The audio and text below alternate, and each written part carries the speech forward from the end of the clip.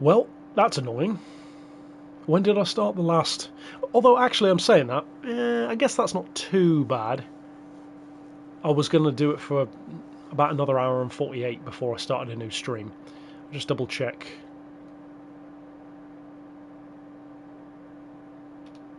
Yeah.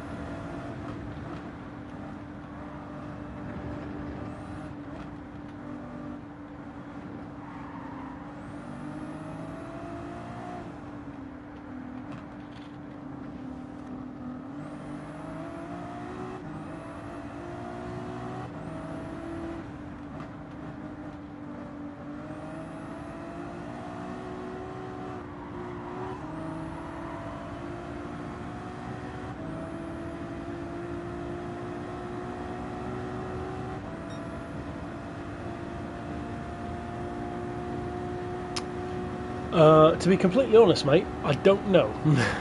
I know that you can exit save, but I don't want to give you advice in case it's wrong because I haven't done it. I haven't even attempted doing it, so I'm presuming somebody else in chat can help, though. Somebody did tell me before, but I can't remember.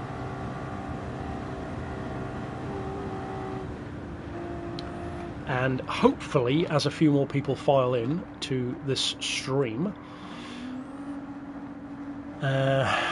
that was a weird one. Same with the Le Mans. In the Le Mans stream, it cut out after 9 hours. This one, annoyingly, has cut out about an hour and 48 minutes earlier than I wanted it to. I was going to do 3 8 hours back to back, but it cut out too early, which is annoying. So now it's 8 hours, 6 hours. Well, what's it? 8 hours, 6 hours. Yeah, that's not too bad actually.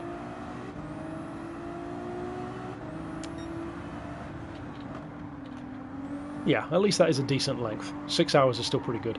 I'm glad it's not some stupid little 4-hour stream. GTA 6, I mean, I guess. Depends on what kind of gamer you are, really, because like for me, I have zero interest in GTA 6. I've never really had that much interest in GTA. I've got GTA 5, it's the only one I've ever played. Played through the story mode and got bored really quick after. Pardon me, no interest in replaying it, no interest in online. I know people absolutely love the series, love that game, but it was fine for me. I have no plans to play 6, but I'm sure for a while it will definitely affect other stuff. And it will sell like crazy. They will make masses of money from that game.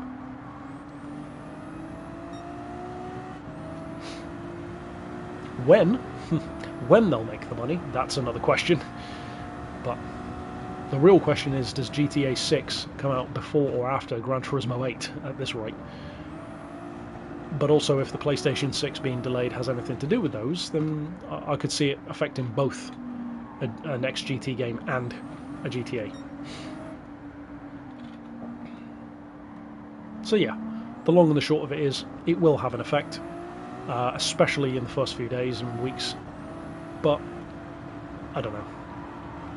For a lot of us, like myself, it'll have no difference at all.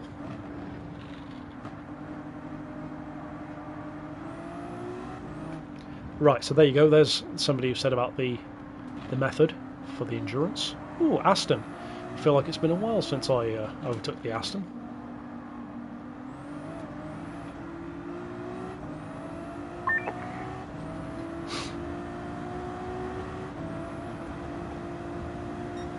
But yeah, that was annoying with the stream. So I'm not entirely sure how I want to do this now. Because the problem is, if I split this... I guess technically I could run this to the end, actually. Yeah, I guess that's actually not that complicated. Because I didn't want to have what happened with Le Mans happen again, which is that it doesn't save the last 3 or 4 hours, but that shouldn't be a problem. Because that was only once it reaches 12 hours, and we've got less than 10. So that should be fine, actually. Yeah, so unless there's some other issue with the stream, I'll just have this as a 10-hour final part. Hopefully.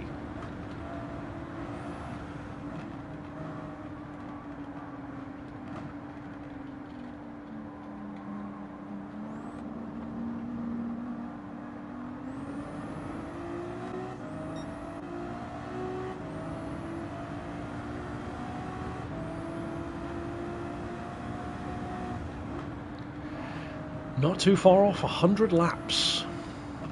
Only about 60 more to go.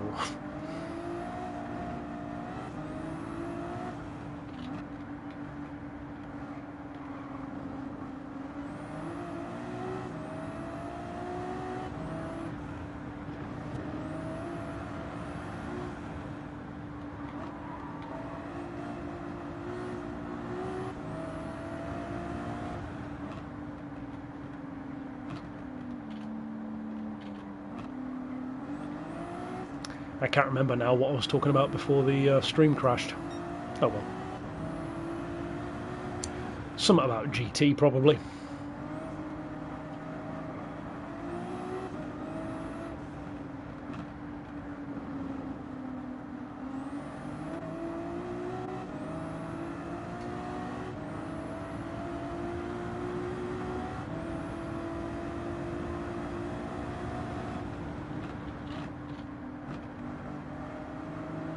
I'd love to see a Hummer, like a military Humvee.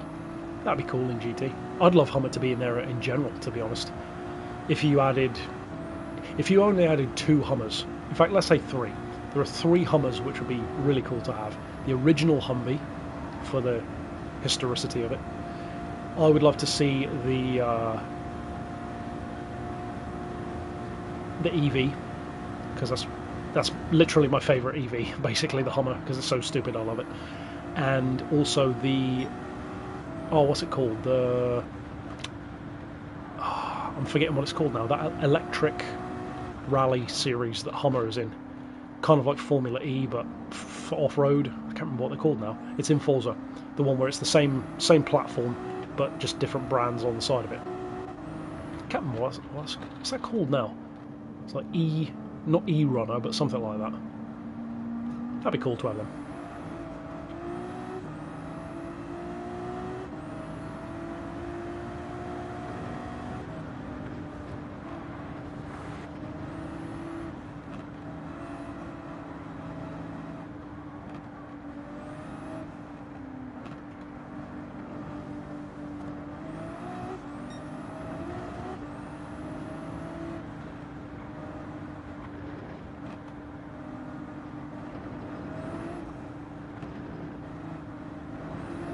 But as far as military vehicles in general, I'm not too up on them, really. I don't know much about military stuff in general. It's not really my forte.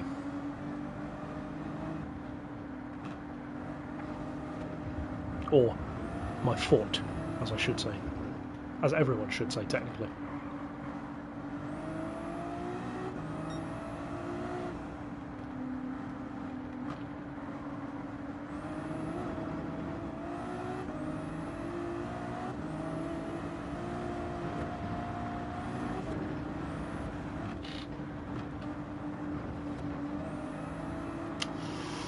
I mean, I don't think the controversy really affects Polyphony. I don't think they care that much. I could see us having like a Cybertruck or something in there. I wouldn't really care for it, but I could see it being in there. There's still supposed to be a Vision GT. I was really looking forward to seeing that one, but it doesn't seem like that's going anywhere. But I mean, the reason why I say I don't think they care about controversy, we've got Chinese cars in there. Look at all the controversies of China in general, and they don't care. They've got them in there. U9's on the way. Xiaomi's already in. Got the Xiaomi Vision GT just announced. I don't think they care that much, if at all. I was watching a video earlier on. In fact, it wasn't earlier on. I guess it was sometime yesterday or the day before. An episode of Dark Horse podcast, and they were talking about China's approach to things, and they have quite a weird approach to business and stuff. They're very insular, instead of the idea of everyone rising. They want to rise by pushing other countries down, which is inherent to communism to some degree, I guess. You know, everyone's equal, but I'm more equal than you. Which is just weird. It's all well and good if you're the all-conquering force all the time, but nobody is all the time. Even America hasn't won every war, so...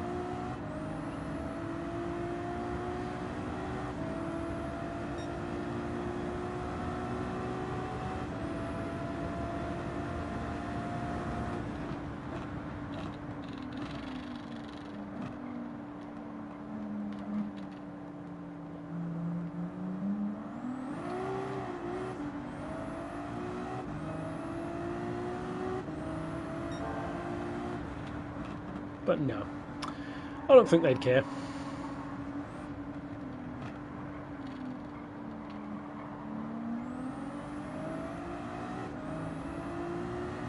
The funny thing is, back in the days of GT6, when the Vision GT program was announced, the Tesla felt like a special thing. Like, oh, it's a Vision GT, but this one's going to be electric. Now it's like they all are. So I feel like it doesn't even stand out anymore.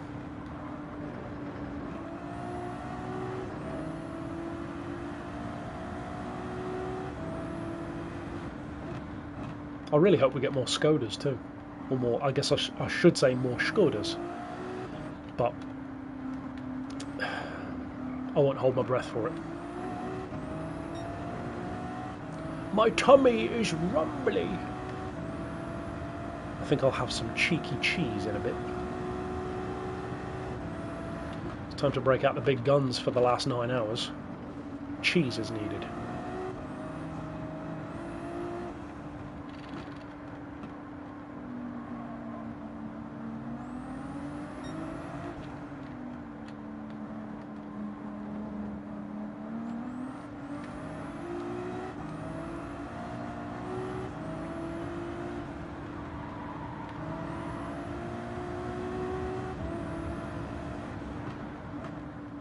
Be nice to see more. I mean, I'd say Polestar, but I also kind of don't really care if we have more Polestar stuff. Certainly based on the current one, but definitely more Volvo stuff would be really cool in the game. I don't know which direction they'd go in though. With Volvo, would you go newer? Would you go like classic? I guess you could kind of go for a bit of both, realistically. But yeah, it'd be interesting to see how that will go.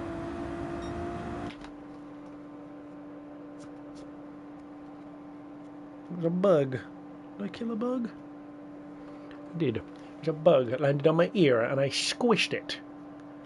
Lovely.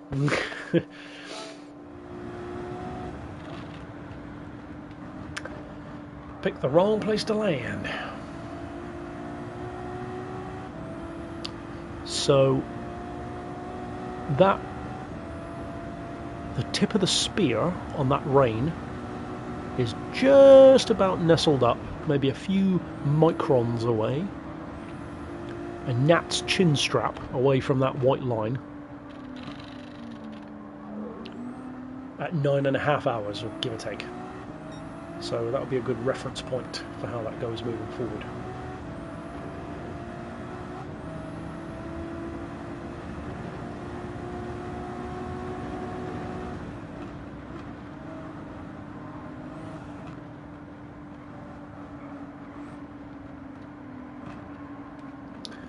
On a personal level, this will never happen, I don't think.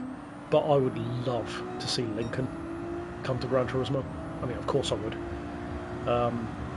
But even if you don't have the classics, of course I'd love the classic Continental. I'd love for them to scan mine and put it in there, but that ain't going to happen. But even if you had like just a couple of modern Lincoln models, you could have the modern Continental and the modern Navigator. I'd love that. It's not like you're going to be doing much racing with them, but I'd love to see that in there. You can't really have Lincoln without having a classic one, but it's polyphony, so I could totally see them doing something like that.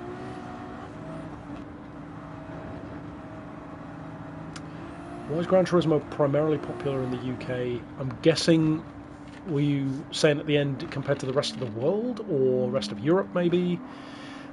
Either way, to be honest, I wasn't aware that it was more popular here. I thought it was popular basically everywhere.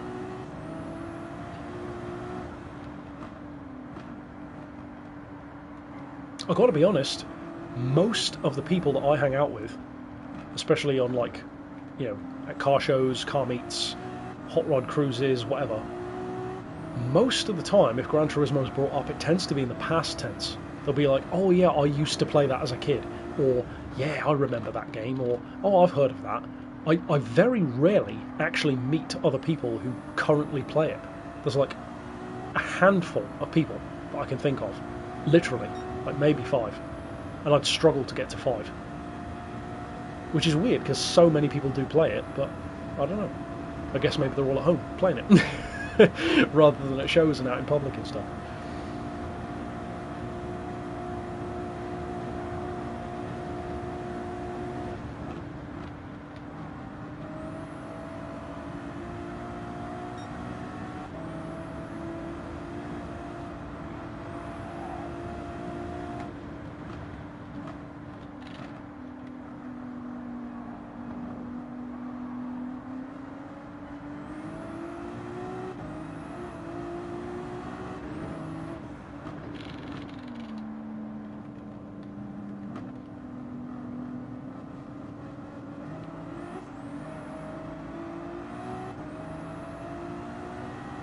I feel like Infinity would have been an interesting brand as well to branch out a bit more. Is Infinity even around anymore? Yeah, I think they are, aren't they? Because you had, in my opinion, the Infinity Vision GT is possibly my favourite from a design perspective, as like a quote-unquote normal car, not counting like crazy, you know, laser chaparrals and all that, but just as like a pure supercar. I think it's an absolutely stunning looking car, but not particularly useful. And I'm trying to think. I think that's it, isn't it? Am I forgetting another Infinity? But Infinity, surely there could be something you could do with Infinity, on like a Group 3 or Group 4 kind of Genesis sort of style. But I don't know. Let's check the stream, make sure it's still... Yep, it's going okay. It's still alive. For now.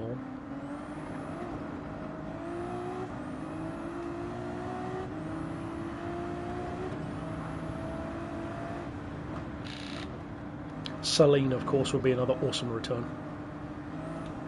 The problem is, I feel like if Celine did come back to Gran Turismo, they'd probably do it in a way that people wouldn't like.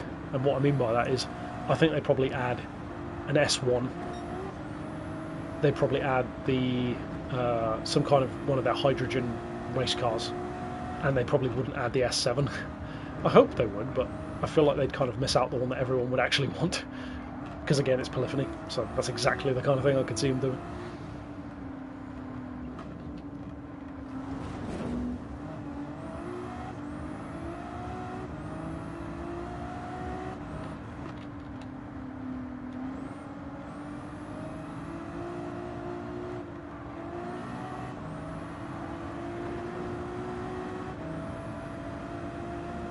I do wonder,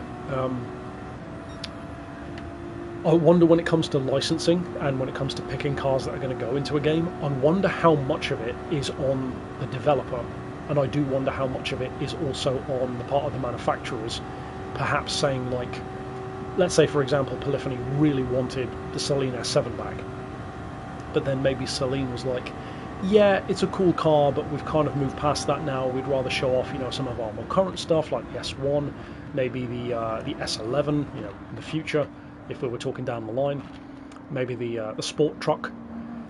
Obviously, I'd love that one, but I could see that happening on some occasions, and maybe that leads to some of our favourites being sort of left behind, or at the very least given short shrift or second place to the more obvious newer stuff. But yeah, I'm sure it's a case-by-case basis with different manufacturers, really. But I do wonder how much of that is a factor.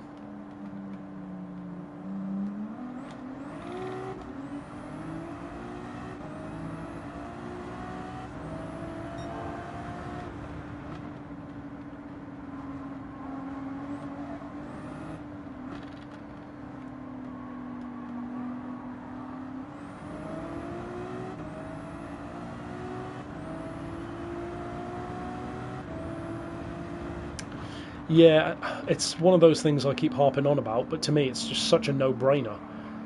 Gran Turismo could have had, or specifically GT7, we could have had literally dozens of new circuits added already with minimal effort.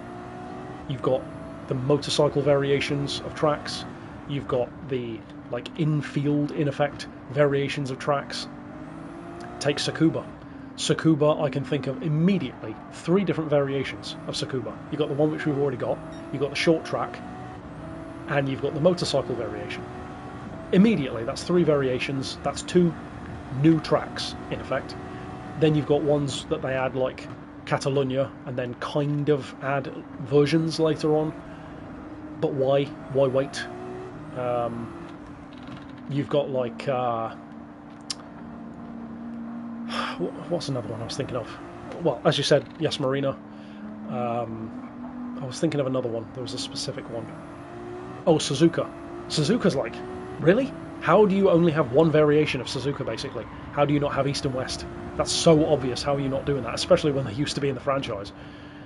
They could easily have so many more circuits, in not only in updates, but just to boast about in general. And you've got to imagine it would be pretty easy to do that as well.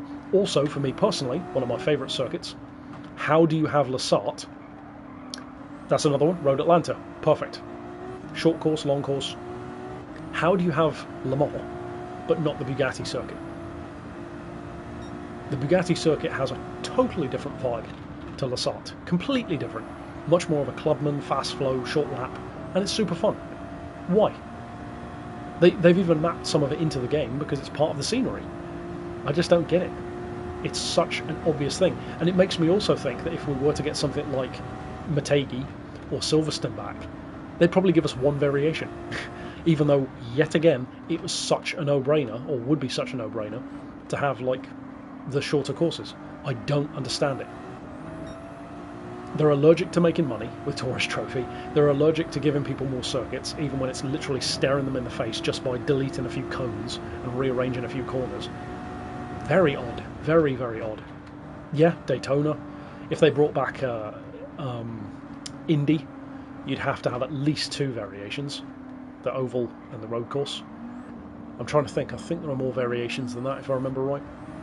If they were to add Hockenheim, you've got a couple of variations there. But yeah, I don't know.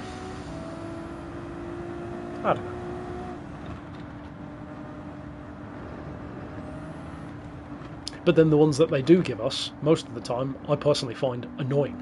Like, who was asking for the tourist layout of the Nordschleife? Or who was asking for the alternative start line on Spa? I know some people like it, but it's like, really? That's your top priority? And also it annoys me because that is a prime couple of examples showing that they're not above doing that. So if you're going to do that, why not give us the variations? In fact, for the vast majority of Gran Turismo players, I guarantee you've probably never raced on either the Suzuka or Tsukuba motorcycle variations, because they've never been in Gran Turismo, and unless you play the Ride series, you've probably never even experienced those variations. So on Suzuka, it adds, as memory serves, at least 1 additional corner. And on Tsukuba, in a similar way, it adds, when you go around Tsukuba, around the midpoint of the track, where there's the little tyre-shaped bridge, and you sweep around to the left before the hairpin, it just goes right in a little kink, and then immediately to the left, back on track again. And that's the bike variation. So easy to do, but yeah, it is already there. It's so strange. So strange. And I remember, funnily enough, back in the days of GT4, back when you could use the cheat disc to glitch your way out of certain tracks, you could actually kind of drive on circuits which weren't in the game yet. So for example, back then, the Nurburgring was just the Nurburgring. There was no GP course, there was no 24-hour layout, it was just the Nurburgring. And you could... Well, actually, no, I may be remembering that wrong. That may be inaccurate, what I just said. But what I do recall is that at the very least on the Nordschleife, yeah, I think I may be wrong there, but on the Nordschleife, you could glitch out of the track and drive around the GP course anyway. Obviously a low-res version of it, but it was fun doing that kind of thing, getting out of bounds. And that was just the low-res equivalent, and we still loved finding stuff like that. So add it properly, yeah. You've immediately got loads more career mode variations. It's a net benefit across the board. People like it. It's more to do. I don't know. We do have the Daytona Oval already, unless is that a different variation? The Monza Oval. I'm trying to think. What is the Monza Oval? I don't know if I've ever driven on that variation. I don't know.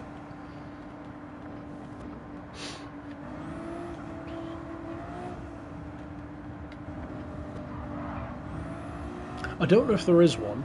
I'm trying to think off the top of my head. It doesn't seem like there would be, but Spa to me feels like the kind of circuit where there should be like a short track version. Maybe there is that I'm not aware of, but it kind of feels like there should be.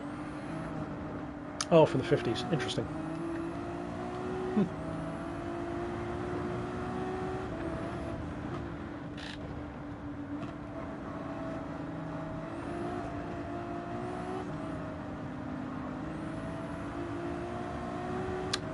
If they were to add, for example, Road America, again, you've got multiple variations of that. Sebring, multiple variations of that.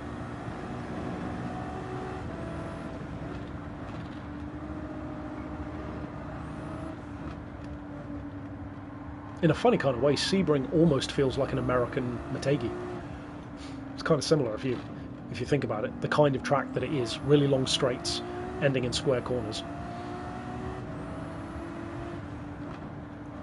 Circuit of the Americas. Is that the alternate name of Road America? Oh, interesting. Yeah, I don't think I've driven on that variation of Daytona. If they were to bring back one of my favourites that we talked about earlier, Sonoma, well, which I personally still prefer to call it Infineon, you've got multiple variations there as well, which of course we used to have a couple of those variations in GT. I want to say, I think there are multiple variations of Imola as well. Yeah, there are. At the very least, there's the different corner at the end.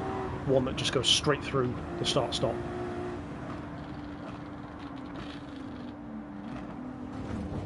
Circuit of the Americas. So is that different to Road America? I thought you were saying that as it was like a Sonoma, Infineon kind of situation where it's different names for the same thing. Lap 100, folks. If only that could be it.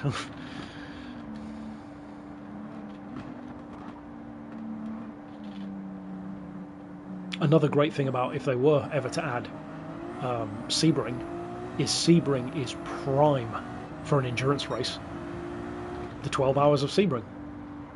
And also, it's not like we have any other 12-hour events. It would be awesome to have that. And I love the feel of Sebring as well, because it's got like especially at the start-stop line, you've got almost like the uneven paved kind of airport landing strip sort of vibe. Nothing else feels like that track. Completely flat. Very test course-ish. Not test course speedway, but test course like test track. Love Sebring. One of my favourite Forza tracks. One of my favourite tracks in general, for sure.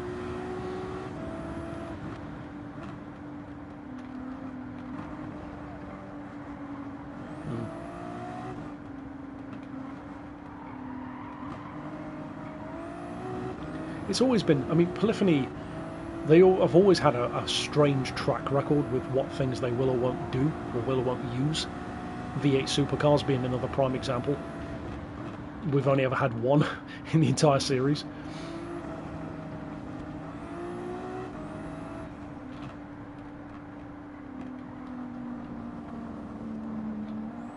And speaking of Volvo, there's a perfect one for you.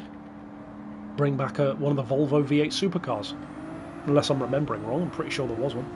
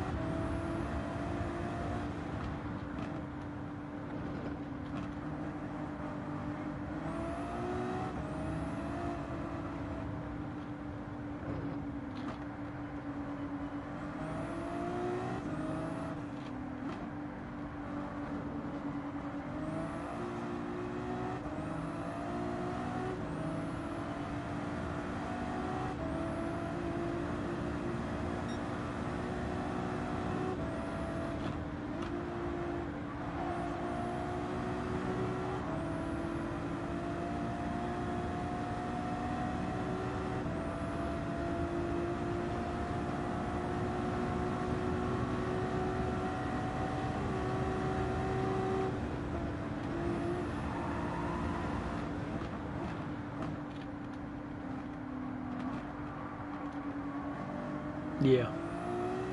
The Mercedes and the Beamer and the Sierra, they're interesting imitations, but yeah, like you said, not the real deal.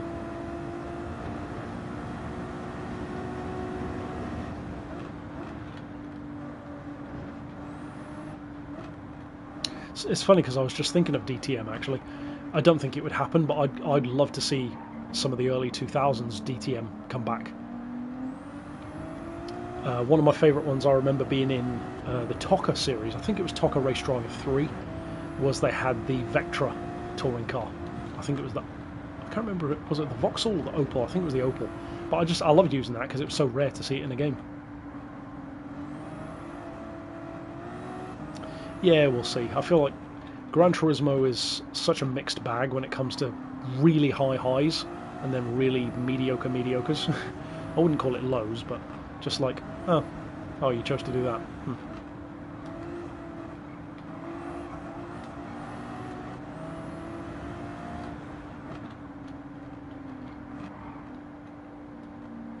And I would like to believe that they will have learned a few lessons on what not to do from this game. I have a horrible suspicion that they would probably keep the Haggerty thing, because you can tell that they just love having that in there as a way to just milk the time in the game. So I think that probably will stick around, unfortunately. Hopefully, though, I think they might do away with invitations, at least in its current form. I really hope that we do away with winning parts, because that's just dumb.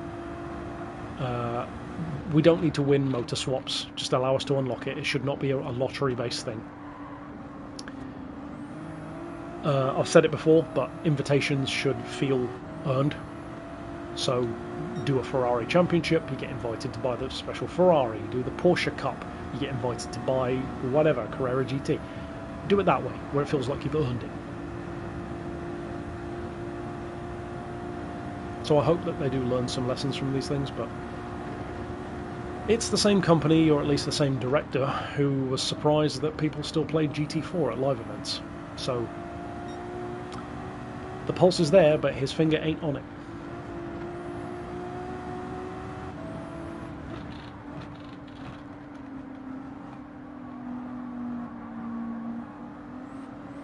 Yeah. Well, they certainly seem to care about the esports folk, but even then, they're asking for more GT3 cars, and look how long it's taken them to do that.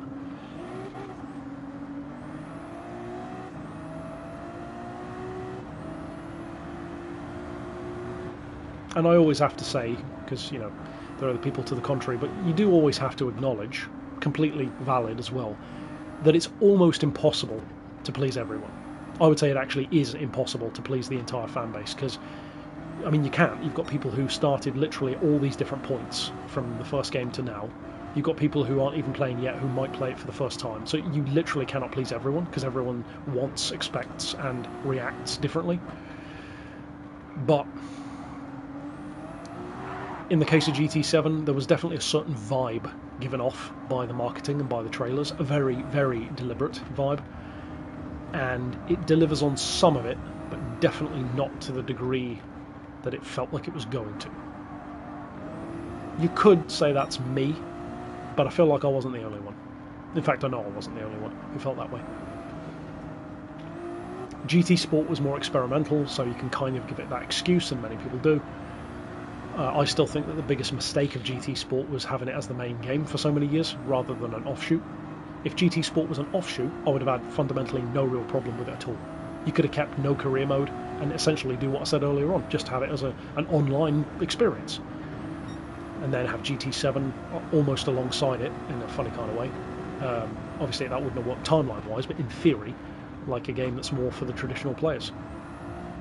And if you think about it, Polyphony stands to make significantly more money by having those two different groups, because you'll have people who will buy the one who wouldn't buy the other, but then you'll have people who buy both.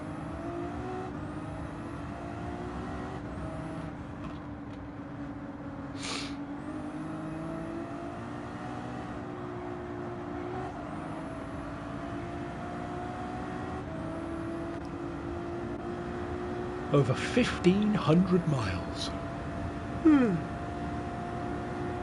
20 past 1 in the afternoon. The day is motoring along. Yeah, very nice day. I really hope it is a nice day tomorrow. It won't be now, but I hope so.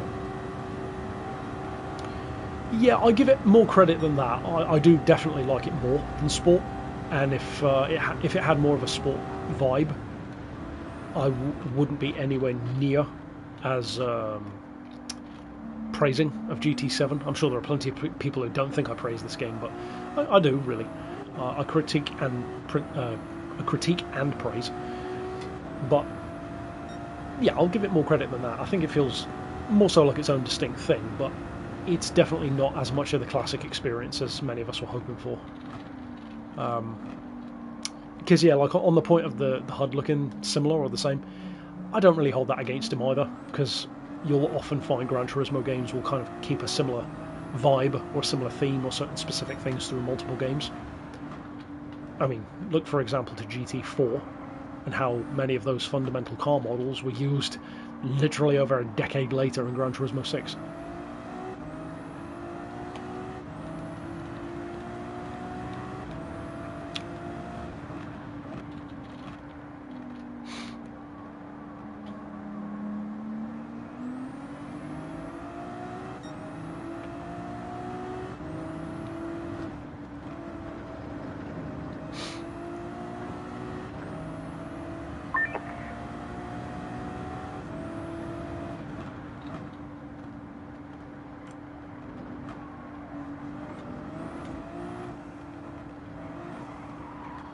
God, it's like proper daytime for 6:49 AM. Looks more like, I don't know, I'd guess this was more like 10 in the morning from the visuals.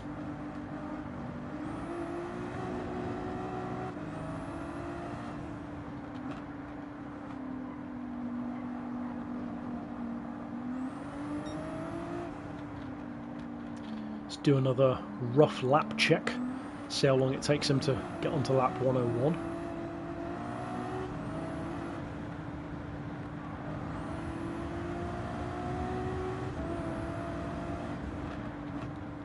Yeah, in terms of carrying it over, for sure, most was already GT Sport, absolutely.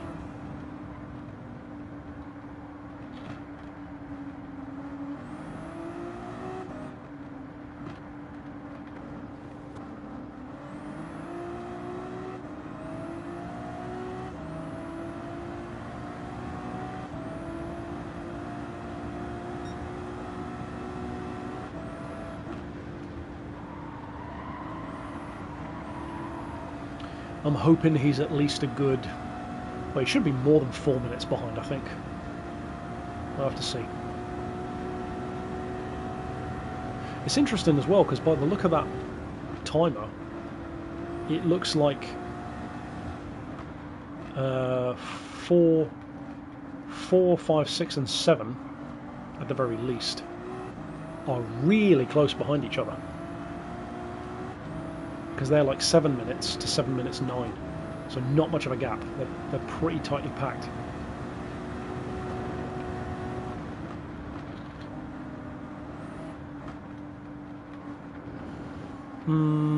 I don't know. I mean, there could be. I think the argument of graphics really does depend. It depends how long it takes. If it ends up being like a flagship PS6 release, then you would kind of hope that it would really showcase what the console can do. But yeah, it depends. It depends on the timeline, I think. Gran Turismo and graphics have always been like a core twin. Like those two go together just perfectly. Graphics have always been Gran Turismo's forte. I would say, to be honest, more so than physics.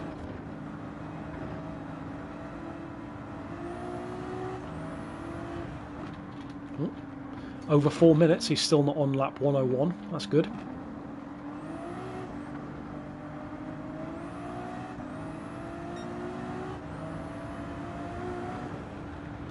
And he's on hards, which is it's a choice, I guess.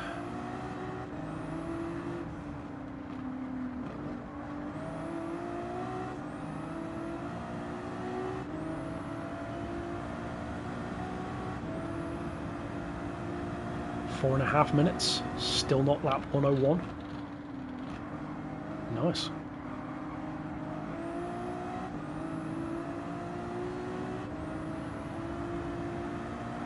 Yeah, I feel like in the case of Gran Turismo, ironically, it's not really the cars that need an update, because they already look pretty fantastic. And you can always improve, of course, but yeah, I feel like it's more like the backgrounds, railings, characters, stuff like that, which, yeah, that could definitely be improved. And that, I would imagine, a lot of that is probably more reliant on the processing power of the console more than ever, especially like distant stuff. Whoa, we are over 5 minutes. I mean, he's got to be close to 101 now, because the next car's 5 minutes 23. Whoa, there you go. Wow, he is not far ahead of the next car. He's only like 2 seconds ahead of him. Lopez and Drummond, or Dormont, they're really close to each other. Really close. Like 2 seconds between them. That's cool to know. So he's like 5 minutes and 20 something behind. Excellent. Although I will lose a little bit of that now for pitting in, but still.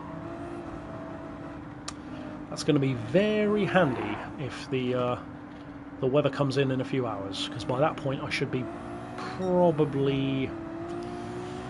Well, if things continue as they are, I should probably be at least best part of 7 minutes ahead by that point. Maybe even close to a full lap.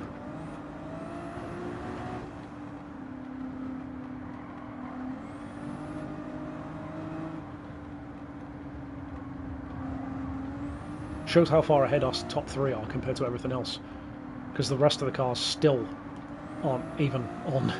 Everyone from 4 down still isn't on 101. So there's me, then there's 2 and 3, and then there's kind of everything else.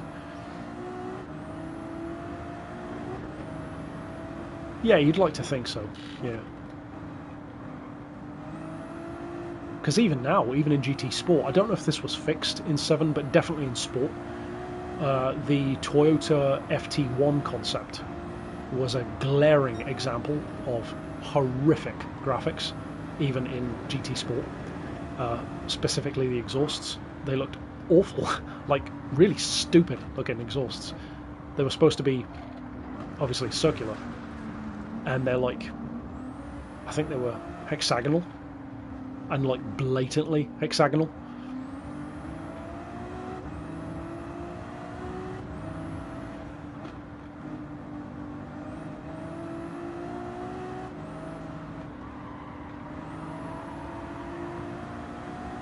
But at the end of the day, if GT8 looked exactly the same as this, no graphical improvement whatsoever, I wouldn't care, if it made up for it in other ways. if they had a ton of new circuits, or returning circuits, and a combination of both, a healthy amount of new vehicles, but I would say at this point the circuits are more important, and of course a ton more to do in career mode. Put much more of a focus on rally, ideally bring like Pikes Peak in, rally stages. That's the kind of stuff I would really, really love, that kind of a change. Because to me, most of the rest of this game, like the bones of it, I like it. There's just certain specific things, specific choices that I'm not a fan of. But many of them could quite easily be changed. Not like it's, you know, my choice, what would they care? But I will also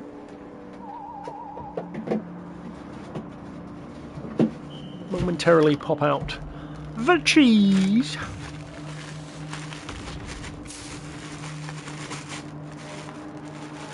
Cheese.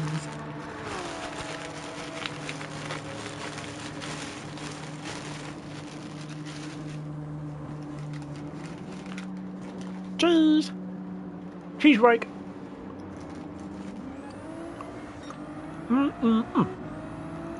That's some good cheese, man.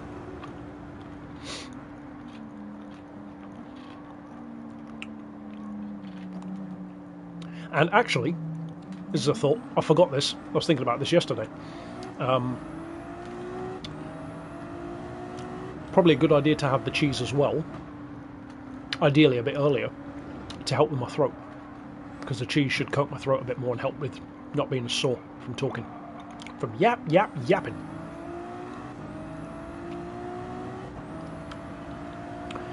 And again, thankfully from talking a bit more, that past hour went much more quickly than the one before it. This is where all of you folks watching really help out. The thing you can do the most to help me in these events is just to ask questions and suggest topics, because the time goes so much more quick. And it's got to be more interesting for you guys to be chatting and interacting than just watching me just...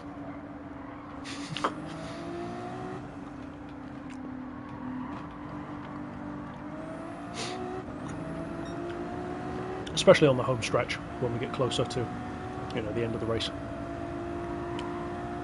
Cheese!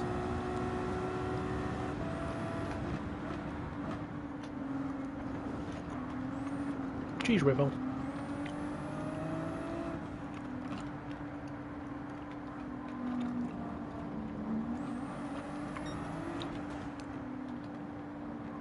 I feel so sorry for Americans that you don't get the chance to have more proper cheese. I know you love your own cheese. I love American cheese as well, in like a hamburger, or cheeseburger. Hamburger? Oof. Cheeseburger, I should say. But yeah, I know some of you have tried cheddar, but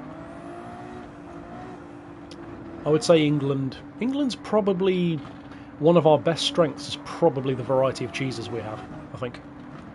The French are up there as well, I think, as I understand it. Honestly, kind of like what you said earlier on, I don't think Kaz gives it much thought, or at least he doesn't come across that way. I think Kaz is a forward thinker, a great innovator, a great visionary, to a fault. He's so much looking forward to the next thing and thinking of the future and how it can be improved that he forgets where it came from. He forgets that people still like the thing that it came from, that people still want to be able to do the thing that it came from. And because he's obsessed with certain things, like, you know, loves real-world racing, he assumes that we all want to be real racing drivers as well. Hence the Nismo program, hence the esports. And for a relatively small percentage of people in the game, they do want to do that. But for a lot of us, we don't. I have zero interest in being a racing driver, and I never have, even as a child. And I'm sure for many of you as well. Don't really care. Just play the game for fun. So yeah, I think it's a bit of a mixed bag. And one of the things that I think is always beneficial to keep in mind is that we know for a fact that with the original game, someone else, and I'm sorry I can't remember the guy's name, but another guy at Polyphony, I can't recall if he's still there or not, was crucial, critical even, to the success that Gran Turismo ended up having, because he reined Kaz in. or at least had a part in doing so, because Kaz wanted to make Gran Turismo 1 a super hardcore game, which the average person wouldn't have had a clue about playing, and certainly not tuning cars. But these other folk, at least this one guy, really encouraged him to make it more accessible. So from literally day one, Kaz has needed to take suggestions, which I'm sure was hard for him, so well done. But I feel like the danger is, with more success and more power, you get less approachable and less critiquable. And especially when you sell millions and millions of copies, you start to think, well, surely the copies don't lie, I'm doing something right, so let's keep doing what I'm doing. And you're not technically wrong. But in my opinion, and I feel like in my own way, I am uniquely qualified in speaking on this, in my own little microcosm, because something I've always tried to do, and I know for a fact, because many of you have told me, that you appreciate me doing this, and you actually love the fact that it's like this. No matter how big the channel's gotten, no matter how much time has passed, I still make videos that feel like they came out 15 years ago. Because no matter how many new series I do, no matter how much better my recording software gets, or whatever, I kind of haven't really changed the formula at its core. So it's appealed to new groups, hopefully. It would certainly appeal to a lot more if the algorithm did its job, but you know what I mean. While never really leaving people behind, you know? Sometimes I might be put in a position where I feel like I have to put things into like the members section, like Unsung Heroes, which is unfortunate. Everything in the members section is unfortunate. I'd much rather not need to do that. But it's still there, you know? It's not gone. And there are some things that did go, but I feel like the ones that did go, they were fine for their time, and most people aren't clamouring for it. You know, like Dark, or Pick of the Pack, or Boat. They were interesting for the time, but I don't hear people clamouring for me to bring those series back. Because a lot of what I talked about in those series ends up being kind of covered in other stuff. And then the stuff which people do love to see back, like Rivals, for example, which came back after, what, a 6-year hiatus or something crazy. Yeah. And yeah, keeping up with expectations is, well, I don't know. I agree and disagree. I agree that the idea needs to evolve, but there's also an element, as I've said before, yeah, and a lot of time's passed, mate. There's this one thing that I always took away from Rhett and Link in terms of inspiration, and that is that there's a fine line as a creative in literally any form, from like a car manufacturer to a game maker to a YouTuber to a painter, even an artist, a musician, an actor, a director, basically everything. There is such a fine line, a tightrope, if you will, between innovating for the next and appealing to the new, while catering to the existing who got you where you are. And here's the additional part: giving people what they don't know they want yet. The thing is, though, that is never truer than the first iteration of something. So that was never truer than with Gran Turismo 1, because by definition people didn't know they wanted it yet because it wasn't a thing. It's never been as important since then as it was then. And everything since then is more so the tightrope of the past and the future shaking hands. And I don't envy that kind of tightrope, but it doesn't mean it can't be done. So I would argue you actually can deliver what players expect, but also deliver what they're not knowing they want yet. And you can do both. And you can argue and even prove that they've still been doing both. Heist drones, you can argue that they've still been doing that. Take GT6 as an example. Who was asking for the moon missions? And yet, even though it's not that important, it's cool. It's like an interesting little aside that they put effort into. It's fun, it's kind of silly, but it feels very Gran Turismo. Nobody was asking for it. He didn't know he wanted it. He doesn't really care if it's not the best thing in the world, because it doesn't take up that much of your time. And on that point, yeah, I do think that a lot of what I would call mistakes, and to be honest, I think some of them are kind of unarguable mistakes, were avoidable, 100%. For example, again, I talked about it just now, I don't care what you say, no one has ever given me a convincing argument, or even attempted to, really, why tuning parts and motor swaps should have ever been in a roulette system. It is, by design, unfair. And I just don't think that's a defensible thing from day one. And I'm so glad that they changed that. I still kind of don't like the fact that you have to reach a certain collector's level to do motor swaps, because that still feels kind of scummy, because you're locking out the lower level people like plebs, and I don't like that. Because in real life, you know, nobody stops you from tuning your car. If you've got the money, do it. So I don't like this kind of elitist approach, and the elitist approach also ties into what I said about Haggerty. Haggerty's a bit more arguable because, you know, it's kind of inspired by, well, it is inspired by real life, it just comes off as pretentious. And then the other one with, what was the other one? Oh yeah, the invitations. Invitations have a place, they're really cool as an idea, but yeah, really, really poorly executed.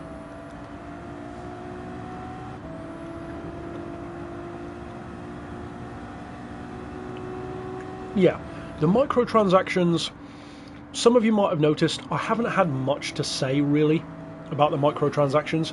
I was annoyed by it in GT Sport, I think more so because it was kind of, I think it was or was it in GT6? I can't remember now. I remember I did talk about one of them annoying me because it was kind of a newer idea to have it. But I don't really talk about it much anymore because I do feel, to be quite honest, like that probably wasn't really Kaz's decision. And honestly, I don't think it was probably anyone at Polyphony's decision. I could see them actively disliking that, but being forced to do it by the suits, you know, just to try and squeeze the extra cash out of people. So I don't really blame them for that. And if they did choose to do it, I also don't really care because, you know, nobody's forcing you to do it. It comes off as scummy, but, you know, so does a casino. You don't have to go in. But yeah, there's tons to praise and tons to critique. The danger is when the critique starts to justifiably swing against and overcome the positive. Because eventually you go from critique to apathy. And that is the worst thing you can possibly have. As long as there are people hating on you, making fun of you, talking about you, making memes about you, you know, whatever, saying, oh, you're a hater, or you're this, as many people think about me, they think I just hate Gran Turismo or whatever. That is far better than people just being apathetic about the product. And yeah, like you said, having value for money isn't a bad thing, by any means. I've said before, some of my favourite experiences growing up and even now are from DLC. Fallout 4, awesome DLC. TDU, great car packs, awesome vehicles. But the crucial difference is, and this is the fundamental issue I have really at the core of the Power Pack, it should feel like an addition to what already feels like a, if not complete, virtually complete experience. It should be something where you don't feel like you need it, but it is a nice addition. I would argue TDU is exactly that. You don't need any of the DLC cars in TDU 1, but they're really cool additions. In Fallout, you don't have a DLC locked ending in Fallout 4, and all of the expansions are wildly different to the main game, and they add loads and loads of more stuff and hours of gameplay and story and characters and different enemy types and all that, which just adds so much more to the game. Compare that then to the Power Pack. The exclusive cars are variants. You can justify it in whatever way you want, but that's what they are. They're variants. You've got 50 events. Yeah, cool, sure. In concept, that sounds like a good addition to the game. However, when the base game has no significant endurance races beyond like 1 hour, that's where things start to get iffy to me. Because endurance racing is not only a massive part of real life, but it's always been a massive part of Gran Turismo until basically 6. And I hated it in 6. There shouldn't have been 24-minute races. That's stupid. It's insulting. It's a caricature of Gran Turismo, and I hated it at the time, and I hate it now. GT5 kind of swung the opposite way, where you had to do the same events twice, one yourself and one, you know, B-spec. But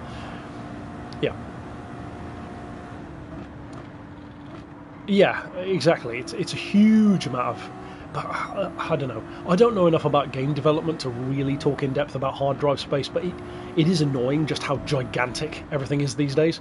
And, you know, graphical fidelity, I guess, and size, everything just gets bigger, but I don't know. On the point of what you're saying there about Power Pack being a stepping stone, I want to kind of, and I'll probably say this in my review, I want to hold off my like final judgment, if you will, of the Power Pack, or at least leave it open to revision later by seeing what happens. And I do believe that this somewhat today revelation, which I can't prove this, but if what people have mentioned today about the PS6 being delayed, if that has something to do with why GT7 has kind of mysteriously come back to life again. Because let's be honest, before the Power Pack and before Spec 3, it was okay, but it wasn't like it was going anywhere. You know, we hadn't had a circuit in ages, the cars were ho-hum, it was traffic vehicles, and then suddenly out of nowhere you get an Espace F1 and a Formula car, and a new GT3 and giant DLC, blah blah blah. That doesn't feel like the kind of thing you get 3-4 years down the line. That feels like 6 months down the line, expansion. If, and I can't prove this, but I will, and take this haters, I will give Polyphony the benefit of the doubt here because I want to believe this. If this is a direct result of that being pushed back, then I have a lot more leeway for this existing and for it having a cost. Because for one thing, if it is being pushed back because of the PS6, or if they're being asked to, you know, hold off, blah blah blah, then the employees do still need paying, and they do still need to develop the next game, especially if now they're having to do it on a console which is going to be, you know, whatever spec. So I will give it more leeway than before. But that's a big if, and I'm choosing to give them the benefit of the doubt. I have no real reason to, because they give us no information to actually work on, but I'm going to choose and give them the benefit of the doubt there, and believe, unless I have reason otherwise, to hope that that is true, and that's the case. Because I guarantee they would have known long enough ahead of time to either recondense what would have been just normal update cars together into a bigger pack, and maybe kind of scramble to make some kind of expansion in the form of this in a shorter time frame than they were originally planning, if they were originally planning it at all. And I want to believe that, and I'm going to choose to believe that, because to me that makes this more defensible. If, on the other hand, what I just said has nothing to do with it, then, yeah. Exactly. I fundamentally don't think that this expansion is worth $30. But I also wouldn't argue with people who think it is. Because, as I've said before, it's so much to do with what you want from the experience. And this is one of the things, again, I need to touch on in the review. The Power Pack, it's kind of funny. The Power Pack almost matters more, you matter more, regarding whether or not the Power Pack is worth it or not, than the pack itself does, in a really weird kind of way. And the reason why I say that is because the Power Pack is what it is, and you can choose to defend it and enjoy it, or hate it and loathe it and not do it, all based on what you need from and expect from the game. And that's why I say when people ask me, is it worth it or should I buy it, I've said the same thing every time. It depends what you're looking for. If you're looking for some mind-bending, game-changing experience, no. But if you've already done everything else and you're desperate for more content, and you just love being in the world of Gran Turismo and want more to do, then it's for you. And you can defend either one. Which is why I keep going back and forth on, I don't love this and I don't hate it. I think, much like the game itself, there's kind of stuff on both sides, really. And I feel like I should kind of clip all that out and basically use that as my review. But, yeah. But yeah, it's definitely a mixed bag.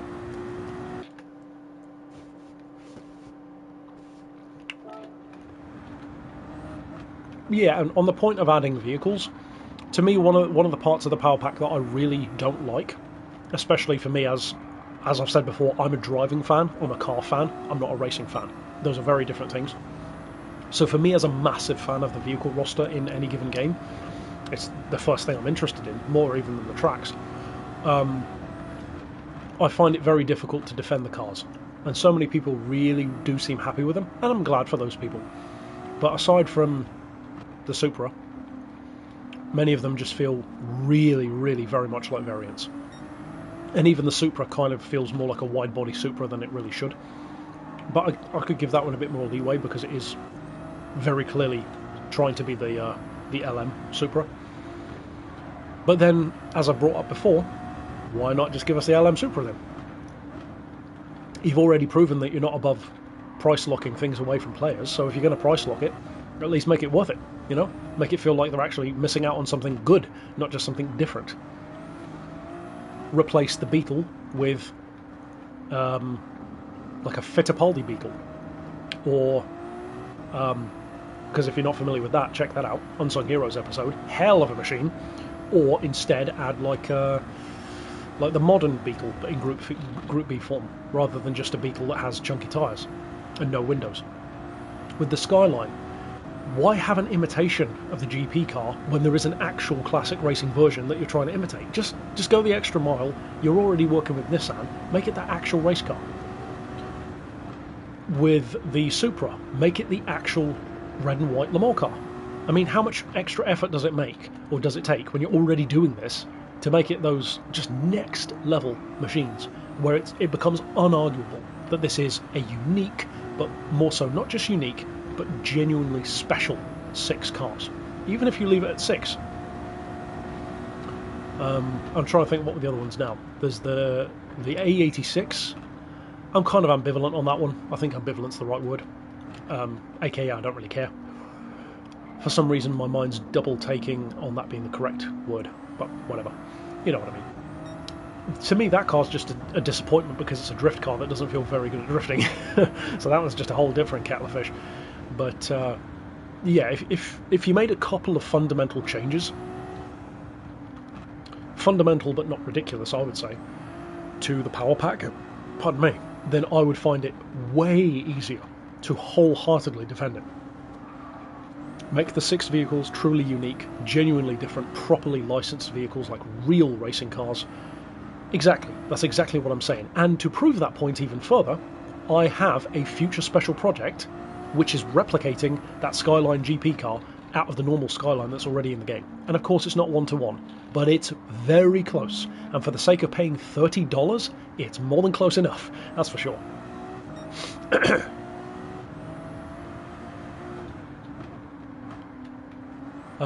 I did have a couple of other ideas as well of things which I would have found much more easy to defend about the power pack, but I can't remember what they were now. I've said it in older videos, probably live streams, but yeah, the Mustang is another prime example. It's like the Mustang is really interesting to me because it feels much more like a stock car, especially with the, you know, change the livery, put the more slippery aero on it. It's got the horsepower. It feels like the right kind of proportions and the weight. It's really cool. It's probably my overall preferred vehicle in terms of potential. But why not just, you know, why not take that away and add, for example, the Garage 56 Camaro? It's an actual stock car. Why not? Or, you know, swap out whatever else. It's completely doable. Take again the Porsche. The Porsche is a perfect example. I happen to think that the Porsche is one of the better cars to drive out of the 6, the rally car. You've literally got a far better option staring you in the face. I did a special project of it. The 911 Rally. Just have the modern 911 Rally with the fake Rothmans livery. You know players would love that. And it's genuinely, wildly different to the other cars. And you can turn the turbo into it, but you know it's not quite the same. Or, I mean, go the extra mile. Why not add the Porsche 959 rally car? Imagine how amazing that would feel as an exclusive vehicle. You could charge people £3 million to buy a second one, and we would happily pay that kind of money because that is a legendary car.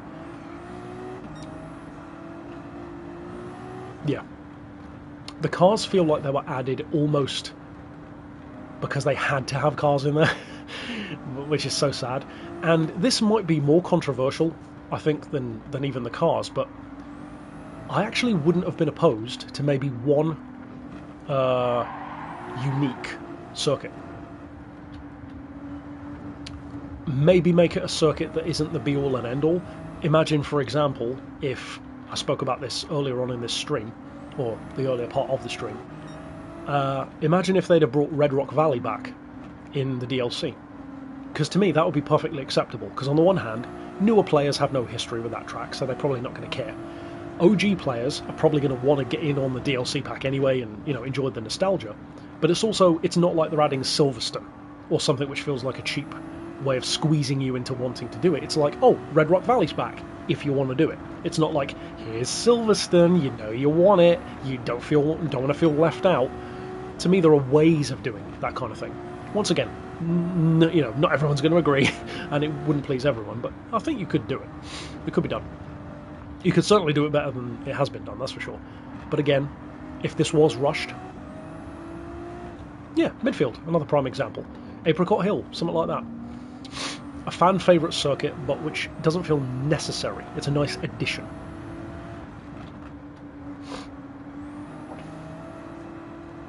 And actually, I think that's just reminded me of one of the changes I would have liked to have seen them make with the Power Pack. And again, wouldn't please everyone, but I feel like a lot of Gran Turismo superfans like myself would really have appreciated this, and they did a little bit of it, but nowhere near enough. Have a real focus on rally.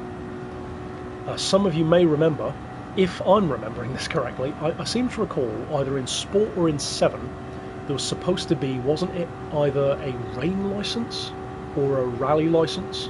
Something like that. I think it was the rain license. But imagine if the Power Pack brought along with it a dedicated rally license with a ton of rally events, even on existing circuits, maybe an exclusive dirt course, let's say, but even without. And then, in addition to that, that rally license then is required for certain main career mode additional events as well. So you can still do the ones that you already had access to, but it just makes the rally feel like, you know, more depth. To me, that would immediately shoot the Power Pack up to being completely defensible and, yeah, like, so much more on board. And I feel like so many more people would not only be on board with it, but probably even more people would buy it.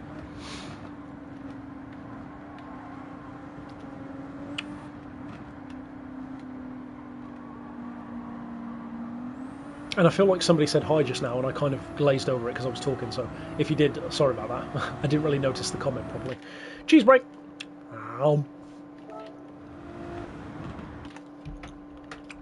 I'm a pad man. I am the noob of the noobs. I play on a pad with an auto box in chase cam.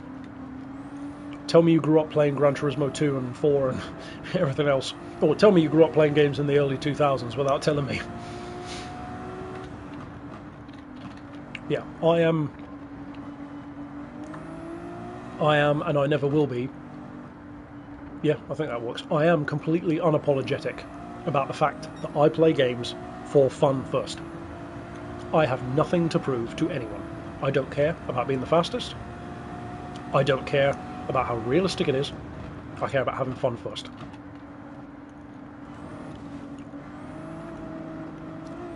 And 6 AM. Ah, that's what you said. Yeah. Sorry I missed you first time. Good morning to California. And also, when you said, somebody else mentioned about my situation being kind of unique, which, yeah, it really is. I do feel sort of blessed in a way by that, because not only do I not have to kind of keep up with the Joneses by, like, how quick am I in comparison to such and such other YouTuber? I don't care. But also, it means that I just exist in my own lane. And if you hate me, you hate me. If you like what I do, you like what I do. But I don't think anyone really compares themselves to me, that's for sure. And that's fine by me. I would much rather be Spiker than Toyota. I won't be as rich, I won't be as well known, I won't be as successful, and I might go bankrupt. But I'll do it with style. And I'll do it in my own way.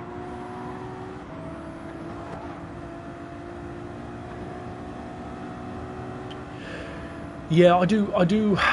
It's mixed, but I do prefer the chase cam overall in Forza, I think. I like the fact that, especially for drifting, It's part of the reason why I'm not a huge fan of drifting in Gran Turismo versus Forza. I like that you can properly swing the car, like the tail out, in relation to the camera. It just gives you so much more of an immersive feel. Because in effect what it does is, if I push the camera forward and you drift, it kind of goes like that into corners, and then you swing around that way, and then swing around that way. And it's just so much more fun to see the car kind of swinging around like that. And I do wish you could do that more. There's a little bit of it here. You can see that my car's moving around a little bit. It's not completely fixed. But that's about the limit of how much you can do that, really. Which I'm still grateful for, because it was way better than it was for... What was it, in GT Sport? I think for a minute it was pretty rigid. And for those of you who played GT Sport early, you'll probably remember that what I just did was in the beta, and then they took it away. We couldn't do this. you didn't have 360 cam, they took it away. Which was so stupid and annoying. I don't know if they were trying to work bugs out of it maybe, or something, I don't know. But I'm glad they brought it back. Another prime example of a great decision to do so.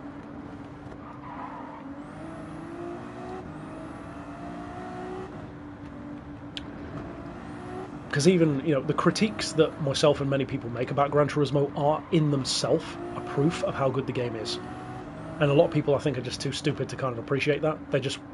They want to love something, they don't want any critique to be heard, and they think that anyone who does is just a hater. Whatever, okay. It's the same us versus them mentality that everything has these days. But the reason why we critique it is because we love the game.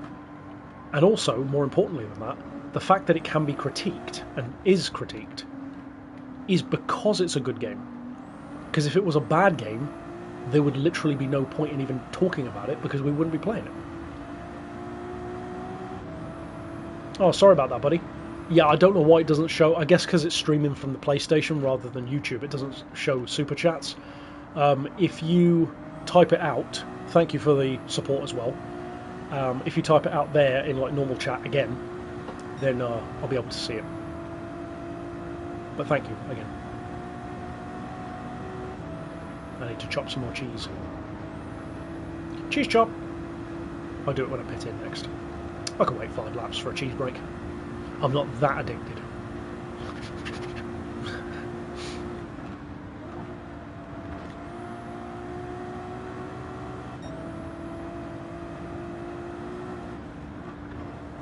Oh.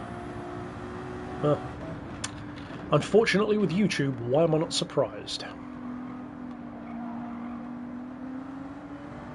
And also, when you say it showed up, it might have shown in like the YouTube chat, but not on screen. And unless it shows up actually on screen, I don't see it because I don't have the chat up, like for the video itself. So if it's like down below, then I won't see it. And somebody asked about my top 3 wants or something. Pardon me. Get yourself a pint. Good luck from Pittsburgh. I just missed what the one underneath said, which is annoying. But very cool. Thanks for stopping by from Pittsburgh, Pennsylvania. Very cool to see the time zones, you know, change throughout the course of the day.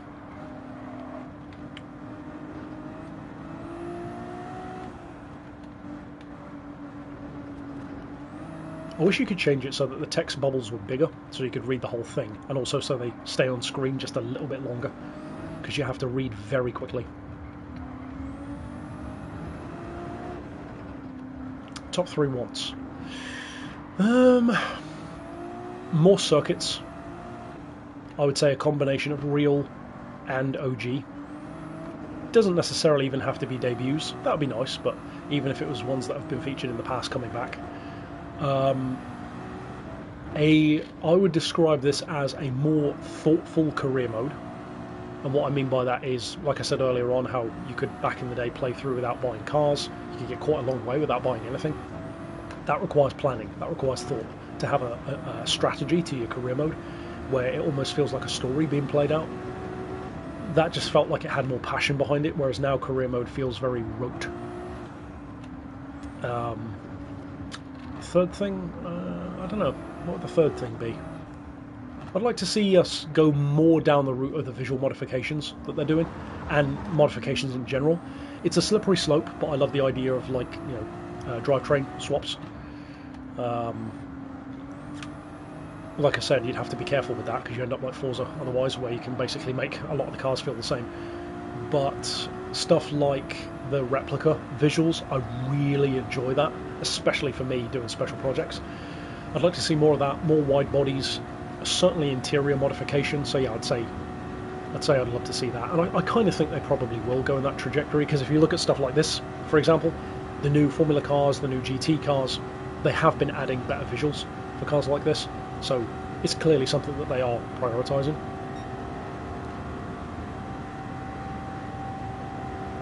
I also missed another comment just now. I read it, but I can't remember what it said.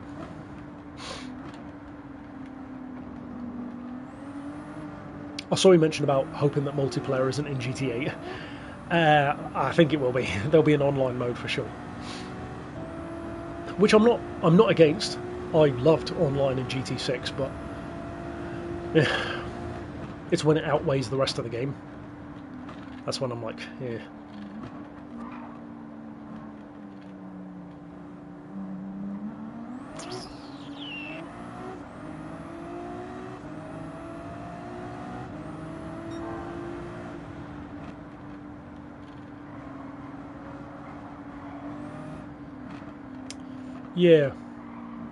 Yeah, GT4 HD would be awesome. Or even, we were talking about this earlier on. Oh yeah, city circuits. City circuits, I need to remember that. We mentioned earlier on having like interior mods on cars wherein you like click like a race modify conversion. And I talked about this in a different video as well, where kind of like now when you do a motor swap, it's sort of a one-way thing to some degree. I'd like it if Race Modify, like Gran Turismo 2 style, could work like that, where it's a one-way thing, but it permanently changes the car into a new category. That, I think, would be really cool. As far as city circuits, my favourite is Seattle. By far, my favourite is Seattle. Second, probably City area. Third, maybe New York. I think that'd probably be my top three.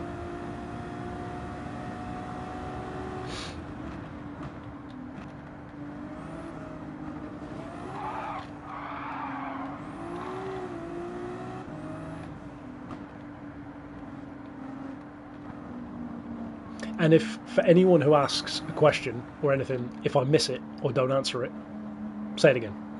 I don't mind seeing it twice.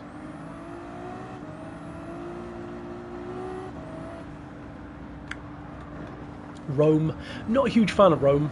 A bit like London for me. But doesn't have a huge amount of character, at least for my taste.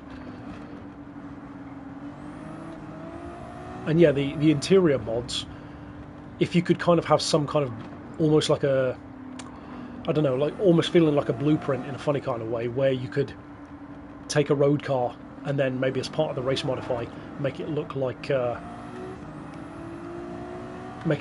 Time Attack Civic, you know, with a fully stripped out interior. That would just look really cool. It would certainly help with the immersion, especially in VR for those who use that. And again, I'm biased with special projects, but it would certainly come in handy for me.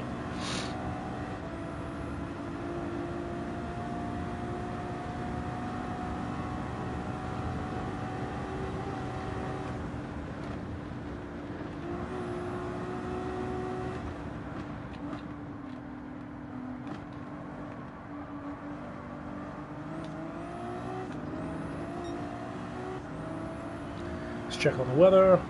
Oh! Well, that's pathetic. That mighty spear of rain has become a blob. A wee blob. And he's no way near the track yet, so that's good, still hours away. And to be fair, if it stays like that, it might even dissipate before it gets here, but... yeah.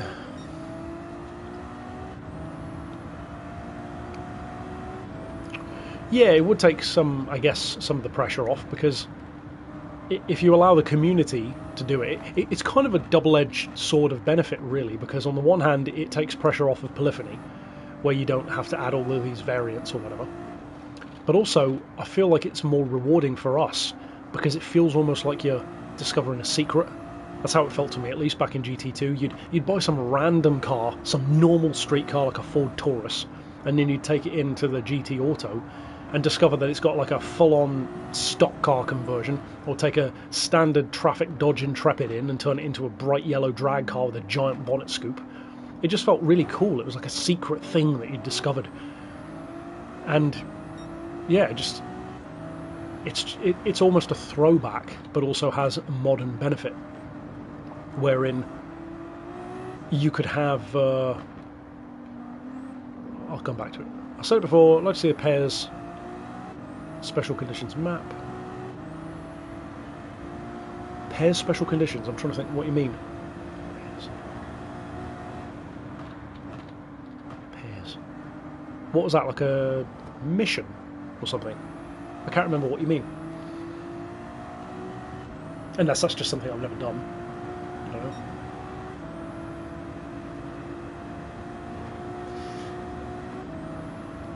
Yeah, but the funny thing, if I remember right, about that Intrepid was it didn't have anywhere near the power to back it up. I think it had like 300 or 400 horsepower, and it looked like it had 2,000. It looked like it should have been a rival to the HKS drag cars, but it just had no way near the power, if I remember right. Yeah, exactly. Like in special projects, I did a C8 GT3, but it isn't one. And in some events you can use it, but...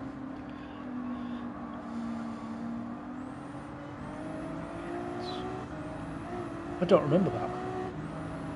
What was that in, like, GT4 or 5 or something? I don't remember that at all. But to be fair, there's a lot of missions I've forgotten. The only ones which I really remember were obviously the SLR on the Nurb. I want to say it was the Mazda 787B.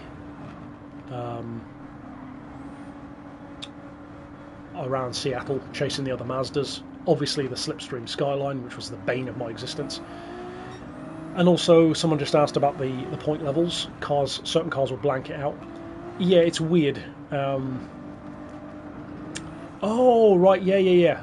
Yes, yeah, I remember what you mean now. Yeah, because Special Conditions was a bit of a weird one, wasn't it? Because I seem to recall they kind of used Special Conditions as, in effect, rally, in a vague sense, but more like road rally, for the most part. Like, funnily enough, I was talking earlier on about the Amalfi one, because you could start the game, download the 100 grand from GT3, buy yourself a Buick Special or a HPA Golf right at the start of the game, or even just go through the licenses and win a car, take on the car at Amalfi, win, I think it was both directions if I recall correctly, or like 2 heats, and then you've got yourself a $250,000 credit Toyota RSC rally raid car, which you can sell over and over and over again to earn easy money.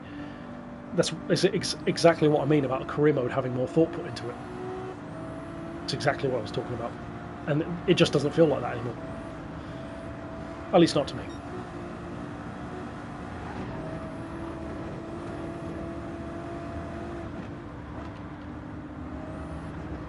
My laps are wandering a little bit. Yeah, it was like a... Yeah, I didn't recall it being called pairs, but yeah, like a 1v1 rally stage kind of thing, yeah.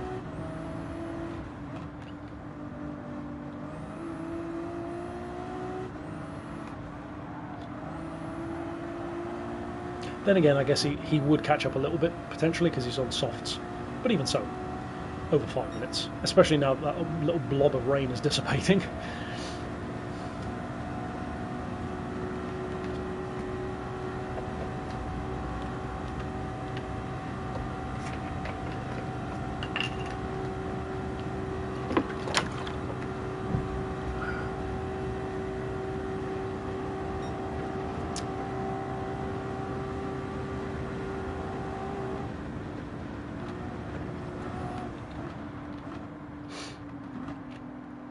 Most expensive car ever featured in a GT game? Well, it feels like a trick question because the most expensive were 20 million and there's a whole bunch of 20 million credit cars. I don't recall any being more expensive than that, aside from maybe... It depends how you classify, I guess. Because you could say the most expensive is like some random DLC car, like the special AMG Vision GT and the Lewis Hamilton DLC, I guess, because that was like however much, 20-30 quid to get, I guess. But yeah, I don't know. I'm pretty sure 20 million's the highest it's ever been. prize cars, well, they're priceless, really, because you can't buy them. Auction house, maybe in GT5. I don't know what the price cap was. I never got the chance to experience the auction house. But yeah, unless it's a trick question, I'd say any of the 20mm cars.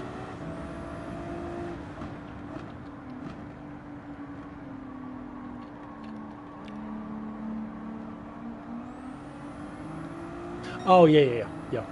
I believe I actually said that in the review for it, because I reviewed the Lunar Rover back in GT6, back when a few people figured out a way to mod it so that you can ride it or drive it in normal road events.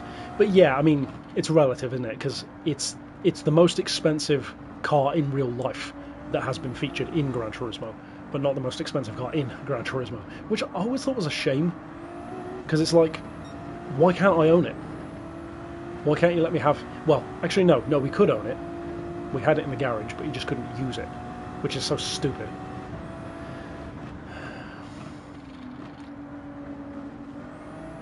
Nah, I didn't do any modding. I've never modded any games. As I've said before in a different stream, I got banned once for modding, even though I didn't mod. Back in Forza 4. I think I'm still banned until like 2036 or something, 2035. Because I bought and sold a Skyline with modded Joss JT1 wheels on it.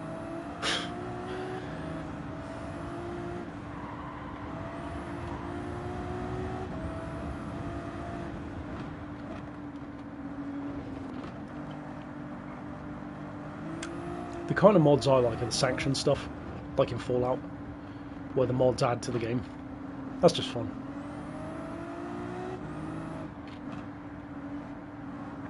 Because why wouldn't I want a nuka launcher that fires Baby Sean's? Why wouldn't I want that mod?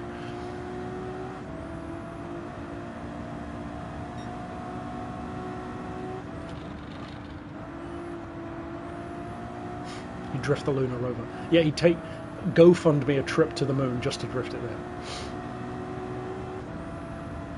As I understand it, because I played GT5 after it had already shut down, like the servers, but as I recall, I seem to remember people saying that GT5 was like the craziest one at the time for the amount of modding and like motor swaps in effect. Like, I think they used to call them hybrids, with like crazy engines, and people were getting banned left, right and centre, I think, for it, or something like that. Isn't that why they shut down the auction house or something as well?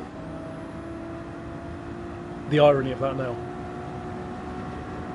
Well, Musk did send a Tesla Roadster to space, didn't he? It's still floating around out there.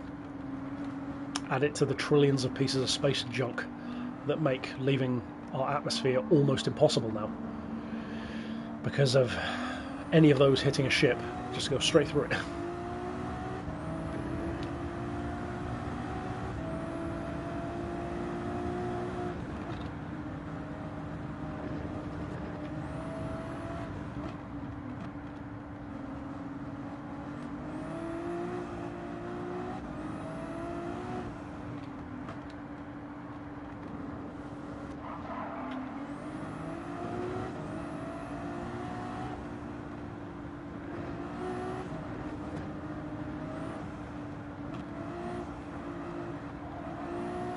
Small sports cars, specifically small Lotus-based sports cars, ironically enough, have kind of formed the basis for both extremes of cars like that.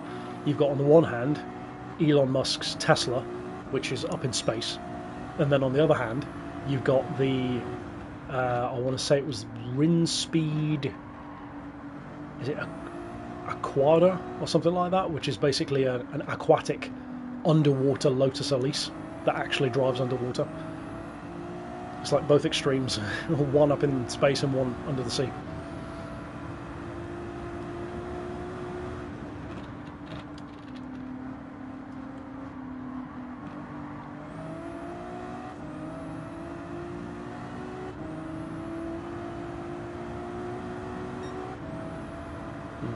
It's a wonder that the space station lasts as well as it does, with the amount of stuff that's up there. I'm assuming that they're probably orbiting at a different height, maybe, to a lot of the stuff to make it safer, but I don't know.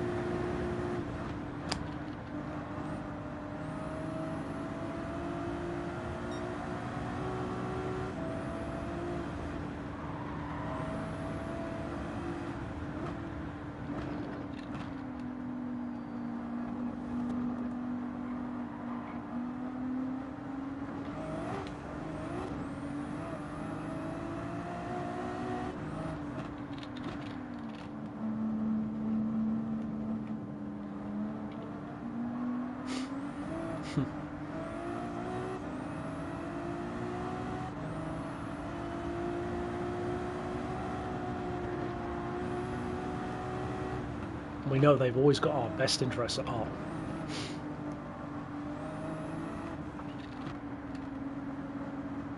Especially when there are samples to be collected. I also love, you know, because space is so crazy, and underwater as well.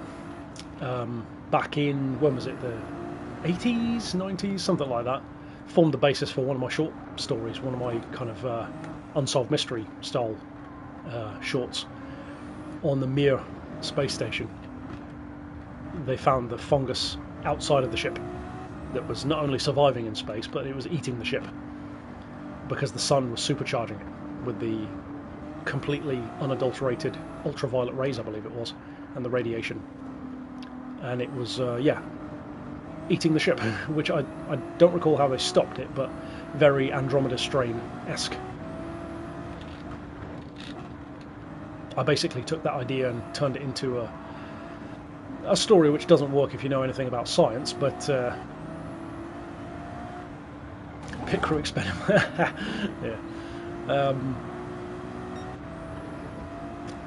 Anyone who knows anything about science knows that it's a stupid connection to make, but I thought it was a cool idea.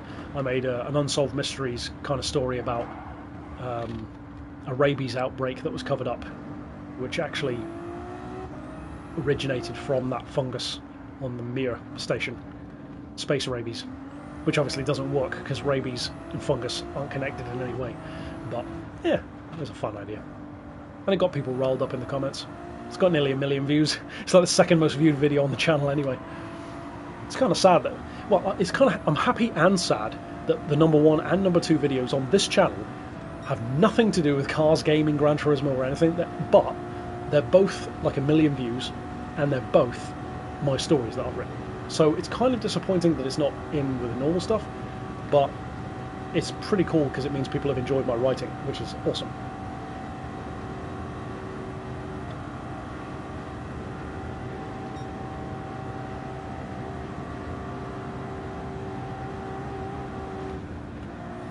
The most successful one, the video which actually is #1, was another one of my favourite things to like play around with as an idea, which is the Bermuda Triangle, which really isn't that special in the grand scheme of things when you break it down, but it has a lot of potential for storytelling. It's just cool.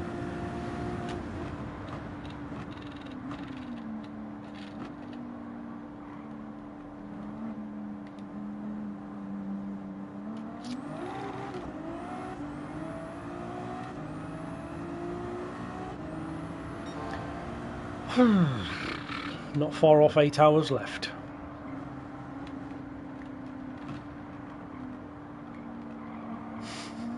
Thanks. I have done, well, I guess you could say the Unsolved Mysteries are kind of like mini audiobooks, but one of the things, and this is kind of a spoiler I guess for anyone who listens to them, because, well, a spoiler in a very real sense because it kind of spoils the mood. I wrote those in a very specific way. I even called them Unsolved Mysteries because I wanted people to believe that they were real. But I wanted to write them in a specific way, which is to combine certain things which were real and certain events which did happen and dates and places which did exist, but then pepper it in with a narrative that never happened, so that if somebody does Google certain things, you actually do get results, and then they're like, hang on a minute, is this real? And I just love that idea of like combining Unsolved Mysteries with a fictional narrative to create like a hybrid story. And especially a story that freaks you out, because for a second you might think, wait, did this really happen? So for example, with the space rabies one, the craziest part of the story is the only part that's true, which is that there actually was a fungus that was eating the ship. And to me that's just awesome, the fact that that ridiculous aspect is the true part and then the rest is just made up. That's just fun. And then in the members section I've done audiobooks for my published books. We'll be doing the third one of those when we get to 300 videos. Cool. I had an idea for doing a kid's book. I haven't actually got around to it, but maybe sometime.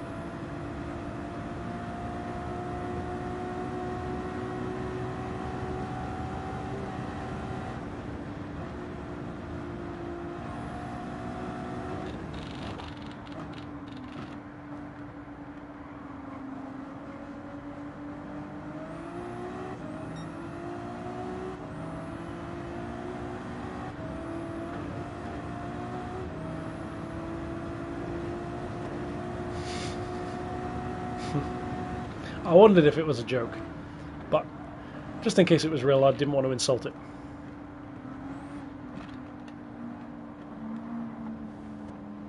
There's so many routes that could have gone down. Brave little strap on, brave little strap of a belt of a fat kid who's just holding on for dear life. And it was neither of those. Oh, it is real. How is that a kid's book when it's about a gun? Or has no publisher actually picked it up? It's ready to go, I swear.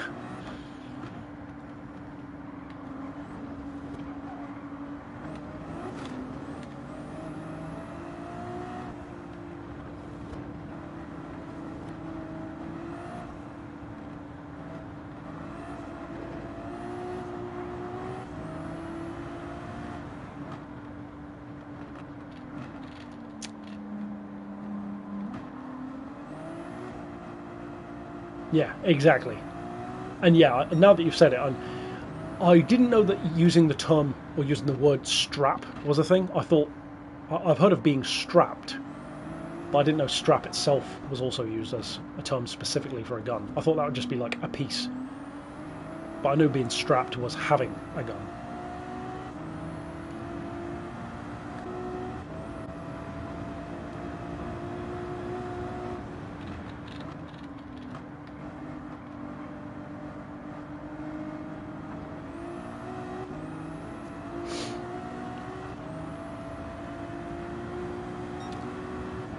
Ah yes, being strapped, or as we call it here in the UK, carrying a sharpened spoon.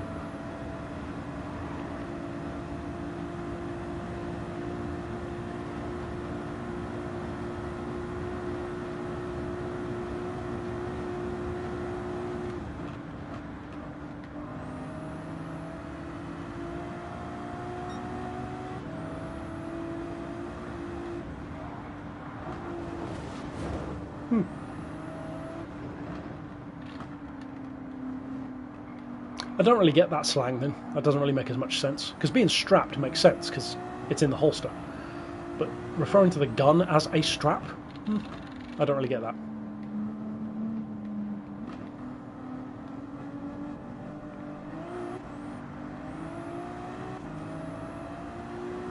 It's kind of like this forever argument that I always seem to be having with my relatives, wherein if I'm wearing, in effect, a jumper, but a certain type of jumper, which has a roll-up part here, comes all the way up under the chin, a roll-up collar, if you will. It's designed to keep you warm. What do you call that? In my opinion, you call that a turtleneck. Because it's like the neck of a turtle, because it goes in and out. They argue it's called a polo neck, which, in my opinion, is like the little V-neck type of top. Because polo has no connection to why it would have the bigger collar, whereas to me, turtleneck is pretty self-explanatory.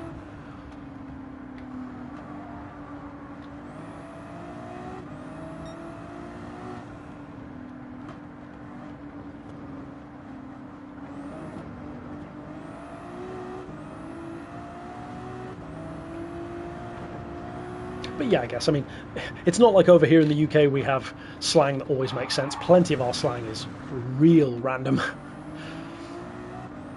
And most of it sounds dodgy.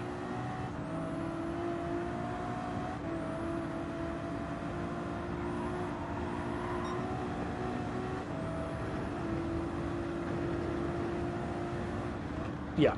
See, maybe this is the thing. I've wondered this before. Maybe the issue is that I'm thinking of it in an American sense, and they're thinking of it in the British sense. Maybe it is like swapped, which wouldn't be the first time. But I'm pretty sure you guys in America would call that a turtleneck, wouldn't you? The high collar. In which case, in my opinion, I'll happily use the American way, because in my opinion, it makes way more sense.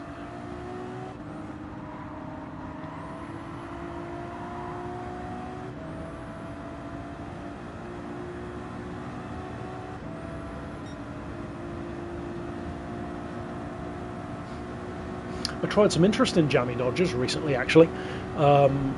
They were mango and passion fruit flavoured, which was quite nice. Not the strongest of jam flavours to go with, but nice nonetheless. They've also got pink ones as well. The biscuit itself is also pink. I think they're strawberry or something like that. I haven't tried those though.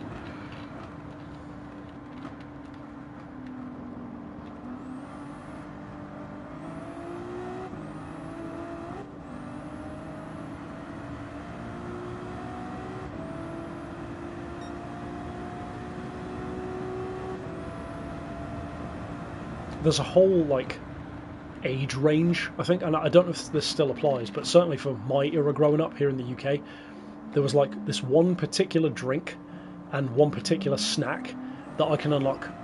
I can like unlock core memories for so many other Brits of my kind of technically millennial sort of age. If I say the drink Sunny D, that will unlock core memories for you, I have no doubt. Or if I say the cookie or biscuit alternative BMBMs, or I believe technically just called BMs, which is a very unfortunate name, square biscuits with a smiley face on. It's like one of those things from your childhood that you totally forget existed, and then you're like, oh yeah! Or at least it is for me.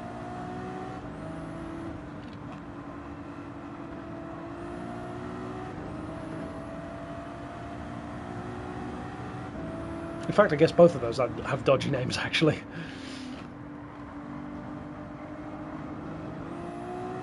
A suggestion for a vehicle showcase.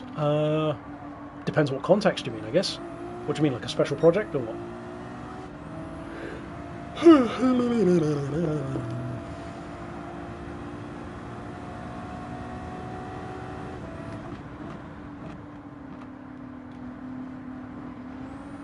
Let's have a check on the weather. Oh, look at the diddy little rain. It's just a little speck. Yeah, go for it. I'll probably forget by the time it comes around to doing it, but by all means.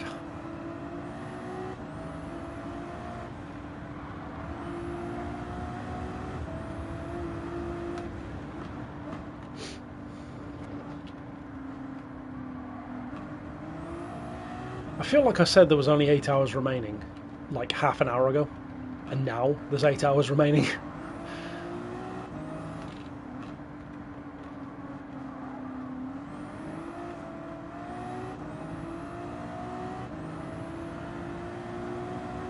Still Alpha Julia GTA. Is that... I'm trying to remember now. Because what's the one that we've got? I thought it already was the GTA. You can almost do like a normal quadrifoglio if you put it on the like the ducktail wing, which I have considered doing that if that's what you mean. And technically I did do a special project on that car, but it was a signature series, one of the bonus builds. I called it the Diablo Verde, the Green Devil.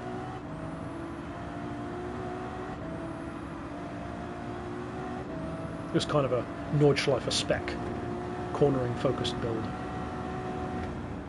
The reason why I chose to do that build is because in real life, the Giulia Quadrifoglio is the single best handling car I've ever driven.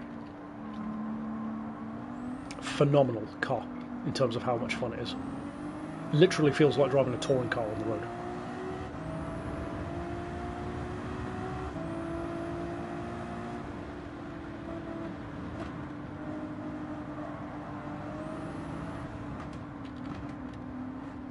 Fourth gen Camaro.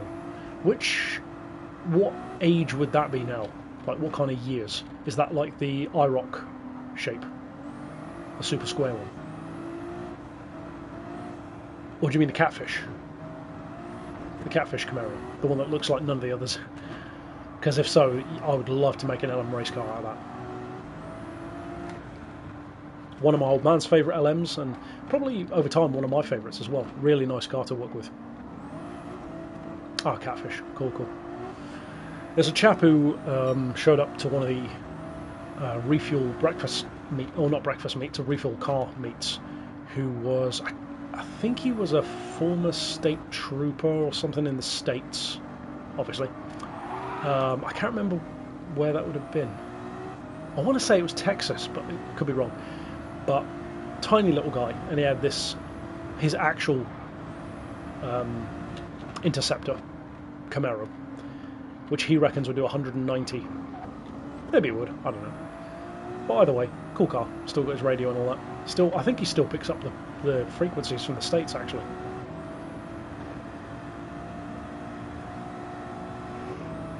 And I missed that last comment.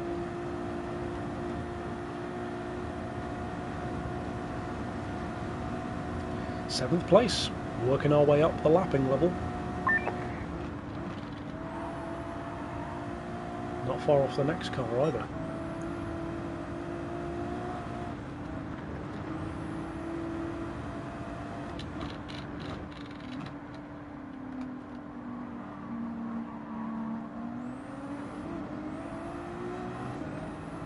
Yeah, I want to say it was Texas, I think.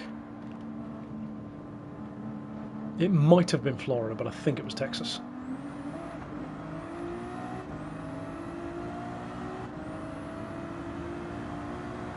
It's funny because the Catfish Camaro is one of the very few Yank cars over here that you can buy for like no money. They're so cheap.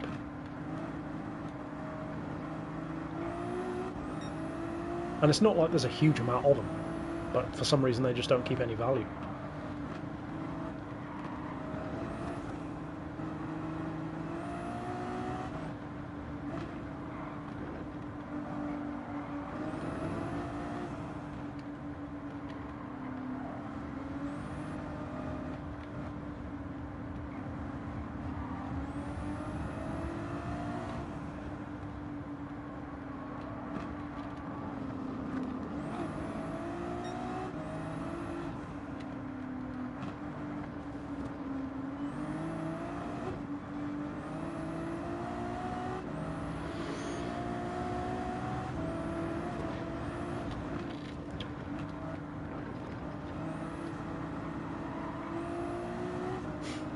That sky is hilariously ominous, given the speck of a cloud on the map. Oh look, it's completely gone.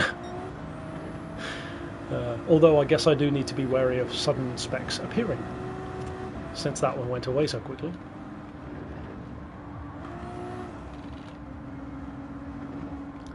.1, that's a shame. I feel like that's almost close enough to get another lap out of it. I probably could if I... Well, I definitely could if I lean out the fuel, but I don't know if... I don't know. Should I? Should I? Probably not, actually.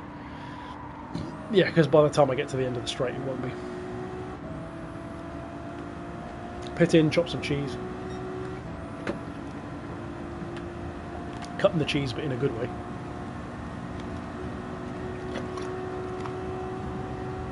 There's another weird one. I believe in Americanism, which most Brits, if I said that, they wouldn't even have a clue what I'm talking about.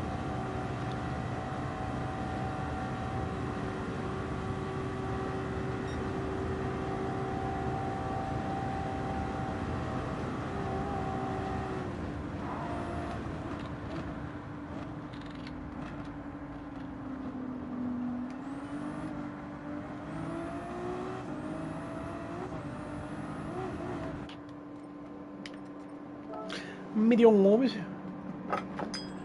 Cheese knife with a comical proportion between blade and handle.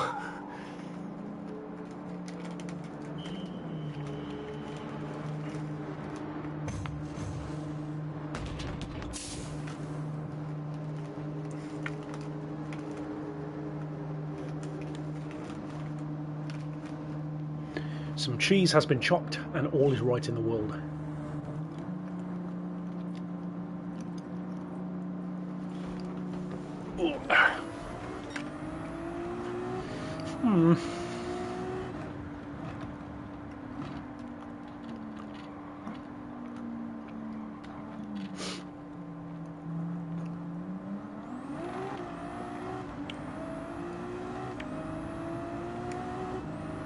I find it funny with Britain's kind of love-hate relationship, or not Britain's, but many Brits love-hate relationship with Americans. It's very funny to me, and I feel like I'm in one of the more unique positions in the UK, being a Yank owner. That sounds weird. Being a Yank car owner. Wherein we make all kinds of jokes about them, like, oh, that big of an engine with no power, or, you know, the way they handle, how much fuel they use, how many bodies you can get in the boot, all the usual stuff that literally everyone comes out with. And yet, for all of that, nothing turns heads this side of a Lamborghini more than a classic American car in the UK. And unlike a Lamborghini, it puts more smiles on faces, which is one of my favourite things it shows. Because I often say this to people. One, I love showing up to events knowing that I'm one of the cheapest cars there. That's just ironically satisfying, given the attention that they attract. But secondly, because A, they're classic American, and B, just classics in general, there's this fascinating thing that happens at car shows and just on the road in general. And I'm pretty sure this is probably the same anywhere in the world. If I show up to a car event in a brand new Ferrari, nobody likes me. Nobody's really even impressed. They look at it because it's a flash car, but they don't really want to be my friend. They think I'm probably a bit of a tosser, and if I'm younger, they think it's probably daddy's money. On the other hand, if I pull up in a $60 million Ferrari 250 GTO, they should hate me even more, and yet nobody does. They immediately want to see the car, they want to talk about it, they want to talk to you, they want to know the story, they want to know, is it real, is it a replica, how much is it worth? Because there's just something about a classic which is simultaneously obscenely expensive in many cases. Like, literally obscene, like beyond morality in terms of the kind of value people put on these cars. And yet at the same time, strangely approachable. And that's one of my favourite things about having classic Yanks. They are dirt cheap compared to what people will just pay for a hot hatch these days. And yet, no one ever thinks, oh, look at that guy, who's he trying to impress? Or, he's trying to show off how much money he's got, or I bet he thinks he's the fastest. Nope, I know all of the above ain't true, and I also don't care. It's kind of like using a controller to play Gran Turismo. I don't care. And I love it. I love it. But to the point, showing up in a Yank, Brits love it. We make all these jokes, but then when a nice Charger goes past, we're all drooling all over it. It's hilarious to me. And the best way to get a Brit to like a Yank car is to take him for a ride in it. And I say that from experience. The amount of people that I've taken out in just Abe, who now love Abe, or at the very least are more open to American cars now because of it. I love it. It's one of my favourite things about having him. The amount of joy and happiness it brings to other people just to see a car like that.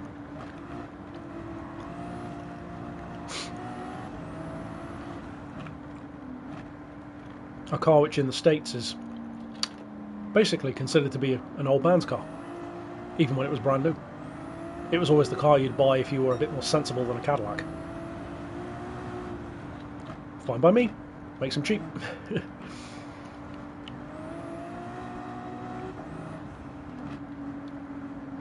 I feel like chat might be lagging again. We'll have to see. I'll just double check. Are we still streaming? Yes.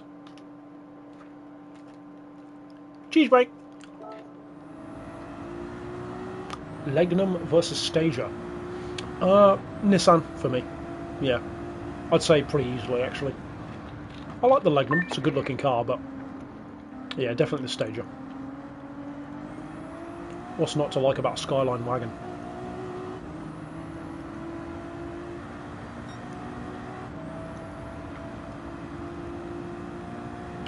Especially with the R34 front end on it.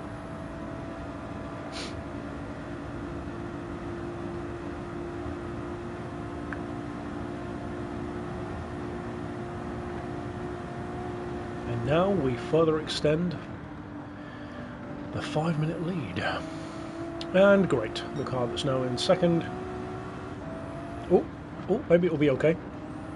please stay with an actual timer in seconds so that I can actually see how far behind you are.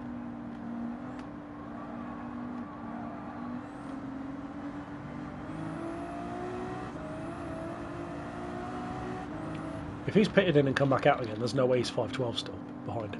That number should change.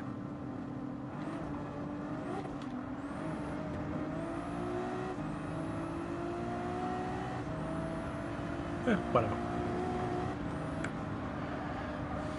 Still a very decent margin. The Legnum is definitely more aggressive. The Legnum looks faster, and I haven't driven either of those, but it wouldn't surprise me, let's say, if the Legnum were sharper through corners. But I could see the Stager being faster overall in a straight line. And to live with, I'd definitely go Nissan. It looks bigger, probably more comfortable, more space.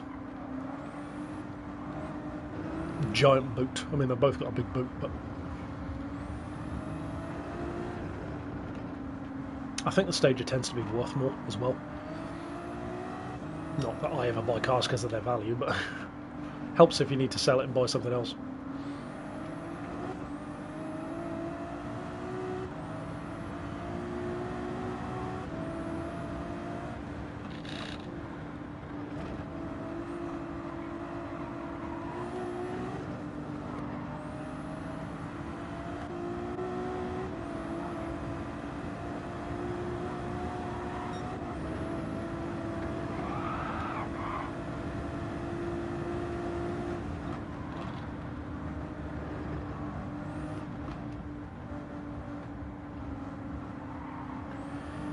Yeah, tell me about it, Aiden.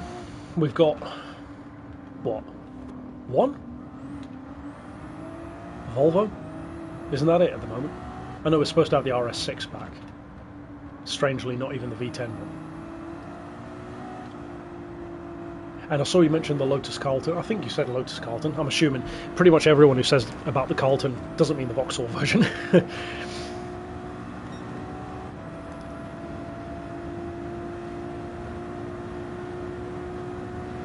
Yeah. Hell of a thing, the Carlton.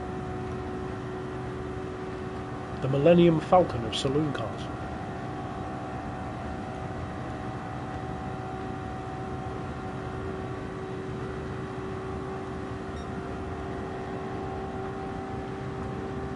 I miss the days when you'd see collabs like that, like random crossovers between usually tuning companies and sometimes other manufacturers. Lotus with the Carlton or the Cortina, TWR with the Jag XJ, Lister with the Jag XJS. Obviously loads of the Japanese stuff has that kind of thing. Tommy Kaira being my favourite of those.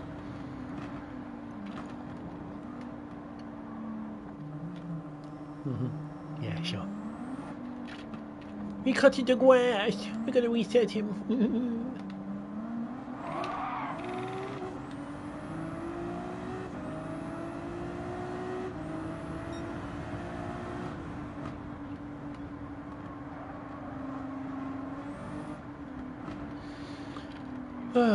I'm surprised I don't feel more tired.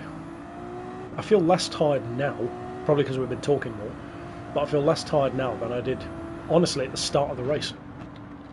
Maybe that extra 2.5 hours nap helped, but it could also be the 3 monsters.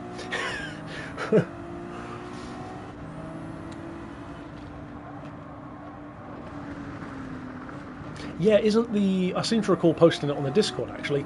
The Ford Escort that you guys had, at least in like the 90s kind of shape, is a totally different looking thing. And I seem to recall, not a bad looking car. Almost, if I remember right, I want to say it was almost like a Chevy Cobalt kind of shape. Yeah. Well, you say about changing the oil on this thing. If I remember correctly, this is going to be like only 2/3 of the mileage that I did on Le Mans. I want to say Le Mans, I think, was 3,800 miles or something. I took a screenshot of it. I'll probably screenshot this one as well. This should be somewhere around 2,500, maybe 2,400, 2,500, probably 2,400 miles.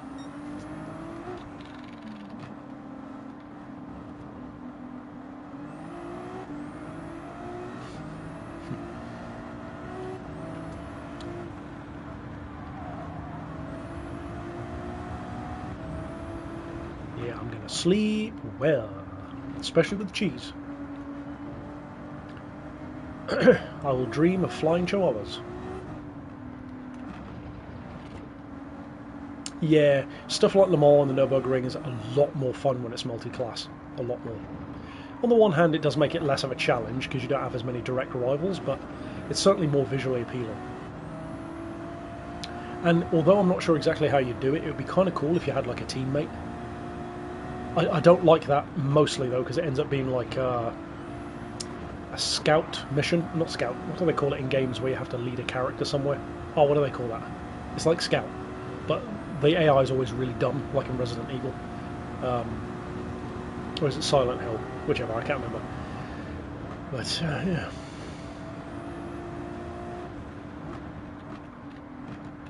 I'll have nightmares of being stuck in B-spec lobbies. Yeah, that's the one. No, officer. I was just on an escort quest.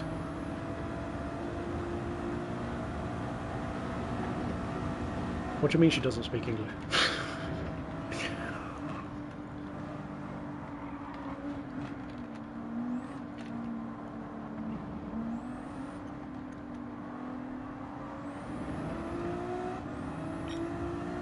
Kind of hovering around 513 still. 514, 513. And desperately looking like it's going to rain even when we know it isn't. Speaking of which... Oh look! Not a drop of rain!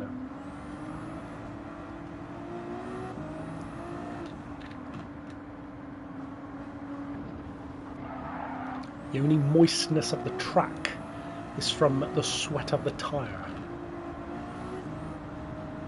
So saith the fortune cookie.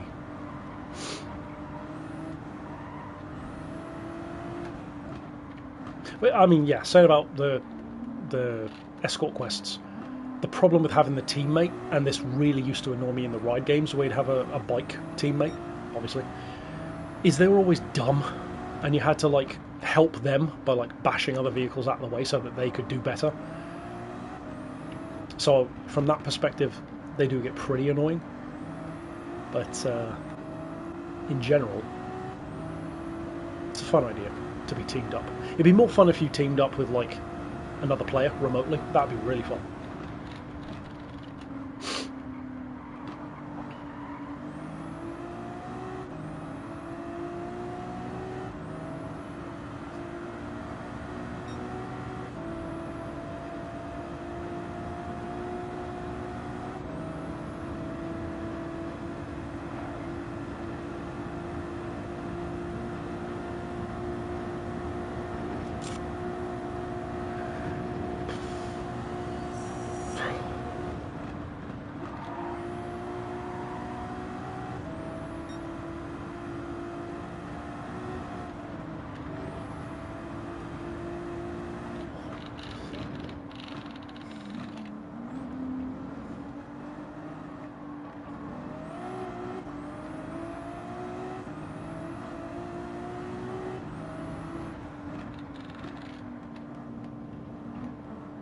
Drop down a little bit. 509.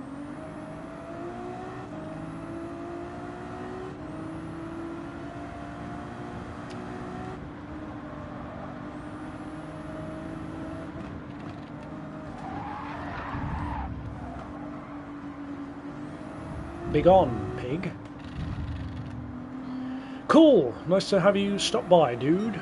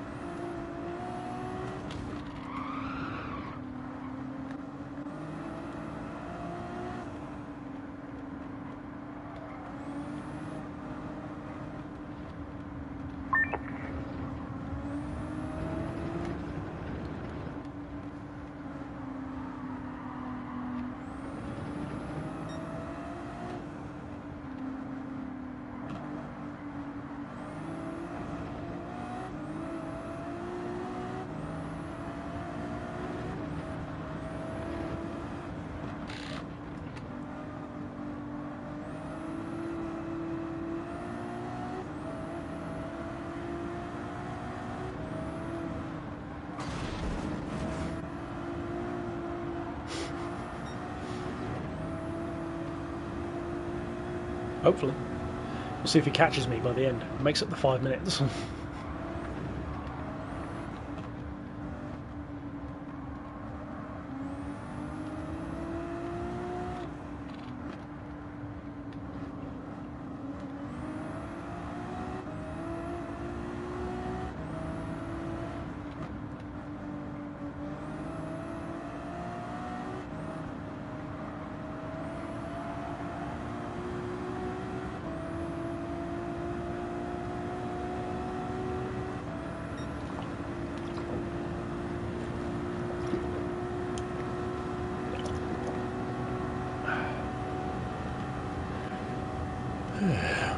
I think it's time to slouch.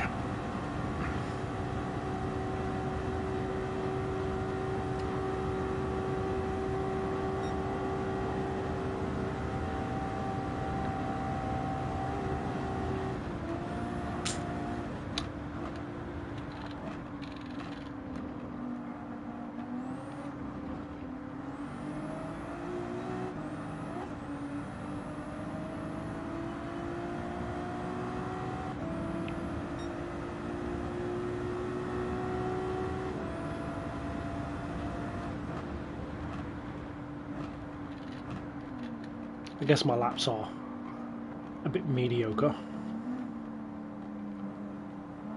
Let's pick up the pace a bit and focus a bit more. See if we can't open up that gap a bit. Well, that's a good start. That, not so much.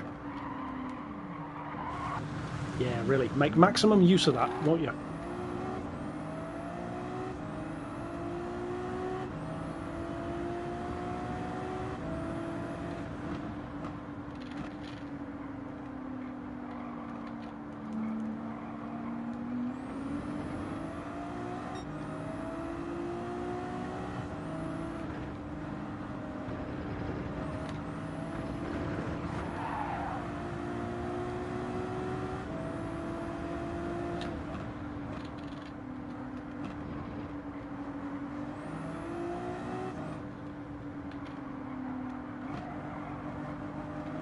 Let's see if we can't bump that back up to a 5:12 again.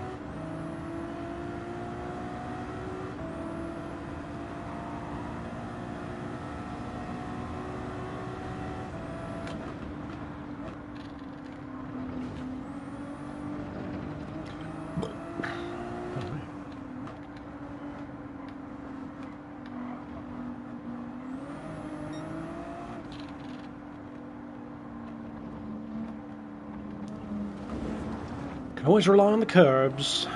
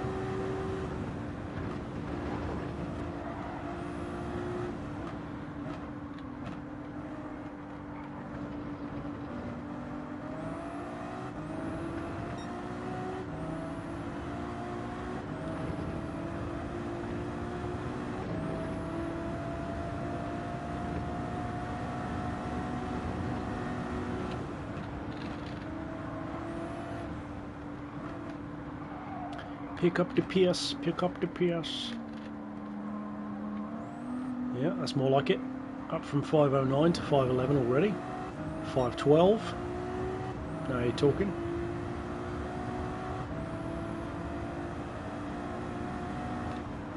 Open up that gap.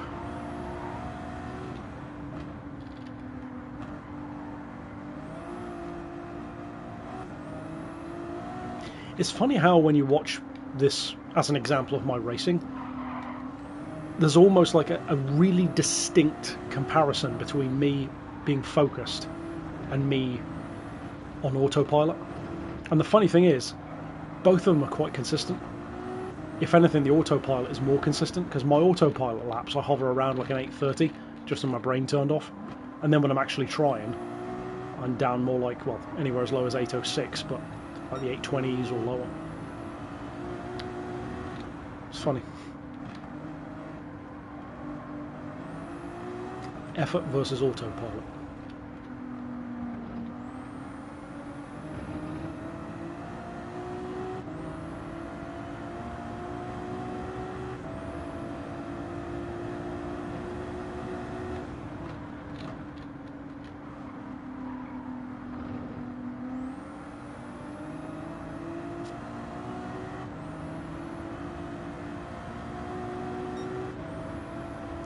Come on, give me a 513 million. Let me see a 513. Let me see 513. 513. Do I see 513? Do I see 513?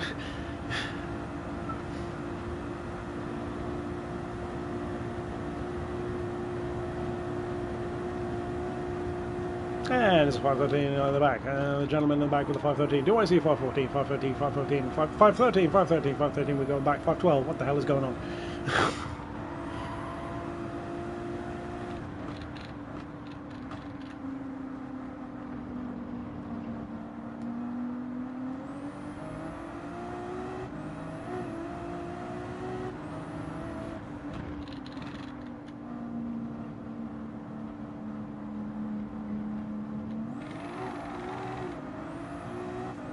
Yeah, it's back up to the 13, 13, do I see 14? Do I see 14, 14 in the back, do I see 14 going once, going twice, going 3 times, going 4 times, going, and 514 in the back, 514, 514, anyone over 515 minutes.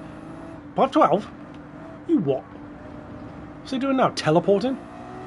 And the guy in second place has driven off the track, and he's going over the track, and he's going through the visitor centre, and he's out the back of the infirmary, and he's cut back onto the road, and he's made up 4 seconds out of nowhere, and back to 513, 513.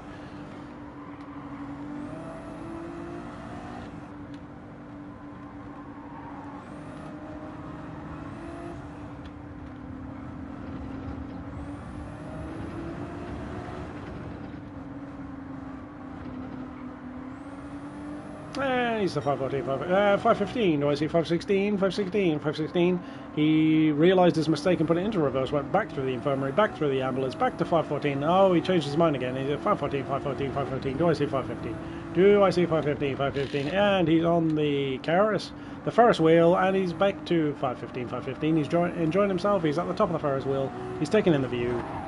And he's slip sliding on the road. 515, do we see a 516? 516, he's really enjoying the view up there. He's decided to stay on the Ferris wheel. Do we see a 517, 517, 517? He's on a 516, it'll probably jump to 453 or something in a second, but he's on a 516, 515, and he's closing in. He's coming off the Ferris wheel, he's enjoying himself, but now he's getting back to the race. Then he's bouncing off the wall, he's got a concussion, and he has permanent brain damage. There's no airbag, no airbag, no airbag, no airbag. Facing the steering wheel bonk.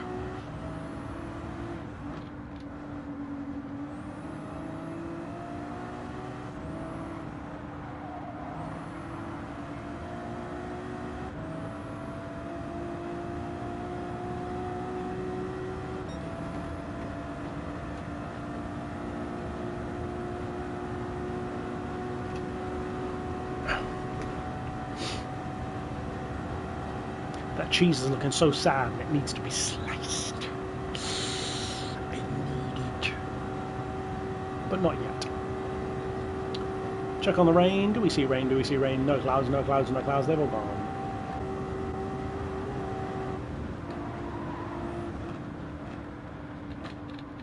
And the car is sparking on the ground, sparking on the ground. Must have some flint under there. She's starting a fire.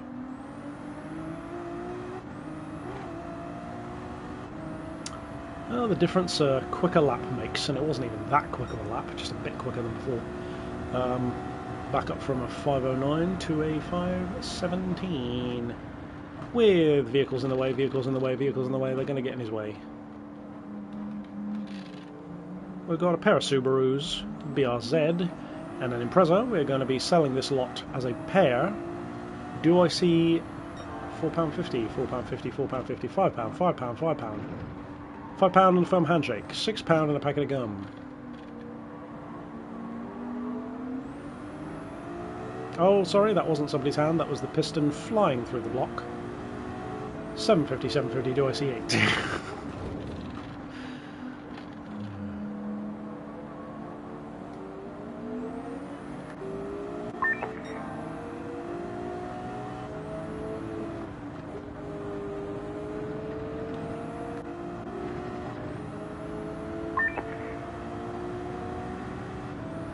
$5.20, nice.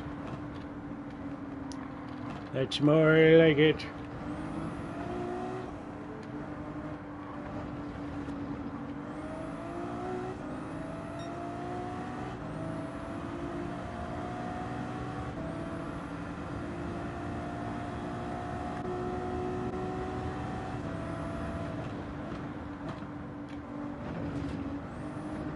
Why do I feel like the rest of the race is going to kind of sit in this weird dusk period?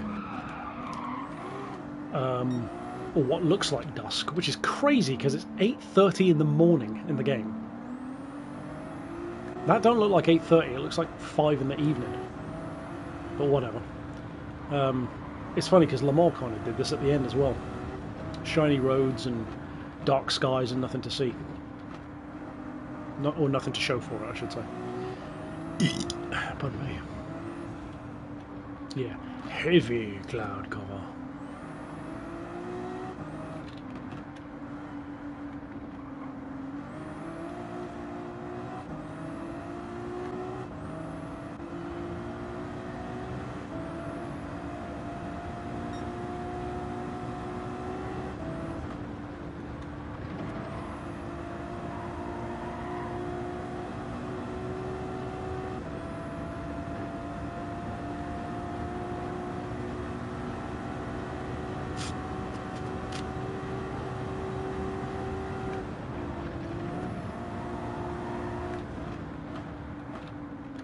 See if we can keep up a nice pace on this lap.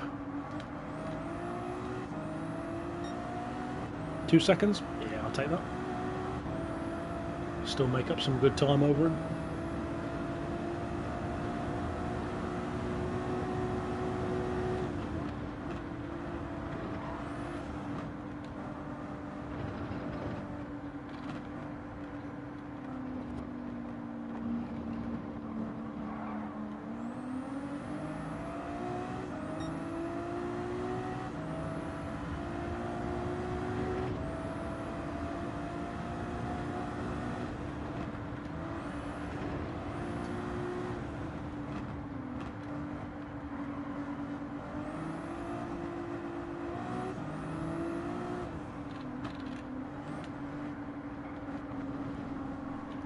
Yeah.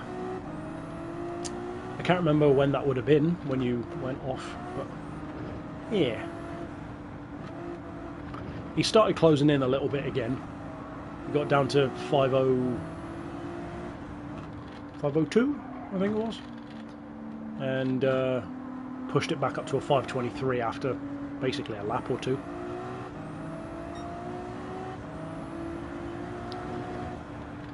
But it depends. If I'm focused on driving, then the gap keeps opening. And if I just put my brain on autopilot and just chat, I drop to like 828s, 830s, that kind of region, and then he starts closing in a bit.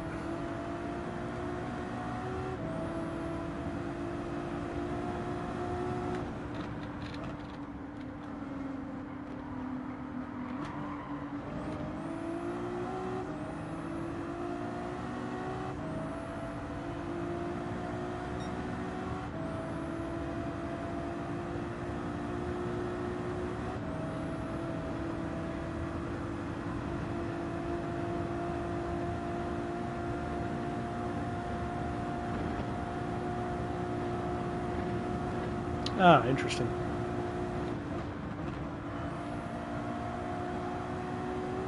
Interesting.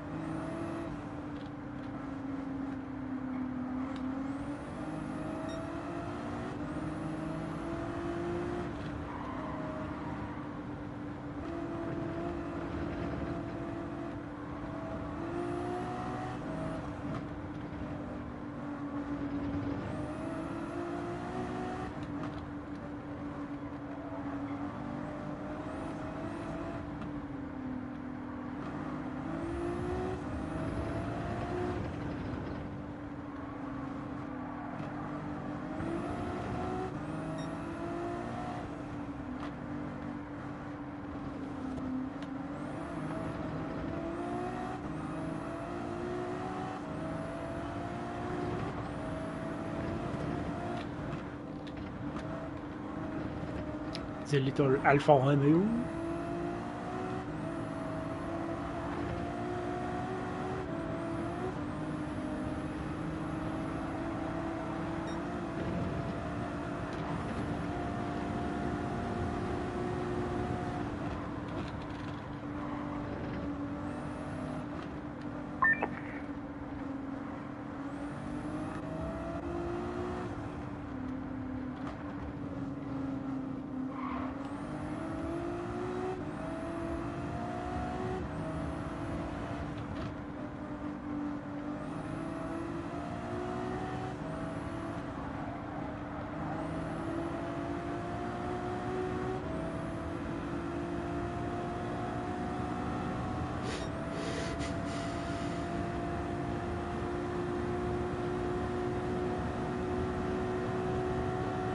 My eyes is tired.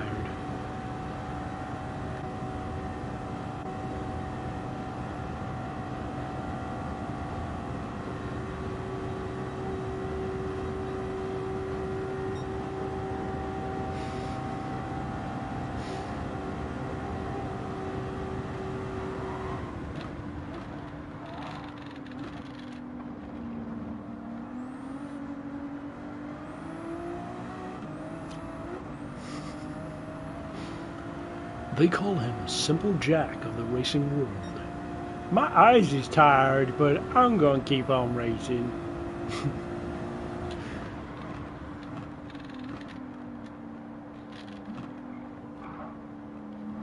I've got a medium tired.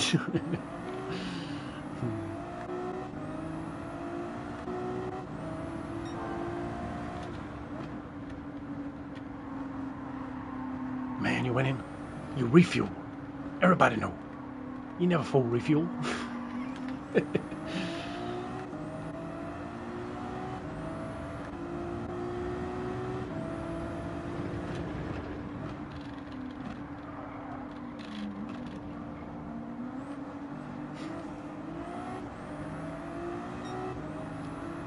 $5.29. Do I see 5:30? 5:30? 5:30? I wish it was 5:30. Another couple of hours knocked off the clock if it was.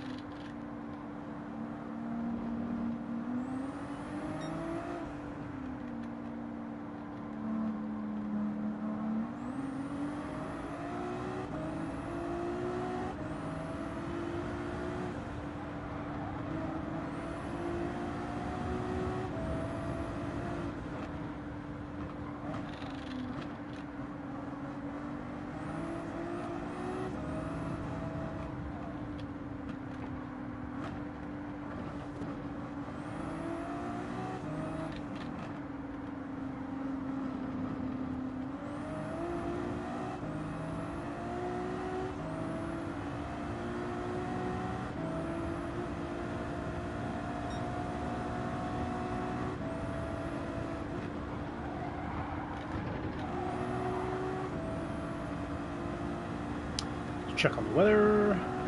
All looks fine to me. Track's still there.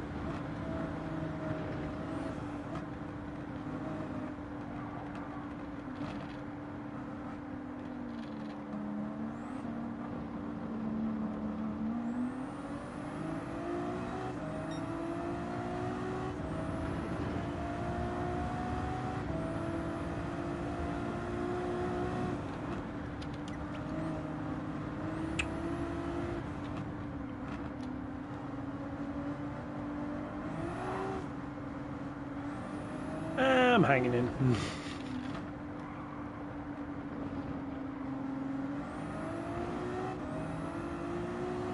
Less than a third left, which is still a lot.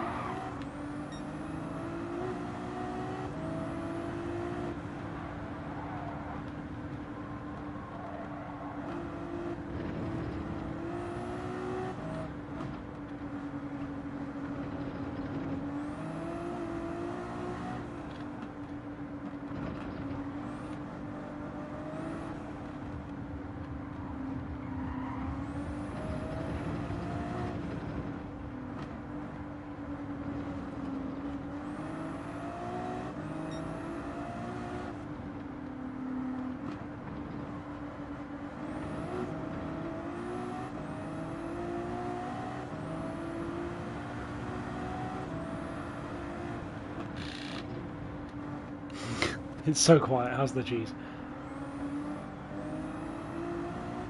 It's good. I need to chop some more. I've been gorging on the cheese. Well, not gorging. I've had a decent amount, but I'm waiting for the pit in to have them all. I've got to pace myself.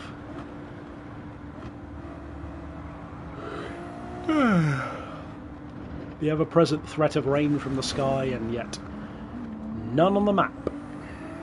Kind of like the end of Le Mans.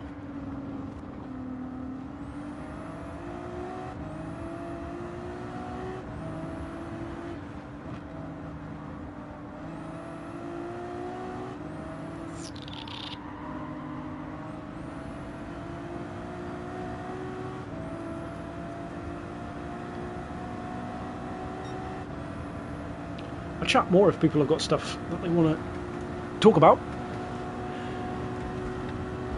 Always open to suggestions.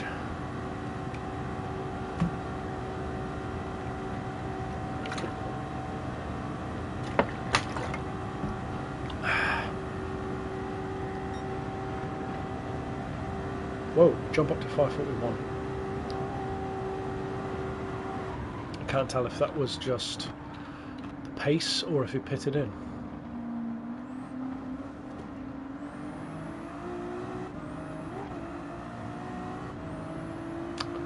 Actually, I guess he can't have pitted in because he'd be more than that behind, so that must just be where he is.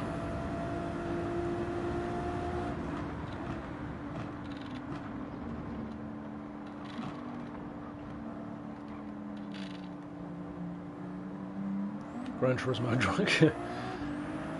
I don't know.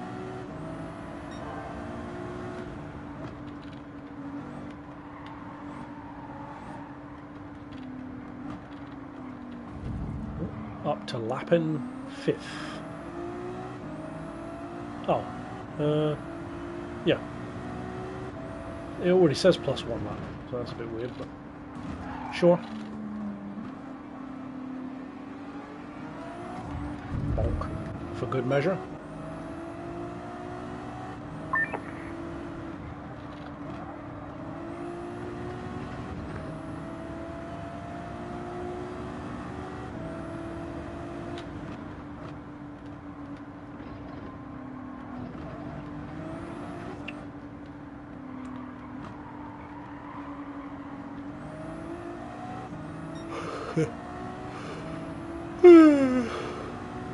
Drunk Turismo, the real brain damage simulator.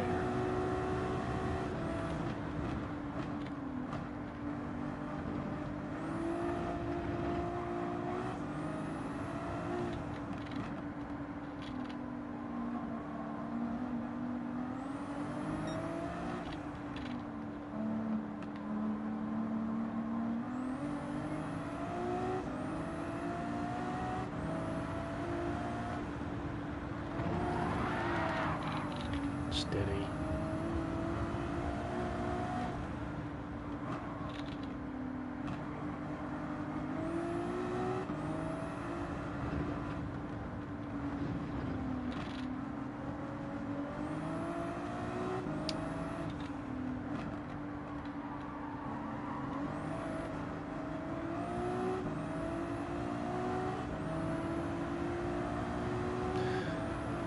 My shoulders, I don't get why my shoulders hurt so much. It's not like I'm lifting anything, I'm just stagnating here.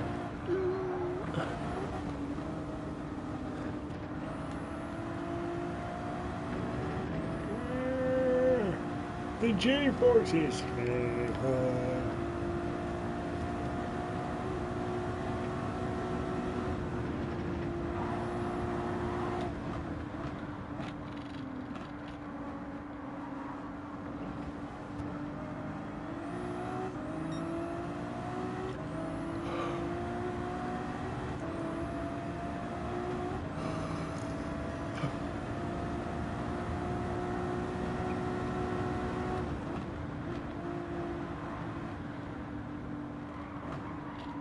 Yeah, feels like it.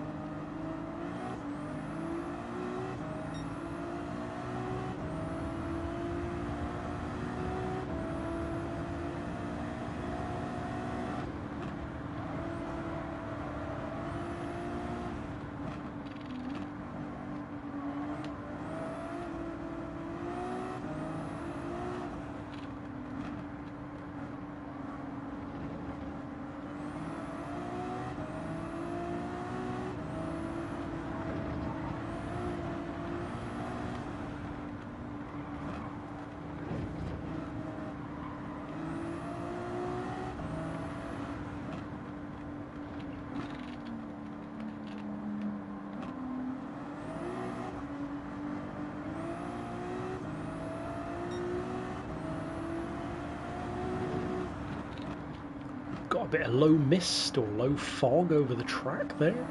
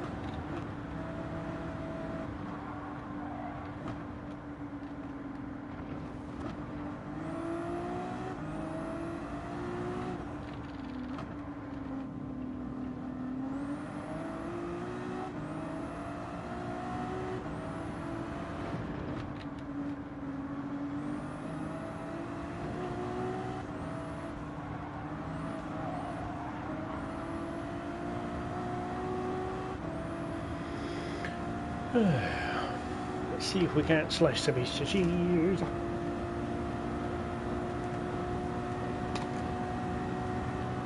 Ooh, such skill. Such slice. Slice. Much good. Nom nom. Not much juice left. Got monsters. Can always grab some water.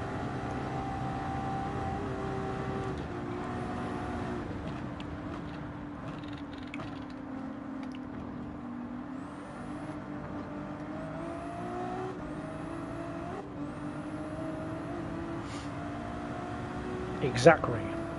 And what would I choose if I could only have one meal? I guess it depends if can I have variations on the meal. So if I say like pizza, for example, can you have different toppings, or does it have to be the exact same thing? Because I think I might go. I would either go jalapeno and pepperoni pizza, or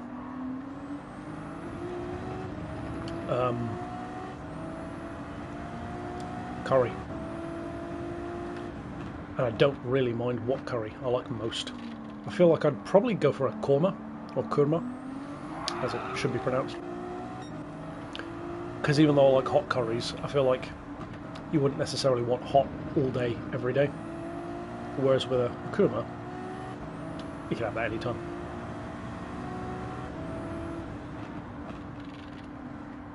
In reality, my diet actually is fairly samey, and it's deliberately that way. I structure most of my diet around noodles, because then it makes my calorie intake easier to manage, because I don't have to think about, pardon me, what I'm going to eat. I already know.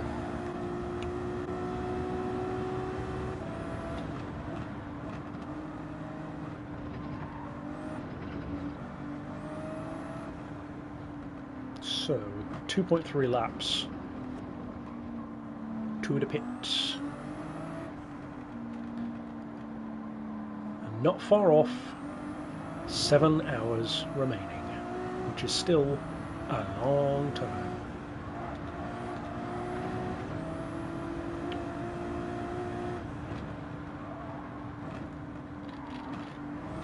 Come on now.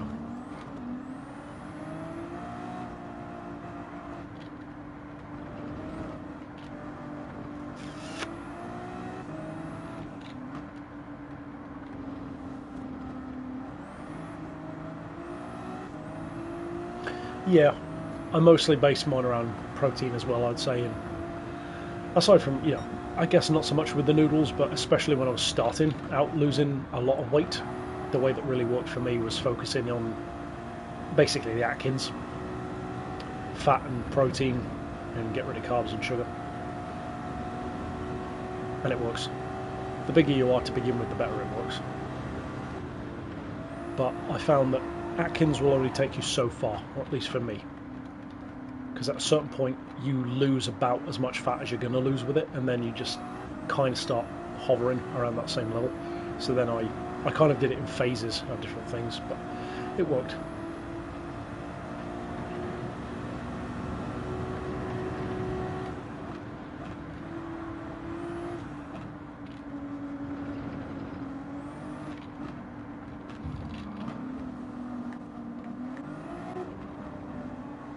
His car looks significantly cleaner.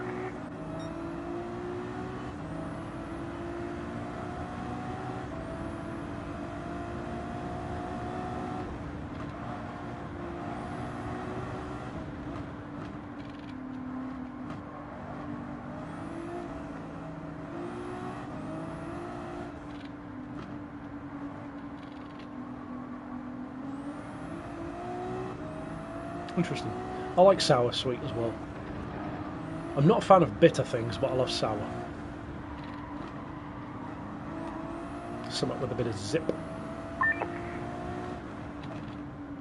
7 hours remaining.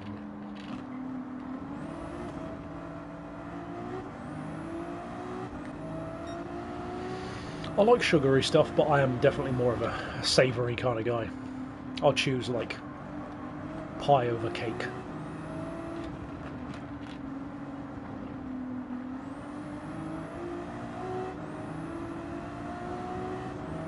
Or meat over chocolate.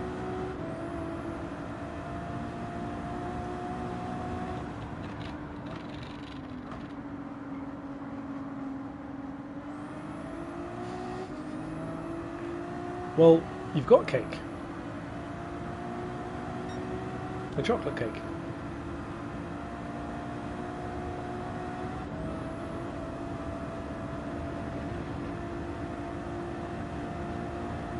The chocolate roll. Swiss roll. Wrapped in chocolate.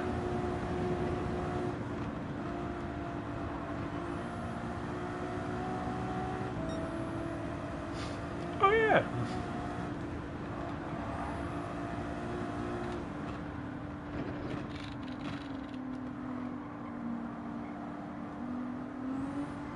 The best kind of cake. Bonus cake.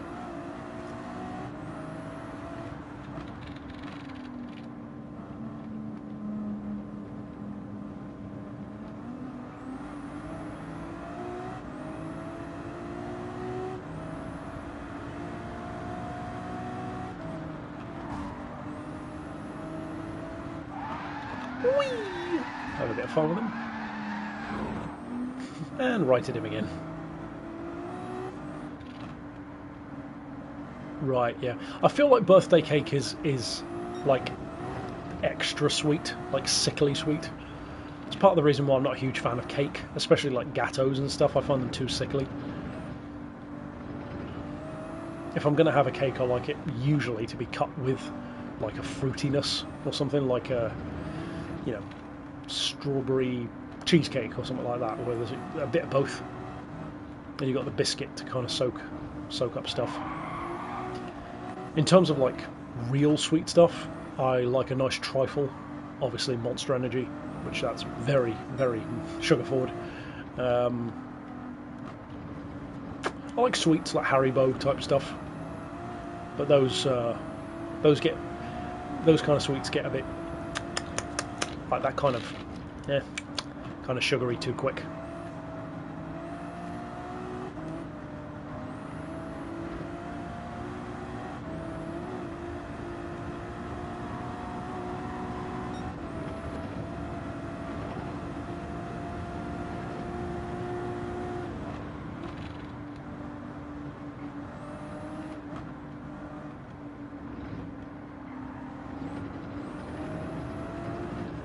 My main vice when it comes to food that I have to be careful of is not so much sugar, it's more the slow release version, aka pretty much all Italian food.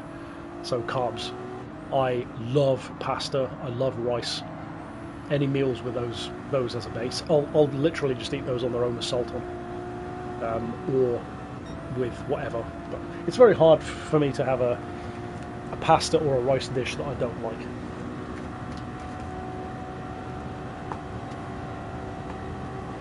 Whoopsie!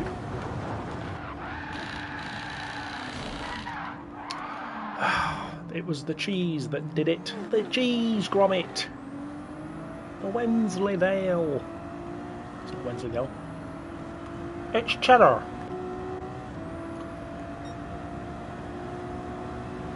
Six minutes.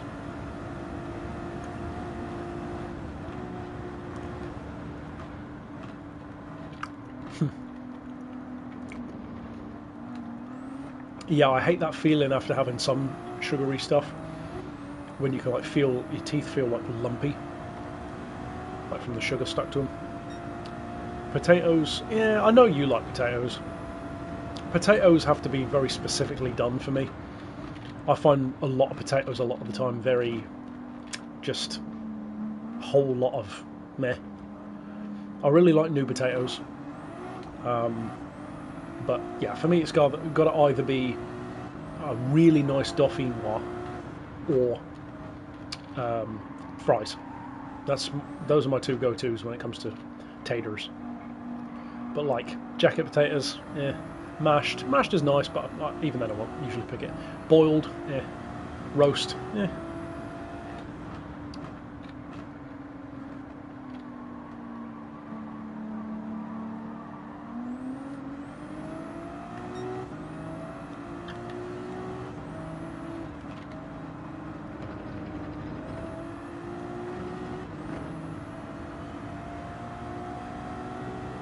Ah, right, yeah, got you.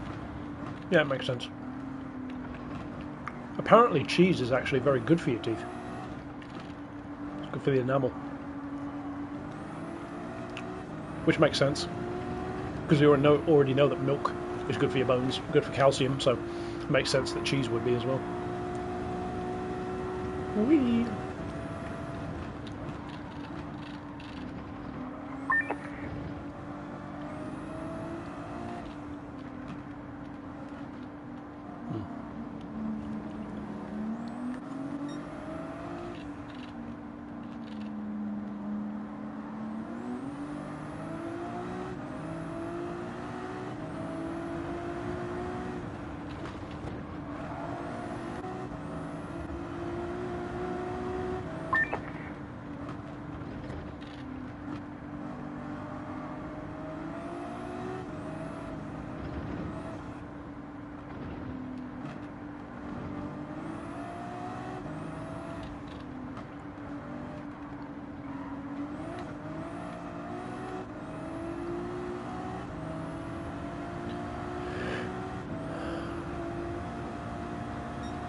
Ooh. What's happened there with the time things again? They must have pitted in and changed around or something.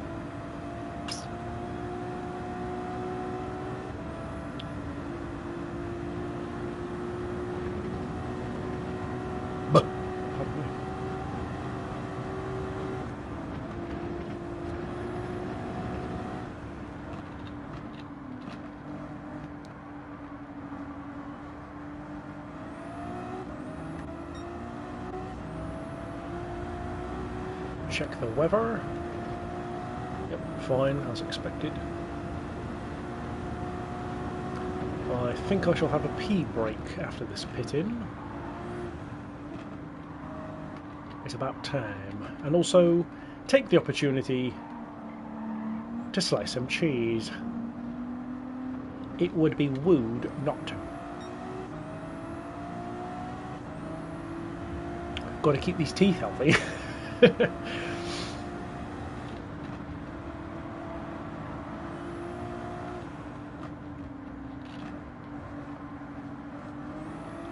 9 out of 10 dentists recommend a kilo of cheese a day.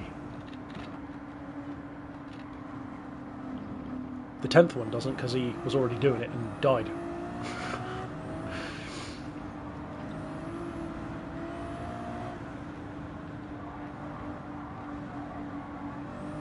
His last words were quoted as being, "I can hear my left ventricle slamming shut."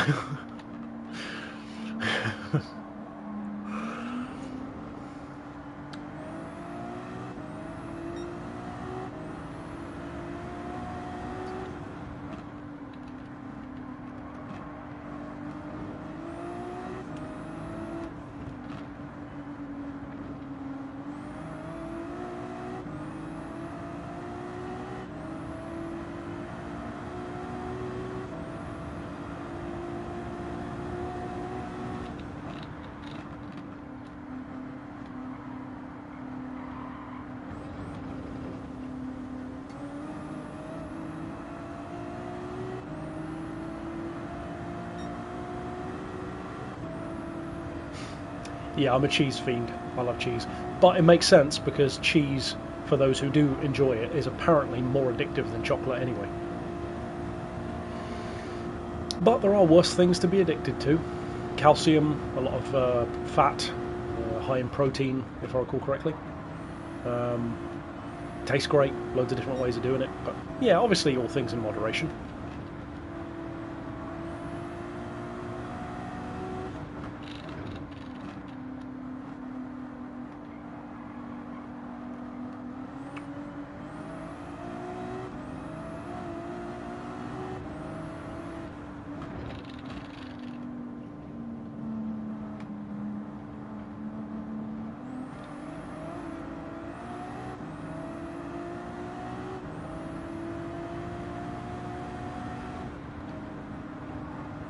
Cream cheese, yeah, cream cheese is nice. I like the Philadelphia stuff. We like herbs, garlic and herbs, garlic cheese bread. Yeah, nice. I do love a nice garlic bread. like the baguette style. I love garlic in general, actually. I really love onions. I love garlic.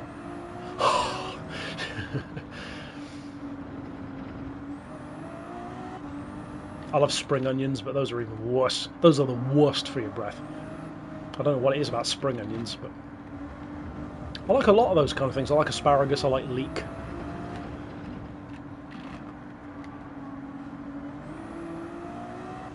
Yeah, I don't know. I'm sure there's people who don't, probably because of the smell. I like most of the things in that kind of family. I don't know what you'd call them. Like the onion kind of family, and even tangentially I would call kind of similar, like radishes.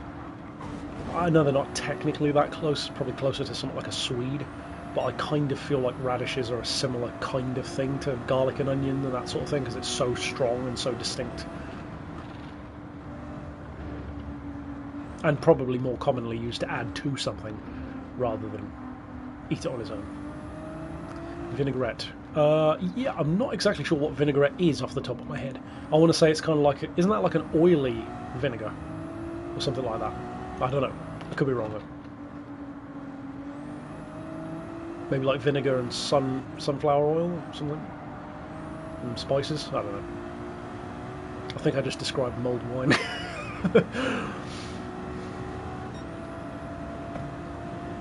Italian dressing.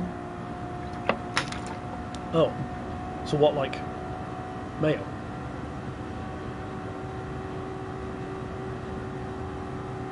Unless I don't know what Italian dressing is either. I don't know.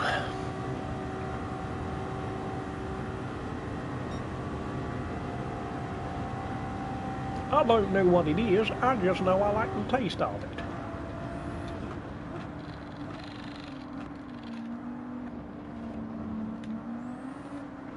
And I'm a big fan of hummus. Don't know what made me think of that, but I love me some hummus. But what I love more is to cut some cheese.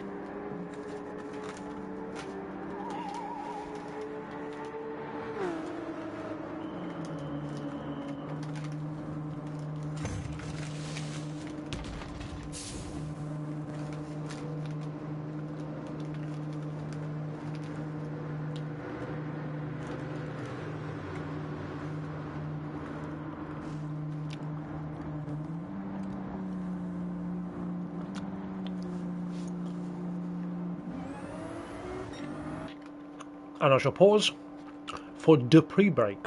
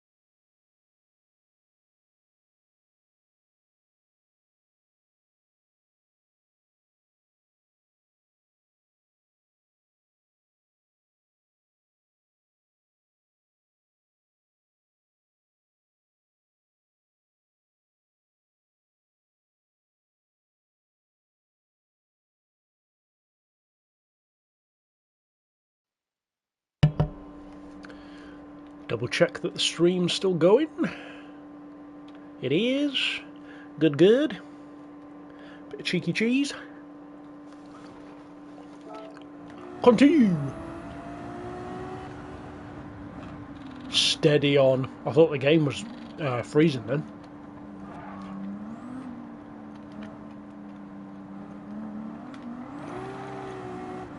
tell you what, if it does, I'm not doing it again. I'm not doing this again.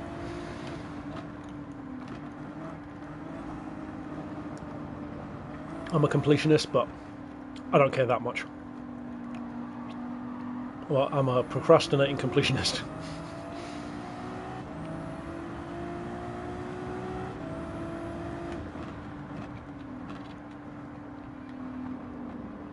Still about 6 minutes ahead. Good stuff.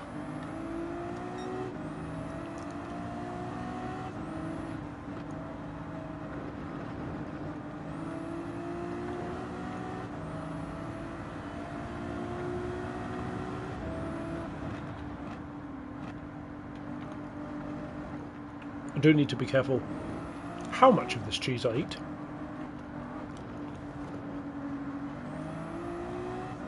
Because there is half a kilo here.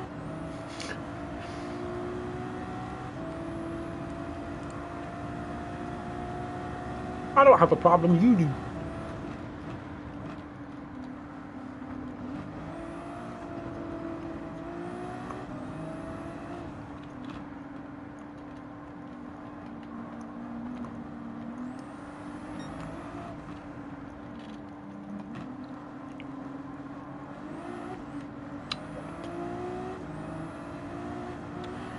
I haven't tried much goat cheese.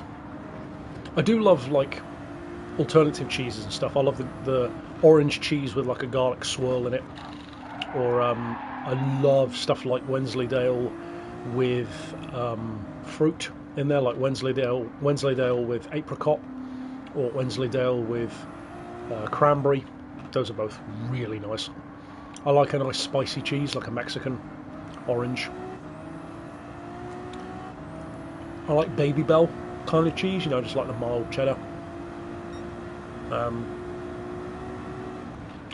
I like the almost like nutty cheeses, like Edam, Maasdam, Emmental, those kind of, you know, the slices. Pardon me.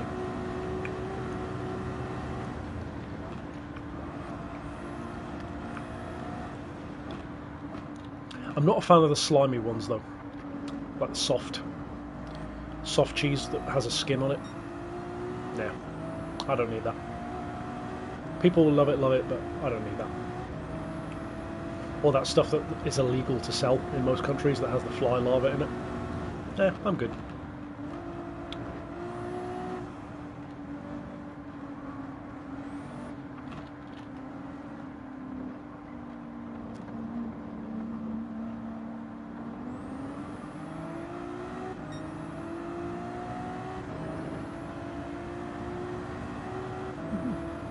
Cool. I feel like, ironically, chocolate and cheese probably would go together strangely well if you picked the right cheese, because they've both got that kind of creamy, addictive aspect, and you can get like sweet cheeses anyway, especially the fruity stuff. So I feel like it can kind of work. I'm sure somebody's done it. You know, somebody's done every kind of combination of food already, really. Ready. And sometimes white chocolate almost has like a similar kind of profile in a weird sort of way. Maybe it's just me.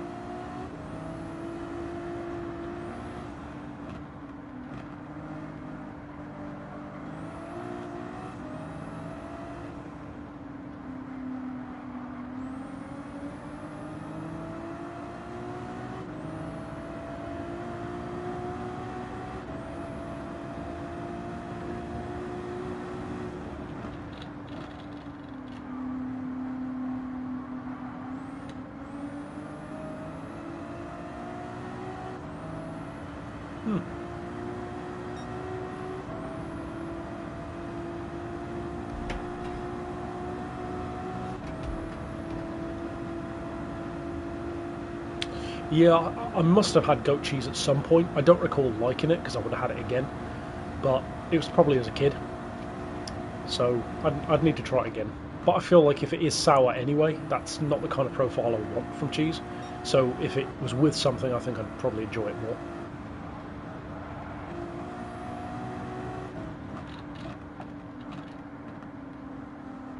Cheese. Cheese, cheese, cheese.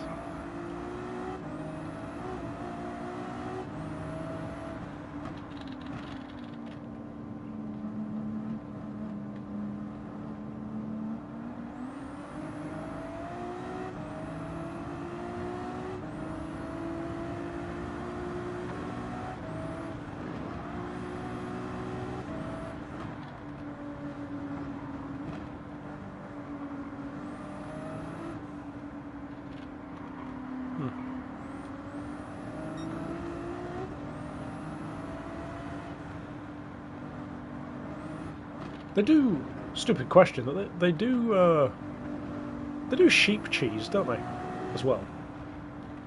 I don't think I've tried that. I guess most mammals you can make cheese out of it in one form or another. Alpaca cheese.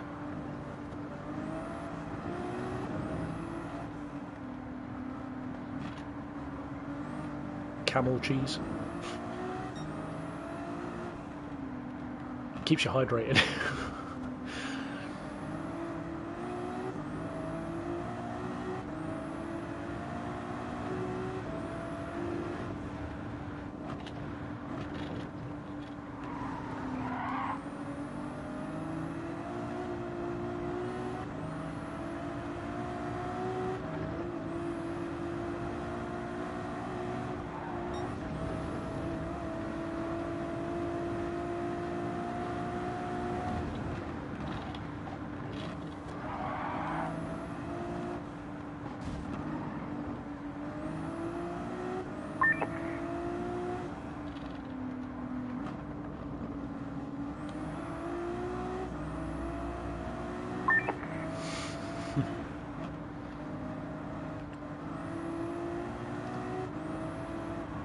Sponsored by Cathedral City. Interesting. Sheep cheese. I better chill out on the cheese. Speaking of cheese. In fact, I'll just pause this, otherwise I'll crash or whatever. And I shall refrigerate.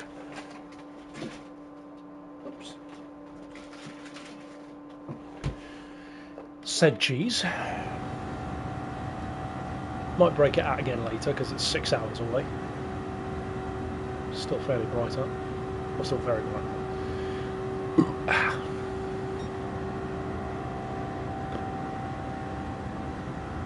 I got them cheese burps. The chirps.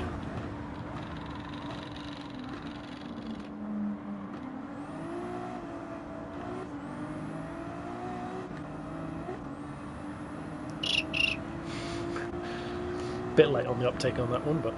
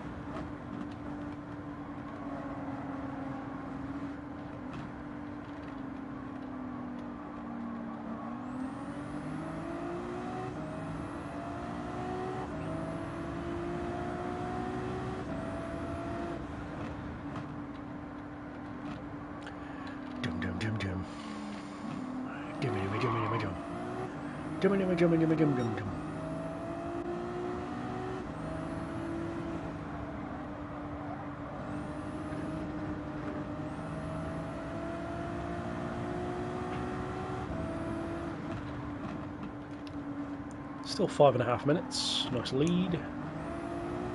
Ooh, has the timer finally fixed itself? It looks like it might have. Maybe.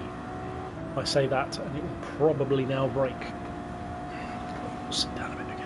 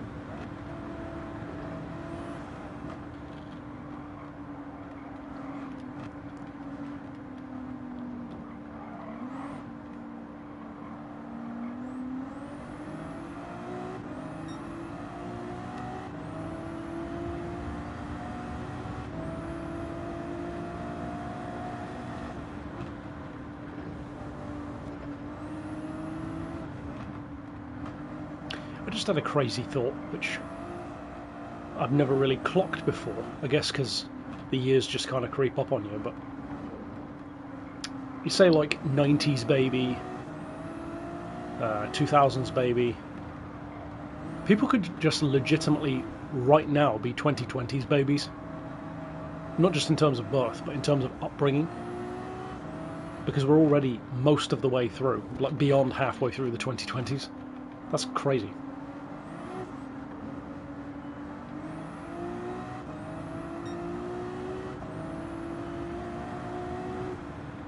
I mean, it's not that crazy. Like back in the 1920s, that would have been the equivalent, but no, the Pulsar or the Sunny, I guess. No, they don't have the GTI. Forza does. It's in Horizon 5, but no, Gran Turismo doesn't. Not since GT2. Long time ago.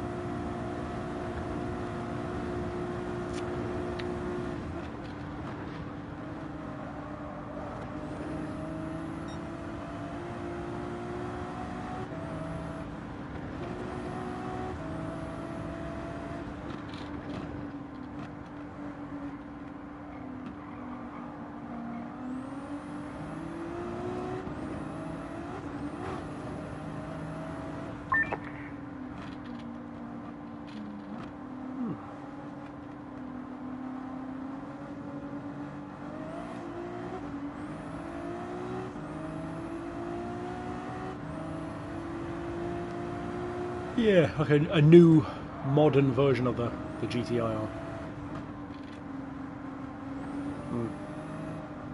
Yeah, I heard that the new Z isn't doing that well on sales, which is, I guess, surprising, but I feel like most of the fans of the 350Z, or even the 370Z, but definitely the 350Z, I feel like most of the fans of that car now are people who didn't necessarily buy one when it was new. Probably couldn't afford to at the time. They were like kids or teens. They just love them now, like as used cars to mod. I could see the Z happening, or that happening to the Z over time as well.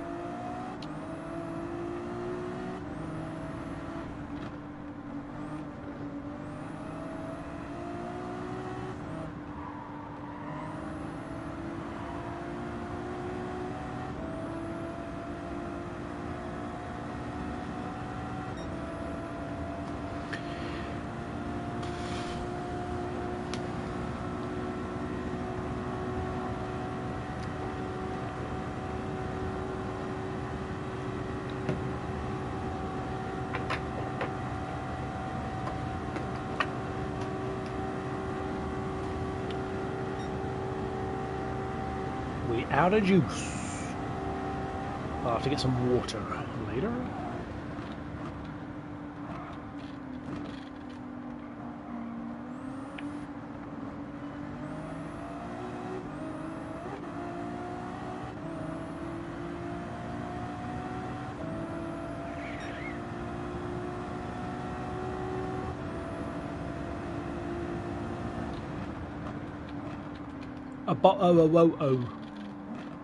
Get it from London town.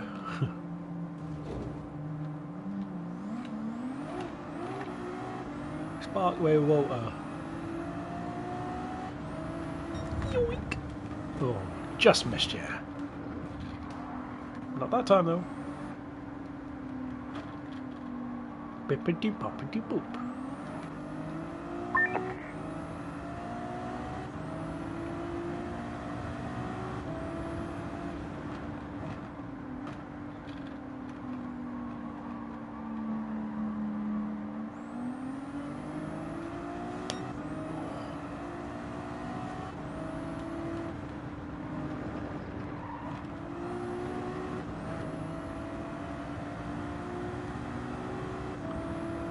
Get your rubbish out of streets and give me a bottle of water. What a load of rubbish.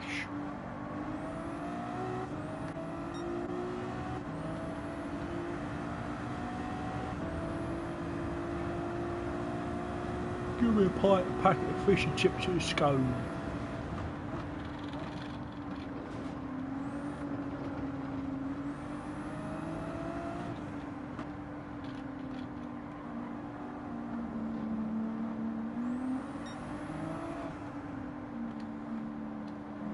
My favourite Porsche.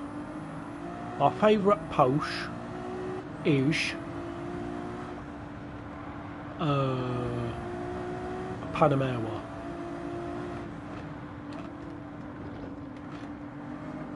The Porsche Panamera. The photo. The saloon. Super saloon in turbo form.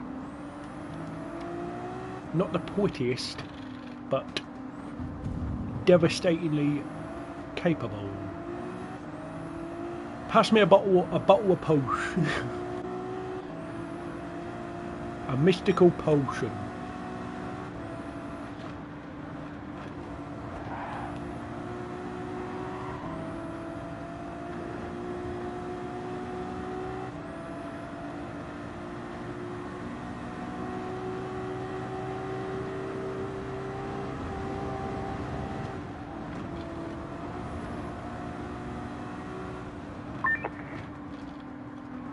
Ferrari. Sponsored by Porsche. Hey, that's a bit Porsche, isn't it?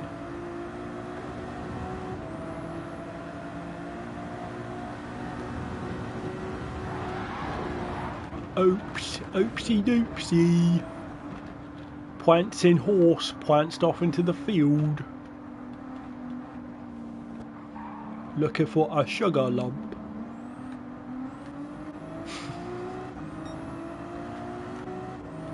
It's gradually becoming just like a box of chocolates over time.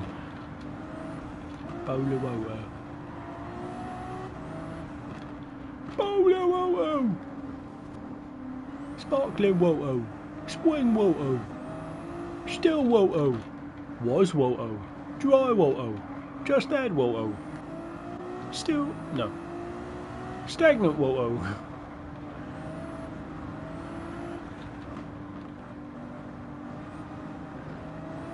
Good morning, Woto. Have a drink of Woto to start your day.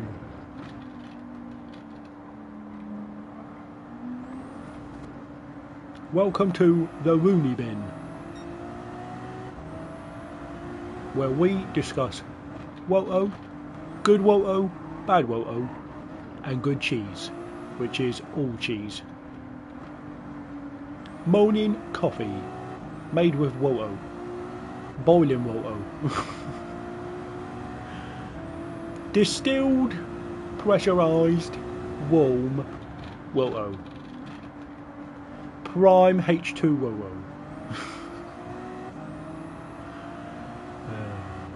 Shut up, kid. Neighbour's making noise after you, Joel. You know what his problem is? He doesn't drink enough Woto. Actually, I think his problem is he's got Woto on the brain. His brain was gargling Woto.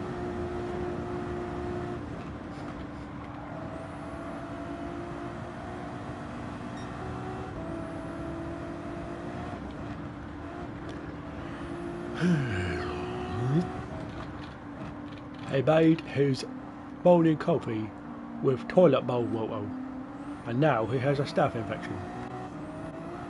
A brain-eaten amoeba found in dirty water.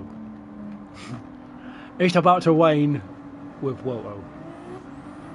It's about to wane, commonly known as Wayne. It's about to wane. Cold, dirty water. Sometimes there are sharp pieces of water that fly in your face while driving. Those are called sweet. Sweet and swirl. Sweet and hail. Hail Hydra. The Hydra is a sea creature. The sea is full of water. Commonly known as water. Is it about to wane? What will it wane? Water. Shower water. Cloud pea.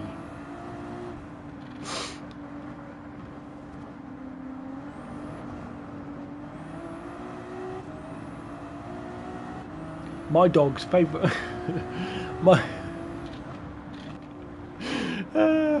You know how certain words and things just make you laugh? This is one for me. My dog's favourite fruit is flies, or as he calls them, sky raisins.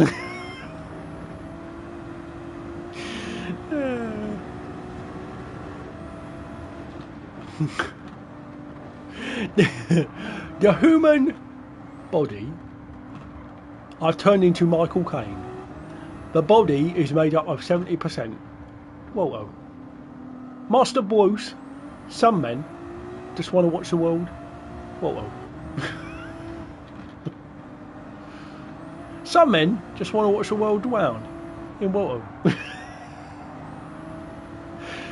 Some men just want to watch the world burn. But we won't let them, will we, Master Bruce? Because we have water.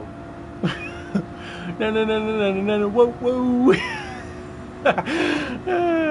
I'm in good spirits, considering my brain is gone. There is 6 hours left, and I am become water. Destroyer of hydrogen.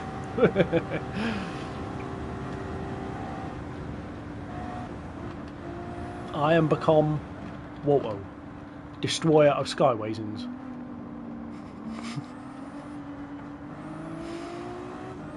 No. No.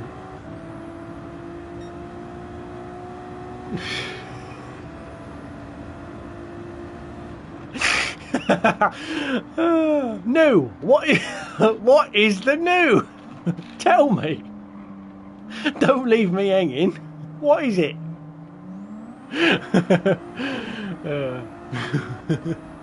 Sky zoomies. That's what dogs get when they're dead. Sky zoomies.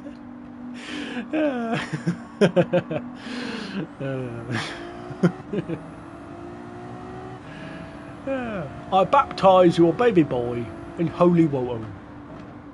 It's actually Evian. Spring water. Bottled wokery. It is a puddle from a farm. Health tonic. Buy my health tonic. It will grow hairs in your water.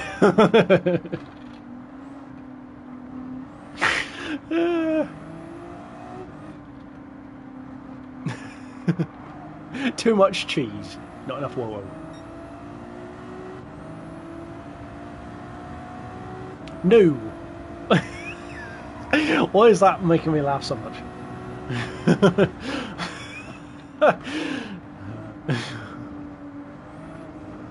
This is how endurance racers do the race. Take notes. Drive fast. Drink water. You can never have too much water. Actually, you can. You can drown from the inside with Woto.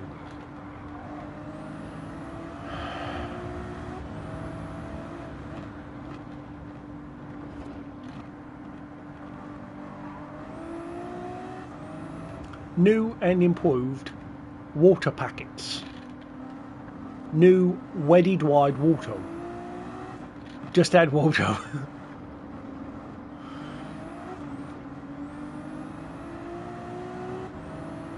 What must I... Woto? How did it become Woto? I thought that sounded weird. When you say a word so many times it doesn't mean anything anymore. Woto. That's the one. Oh, I received pronunciation to Woto. Woto.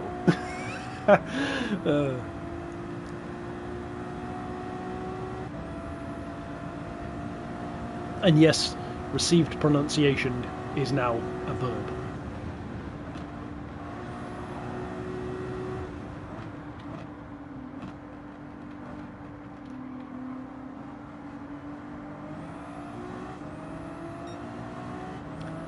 A Woto is a powerful thing. Wotomotive. Yeah, that kind of works. High again in Woto battles.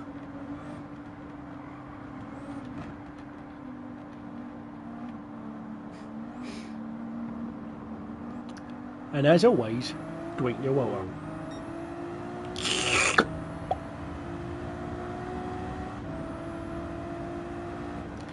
Is this Woto potable?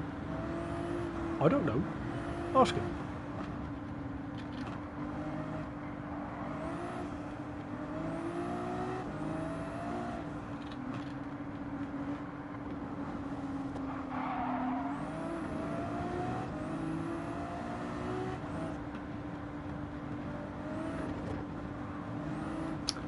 As I understand it, yeah. Somebody gave the details earlier on. I never actually have.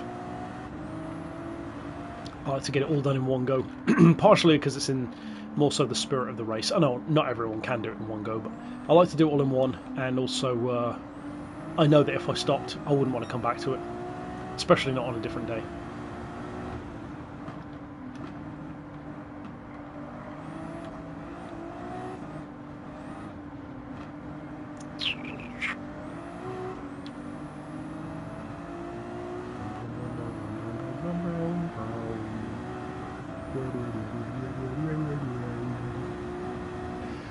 Da, da, da.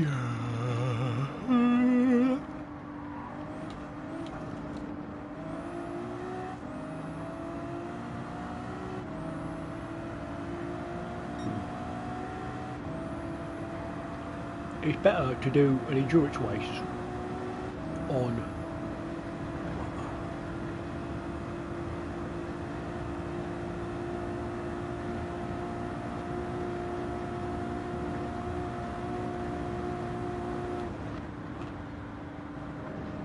It is Willy.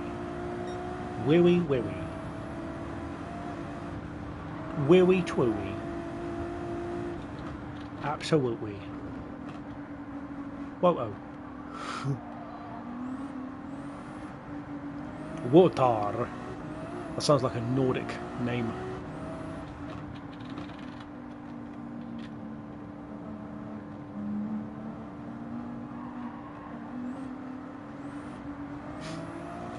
Yeah, I'd be happy with that. All the chaparrals and Indy. The Indianapolis Motor Circuit with Indy 500 oval. Hydrogen bombs powered by Woto. This message brought to you by Woto.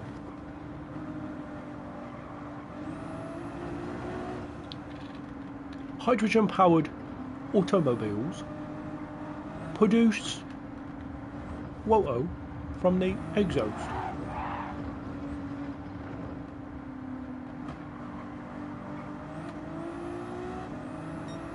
And when incorrectly loaded, become the Hindenburg.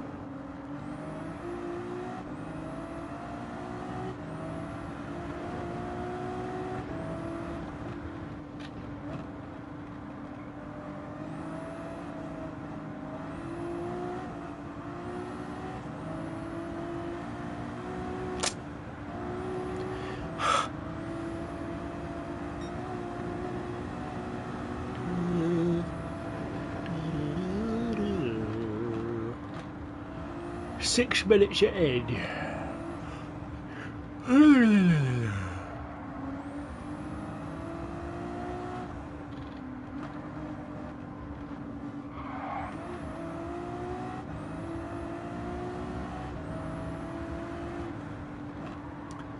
Leaving, ever growing. Did you stop? Huh?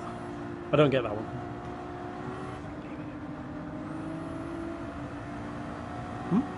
I still don't get it. Lead over something? I don't know. Lead, iron, steel.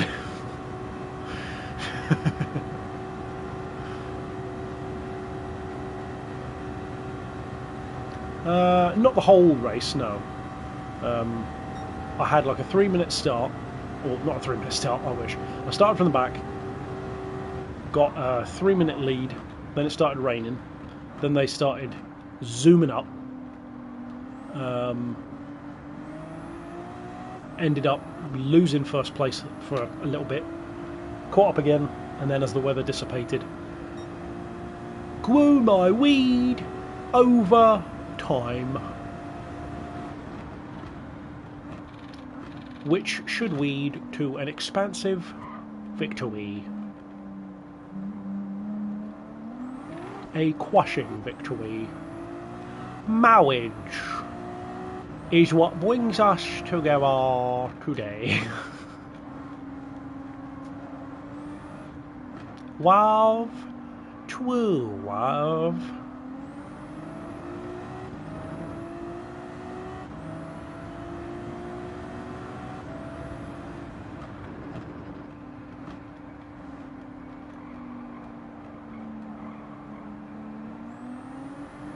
Do you have the wing? I feel like most people in watching, yes, yeah, well done, you got it. I was just about to say, I get most people here are probably like, huh? But yes. Do we have the wings? Marriage. Marriage is what brings us together today.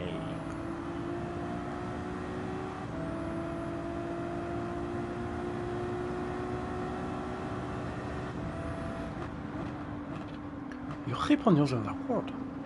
I do not think it means what you think it means.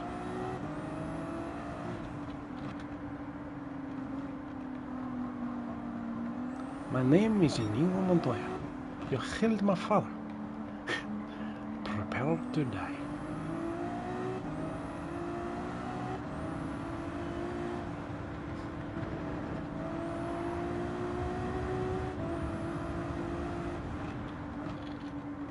What reason have you got to live for?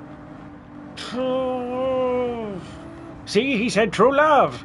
No, he said to blave. To blave, it means to bluff. He's bluffing.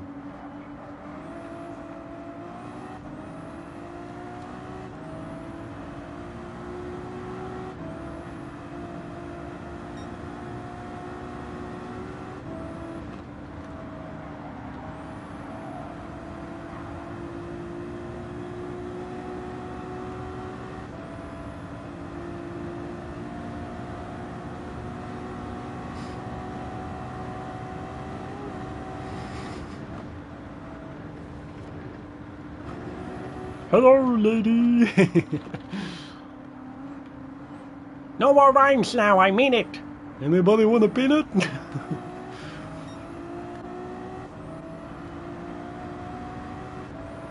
Inconceivable!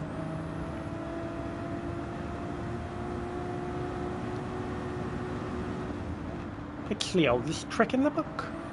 Clearly, I cannot pick the wine that is in front of me. Truly, your intellect is dizzying. That's exactly what you want me to think!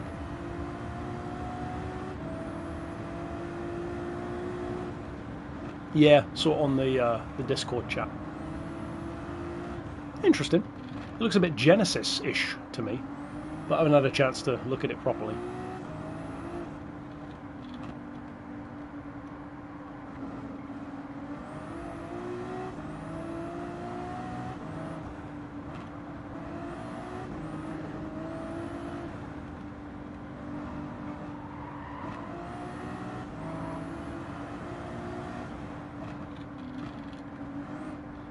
Where are the keys? What keys? Bazzini? Rip off his arms.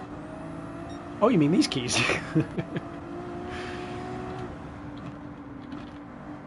No, not Bazzini. That's the wrong... Fezzik.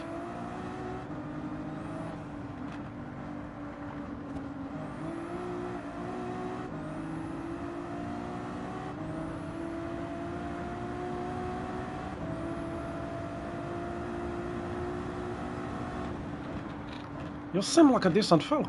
I hate to have to kill you. You seem like a decent fellow. I'd hate to die.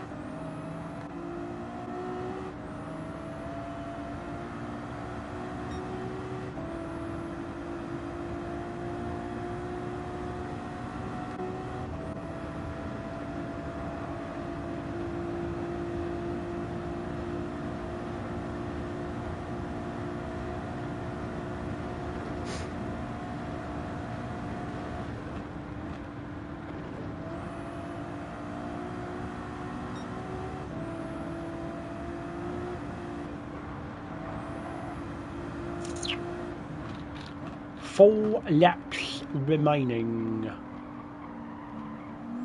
with the threat of Skywater, but none on the map.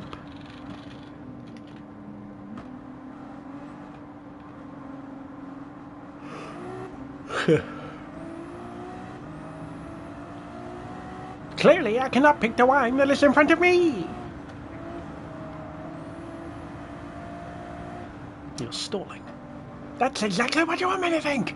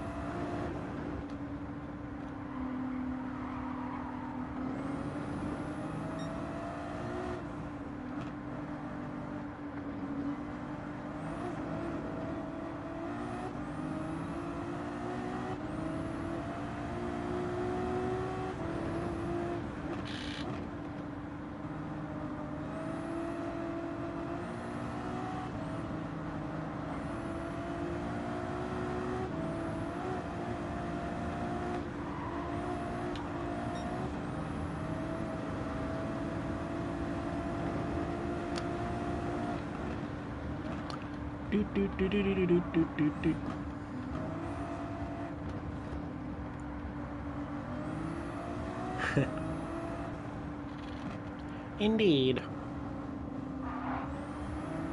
Iocane powder.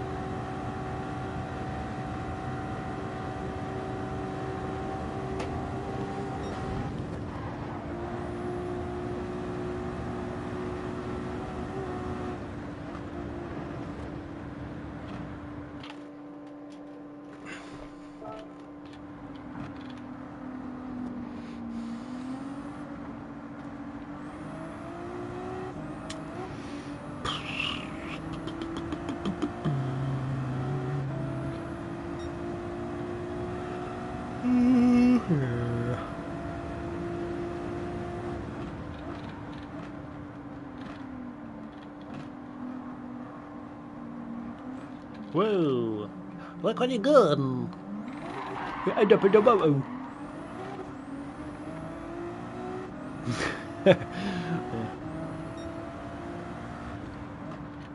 Where will we end up? Spin the wheel and find out.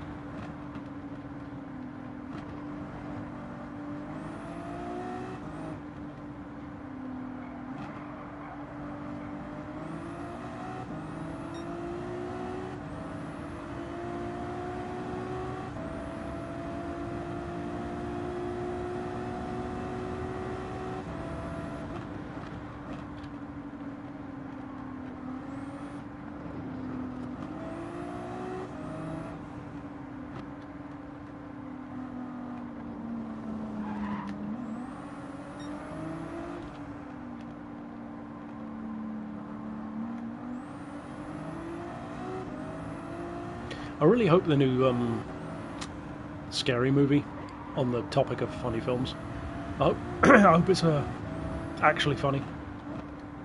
I've heard they're supposed to be going in to be like irreverent and that again and not worrying about offending people. Hopefully. I hope he brings back his strong hand.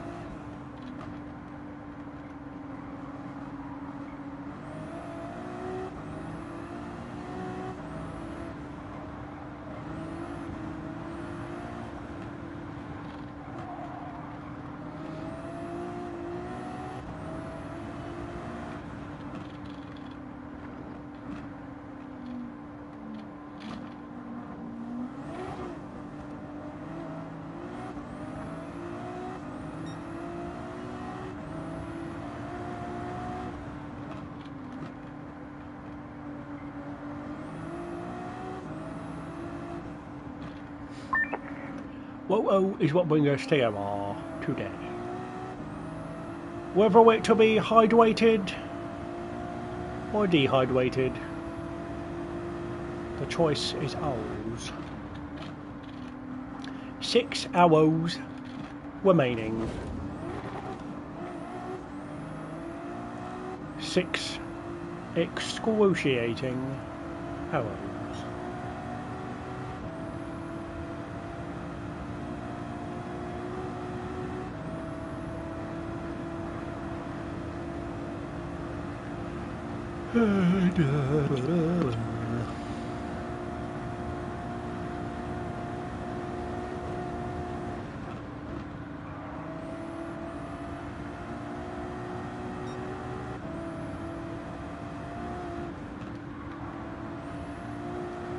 That is some prime. Whoa.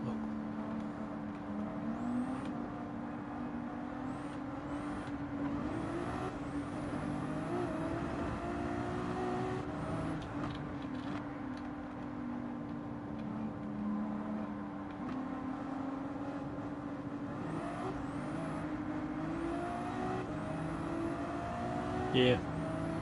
Obviously, they have the slight advantage of the multi-driver teams, but yeah.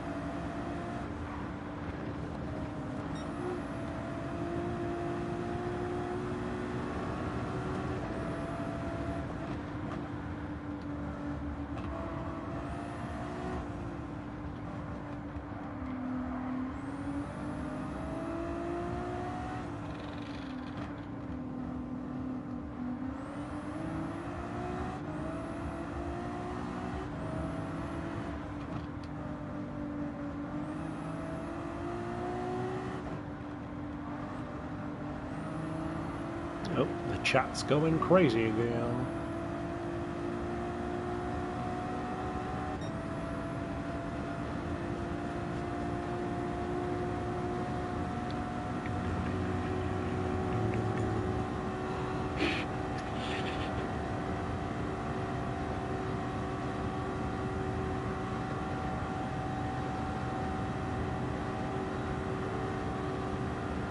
Posh. I love Posh.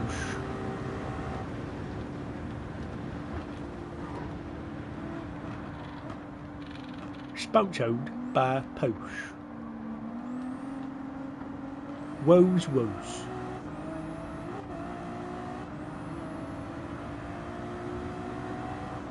That is a Rose Wave.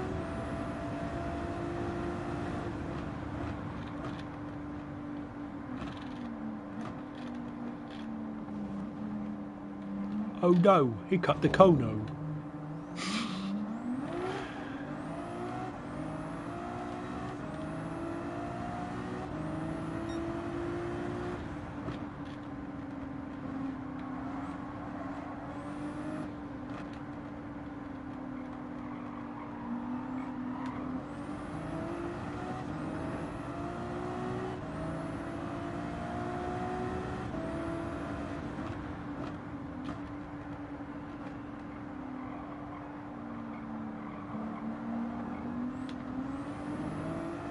I'm sorry, Dave.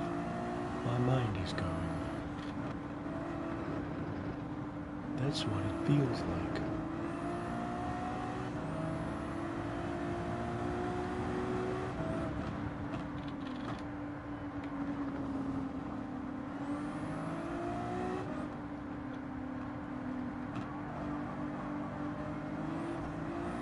Pardon me, Dave. Can you spare some oats?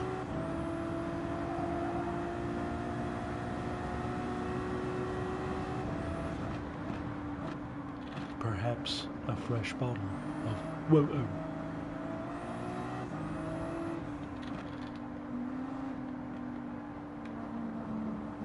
You won't.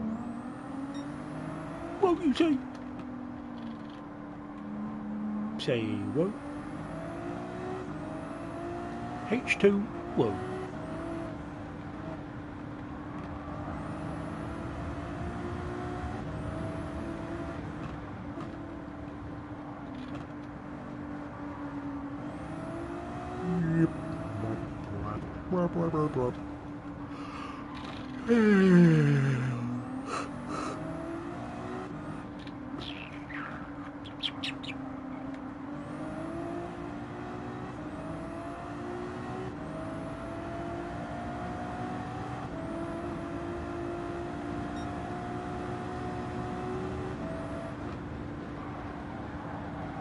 My dog likes to eat flies. He calls them sky raisins.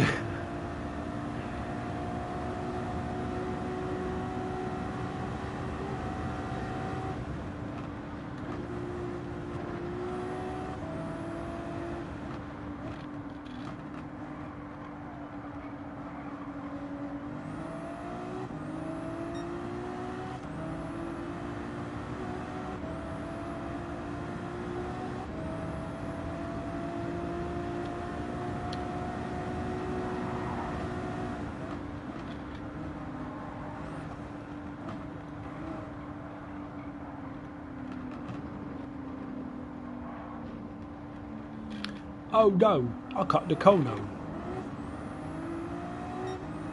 Just a twin. Twim the tweeze.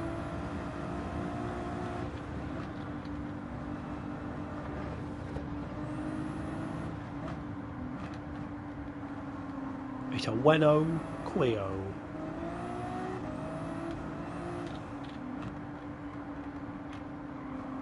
Sponsored by Williams.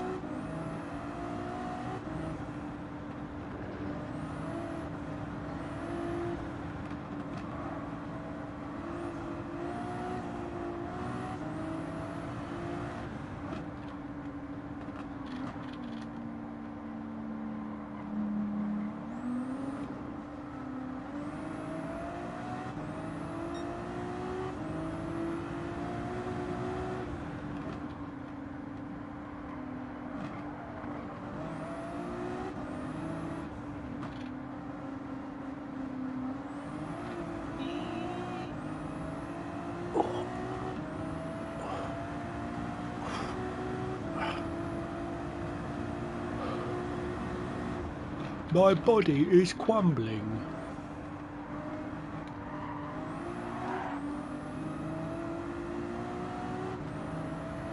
Dust to dust. Whoa, to whoa.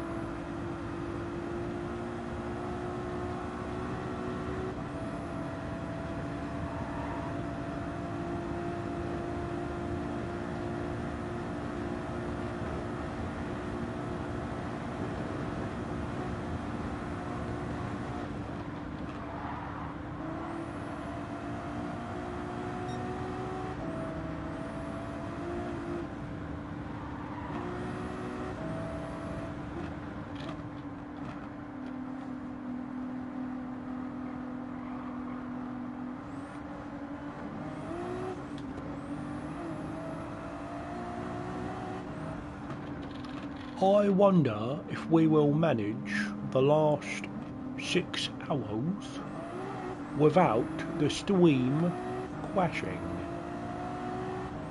Stream down. Stream down. Alert. Alert. The stream is down. The chair without arms. It's okay. Yes. The chat is bugging out. And so is the stream.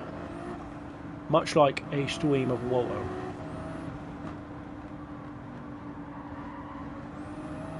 Yeah, the chair's okay without the arms. My back's hurting in general, but that's just from sitting here. In general.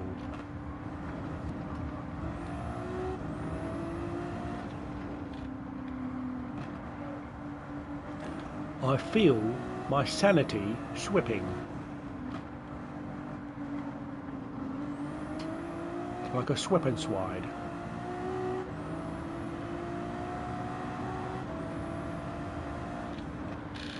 Slip and slides, of course, necessitate copious amounts of water. I need to sit up because of my bad posture.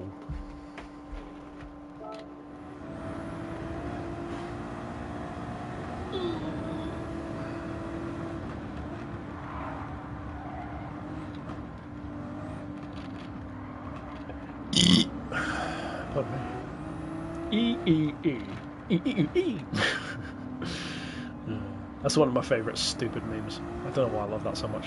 I think it's the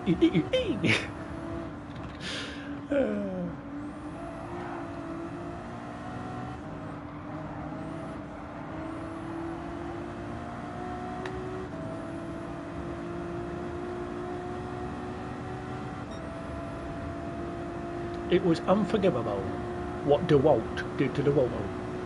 They made it dark Volvo. Gave people burned teeth. And they ended up with guns. Clean up the Volvo, please.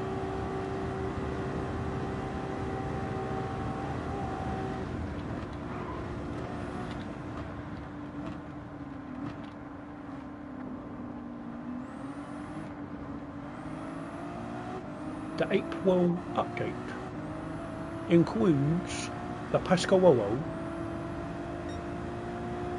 C60.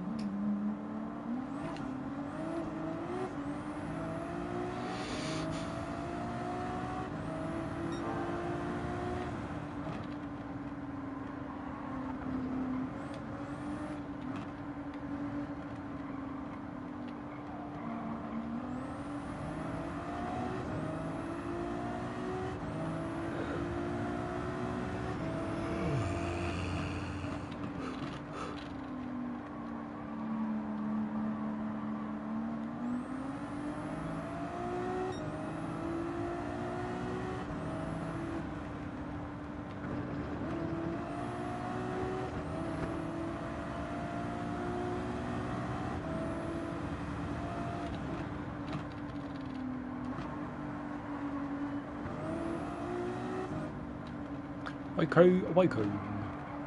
Time to drink your water. No sweeps, only wakes.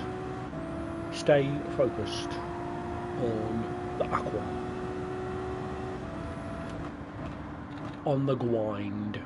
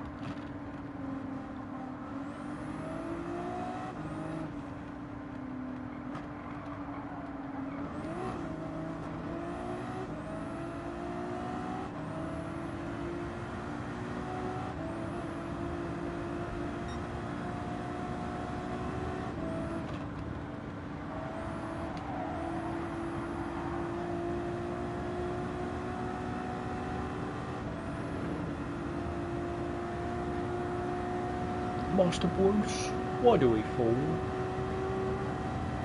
It's because you were down the well. What were you looking for?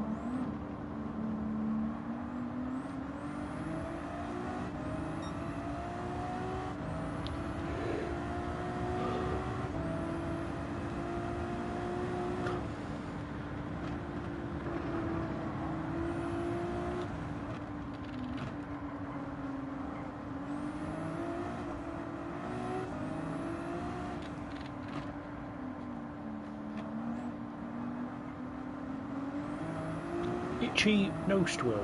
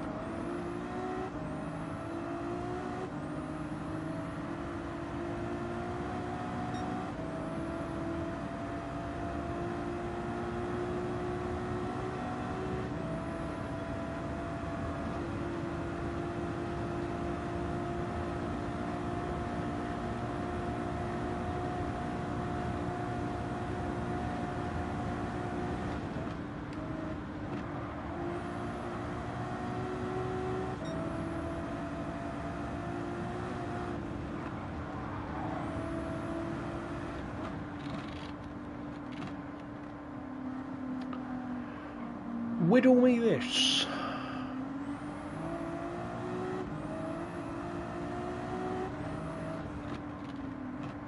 Would you say 5 and 7 is 13 or 5 and 7 are 13? I would say 5 and 7 is 12. On the straightaway, take a quick sip. Oh, whoa. A slurp, if you will, to quench the thirst.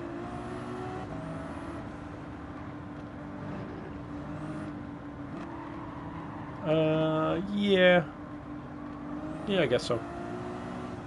It's more.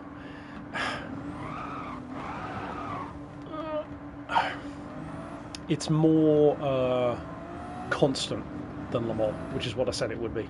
Because on Le Mans you just sit there cruising basically, whereas here there's always the next corner. And you've got the straight, but it doesn't really feel like the straight lasts that long.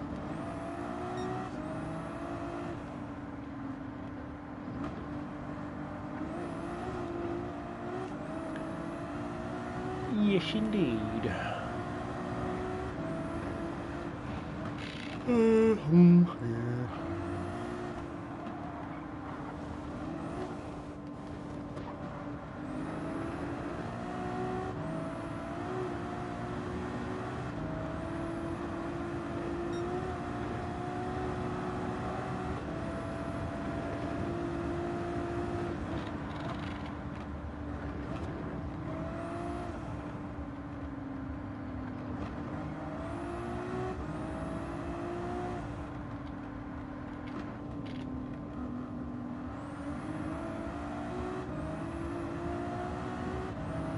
I better pit in for some fuel, some petrol.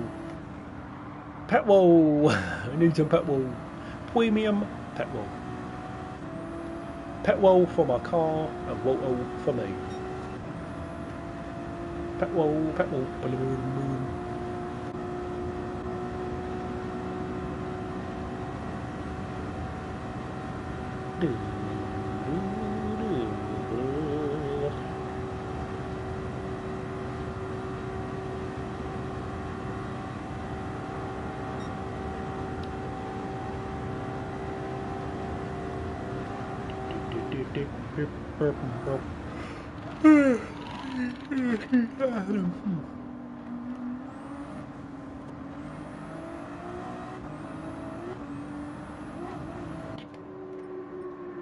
Medium. 5.5 hours.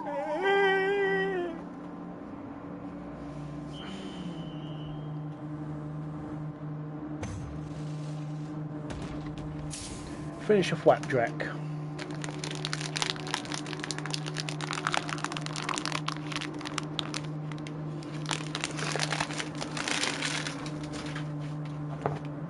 It's the same flapjack I've had for the whole race.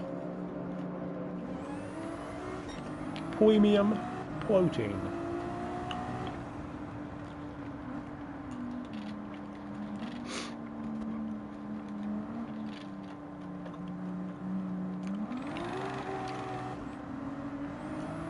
Clinically proven to give you a strong hand. This one.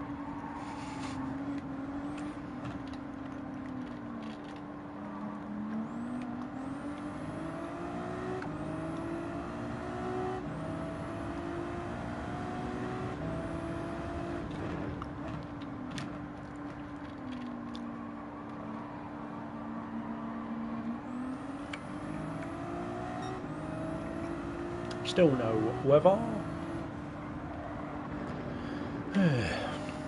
I could have another monster, but I don't really feel... I'm not tired, strangely. I'm tired in terms of, like, I'm over it. But I'm not tired in terms of, like... I will be when I'm done, but... I'm more tired, like, aching tired, like... my back. My shoulders.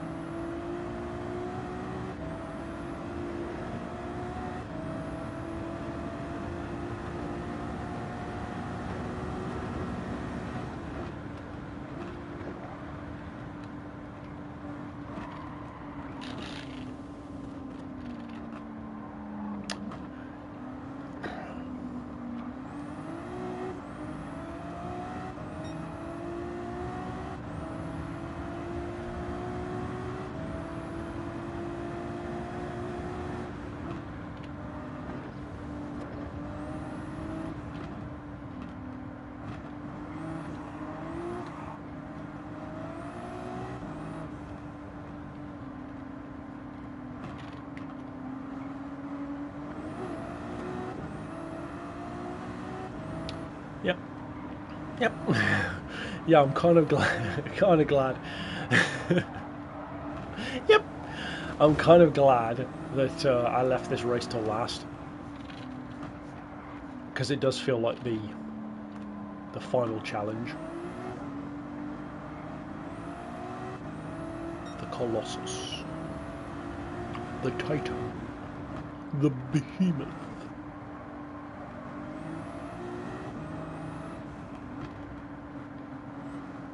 The wing. One wing to rule them all.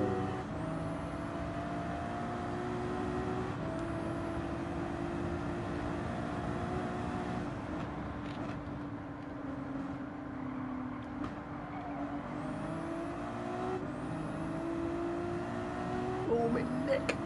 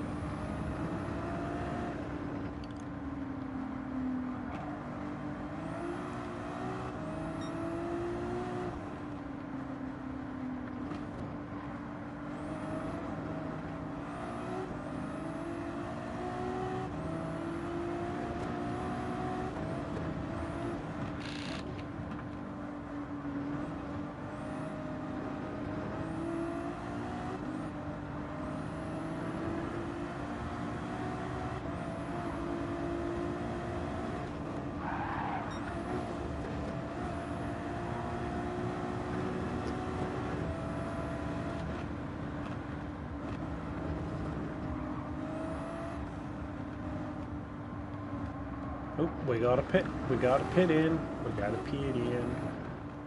Getting pit low. Not enough to catch him, but...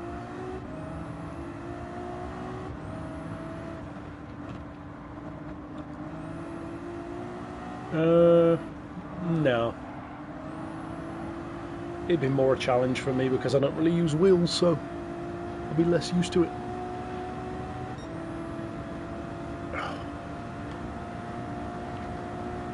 That's too low. I can't lean on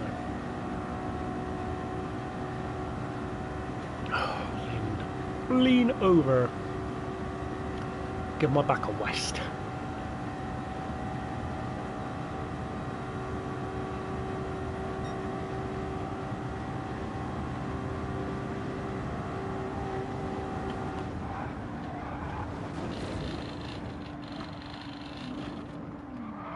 Boom, boom, boom.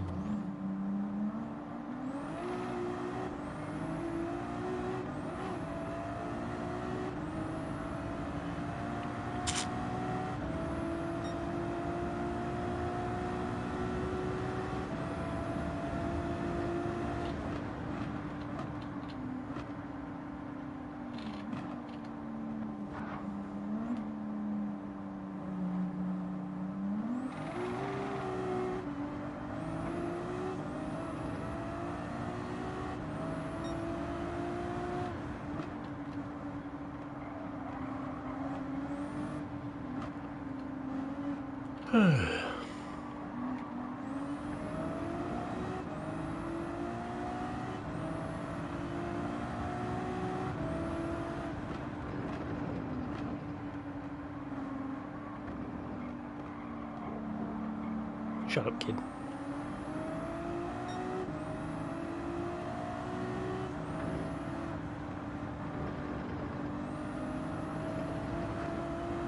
Boom, boom, boom.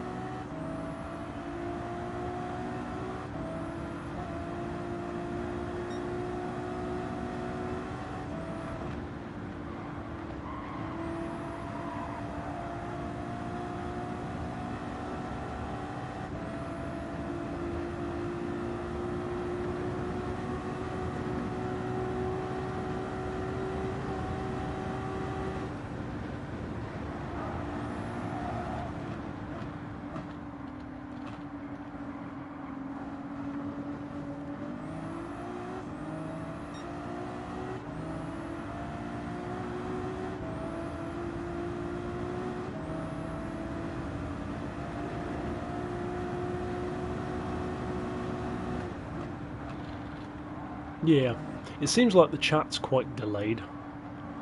I don't know, maybe it isn't. With Wayne. Yeah, but one of the reasons why I wanted to leave it until last is because the Nurburgring feels like the ultimate challenge. Which is funny because in real life it's kind of the other way around. Le Mans is more hallowed than the Nurburgring 24-hour. Gets more coverage, cooler vehicles, I would say.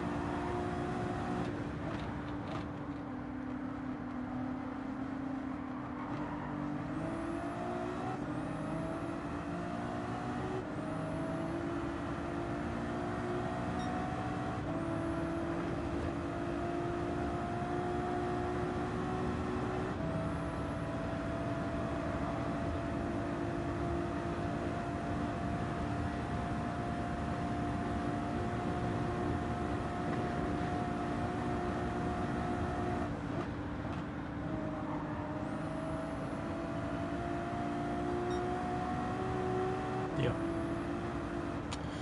Indeed.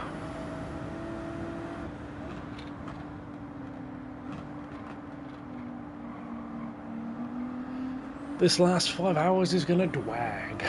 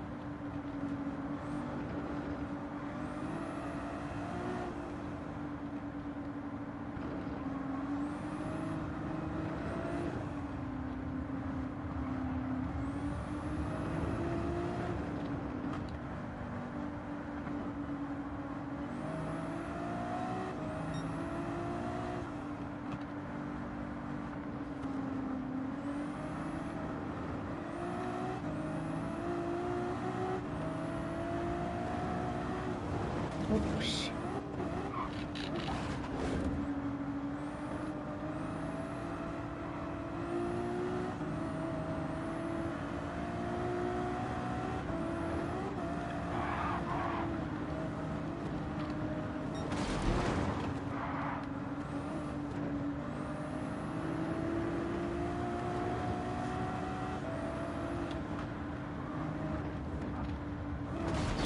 Bouncing off the curbs.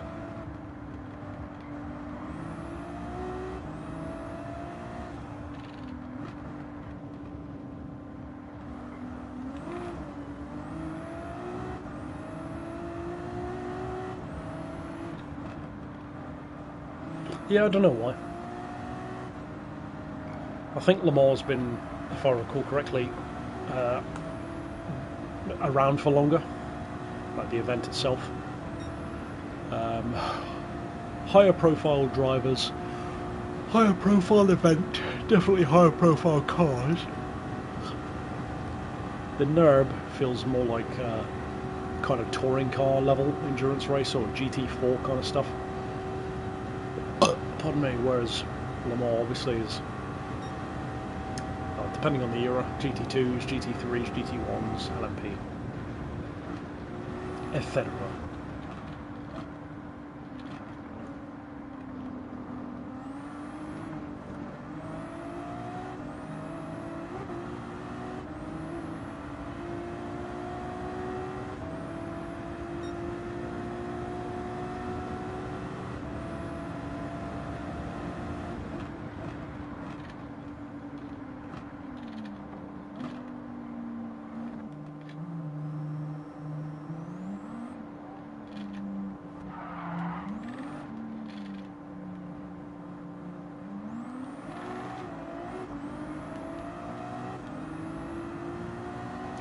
I am become turnip, the planted one.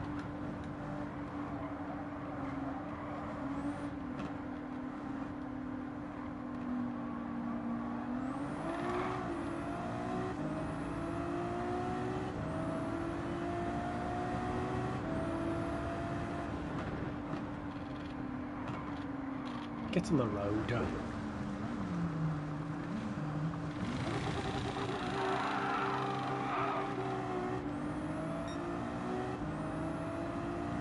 Yep.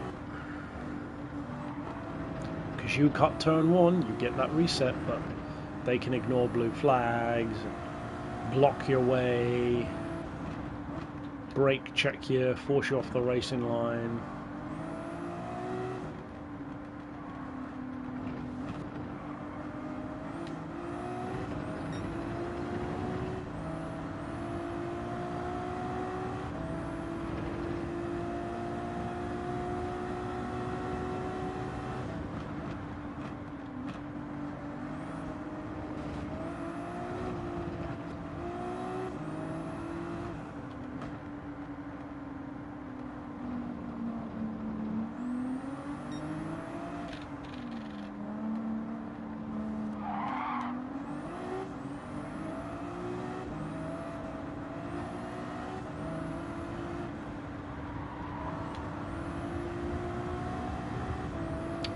I'm guessing you were going to say at the end in one sitting or in one go.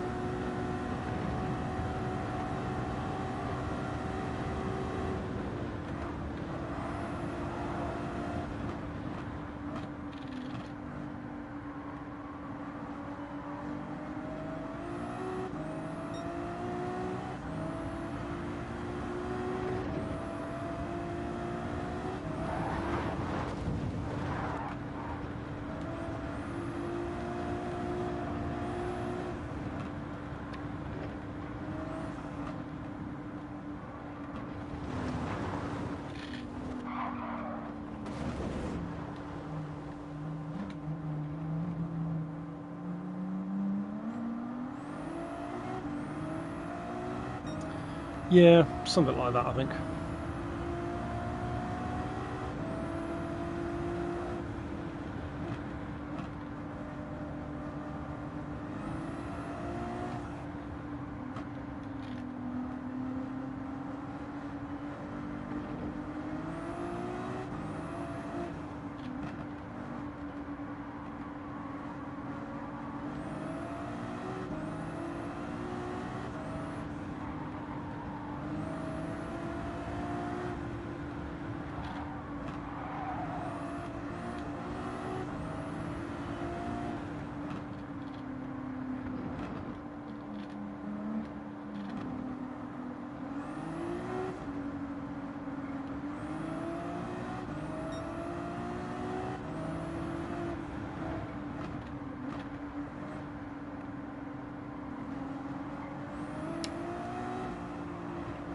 Why does the camera on the screen look like it's making my eyes look weird to me? Maybe it's just me. I look like I've got, like, if I look that way, like Coraline eyes. Maybe it's not doing it anymore.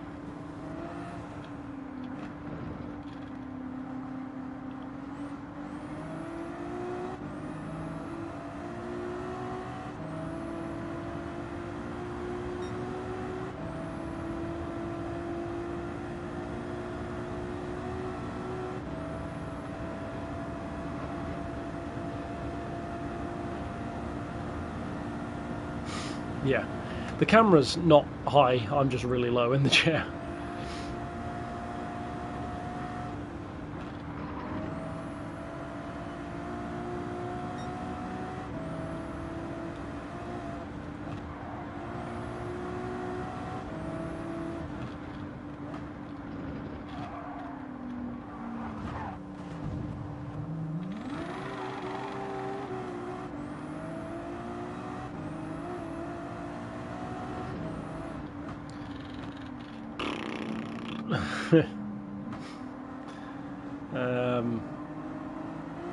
I'm so sick of this race at this point.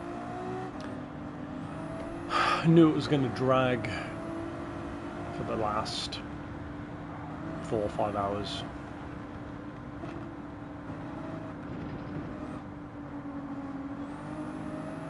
I could pull over and just sit around wasting some time for, 4 minutes. Still leaves me with 2 minutes ahead. But it's not like 4 minutes is that much of a break.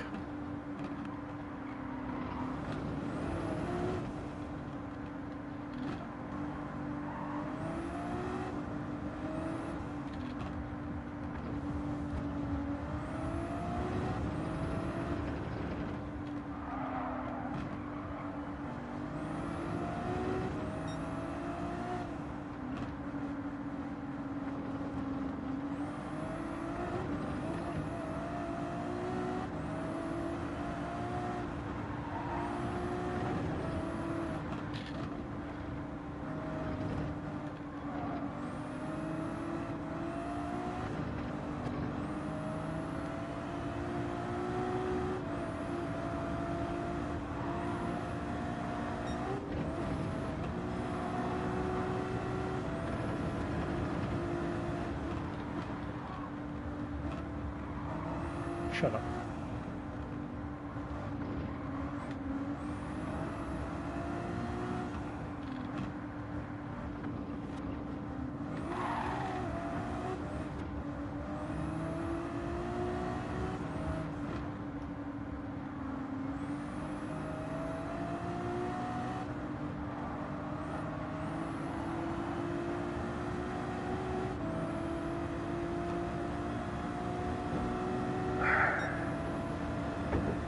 Shut up.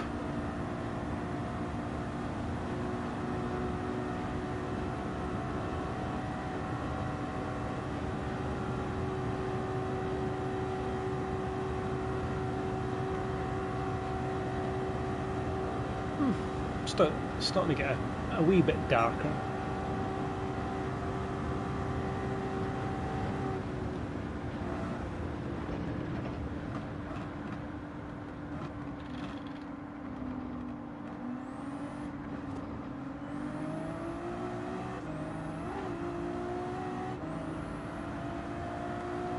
He's broken out his sports tyres. Try and get himself a bit of a catch-up going on. Could be, I'll have a look in a second. Probably not. Yeah, nothing on the map.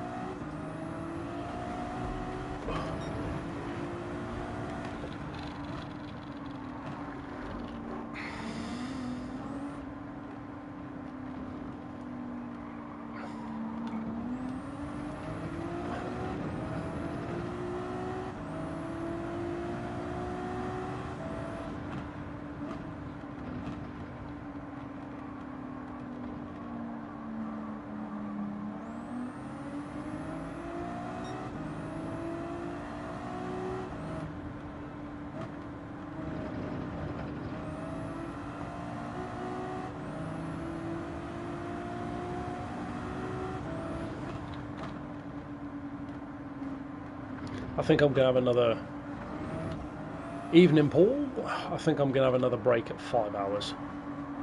But I'm not going to pause it. I'm just going to pull over. Have a bit of a break. Waste a bit of time.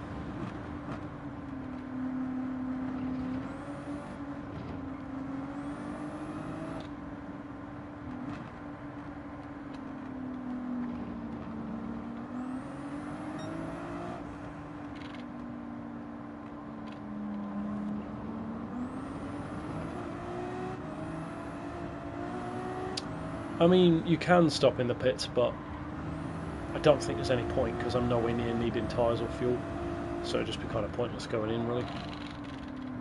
Plus, if I stop in the pits, it then takes an extra, 15 seconds or whatever to come out again. Whereas if I just pull up and park, I can just immediately set off.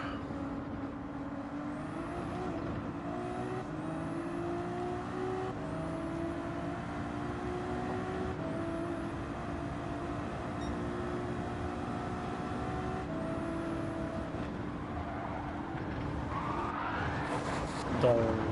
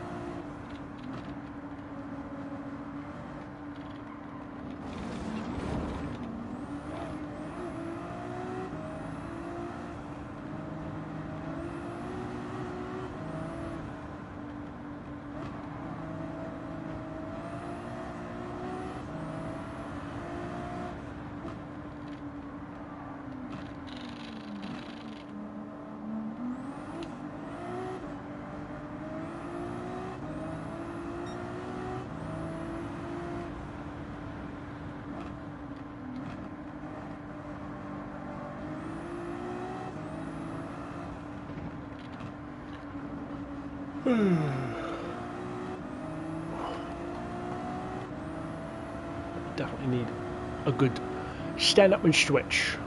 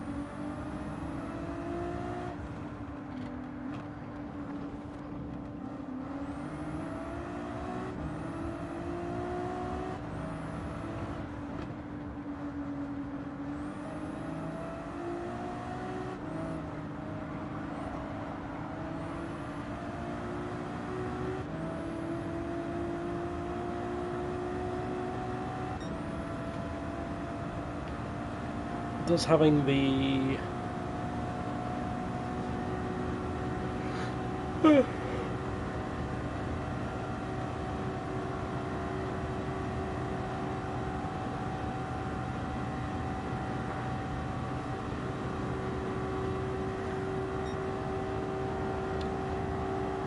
yeah, it definitely helps. Only to a certain degree, though.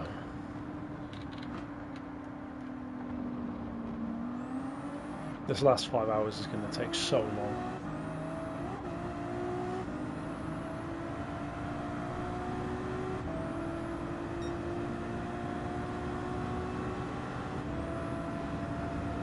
It's going to feel like double that.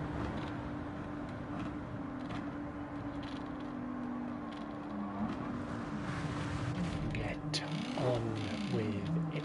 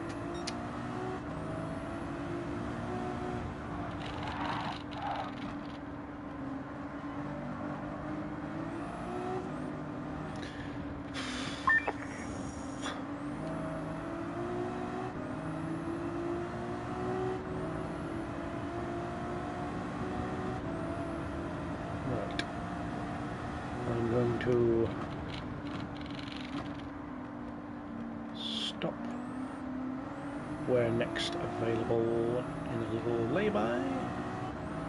Grab some Woe. And have a break for a minute or two.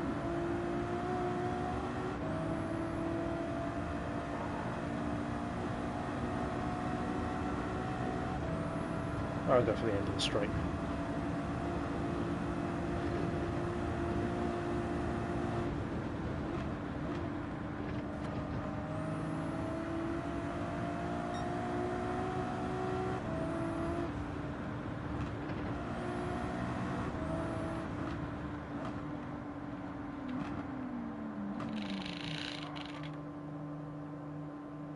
.58, so just under 59.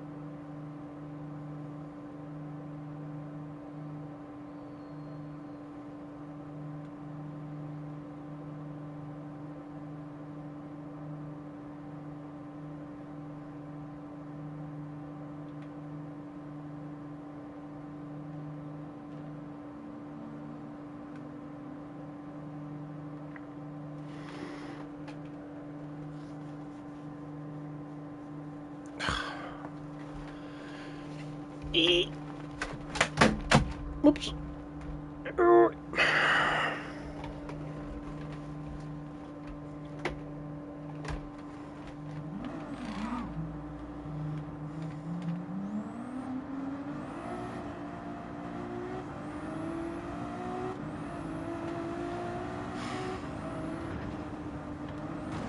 Wee.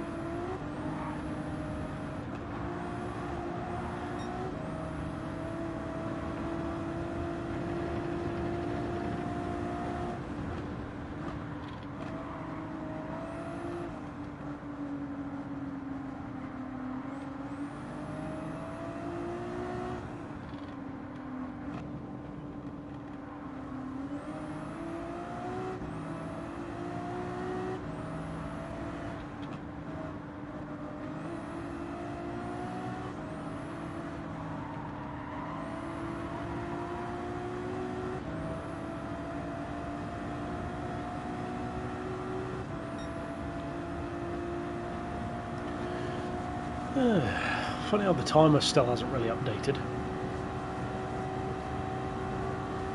It should have dropped.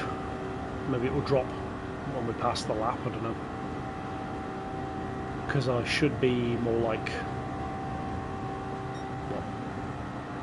what, 3 minutes maybe ahead now, instead of 6.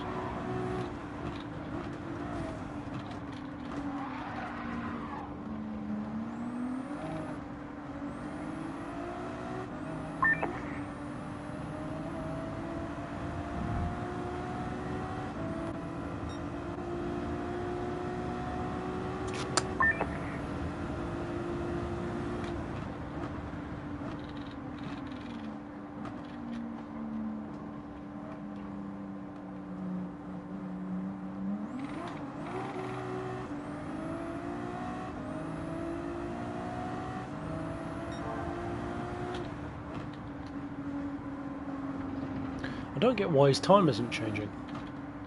Maybe it won't change until he's past the finish line or something?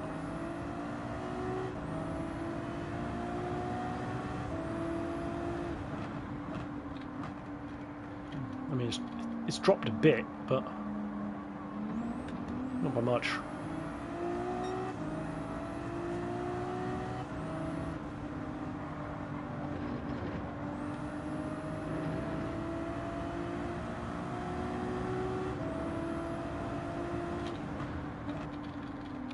Ah, there we go. New sector, so yeah. 4 minutes. Could have waited for even longer, really, but 4 minutes is still that's a nice lead.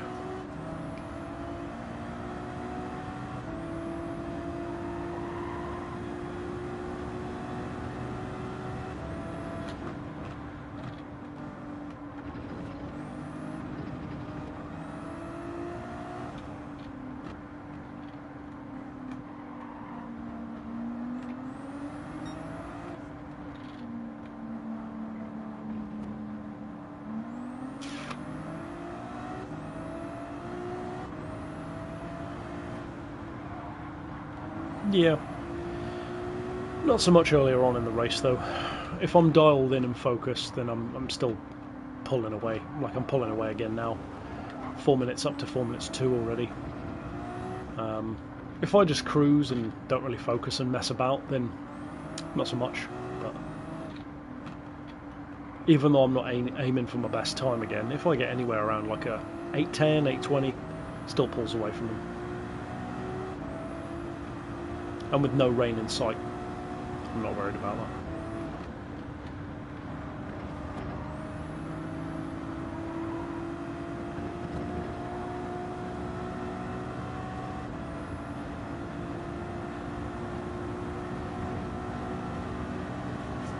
It's just such a slog otherwise, this last 5 hours.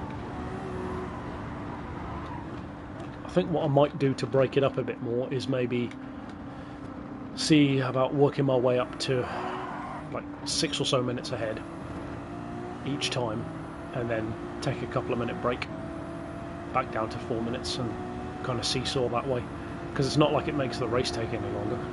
Time's the time either way. Just gives me a bunch of little micro breaks.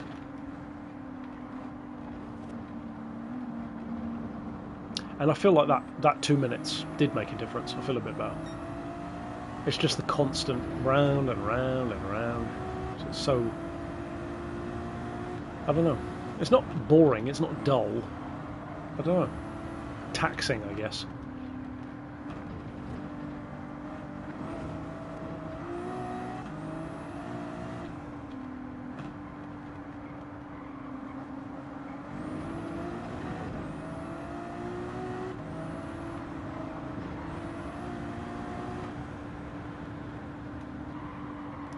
Yeah, like I love the Nordschleife, or I guess in this case more so the 24-hour Nurburgring. But yeah, any track where you're on it for 24 hours is going to end up taxing. Oh, and he's pitted in as well, so that gets us a bit closer to the 6 minutes again.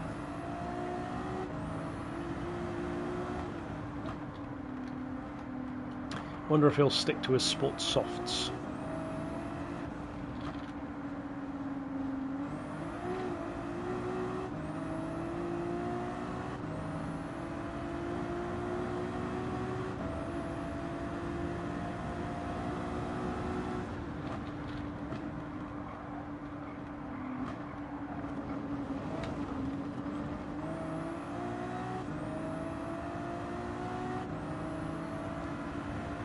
Another 30 seconds added.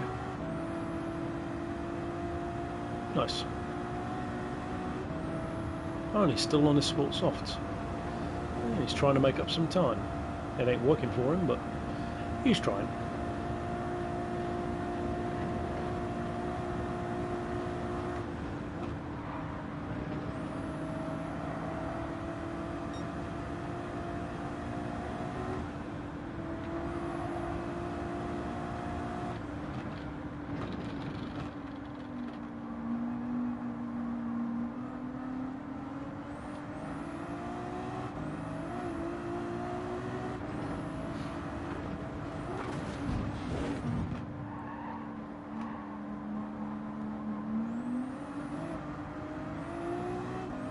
May as well start doing a bit of wall riding, because who really cares at this point?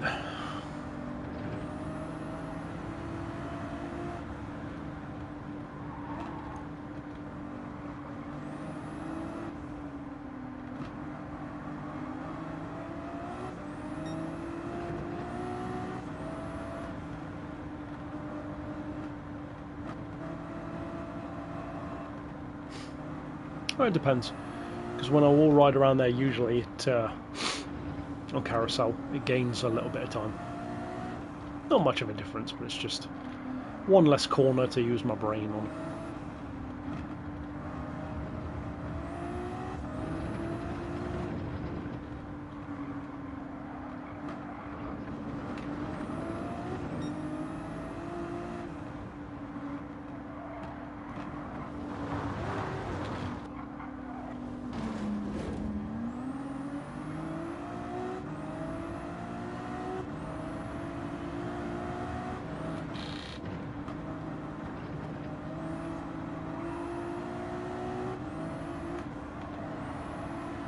$2,000 miles.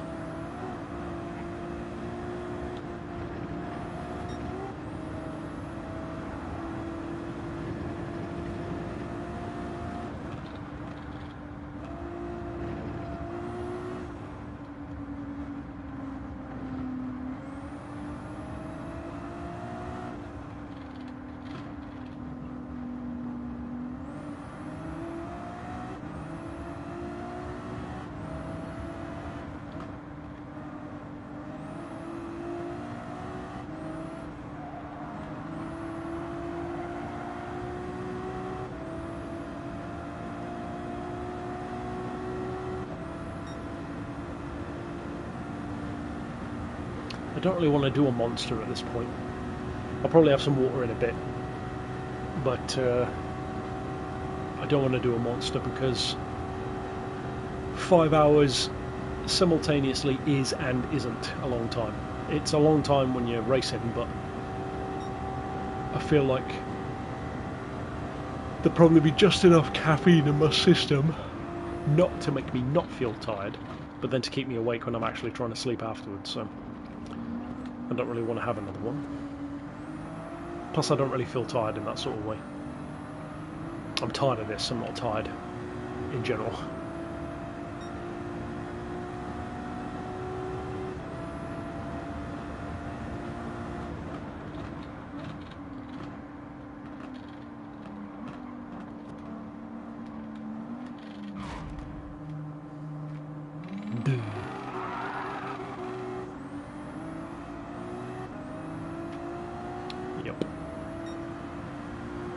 Exactly.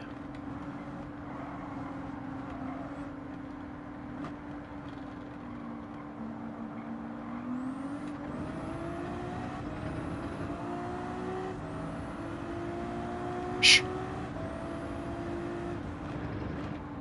Shut up.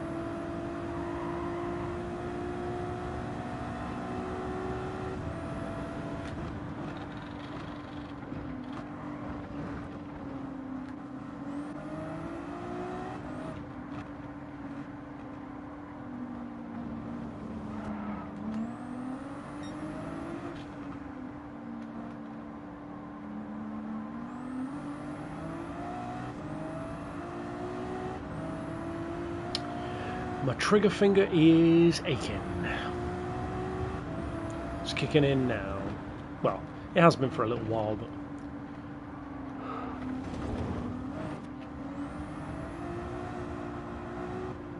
So I'll swap fingers, actually. Still works well enough.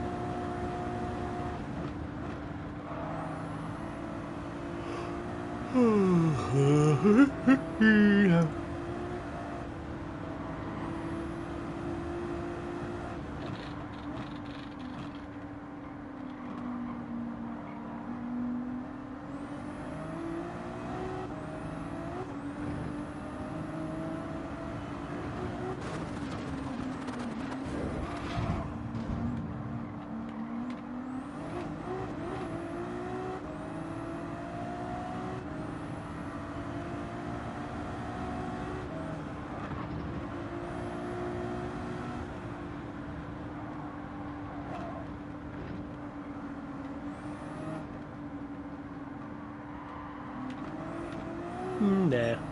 If damage was turned on, it would, but there's only a bit of visual damage anyway, and that doesn't matter.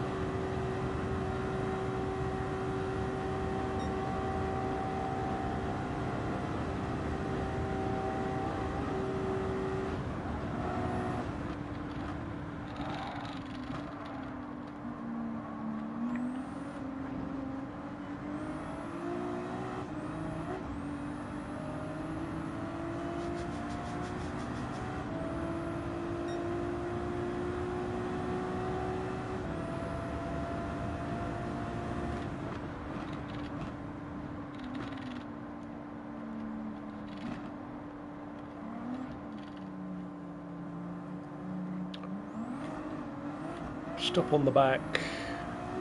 What, on the back stretch or like back straight?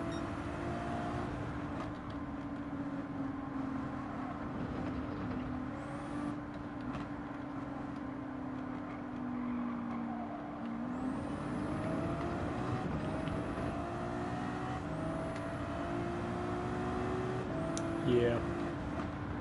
I only stopped where I did just for the timer, just because it was rounded off enough.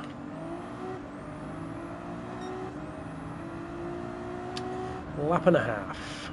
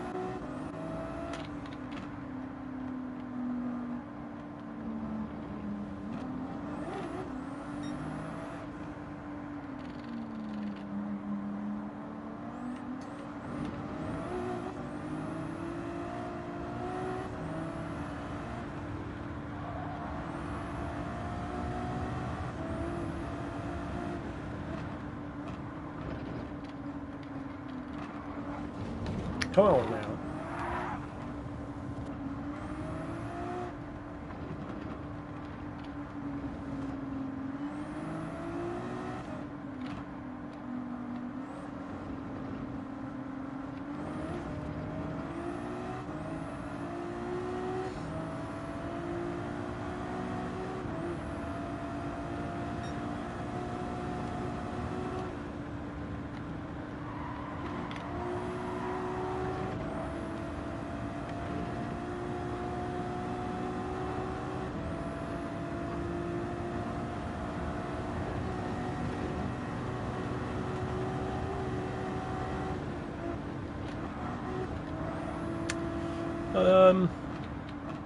I think I'll probably enjoy doing the replicas more.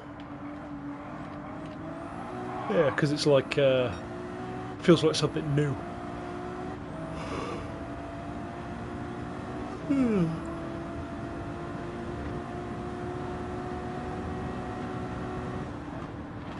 Shut up, kid.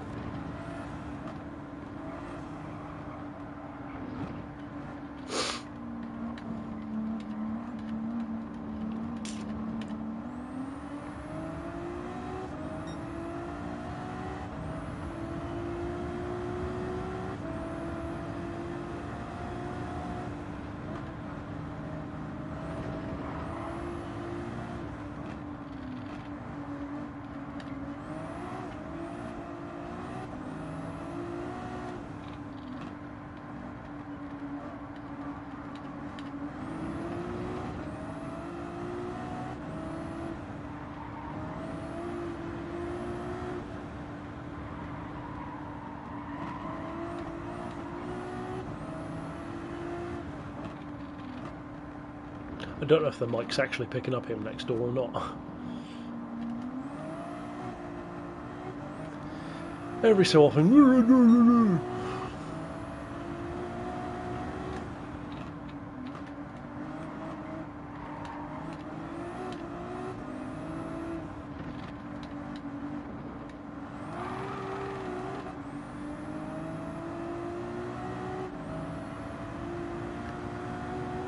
Speak of the cretin. Ah, well, good.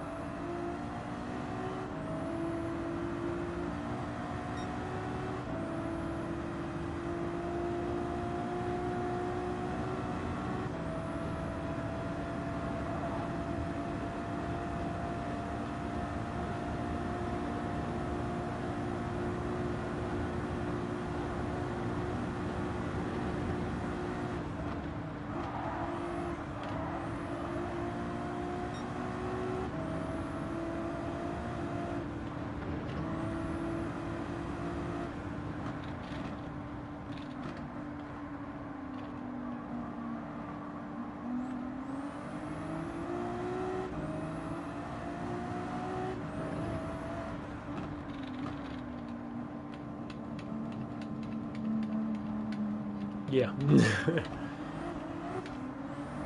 Because usually you can hear him in the background. The mic must be not picking it up today, which is good.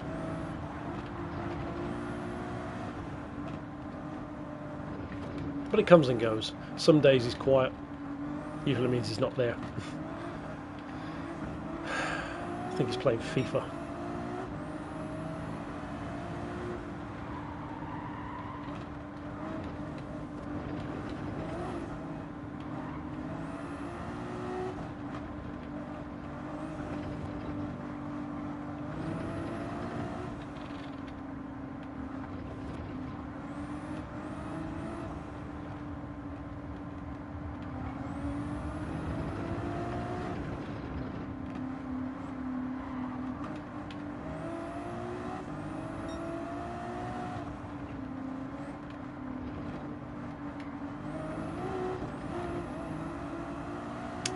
Still making good time, not far off 5 minutes ahead of him again. We'll lose that a little bit because of the pit, but still.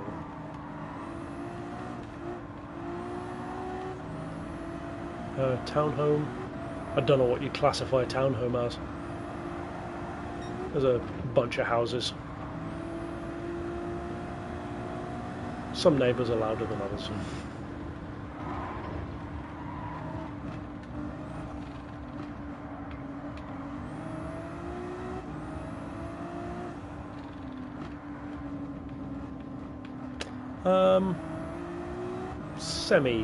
Semi-so. Mostly in a row.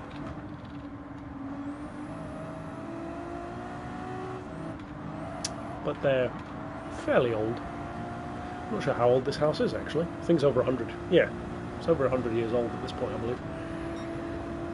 So thankfully it's not some modern rubbish.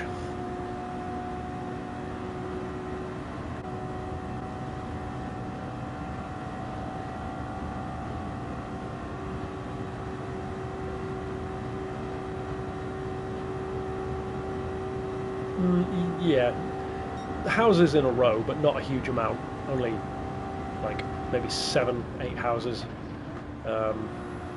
Plus, it's in the countryside anyway, so it's not like a city. Thankfully, the walls are thicker than that, but which shows how loud he is because you can still hear him.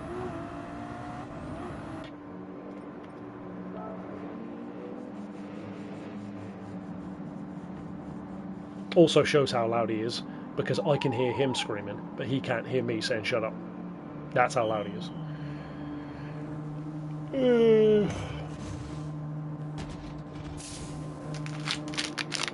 Shall I have some more flapjack?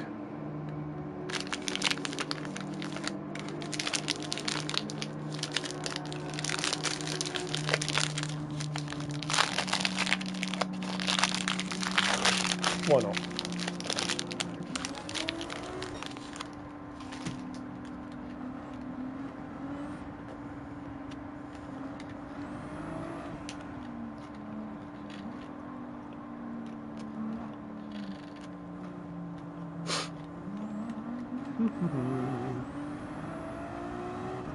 Less than 4.5 hours. Snack age.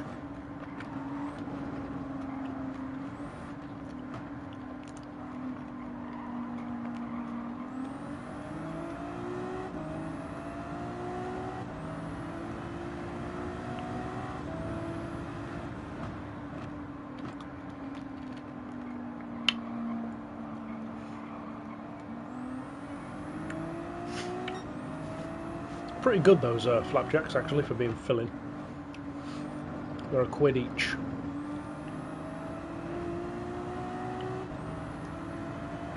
It doesn't taste like the usual. Yeah, snacks with woo. Doesn't taste like the usual horrible rubbish that protein stuff usually tastes like.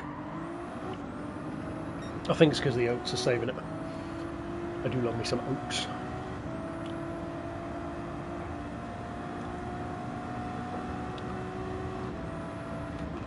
Whoops! Oh, that could have been worse.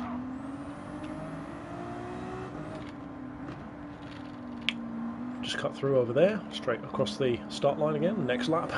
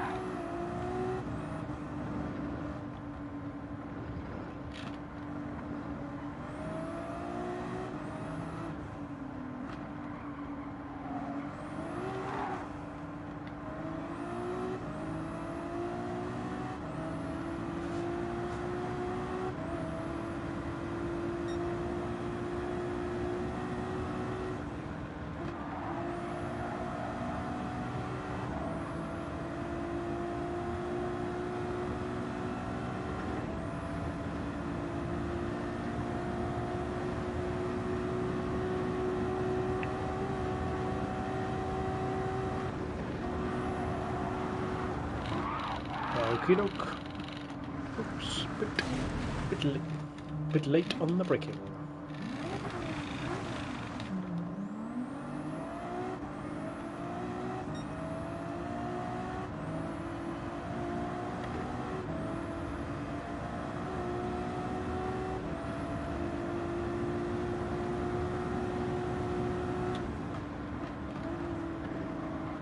Oh yeah. I used to love the Amuse S2000 back in like the GT4 days. Not so much in the later games. Don't know why, but I do love that, especially the earlier version, the non-turbo, which obviously isn't in the game anymore anyway. But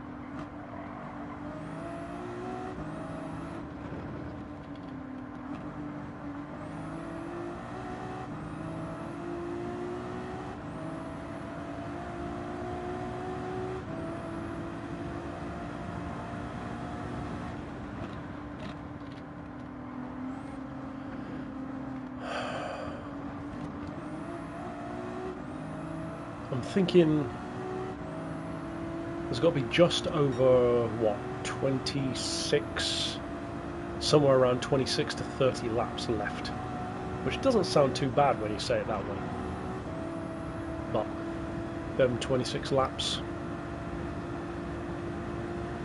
is nearly 4.5 hours. I'm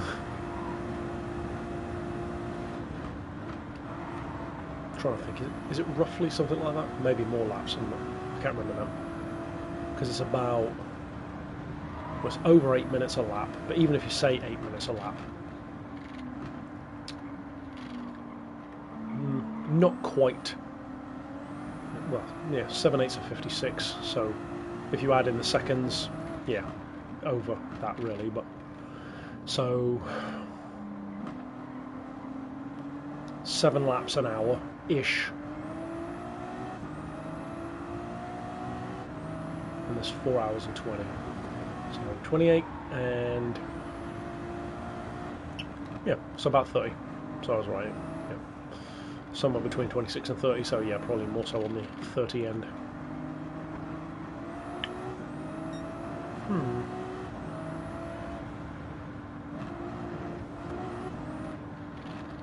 Yeah, not long to the 20-hour mark.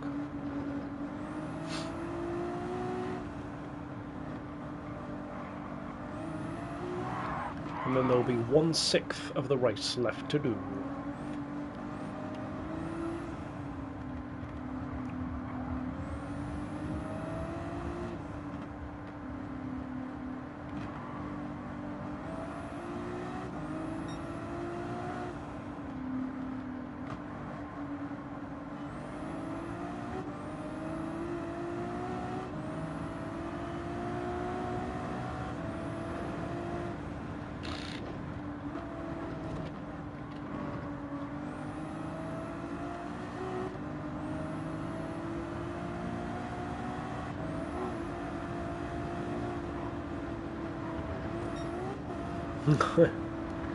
Dedication or insanity, I don't know which.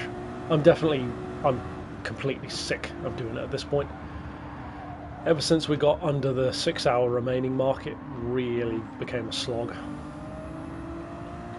And every hour feels like it's kind of exponentially longer than the last one. Took a huge break just now. Just parked up at the side of the track for 2.5 minutes. Let him catch up a bit just to waste some time and have a break. But hey, it's all time for the race.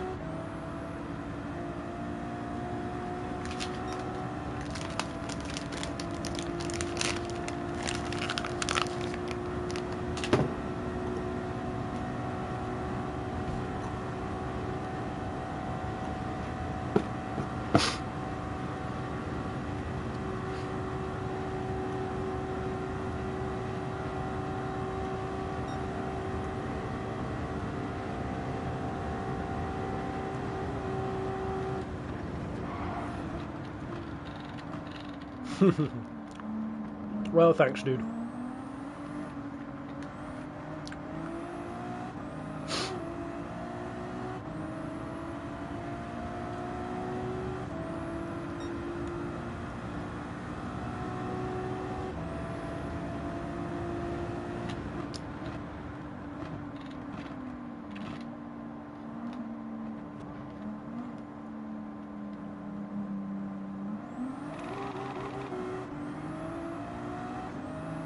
Yeah, the 24-hour layout, yeah, appropriately.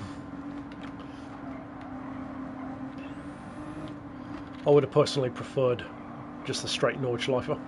It's my favourite version, but being the 24-hour race, of course it was going to be this version. I was actually really surprised when I did Le Mans that they were using the old school circuit instead of with the chicanes. It's a nice change.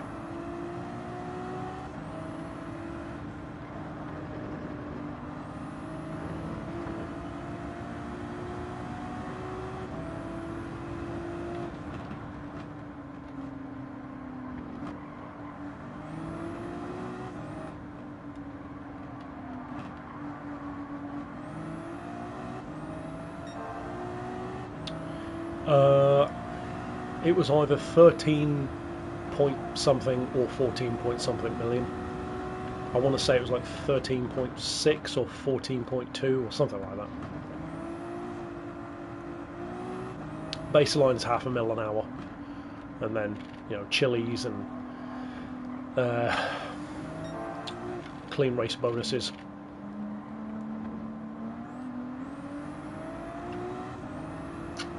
So for this it should be just a baseline of 12, I guess.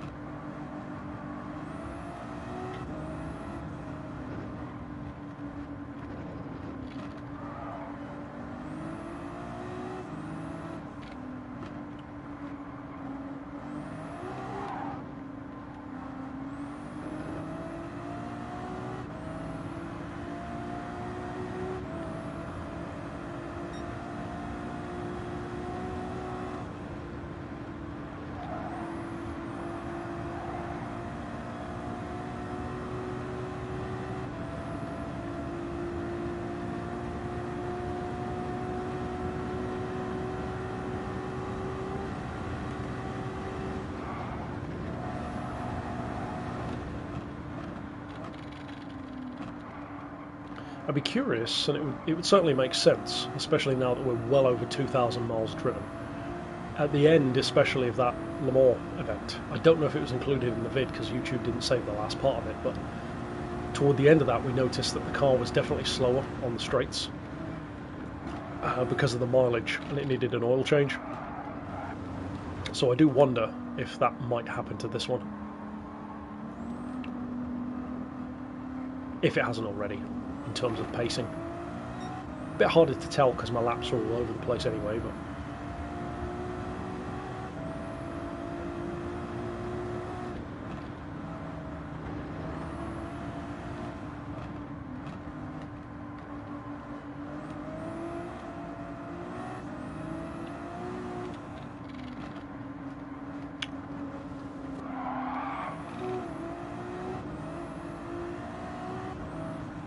Yeah, nice. Not too much of a challenge, but also depends which are included in the 30 and 40 cars. Because if you've got a couple of 20 millers in there, that'll take you a while.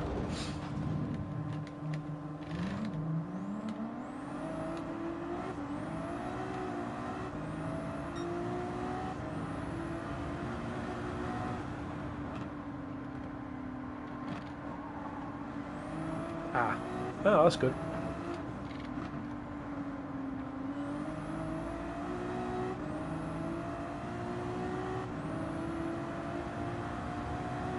Yeah, good idea. And at least now in GT7, the invitation cars, as long as your collector level's high enough, I believe. Oh, really? What, all the millions each adding up? In GT7, I can't remember if it's collector level locked or something, I think, but at least now the invitations are easier to do.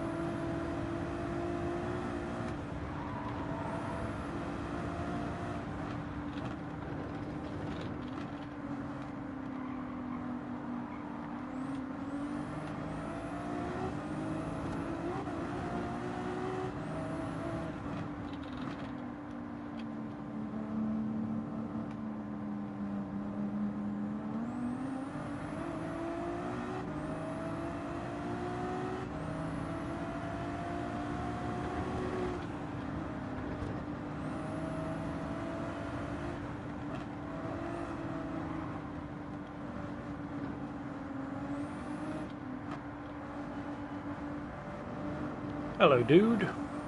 How you doing?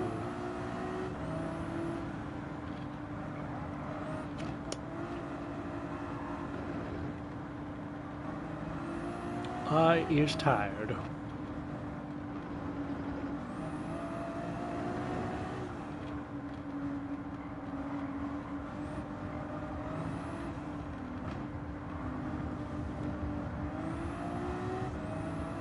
Yeah.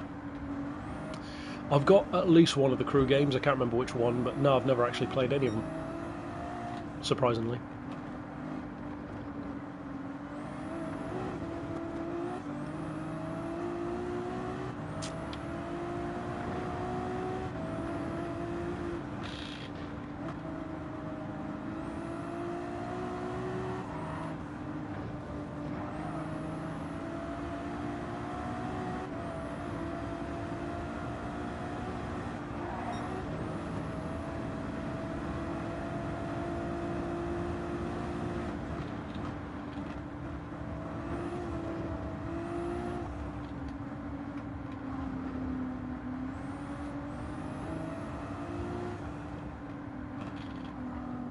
Nice. Yeah. Yeah, I've said before, I mean, even in this stream, but I think the invites are a good idea, but they're just done in the wrong way. You should get invites in the way that, like, secret cars or special vehicles used to be. Like, complete a certain event, like a Ferrari-only championship or whatever, and then it would feel like it was more earned then. And also, you could say more realistic as well, like how existing Ferrari customers get invited to buy certain vehicles.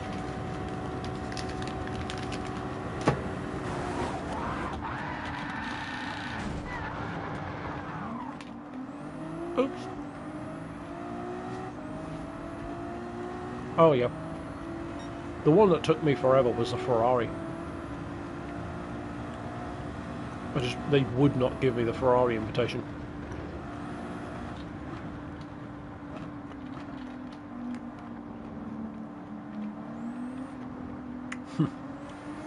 For some reason, it would always give me two. It would keep giving me Pagani, and more than anything else, it would keep giving me Citroen.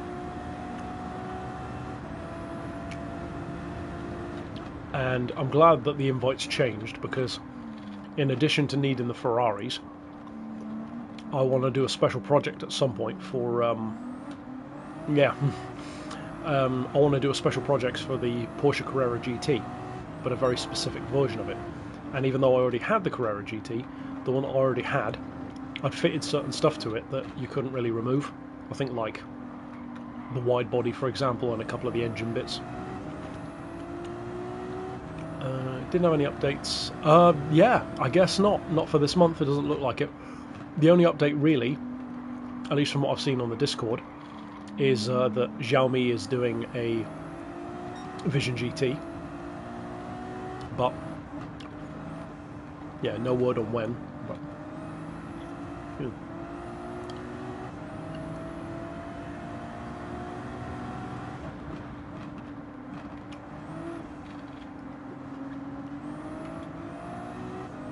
I think a few people mentioned at some point that they might be waiting for the live sport events to do some kind of announcement, kind of like when they showed off that apparently M4 GT3, which is probably coming to the game.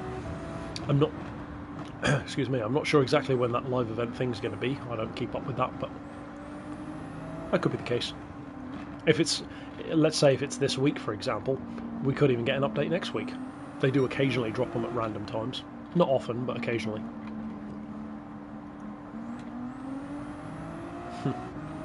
Yeah, possible but unlikely.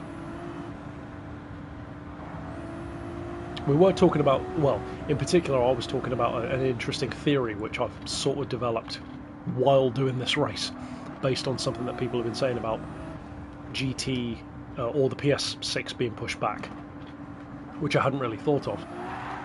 I can't prove this obviously, but it would be interesting to know if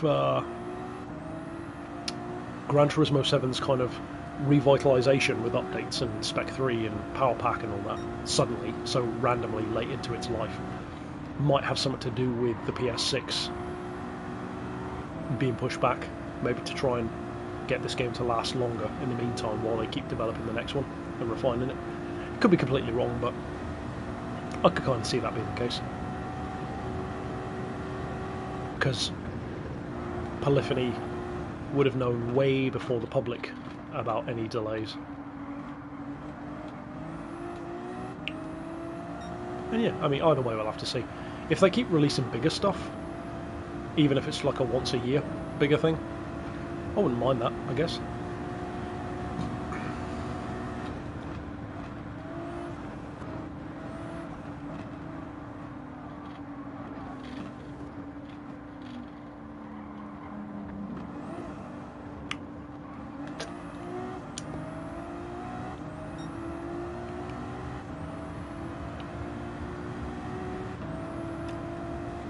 Night is drawing in outside.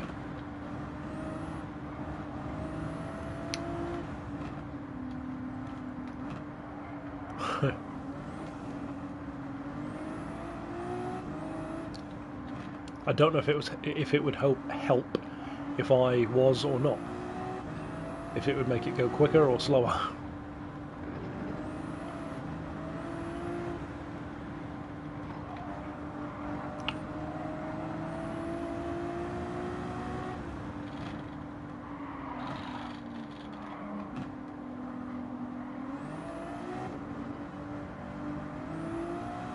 Right.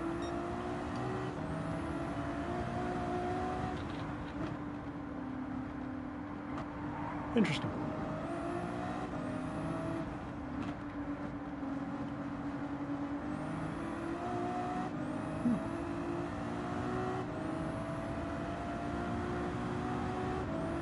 Like slow-mo in Dread.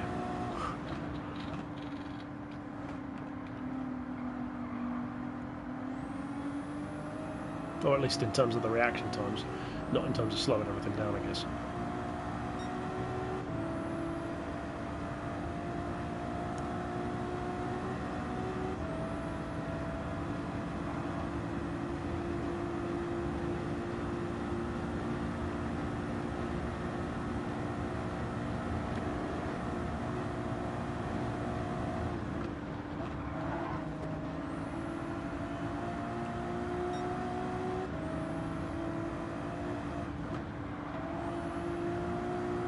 Yeah, makes sense, yeah.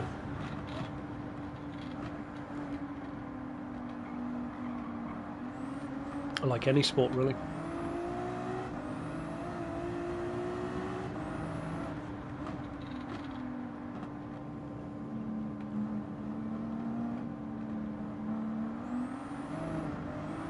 Sim racing PEDs.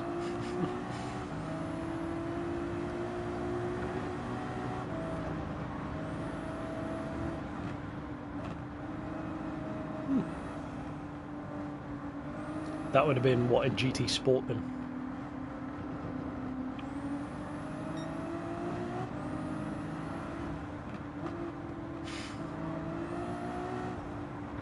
I did have an idea, funnily enough, not unlike what you're talking about. Kind of like what you were talking about. And that is the key to almost stopping time, ironically, isn't to slow down time. It's to speed ourselves up, at least in terms of processing power of the brain, which is why when you have an accident or something, you tend to remember everything in hyper detail, because your brain is processing every detail to a higher speed than normal, so it seems like time slows down for a second or two. When something bad happens, like if you fly over the front of your bicycle as a kid or whatever, you can remember like every detail in a strange kind of way, and it seems like slow motion. And I thought, well, what if, in kind of a superhero sense, or even in like an enhancement sense, if you took something that makes your brain process faster, but the result would be that your brain processes everything so fast that it makes everything seem super slow. And then your reaction times would be crazy fast, because even though your body still would only move at normal speed, you'd be able to move it more precisely. So you could, you know, in like a comic book sort of sense, if you could process things fast enough, you could almost like dodge, not dodge bullets, but you could dodge stuff which no reaction time ever would be able to. But the irony of it is, you would be able to slow down time, in effect, by moving quickly. It's almost counterintuitive.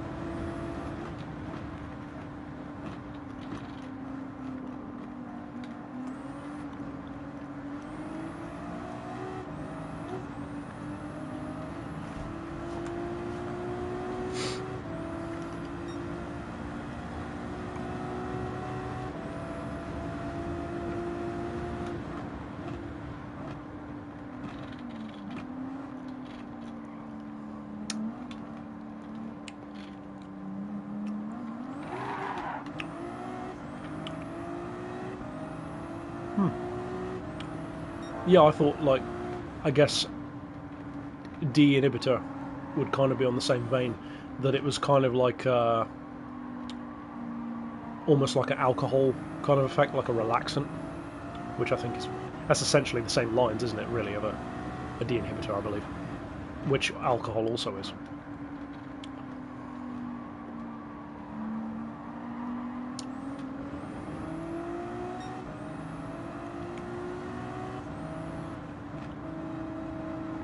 Definitely seems to have a wide array of results on different people. Do I stream on others? No, I don't. I have a stream account. Oh, not a stream account. I have a Twitch account, but I've never actually used it. I don't know if it's even linked on here, but yeah, I should have probably looked into that and stream to both at once. Probably wouldn't have hurt. Oh well. I might try and check that out for the redo of Suzuka 6 Hour, because why not? I've never really put much effort into Twitch.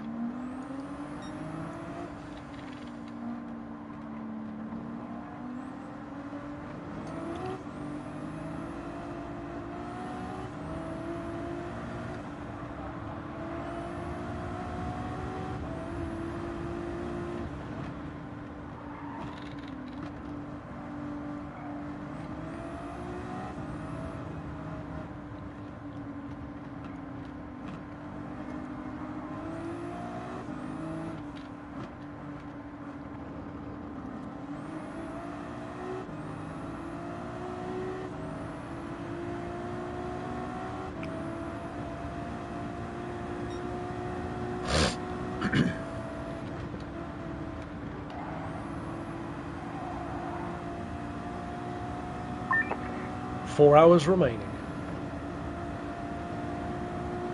Pardon me.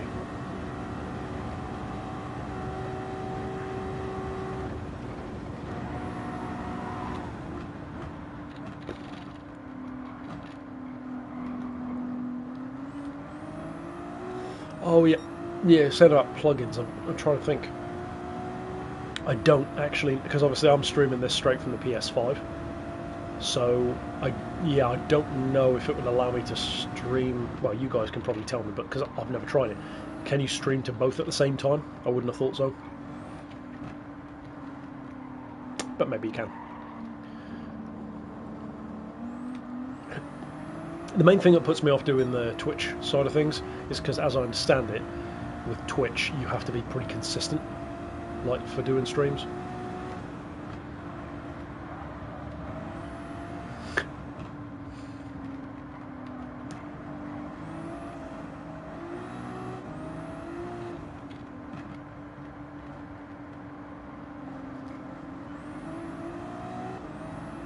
Racing for pinks would be interesting in Gran Turismo.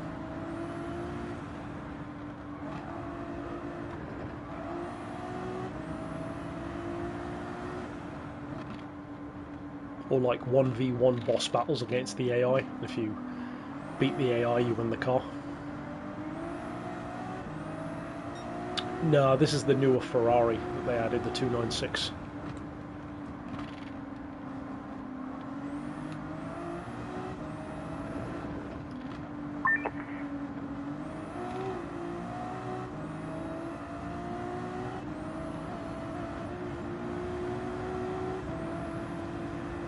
I think they probably will give us an updated McLaren. I could see it being a 720S GT3 instead of the 650S.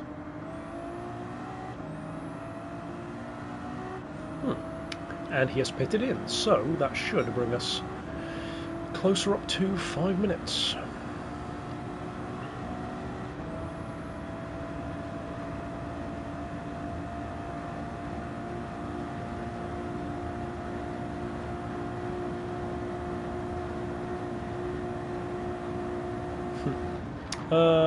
Yeah, I can see that in there. I'm not a fan of this. Well, I like this racing version, but I'm not a fan of the normal version. I don't really like how they present the car. It's like, it looks like it should be a baby Ferrari, like a modern day Ferrari Dino, but then it's got 800 horsepower, which just seems like an odd pairing. It looks like it should have about 450.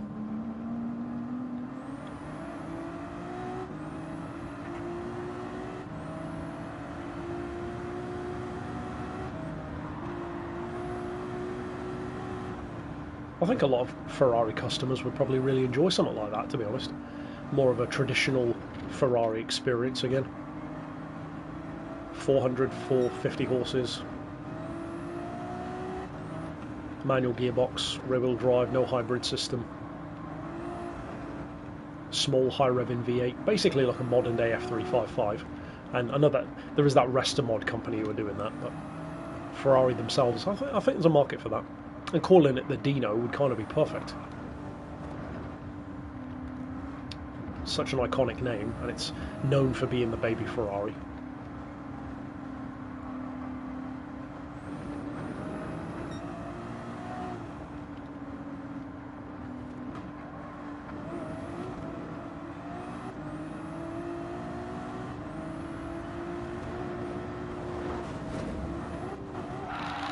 Whee!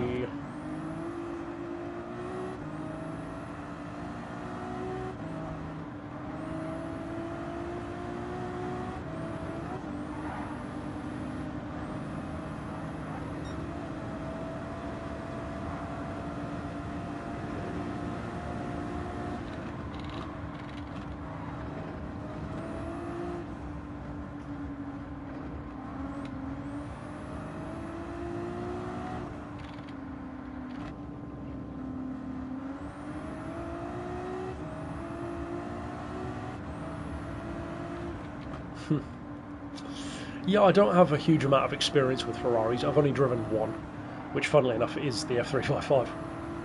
I found it to be honest, pretty overrated. I'm sure on a track it would be fun, but on the road it was okay. Attracted a lot of attention, that's for sure, but yeah, certainly not the kind of car I'd spend that sort of money on.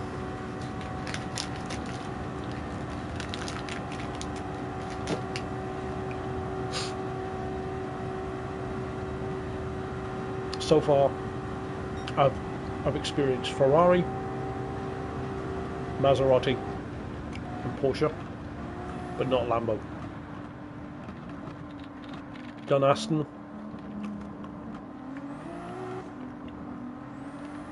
Haven't driven a TVR yet. Haven't driven a Corvette.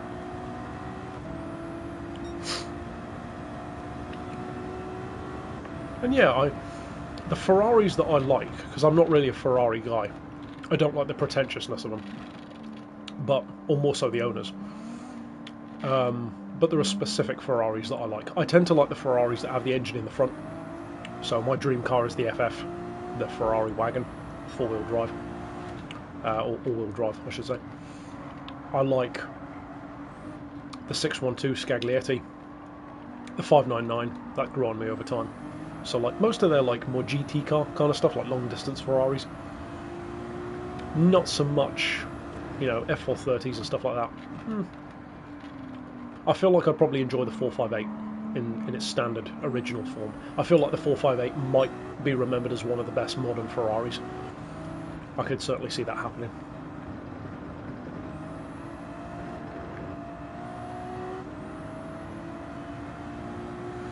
Yeah, you'd think, based on what I said, that I would like the F12 and the 812, but I don't really like them for some reason, especially because the F12 feels and looks basically like a more traditional version of the FF, but for whatever reason I don't like it. I would honestly choose a 599 over either of those. I think the 599 is more visually unique. And I think partially I like the 599 because the shape of it kind of reminds me almost of an SLR McLaren, which is another one of my favourites. Or it kind of has a bit of a Ferrari Viper kind of shape to it. And for some weird reason, 599s are strangely cheap. And when I say cheap, they're not cheap, but for a Ferrari, they're nowhere near as expensive used as you'd think. You can buy a 599, last I checked, for like 70 grand, which is really not that much for a 205 mile an hour supercar. You can spend more than that on a motorhome, or a camper. The 599, if you mean the 599, yeah.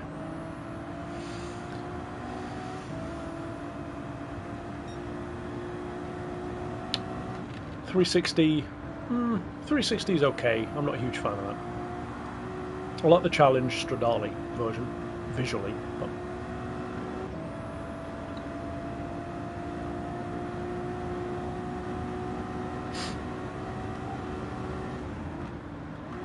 oh yeah.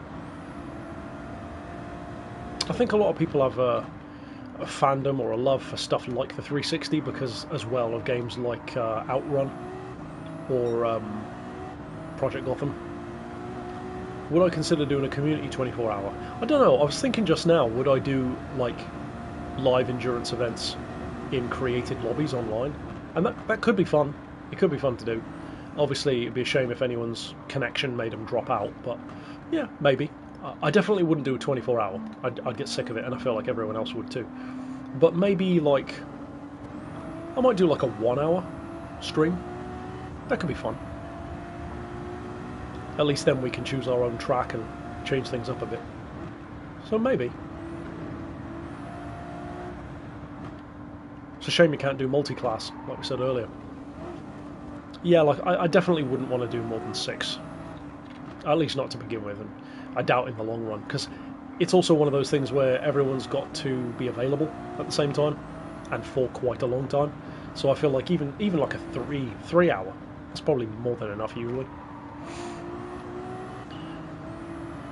I feel like it's got to be at least 1 hour, and yeah, like 1 to 3, yeah, that'd be pretty nice, I think. But we'll see. Might be fun to do like a 3-hour of Road Atlanta or something like that. Or a 1 hour of Laguna Seca. Something a bit different to the Power Pack. Make our own fun. And then you could let people know the regulations ahead of time, the kind of cars we're going to use, and then kind of create our own little grid within the regulations of power and weight. Yeah, could be fun.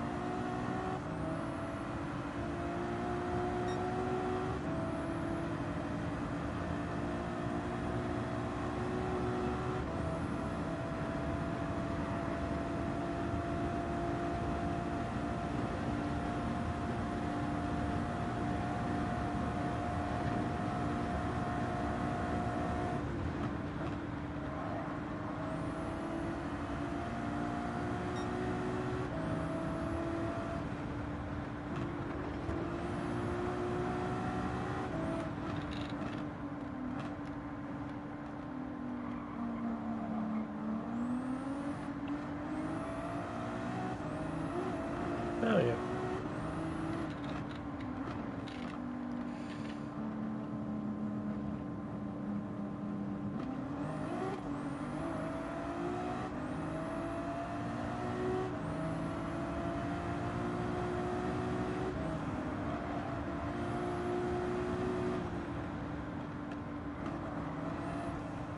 Yeah, I wouldn't be able to do mine on a Sunday. If I was going to do something like that, for me it would have to be a Saturday. Saturday's the only day I've got pretty much completely free most of the time. Sundays I'm always busy, and in the week I'm busy randomly. So Saturday's the only time really. Which is also why I'm thinking of doing the Suzuka Redux next Saturday from 6 to midnight.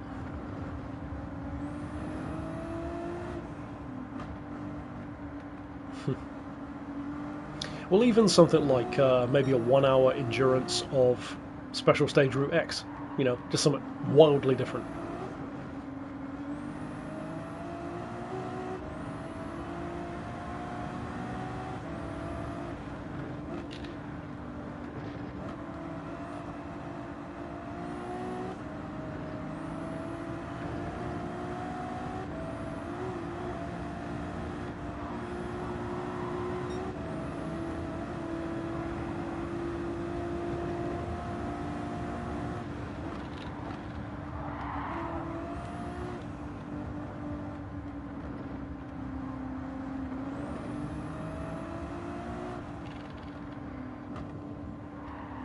You could even do like a NASCAR style oval race on Daytona with the American Racer Mustang. I'm sure people already do that.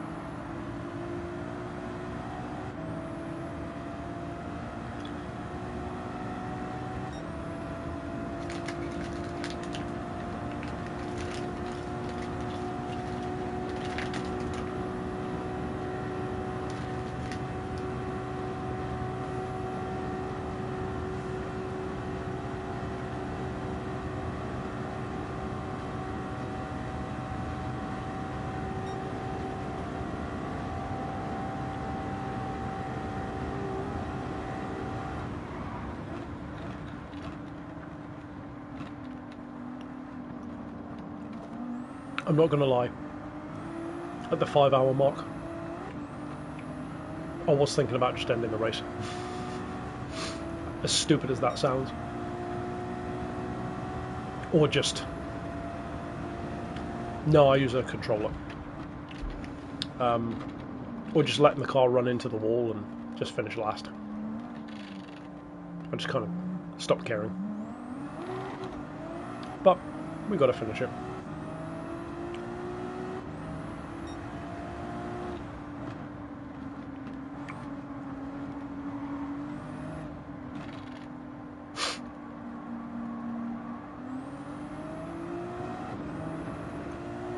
Well, we haven't got to finish it, but you know what I mean.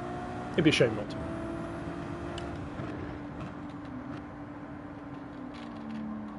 Yeah, yeah.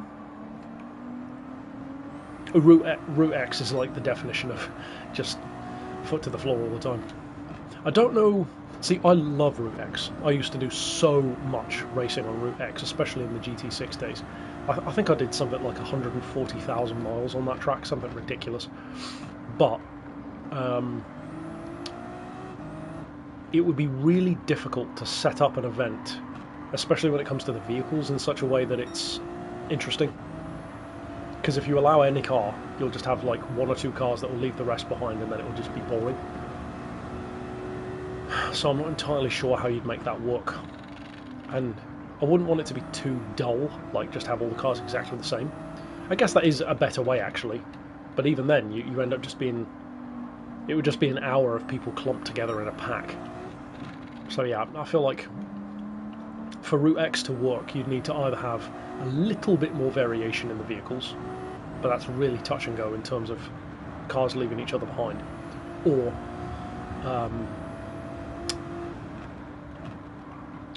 you would have to just do it on a different oval track like Daytona instead. I'd much rather do it on the Indy oval, but not like we can do that. And of course you've got Blue Moon Bay as well.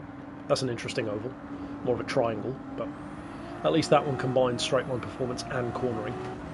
So it's not just the top speed that wins the day.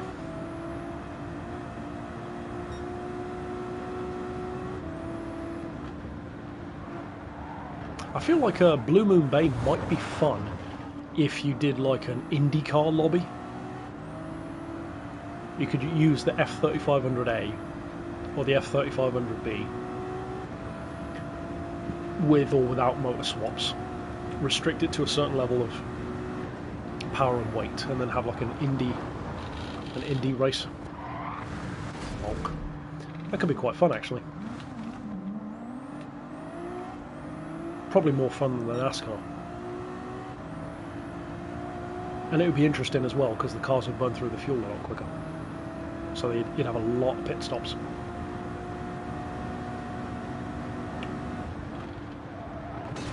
Oh, the chat's going crazy again.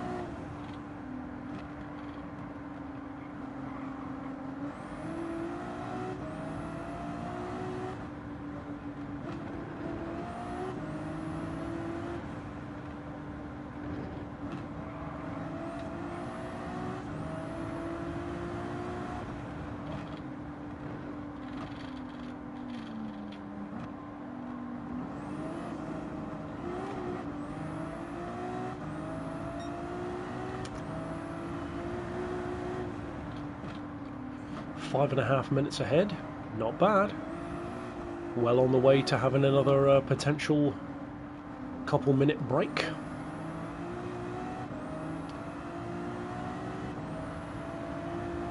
Oh, and it's Dormont in second now instead. Interesting.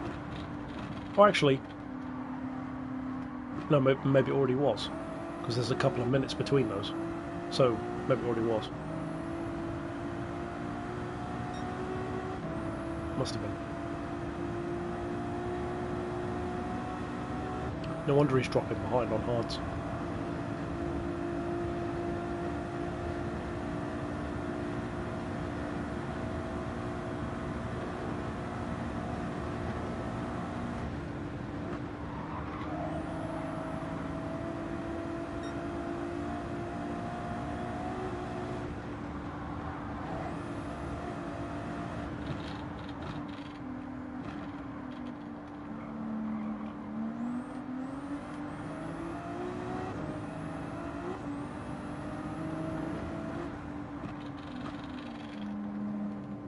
Yas Marina, that'd be another fun one to do an endurance on.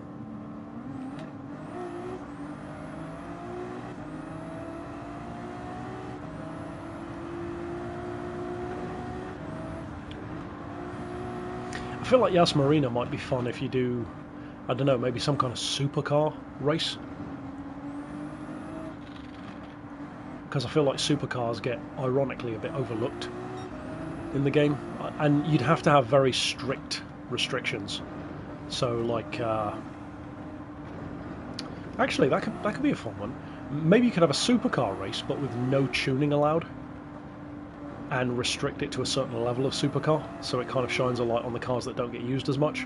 So you could have, like, obviously nothing like a Valkyrie or anything ridiculous like that, but you could have SLR McLaren, Carrera GT, LP640, Enzo, maybe the MC20, maybe a GTR,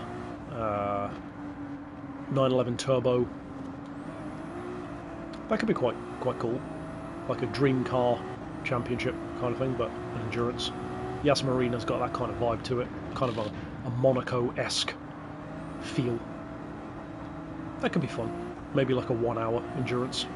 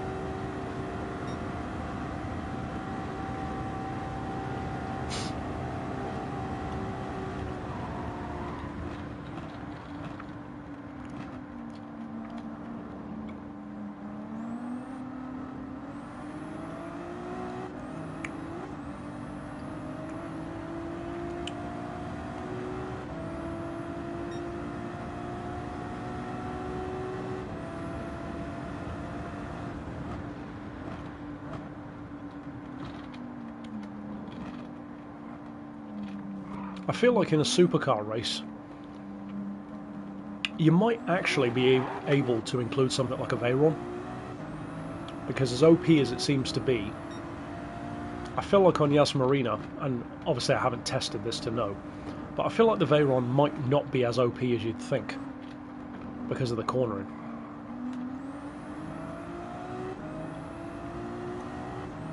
Because on the straight, you'd have the pure power, but you'd have to brake so much earlier than everyone else, and you're constantly fighting the weight, especially with no tuning. It might not be a bad idea to allow the Veyron in there. Let the McLaren F1 in. I feel like the McLaren will probably be a pretty strong one.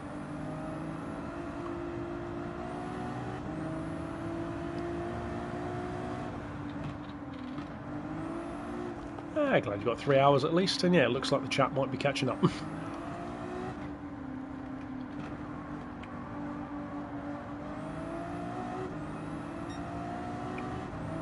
Yeah, I feel like in that kind of scenario I might not allow GTRs, 911 turbos, because even though they're quick, I don't know, I kind of like the idea of keeping that more 2000s purity. SLR, Carrera GT, LP640, maybe Veyron, maybe McLaren F1.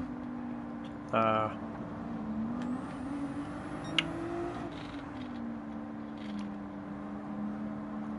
trying to think, is the F50 in this game? That feels like a dumb question. It is in there, isn't it? I can't even remember now. I'm pretty sure the F50's in here. I feel like I'm having a brain fart. XJ220 you could have in there. Yeah, that could be quite a fun race. Especially as a throwback to the Dream Car Championship. And the kind of like a baby version of the Hypercar Parade. But just get rid of all the stupid stuff like the Vulcans and the Valkyries. All the cars that are too OP. And with Yas Marina, it's a great looking track. And it's a nice combination of some really tight corners that would favour certain types of car, but then some straights which would favour others. I feel like the strongest choices from that kind of era would probably be between two, I reckon. Either the Enzo or the McLaren F1. I reckon those two would probably end up being the quickest two. It's a shame that the MC12 isn't in there, because that would be definitely my choice.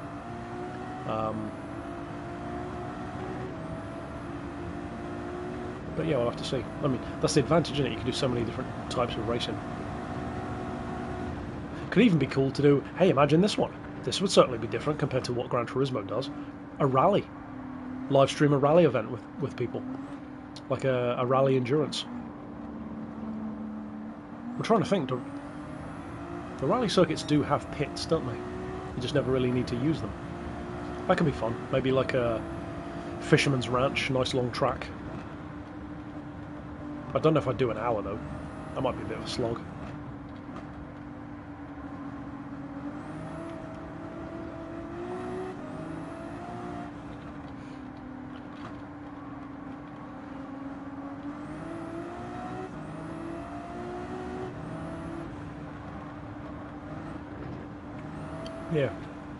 Yeah, that could be cool.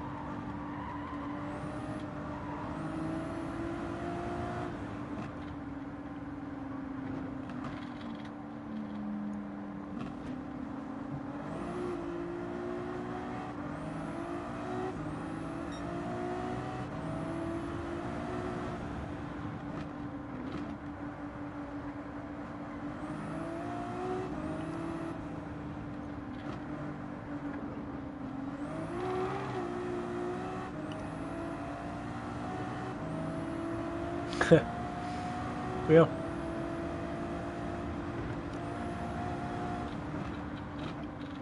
Like Dakar, Dakar style, like grabber tyre muscle cars.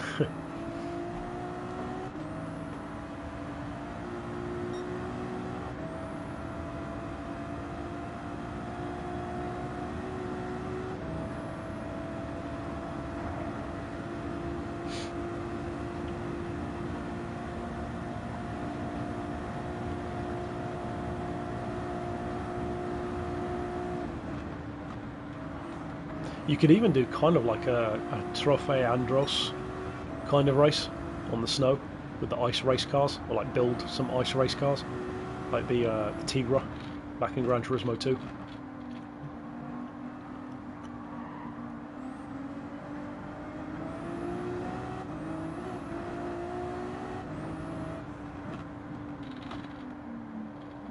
Oh yeah, I love muscle cars. Well, obviously.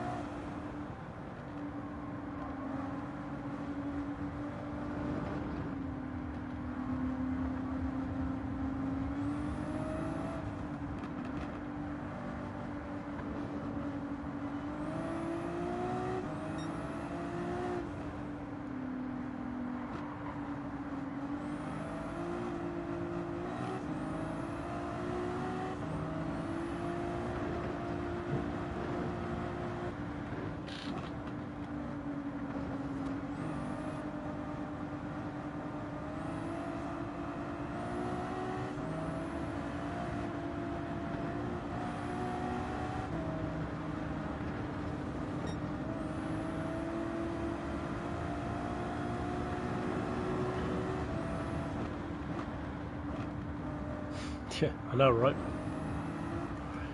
3.5 hours.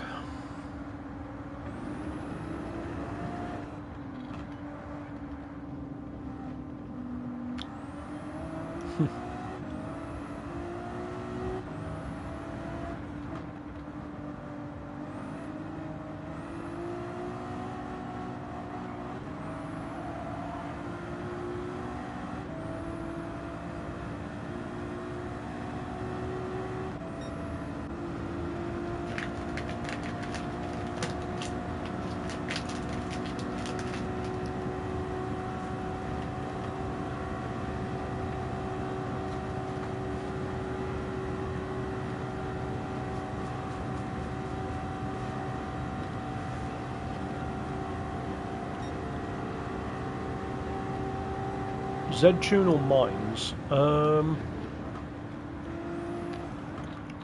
pretty sure that's the same one you said then. Z-Tune or... Oh no, no. Never mind. I'm dumb and underslept. I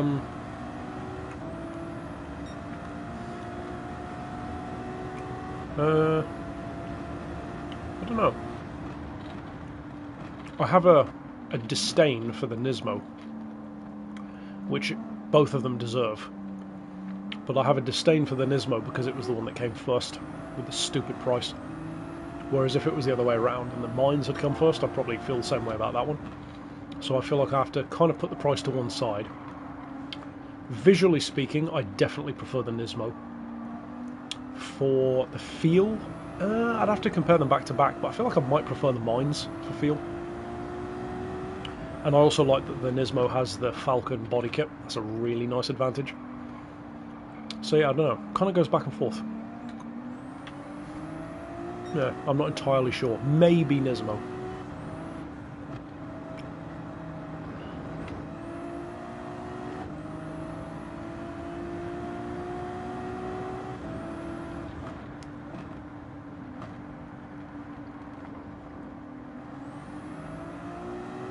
But I think, to be honest, I'd probably choose the equally stupidly priced Nismo 400R over either of them.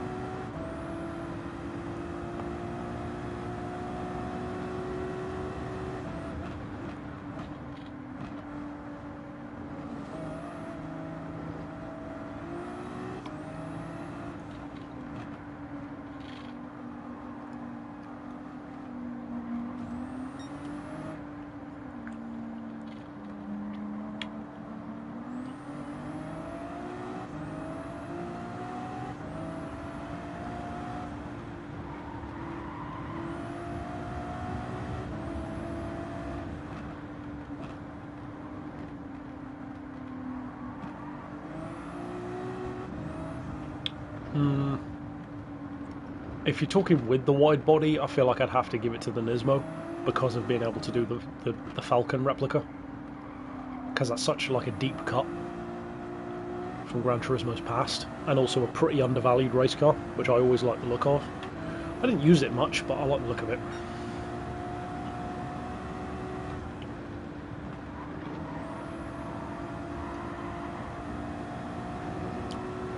You know what?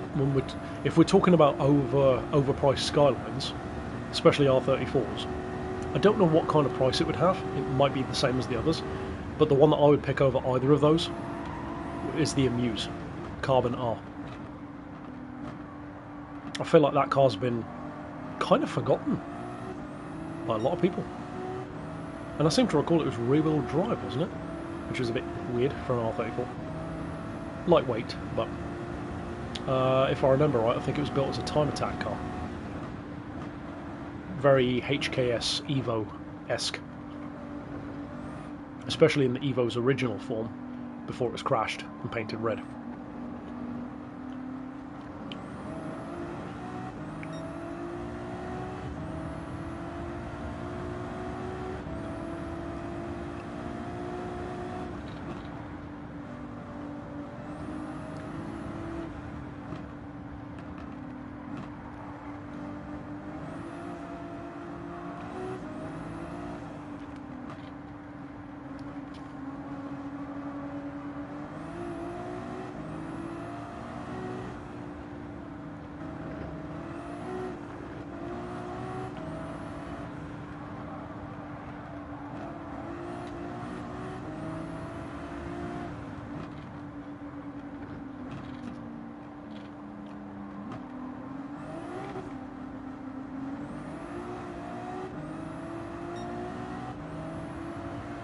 Yeah. I said before, that's one of the things I like about Forza. They price JDM cars based on how they should be priced, not stupid values these days. So like an R34 is still like 50 grand, an RX-7's like 30. And it doesn't feel stupid, they don't feel OP. It just works.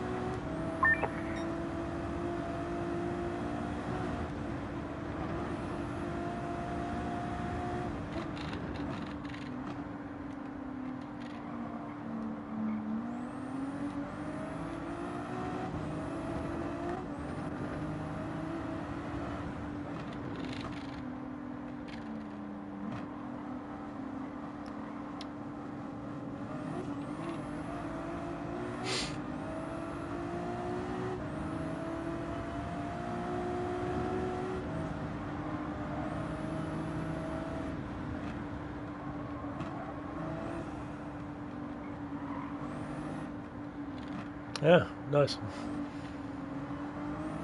I kind of wish I were driving the Escudo right now. I'd have a much bigger lead.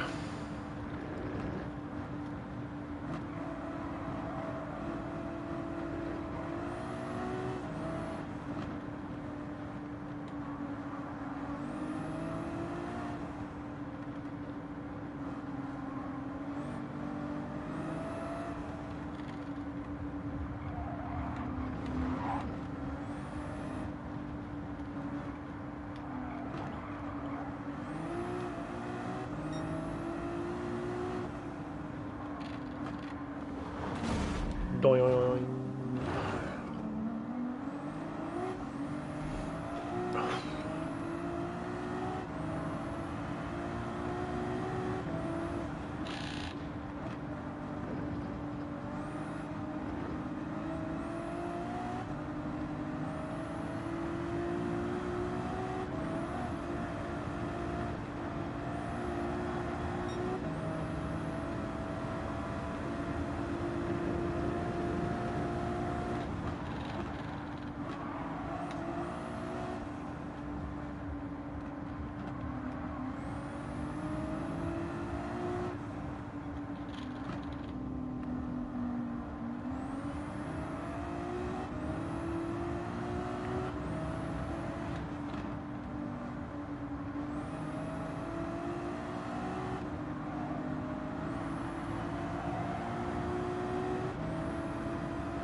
Can you engine swap? You can engine swap in GT7, if that's what you're asking, yeah.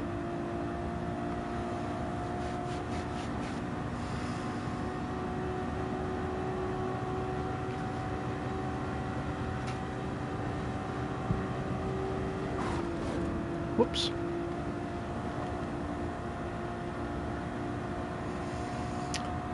Technically, yeah.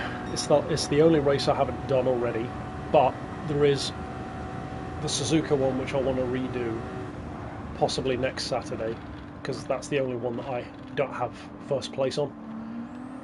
So just for the sake of completing everything, and also because I didn't live stream it the first time, I pre-recorded it, so it might be nice to redo that one. But yeah, in terms of doing them all just in a general sense to complete them, then yeah.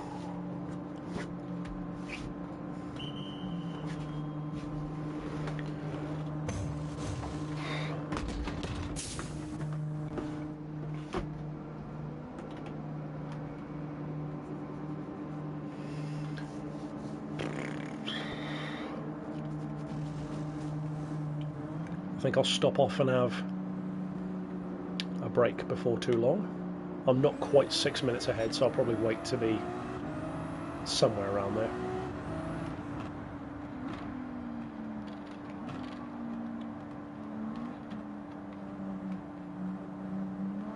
bound to have dropped a bit, probably more like around 520, 530, something like that.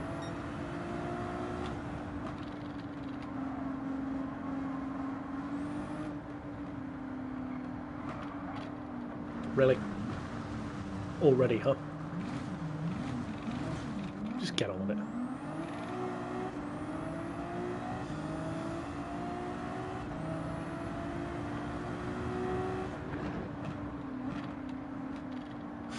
Yeah.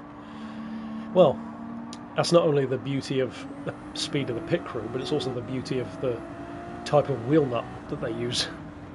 A single giant nut in the middle of the wheel versus lock-in nuts and having to balance your wheel, add weights to it, do your tracking and alignment, fit the tyre, whereas these already have the tyre.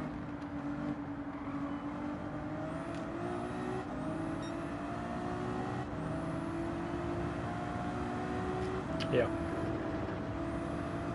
On a lot of cars, what, 5, 6 nut per wheel.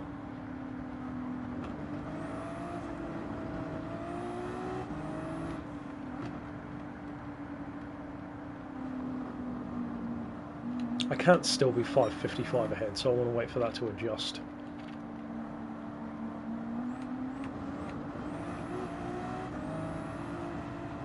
It's got to be closer to 520, I would imagine.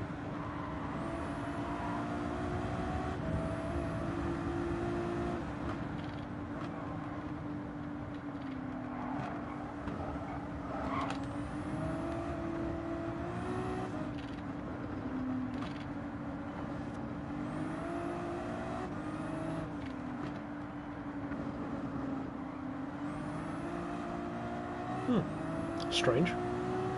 Well, it is still going up and it hasn't changed or dropped, which is odd. Not complaining though, that's good, I guess. Sup, dude? Not too long, well, I say not too long, over 3 hours.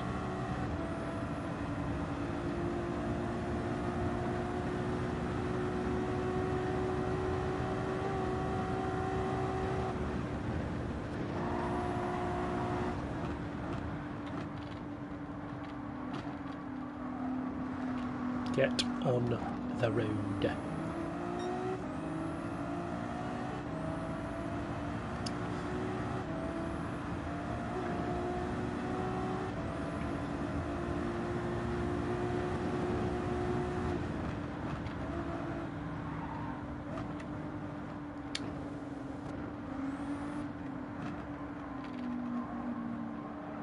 Well, thanks.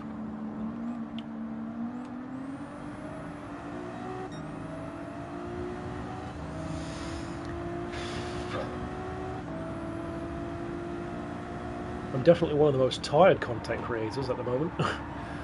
I'll be happy to see this race gone and jump into bed.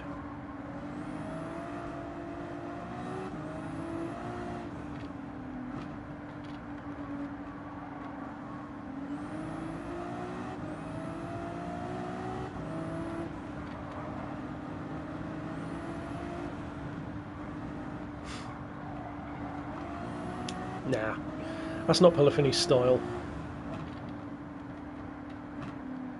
And they certainly don't seem to want to work with people who aren't yes men.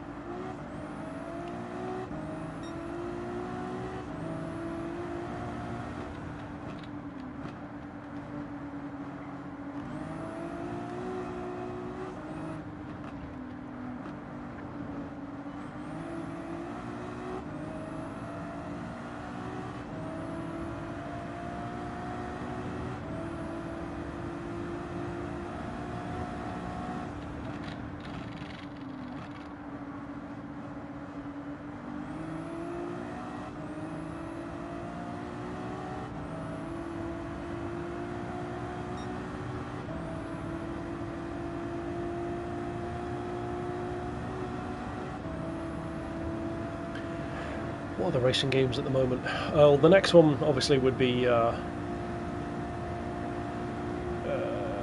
Forza Horizon 5. Aside from that,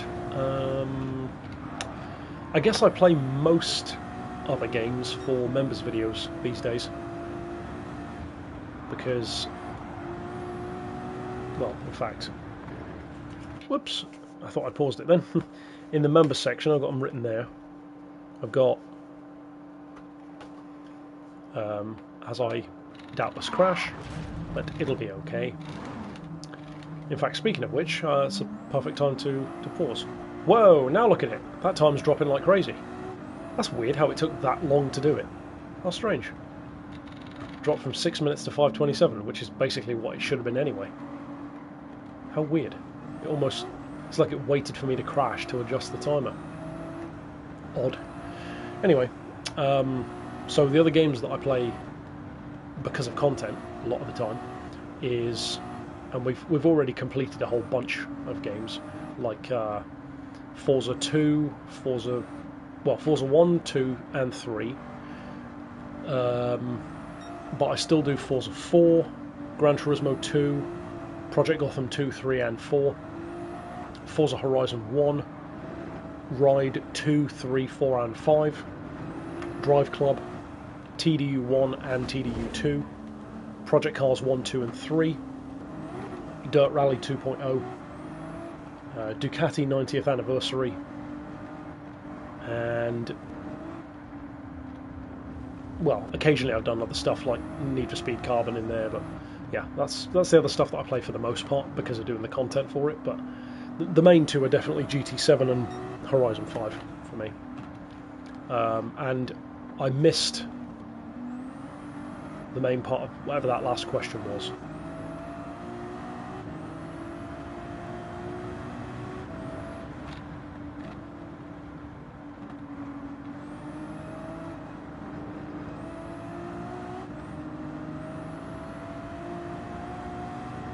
Speed for Need. Oh, Forza. Oh, Need for Speed. Yeah, somebody asked about Need for Speed. Get on the road. Did they ask me about the later Need for Speeds? If so, then I haven't played anything after Pro Street, I guess.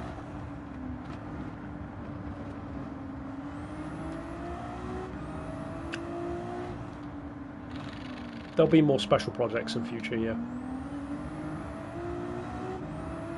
Most likely, oh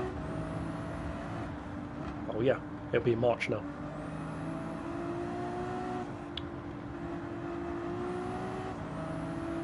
Especially now that this will be done. And the other endurance is a lot quicker, the Suzuka. To redo. But yeah, Need for Speed, the last one that I played and really enjoyed was Carbon. After that, I just didn't really play much. Didn't play much Most Wanted, which was before, I guess, anyway. Didn't play much Pro Street, and I don't think I've ever even played any of the ones after.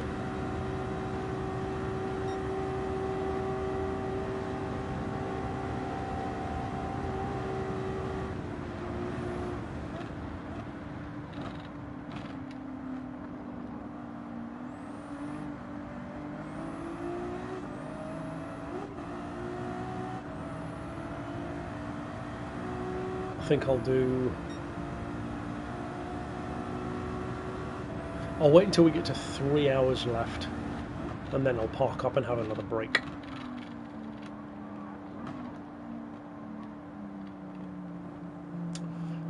I can't say for sure. I haven't played Ride 6. I've got 1 to 5, but I haven't bought 6. So I don't know. I've only just started getting into Ride 5. First video's on Tuesday, and the physics are definitely different. I'd actually say, if anything, it's a bit more forgiving than Ride 4, but I wouldn't necessarily say I prefer it yet, but we'll have to see. But yeah, Ride 6, I haven't played Ride 6, I haven't played any of the crew, I haven't played any AC beyond the first one, and I haven't even played the latest Forza Motorsport.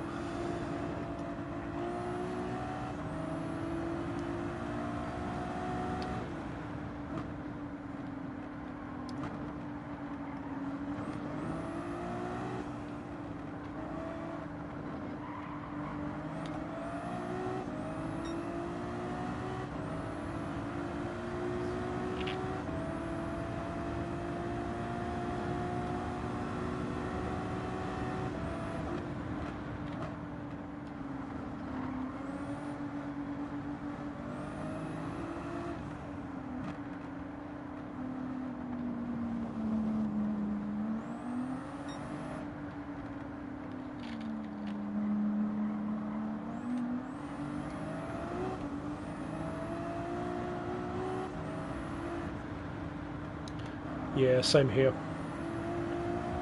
I'm going to wish list it. I think somebody said earlier on about May, which isn't too bad. It's stupid that it's not released on both at the same time, but at least it's not like 6 months apart.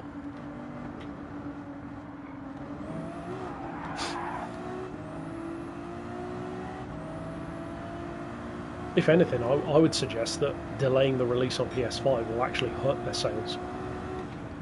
Because if you think about it, there'll be a ton of people, well, maybe not a ton, but certainly a portion of people who would have been thinking about buying it will then check out footage on the Xbox and think, I won't bother. Whereas if it was released on both at once, the FOMO would have got them to buy it. So I actually think it was not only was it not a good decision, I think it was actually an objectively bad decision to not release them on both at once.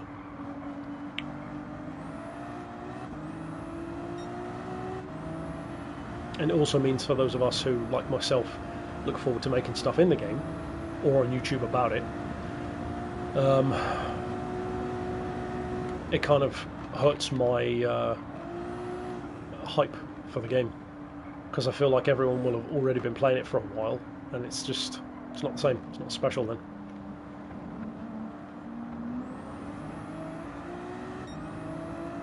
But it seems like Microsoft is making all kinds of stupid and weird decisions, especially when it comes to the Xbox.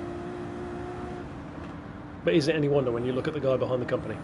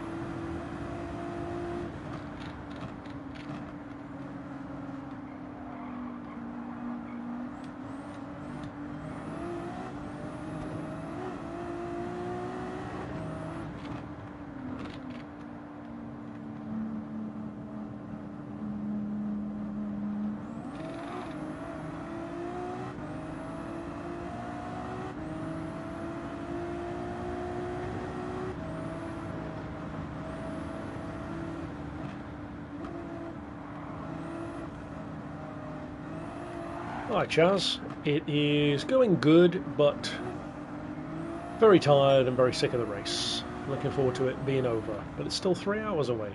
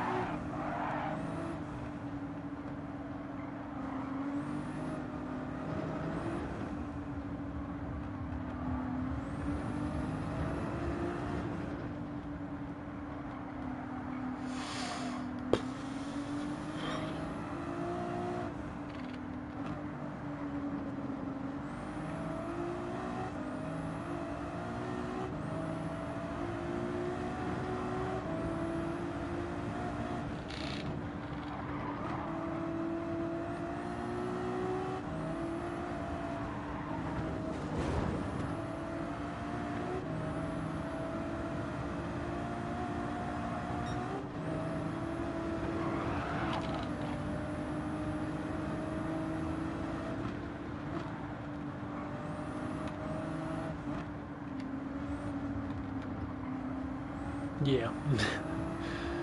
Yep, 10 till 10, or because of pausing and stuff, more like 10 till 10:30 by the time it's finished. But at least it's done then. 2 hours done. I'll probably redo the Suzuka 6-hour next week, and then that will be all races finished, all races won in the power pack. For full completion. Bonk. Wing.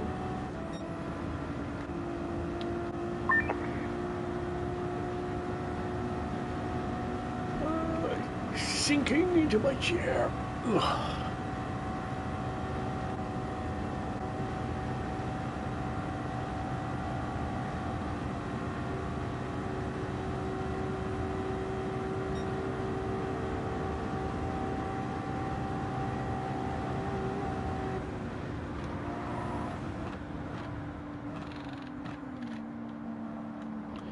And once the timer gets just under 3 hours, I'm going to have another roughly minute and a half break at the side of the road.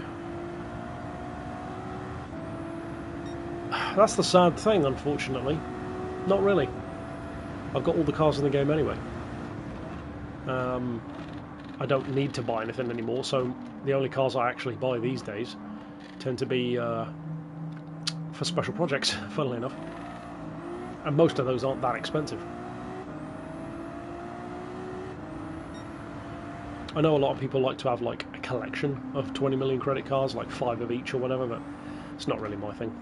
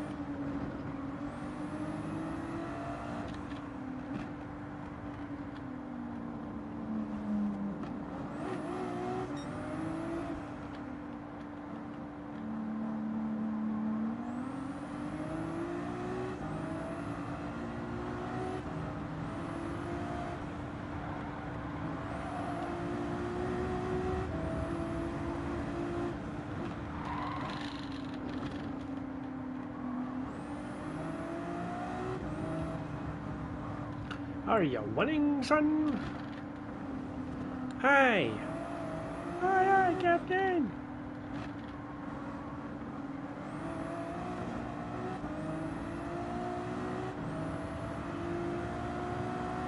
Protect my braking a little bit.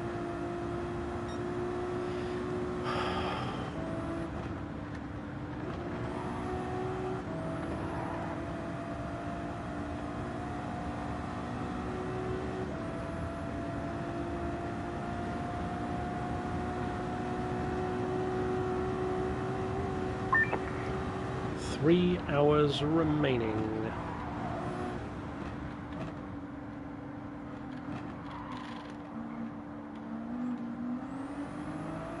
Look for a little place at the side of the road to park up where I'm not going to get bashed.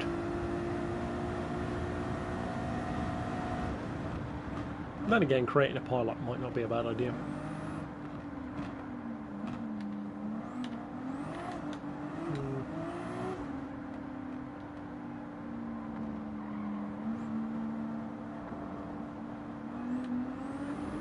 Yeah. It's not really for the cash anyway, you know. It's for the... I was going to say for the fun. Weird kind of fun, I guess. For the completion. Yeah, exactly. Could be somewhere to pull over.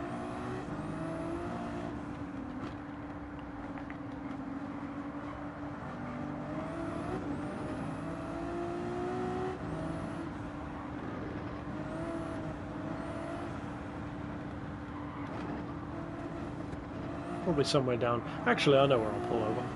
I'll pull over on the bridge. Or, I guess it's not a bridge. What looks like a bridge down here.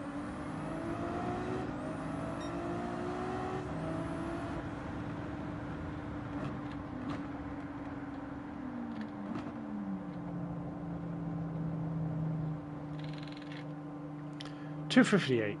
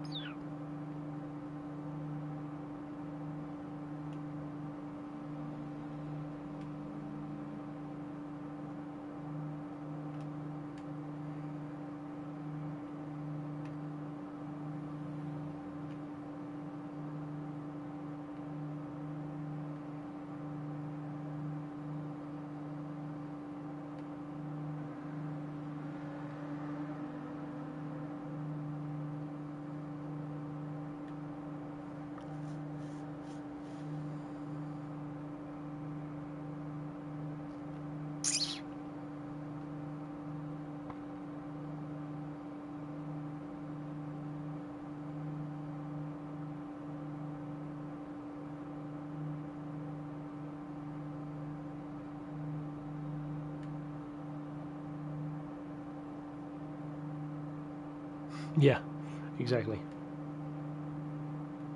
Some high intensity action. Well, I guess we... Thanks to GT Sport vids that you learned... something. Yeah, better get a move on, I guess. I feel like I'd probably stop there a bit longer than I was going to. Maybe more like 2 minutes rather than a minute and a half, I don't know.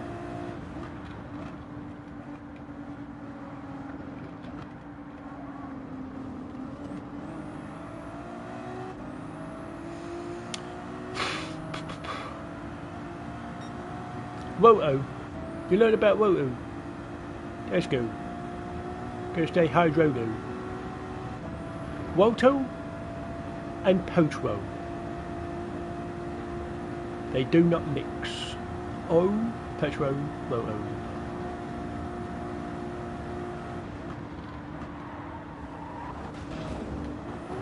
H2O.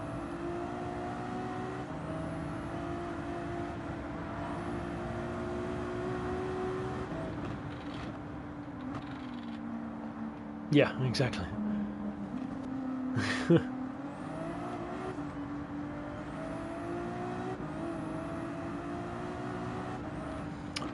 For sound, I'm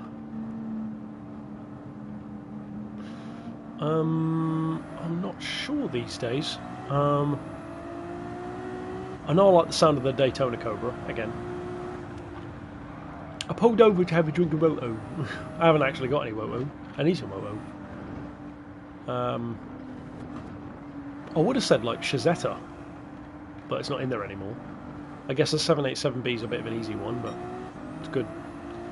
What other ones sound good? Oh, the Espas. Yeah, the Espas sounds great. The F1. The Lexus LFA, that sounds great as well. Carrera GT. Any V10 really.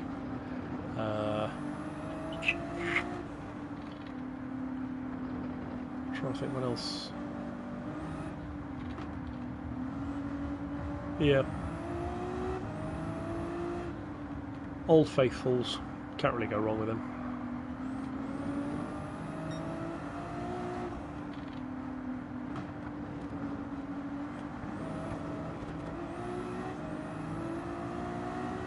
The Woto Boke Turbo.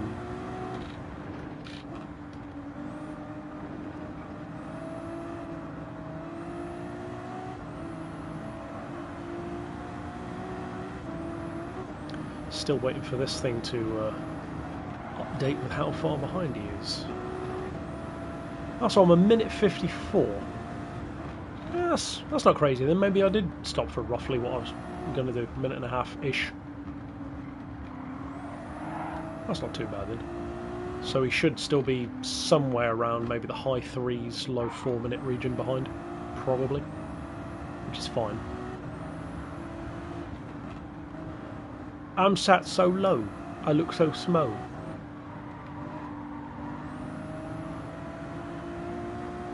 I'm sat in a puddle of oh. Oh no.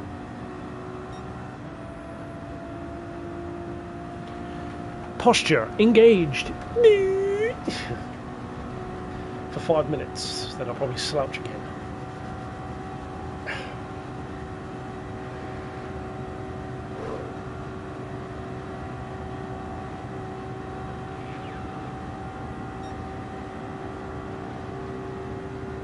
What cars can you use? Well, Ferrari 296, of course, AMG GT3, or the Audi R8. Going up in that order of chilies. Chilies de pepper. If you have a hot pepper, have to go to counteract the pepper. With the spice, it is hot. Yeah, 4 minutes 5.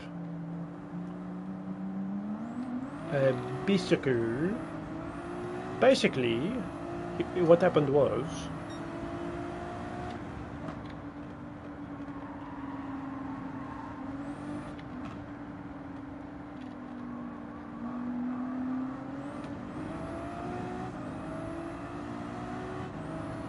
yeah, I've definitely eaten enough. I've actually got some potato salad left, which is in my fridge. I'm going to save that to be my breakfast in the morning before the car show, and I've eaten 2 protein flapjacks, half of the potato salad, a lot of ches, and 3 monsters, and probably not quite a litre of juice and woah. My diet was 100% ches. Cheddar ches. Charles. Yeah, that's better. Charles. I like Charles. King Charles. Cheddar Charles. Well, maybe not. I didn't think that went through.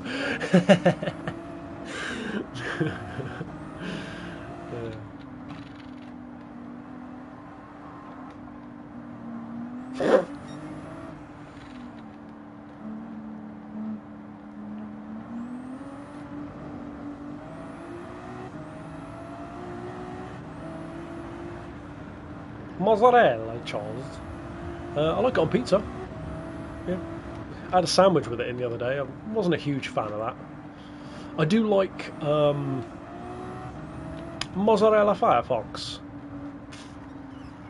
I like rubbery cheeses like that, but not necessarily mozzarella. I find that a bit too tasteless in a funny kind of way. I like what's that squeaky cheese they put in curry? What's it called now? It looks kind of like tofu, but it's cheese. It's like a Indian. I can't remember what it's called now. It's not pho, but it sounds something like that. I can't remember what it's called now. But whatever. But no, not a huge fan of mozzarella. Mozzarella cheese. Spell Ches. C-H-I-Z. Ches.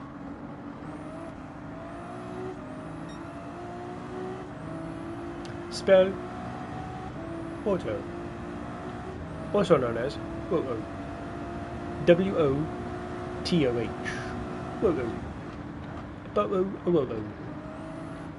Evian Woto.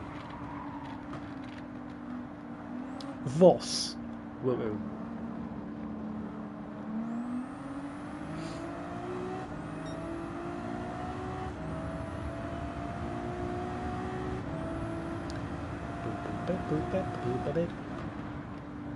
A lot of fog around here, I fancy. Yeah, sounds good on a pizza. Like, I do like it on a pizza, but if I'm just going to have a cheese, a singular cheese, if I'm going to have cheese just on its own, I'll usually go with cheddar. If not cheddar, it will be, like I said earlier on, Wensleydale with either apricot or cranberries in. And sometimes I do like a nice hot cheese, like a jalapeno spiced orange kind of Mexican cheese sort of thing. You know what I really fancy? I might have to do this when I head out tomorrow / Monday. Might have to pick up some tortillas, get some Mexican cheese, some black beans, rice, microwave rice, just for the sake of speed, and maybe yeah, and maybe some sweet and sour, or not sweet and sour, some sour cream and salsa, and make myself a nice burrito with cheese. And when I have finished, I will wash it down with a bottle of bourbon. Master Wade, why do we fall? So that we can pick up our bottle of whoa. Yes, it's my main work, kind of one way or another. I talked about it, I think, in the Le Mans stream, I believe it was. But yeah, I do obviously this as my own channel, which I've been doing for almost literally multiple decades at this point.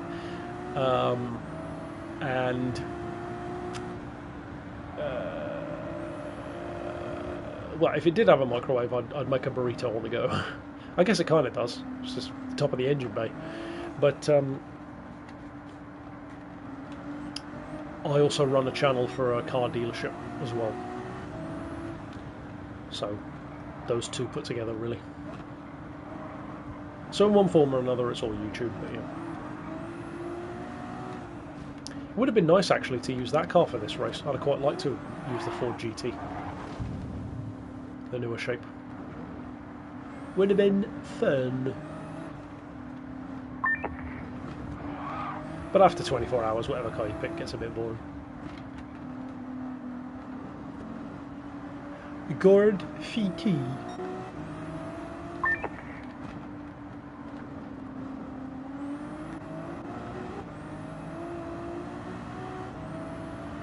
Woto v Ferrari.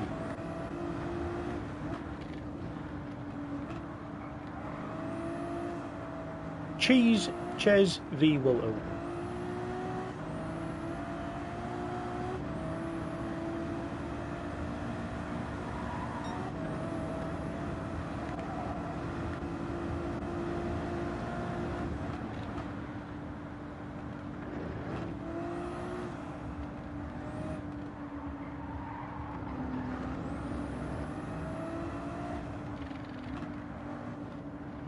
Minute lap on 144. I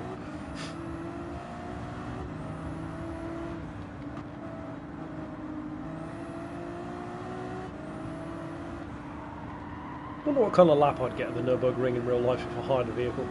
Obviously it would depend on the vehicle, but I feel like it wouldn't be very quick. I'll probably be lucky to get 20 minutes.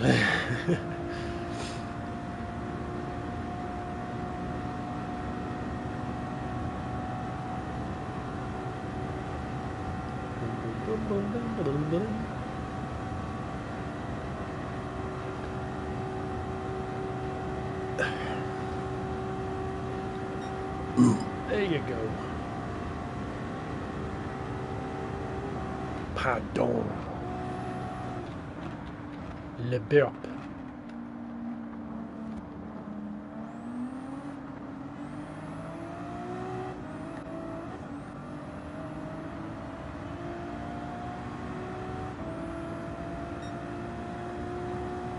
€24 de gaz.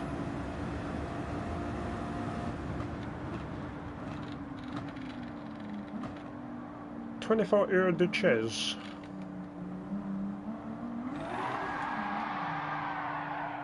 What was that? What are you even doing? There's no rain. Gonna move on, dum-dum. Oh no, I has lost grip. Yeah, I know, right? Car decides to break dance. Ends up looking like that woman who somehow got into the Olympics.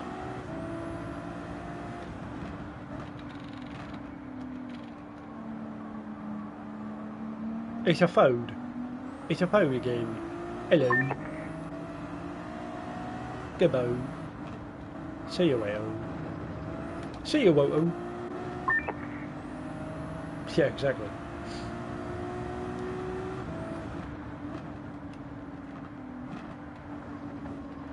A celebratory donut.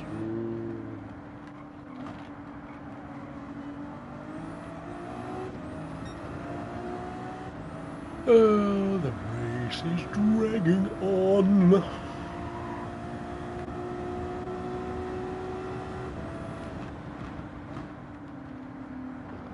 I wish I was in a tomahawk so I could just zip around and just leave them standing and then park up for like 15 minutes for a break. Run out the clock.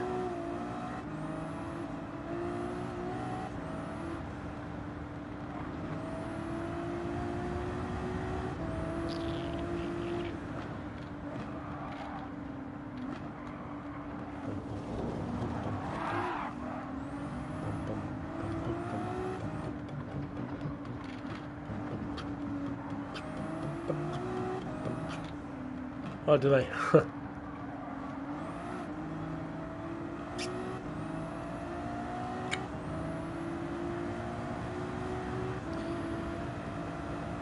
I don't know of any other thing, really, which has brought together so many, especially random franchises as Fortnite has.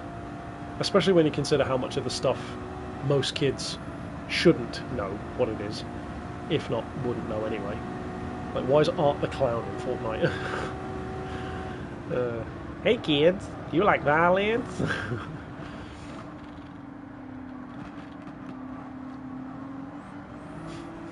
The latest update in Fortnite, the two French chicks in Martyrs.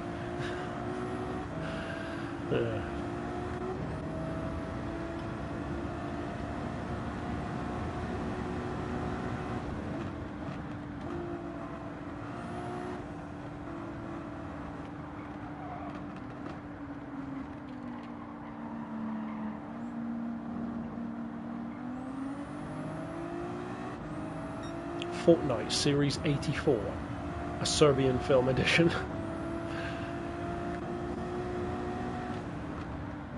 Yeah.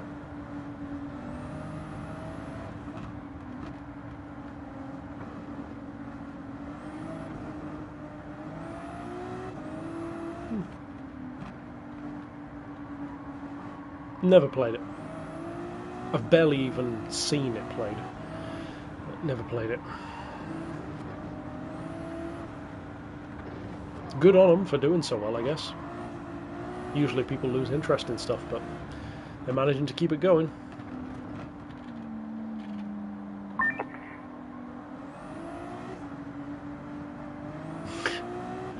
What this does. Yeah.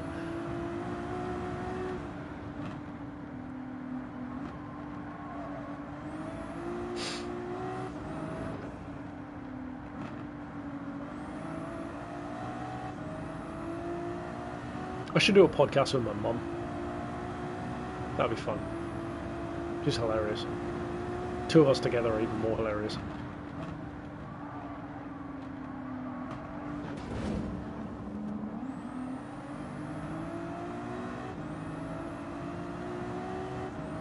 Hey Mum, this week we're going to watch some French extreme wave cinema.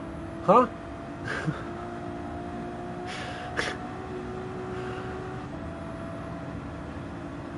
Is it scary? Is it weird? Yeah, what do you think I'm watching it?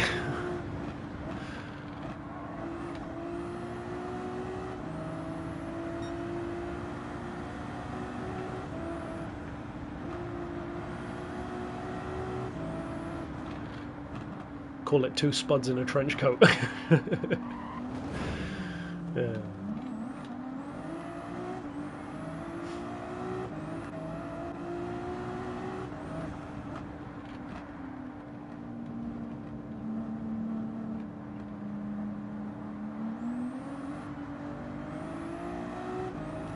Kind of. I tried to earlier on. It doesn't torque quite as well as the WANG U9 does, which literally like jumps around and jumps off the floor. Why you would need that, I don't know.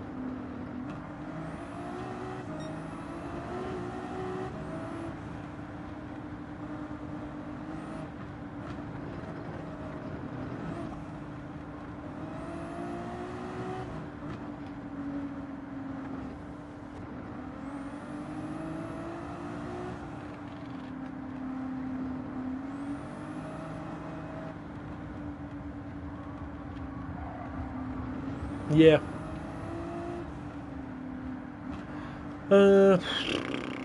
Well, the attempt earlier, I'd probably give like a 4.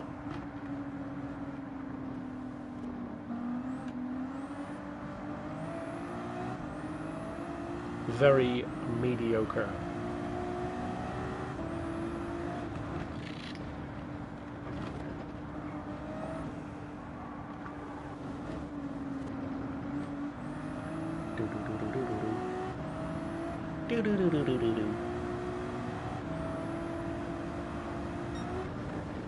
Yeah, you need a Renault Megane for that.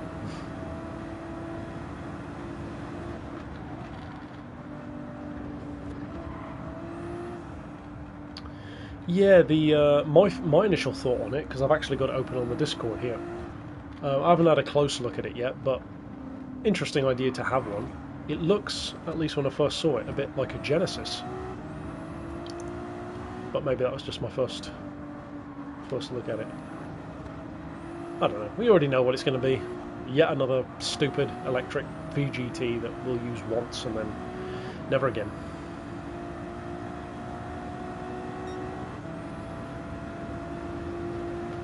How well did it work? Work.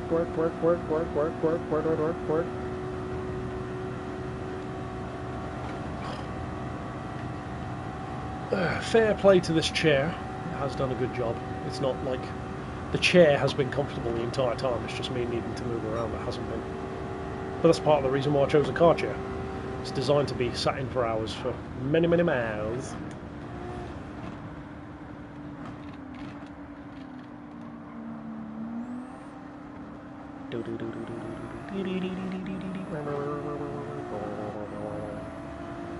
Two and a half hours. Or at least 5 minutes a week. Fair play, Chair. Fair play. You did a good job.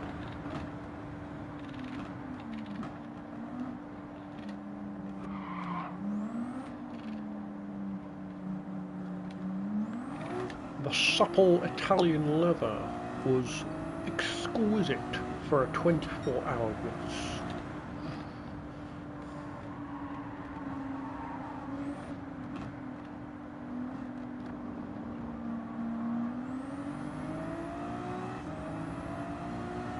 Some say it's the best gaming chair in the world.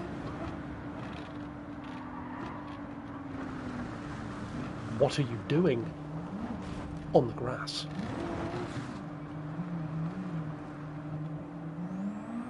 Get on the road, you absolute onion.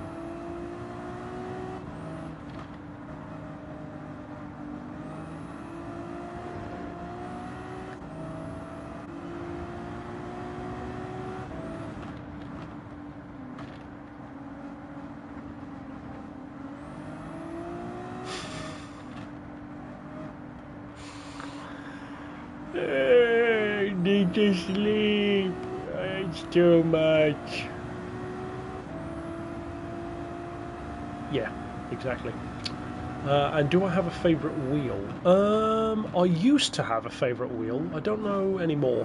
One of my favourite designs used to be Rota P45Rs, which are quite a nice chunky, very JDM kind of style.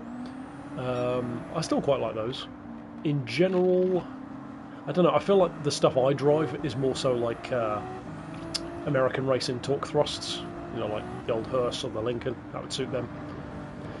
Aside from that, I don't know, I was actually looking recently at getting a set of rims down the line for the Navigator, because I've got the standard factory wheels on there, and I fancied something a bit bigger. But, I don't know, I can't really find rims that I would want on there, because I don't want stupid, oversized wheels. So I'm just going to leave it as is. It's got kind of the Lincoln kind of monoblock chrome, almost like the big old AMG wheels from the 90s. And they look really nice in the sun. You can see it shining on the road as they turn. BBS wheels are okay. Used to like Oz wheels quite a lot. Yeah, I don't think I have really any favourites anymore. If I had to pick a favourite, I'd say probably I quite like stock car wheels in NASCAR. Just the black Steelies with the yellow trim. You can't really beat a nice pair of Steelies, especially if you get it with some yellow letter tyres. What chair? I'm glad you asked. This is, if I move forward, you can kind of see, but not really. It is the driver's seat from a 2004 Maserati Quattroporte, which I bought on eBay. Used to have the real thing, but not anymore. Although mine were later than 2004. But yeah, I thought, well, I love Maserati. I already know what they're like to drive and live with, so it's kind of like being at home again, having the chair. And it was 150 quid on eBay, and I had 4 steel legs custom welded to it. Put some plastic end caps on the end, and job done. Cost about 230 quid all in, which is still cheaper than most gaming chairs. And like I said, specifically designed for sitting in for hours over long distances. So. And the support on it's great. It's got like side bolster support and everything. The only thing it doesn't have, because I haven't fitted it, is armrests. And I'm not entirely sure if I'm going to bother doing that or not. I might just do one armrest, maybe just on the left, or something for when I want to lean. It's even still got the storage pouch on the back, like for the rear passenger. It's got all the motors and that underneath still. Obviously no power, but it had the belt buckle, or the belt switch. It's still got the buttons down here on the side to adjust the chair, none of which work obviously, but yeah. So technically it's what would have been a $100,000 gaming chair, because that's what the car was in 2004. Yes, 230 Great British Bake Off squids.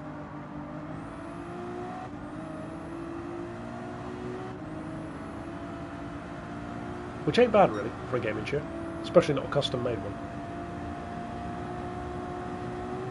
It's strong too. And it's not as heavy as you'd think, given the amount of stuff underneath it. It's not light by any stretch, but it's not heavy. And it's sturdy as well. You can rock on it. From side to side it's not quite as sturdy, but from front to back it's great. It's also a lot higher up than the other one. I made the legs 30 centimetres, I think they are, by 40mm square section steel. So plenty strong. Probably a lot more strong than they need to be, really. But yeah, I was looking at a few different chairs. I tell you what, I found one which I wanted so bad. It was literally, they had the complete interior for sale from my favourite car, my dream car. It was the full interior from a Ferrari FF, and it was in like a magnolia / cream. Gorgeous seats, but they were selling the whole interior, not just the seat, and they wanted $7.5 grand. And it's like, nope. I was also looking at a Bentley chair from a Continental GT. That one was cool because it had the seat belt was integrated into the headrest, so you could kind of pull the seat belt and buckle up for racing. That would have been fun, but that one was very badly faded, and they wanted 300 quid for it. But yeah, this one just made sense, you know. I already know what the chair's like. It brings back memories of the cars. It's my favourite brand. It looks really cool. And yeah, it's comfortable and supportive. And I'm really glad that it's stuck in a position where it gives you really good posture. It's very upright. Because if it was stuck too far back or too far forward, you'd pretty much be screwed, because it doesn't have any power going to it.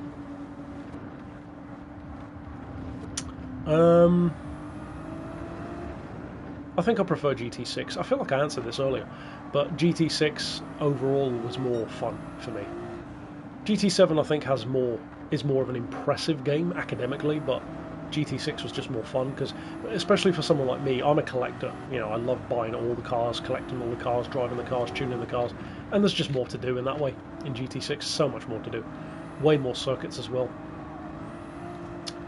At the moment, I've got one like daily and two show cars. The daily is a 2006 Lincoln Navigator, and then the two show cars are a 1968 Lincoln Continental and a 1967 Pontiac Bonneville Hearse. So all American, all V8s, 5.4 V8, a 7.6 V8, and a 7 litre V8. So all big engines. Very rarely are all three working at any given time, but they work well enough to get where I need to go. And the Lincoln's fantastic.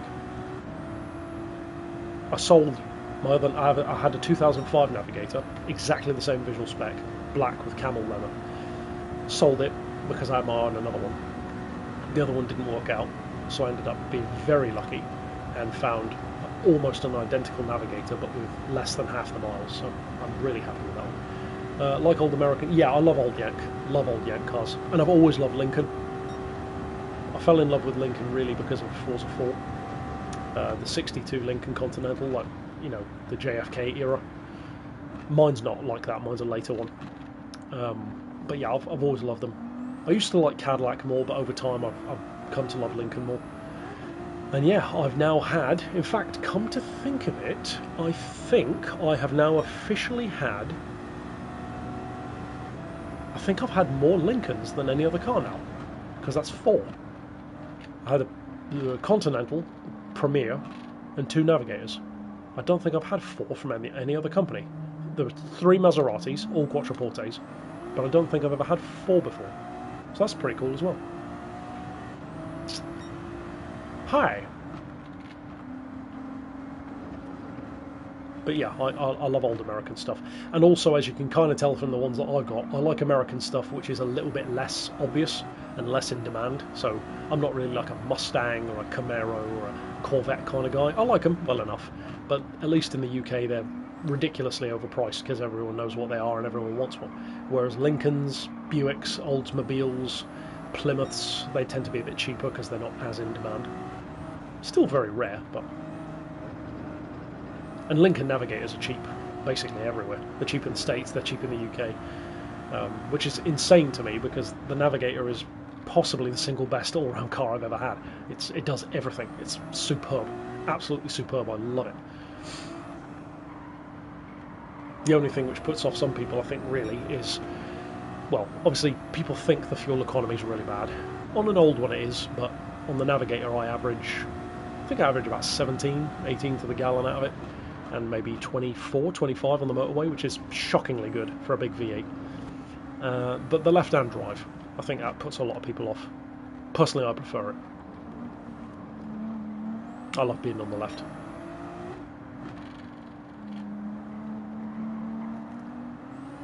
Problem is now, though, because I love all 3 cars, if I want to get something else, I'll have to get rid of one of them.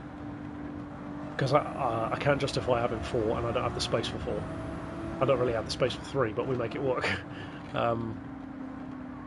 So yeah, the problem is now if I wanted something else, I don't know what I'd have to get rid of. Yeah, I don't know. If I had to get rid of one of the 3, I feel like it would have to be the hearse. And I think no matter what I got, I'd miss that, because there's nothing like it. I'm definitely not getting rid of Abe. He's the only car I'll never sell. And the Navigator's just way too good. Makes too much sense. Especially after learning from my mistake last week of selling the other one. Yeah, you see more Yanks than we used to, but they're still obviously way rarer than most other stuff.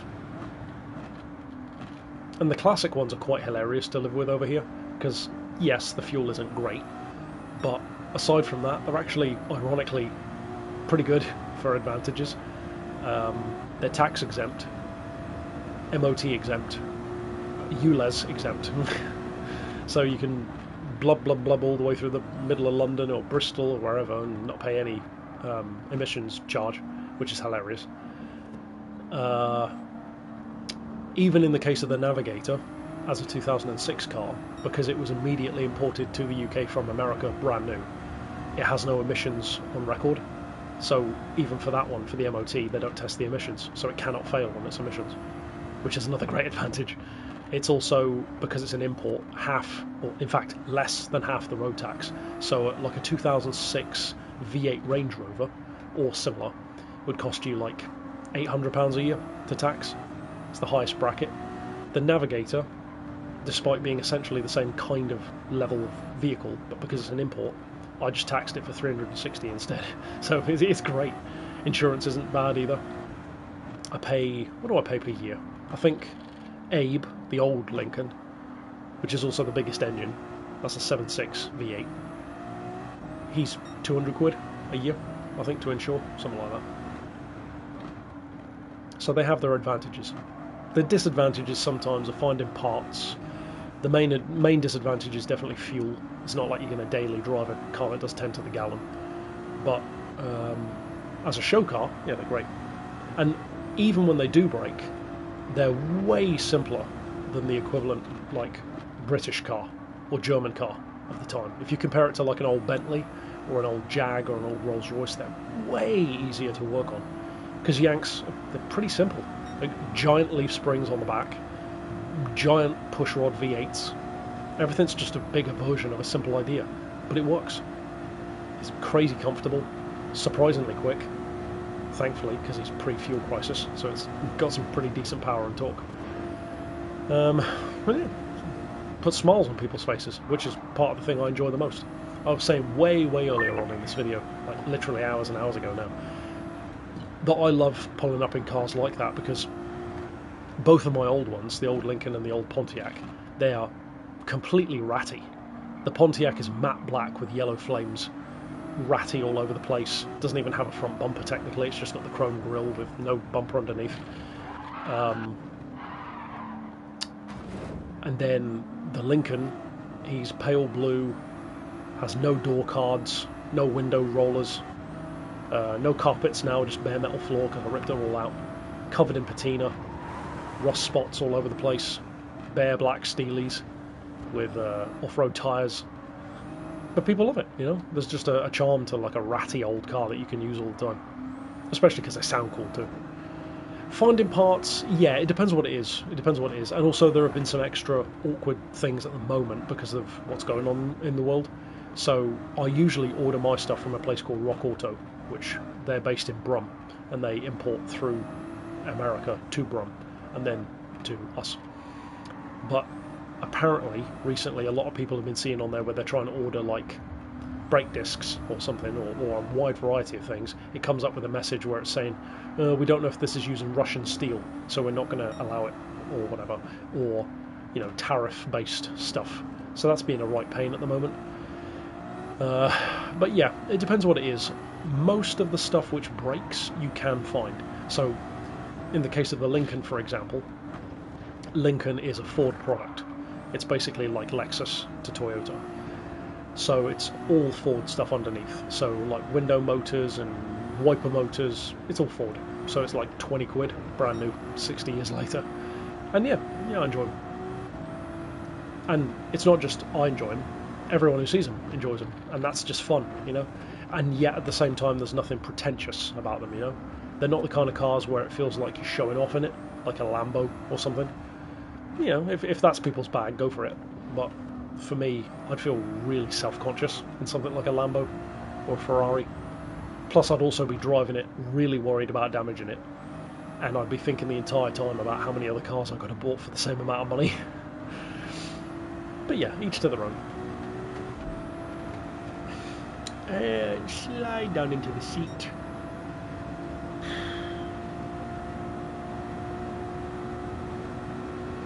.420 ahead. Last couple of laps were very slow. And still over 2 hours to go.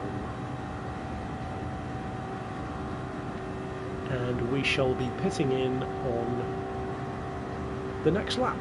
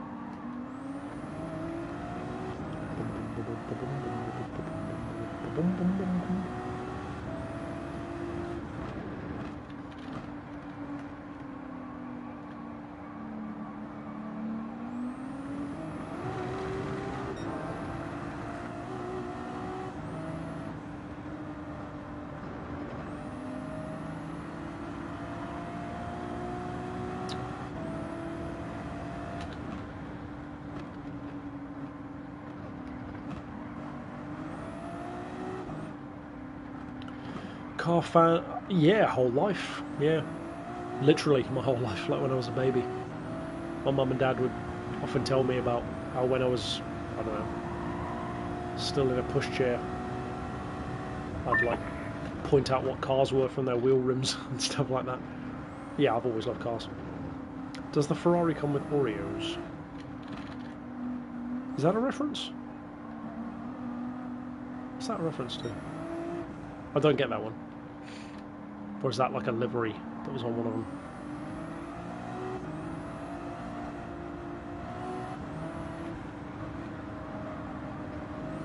Yeah, I had a couple of big loves when I was a kid. Loved cars. I loved like JCBs and earth movers and that kind of thing. And spiders. Bit of a random one. And then the one that really stuck over time was cars and, by extension, motorbikes as well. I'm a big, big fan of motorbikes. If I do get another vehicle at this point, it'll probably be a bike again. Ideally, probably a vintage bike. Put it in the back of the hearse.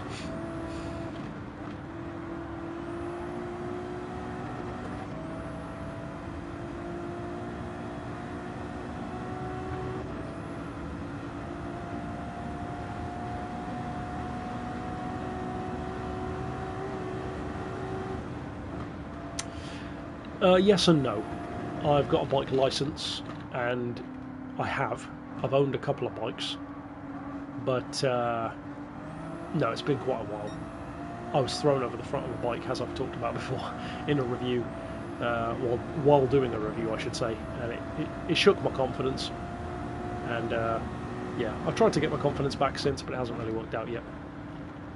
And yeah, I'm aware of Royal Enfield, but I have no like hands-on experience with them. The two that I had were both Italian. I had a 1953 MV Agusta and a 1951 ESO scooter. So both very, very rare little Italian bikes. The MV was a 175cc 4-stroke single. I believe it was, if I recall correctly, MV Agusta's first 4-stroke. And the ESO scooter is a fascinating little one, because that was a 4-speed scooter with a 125cc 2-stroke twin, but it's 2 pistons sharing 1 spark plug, which is quite an interesting design as well. 4.5 horsepower. Steady on.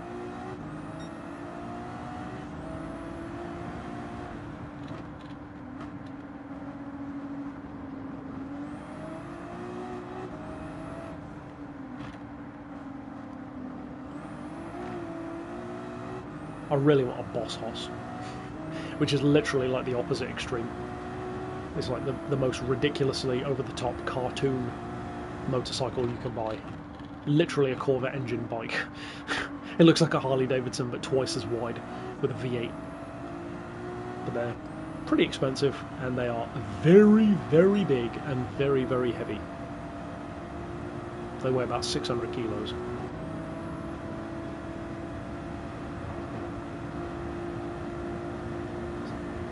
I don't get that one either. I feel like you've flown too close to the sun, mate. Rarest cars and bikes in person. Ooh, that's a good one. I've seen some very rare cars at Goodwood, but it almost feels like cheating by saying those ones, because, I mean, one of the vehicles I've seen at Goodwood is literally one of one. I saw the TVR Speed 12, the only road-going version. The red one that had the big wing and all that from the race car. And then a couple of cars next to it was parked a Lister Storm. One of four. Is it one of four or one of three? I can't remember now. So yeah, I've seen quite a few vehicles which were like one-offs, one-off supercars or ultra-rare supercars. But actually on the road, I would say probably the craziest thing I've seen on the road was driving back up from Devon years ago. It was just a random Koenigsegg Agera RS in full bare carbon, just going up the outside lane, which is wild. And it's not like living in London where you see that kind of stuff.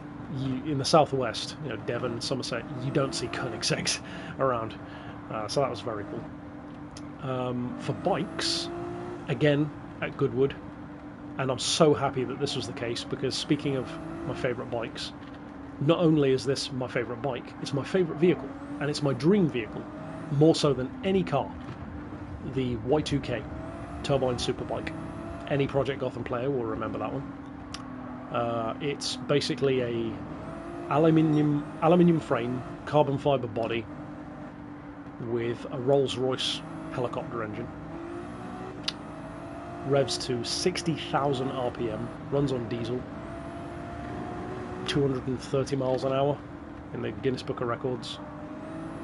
And it took 20 years or something for Koenigsegg to finally beat its acceleration record from 0 to 200.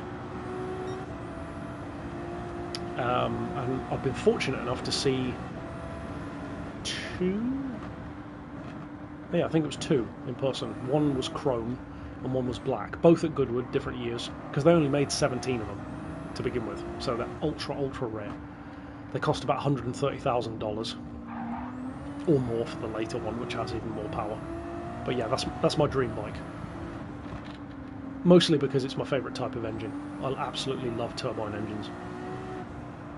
Lotus 56, STP Special IndyCar, Howmet TX, anything like that. The Rover BRM turbines, I love it. Love all that kind of thing. Chrysler turbine car.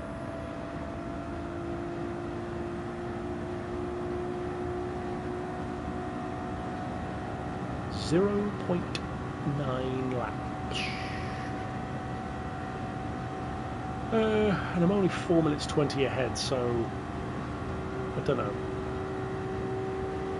I could take another break, or I could just keep going. I'm not sure. We'll see. I feel like he'll probably pit in fairly soon anyway. In which case, I might do it then. Might have a break then, if it brings us closer up to like the 5-minute mark.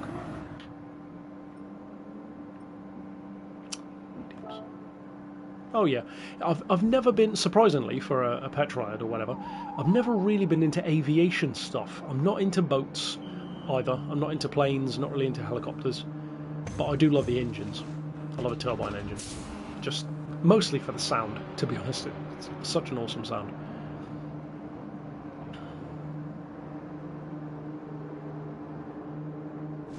But the fact that you can ride that bike on the road is just ridiculous.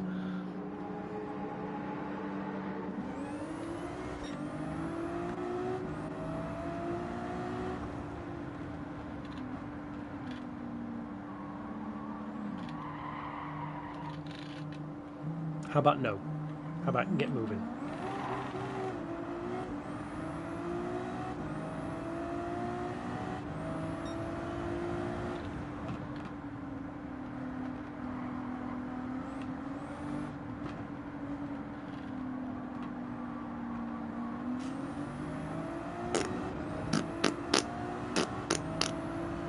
Oh, and another thing I like from aviation, speaking of engines, I really like radial engines as well, like in the old prop planes.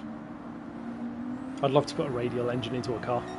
A couple of people have done that. A couple of custom chopper bikes as well with radial engines, but as I'm sure you know, being a fan of flying machines, the main issue is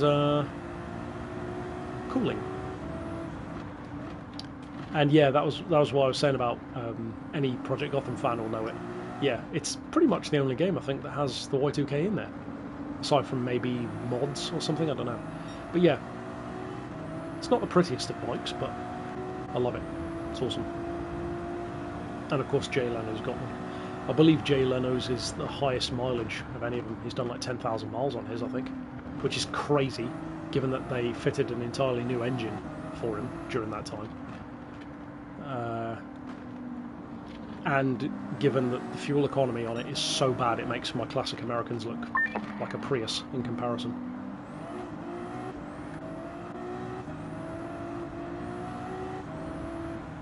If I remember right, I think it does 75 miles on a tank of fuel, which is like 9 gallons of diesel.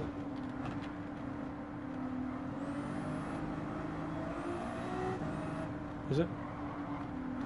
No idea. I don't watch much news, to be honest. I hear tangential news from channels I watch, but too much of the news is turned into like a soap opera. It's just like another variation of a show.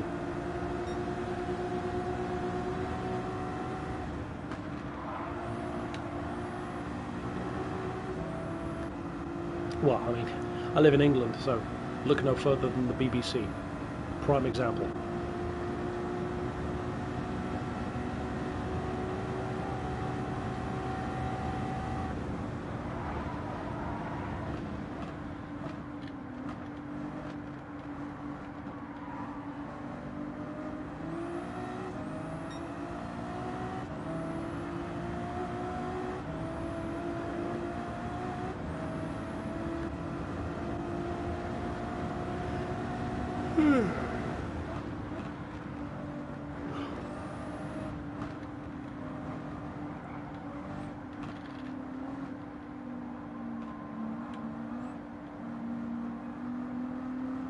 Yeah, exactly.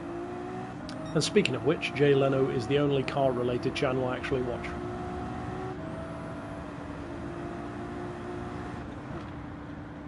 I noticed recently, I think it was, I don't know if it was his latest video, but one of his latest ones, he was looking at another one of Jeff Dunham's cars, that modified Hummer he's got, that old Humvee. And I noticed that Jay is kind of starting to look old now. Now that he's had a couple of accidents, they do seem to have knocked him about a bit. He's starting to look a bit more frail, which is a shame.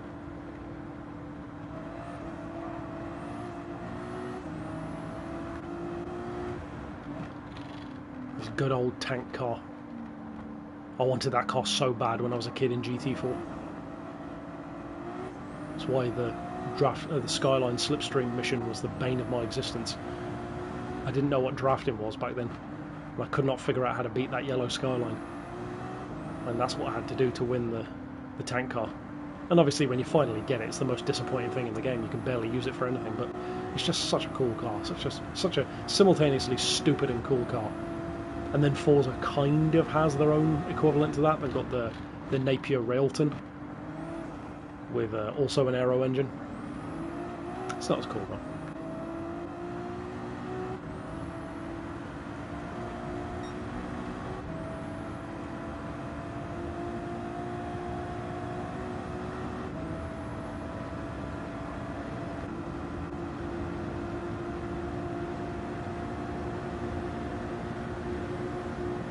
Yeah, watch Top Gear. More so back in the day. Not newer stuff, not with the different presenters. Haven't really watched any Grand Tour, to be honest, aside from occasional YouTube clips. But yeah, I like Top Gear. I used to watch it more so when I was a kid, back when you'd have stuff like the Ascari A10 on there, or the ProDrive P2, or when the Stig crashed the Koenigsegg CCX, like way back, like 2006, that kind of era.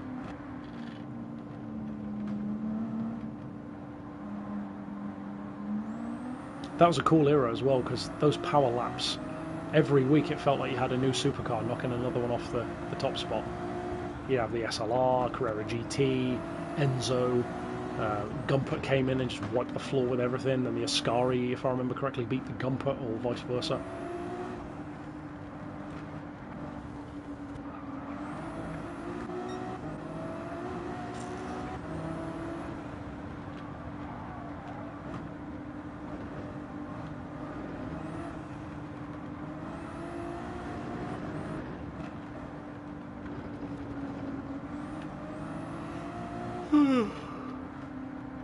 Come on.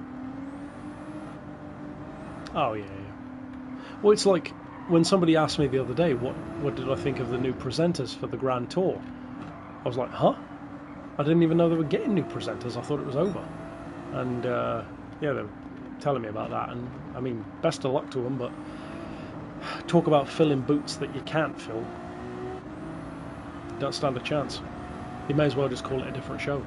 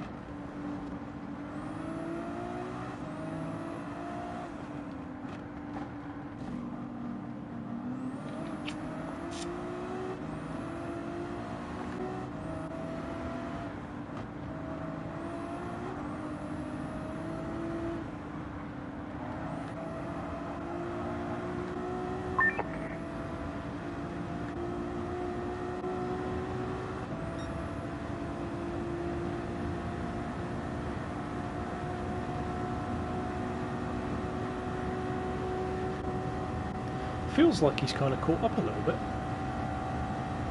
Oh, of course, because I pitted in.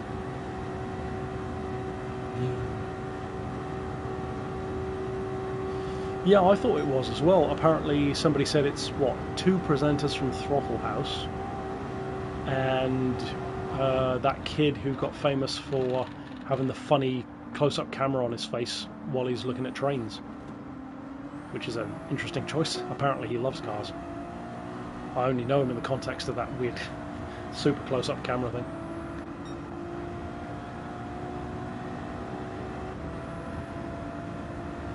But yeah, like I said, best of luck to him.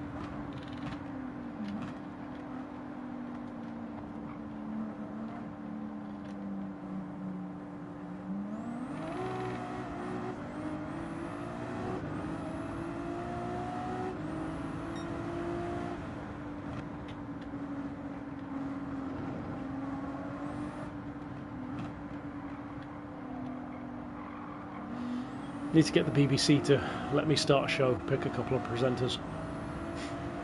Beards and cars.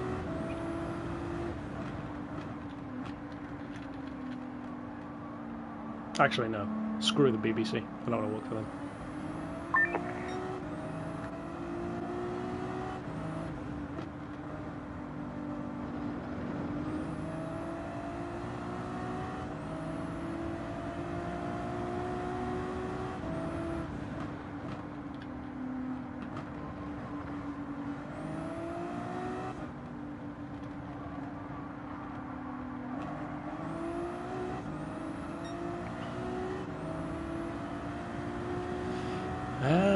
There we go, folks.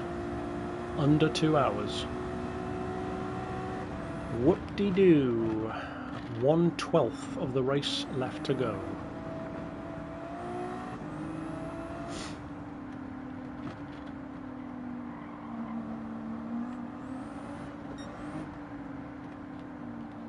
The bed is calling.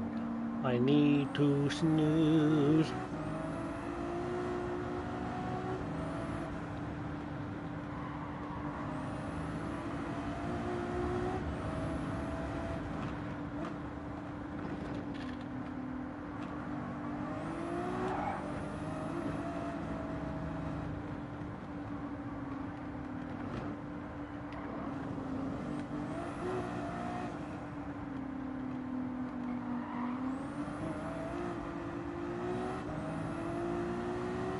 Yeah, I wish. It's when we need B spec. Get a nice lead, pit in, hand it over to them, put it on 3 times speed. And yes, I have split the stream. It was my plan, because the reason why I've split it is because I did Spa was obviously one stream because it was 8 hours, but then for Le Mans I was planning to do a full unbroken 24-hour stream. Somebody said that YouTube gets a bit funny about that, but it ended up crashing at 9 hours anyway, so then I started a new one, so then we did the other 16, and then, much to my annoyance, YouTube did not save the last 4 hours as a video afterwards, so it ended up cutting out at the 12-hour mark with 4 hours still to go. So to avoid that happening this time, I decided, okay, I will, since 12 hours is the mark, I'll cut it out at 8 hours and make it into a 3-part stream back to back. Didn't quite work out that way. First one did, 8 hours. Second one though cut out at 6 hours because it said it lost connection.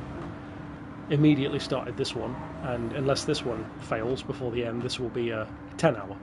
So one way or another ends up being a 3-parter, which is fine. And tomorrow, probably, because I'm definitely not doing it tonight, I will finish up the proper description and thumbnail and everything for them, slap them in the playlist, so if ever, you know, those 4 people who ever want to watch the whole thing in the background maybe want to do so, it will just automatically play in order.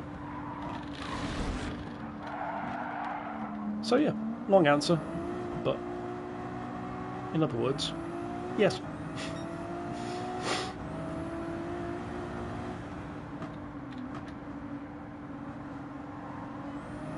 And then the plan is to do a redux, sort of, for Suzuka, because the first time around I pre-recorded the Suzuka 6-hour. It wasn't ever live, but then it's kind of boring. So, and I also came 4th instead of 1st, and that will be after this one, the only race in the entire power pack that I haven't actually won. So for the sake of completion, possibly this coming Saturday, I'm going to live stream Suzuka instead and get the victory. And then that'll be the whole power pack complete. 1,000 stars.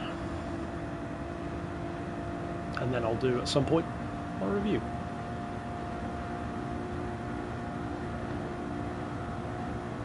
Yeah, I mean, what does it say at this point? I've been streaming for just under 8 hours, something like that. Or just over 8 hours maybe. But yeah, hopefully it doesn't cut out right at the end, because it would be annoying having like some stupid little 1-hour video.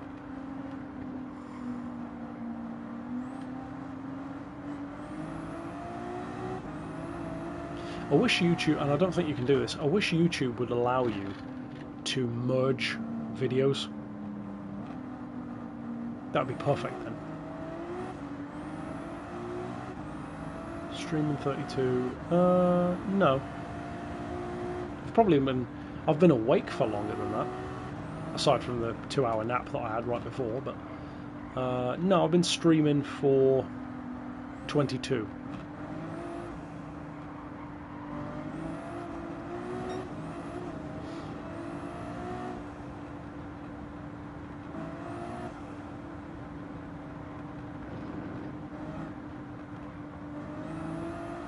So technically I've had slightly more rest than I did for the Le Mans 24-hour, because for that one I woke up at 8 in the morning on Friday and then didn't go to bed until 10:30 Saturday night. So what was that, like 38 hours or something? I can't remember now, 36.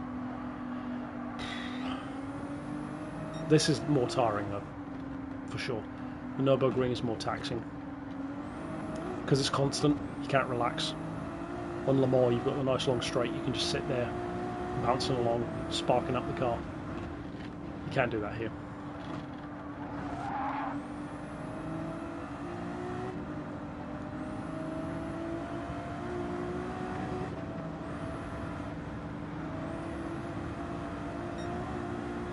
And boy, are these last few hours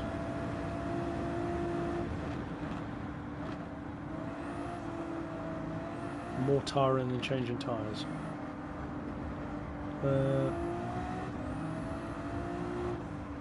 What, in real life? ARL. Earl. Earl. Dövde. Play the dövde. Om du look at the tuv.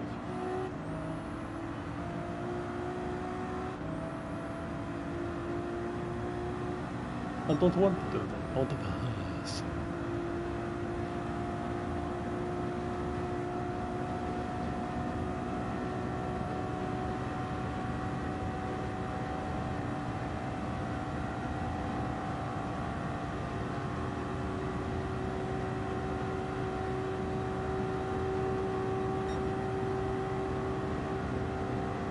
Oh. I get the pun now. Look at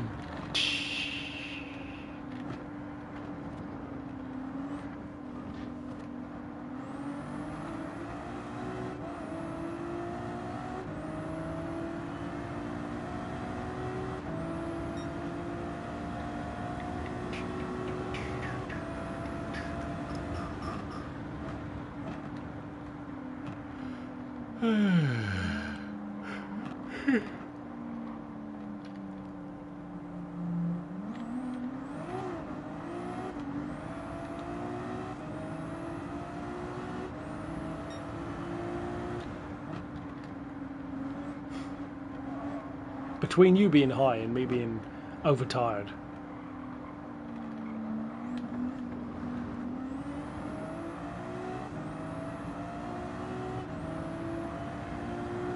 And I still haven't had any water.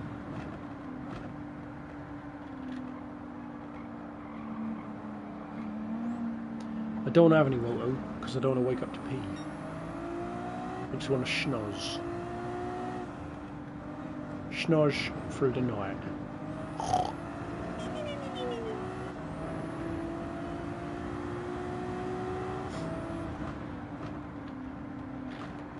Yeah, I've been awake for a while, I've been racing for a long time, and I currently look like some kind of taxidermy sitting in a chair.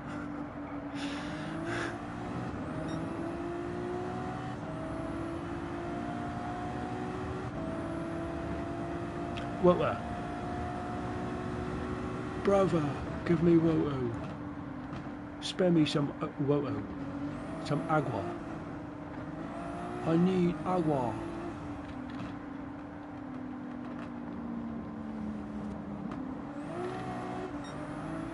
Nutrients from the mountaintops.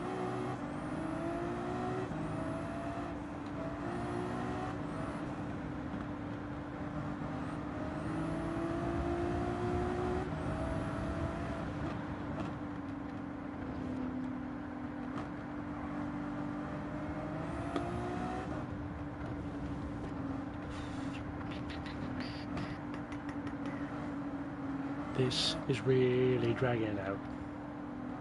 Can we please get on with it? I want to drive off a cliff.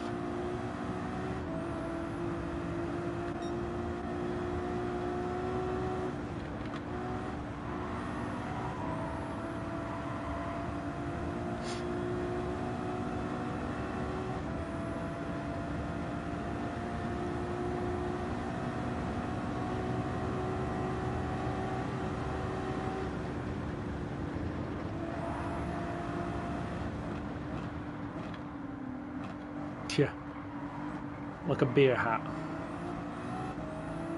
or a camelback, one of those backpacks with the straw.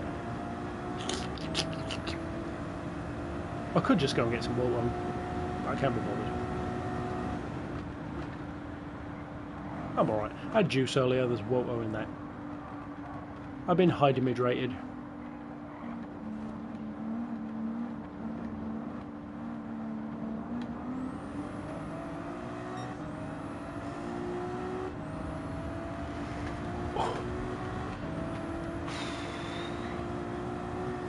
Shoulders, why are they aching so much? I've been lifting anything.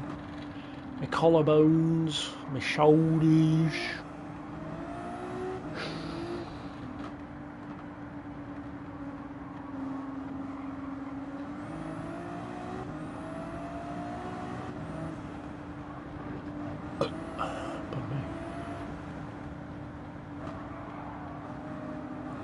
Exactly, yeah. I don't even need to pause it, I'll just pull over. Let the clock wind down a little bit more. But I should be okay, because like I said, I don't want to be woken up by needing to pee in the night. I just want to sleep through to 7 AM when I'll be up again.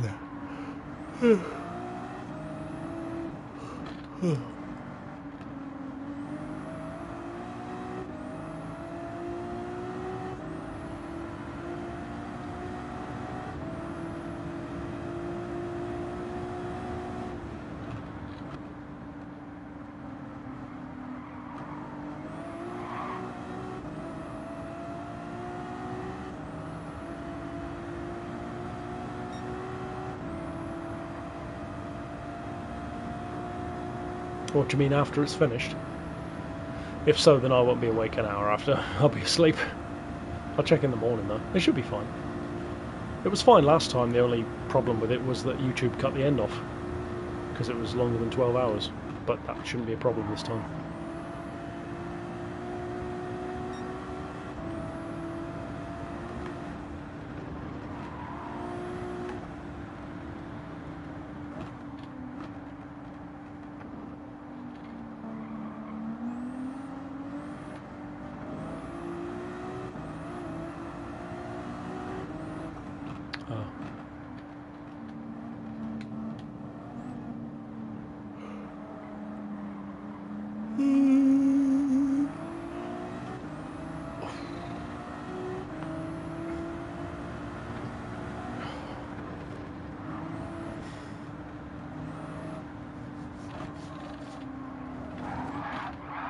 Steady on.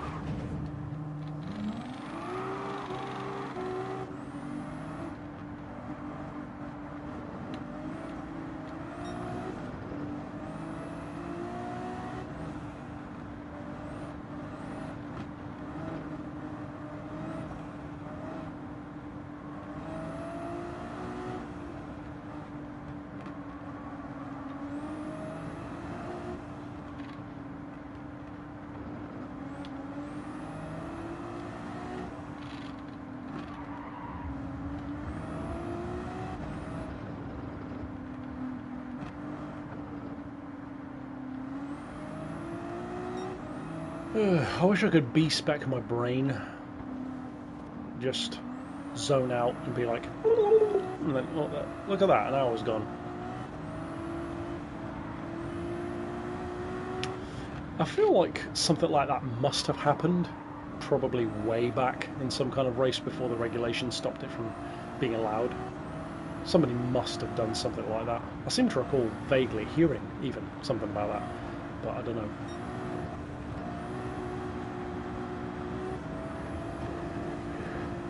I wonder how they broke up the different drivers for the 84-hour marathon of the Nurburgring, because that was a thing. 3.5-day race.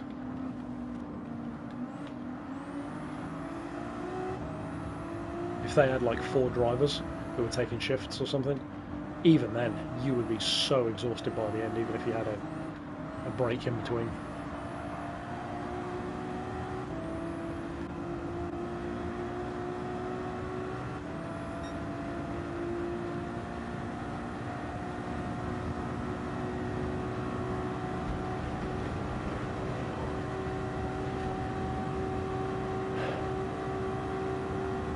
Yeah, I mean, you'd have to, wouldn't you?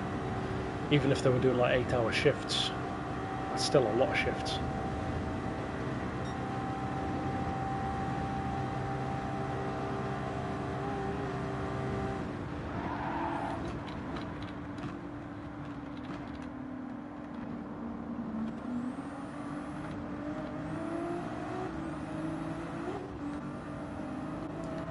In the pits he goes.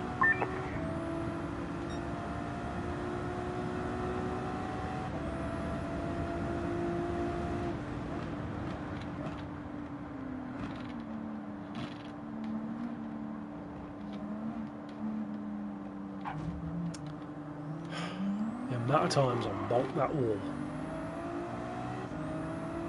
Just Still no weather. Surprise, surprise. Good, good, good.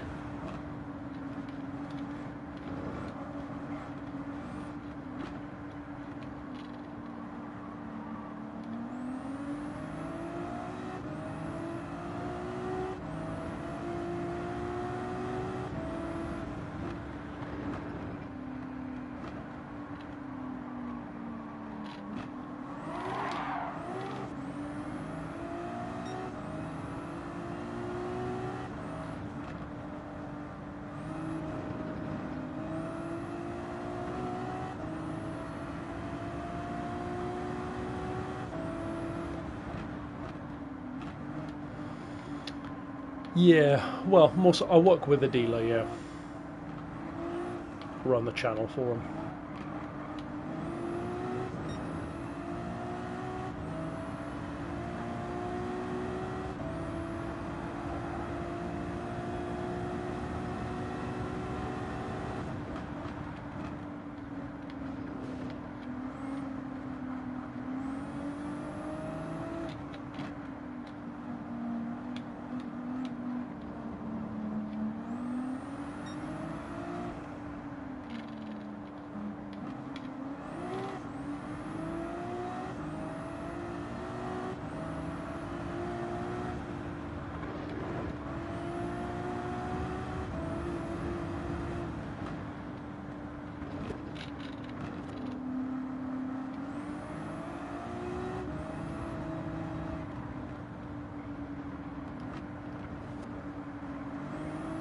Couldn't see the last part of that message. Something about Louis.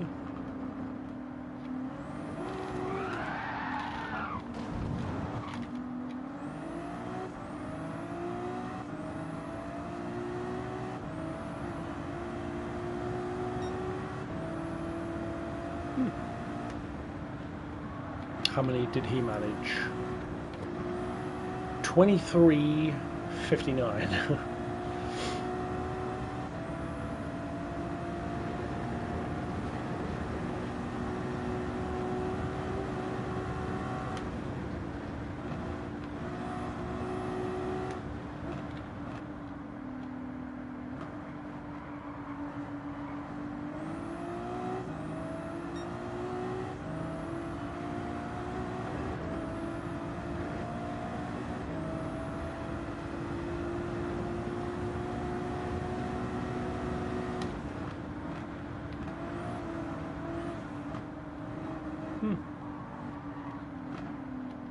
Yeah. Luigi.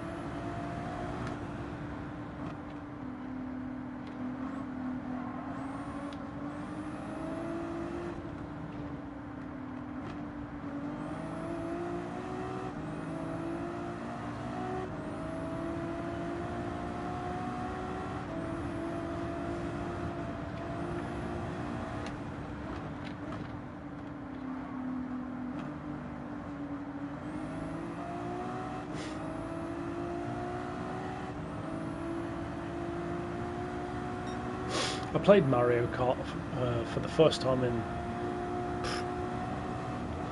probably 27 years maybe, recently, on a Switch too. Actually quite fun.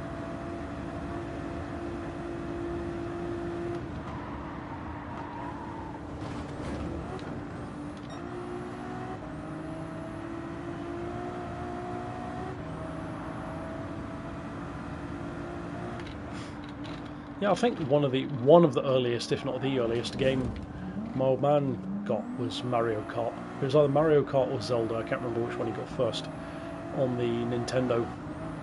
I can't remember if it was the Super Nintendo. It was the one that you put the cartridge in the top.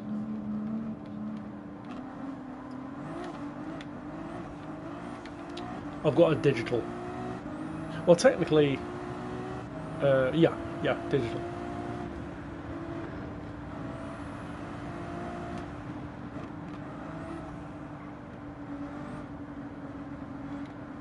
So I don't know. I fill it up with water. It goes buzz buzz. I don't do what no more. Oh well. No more phone.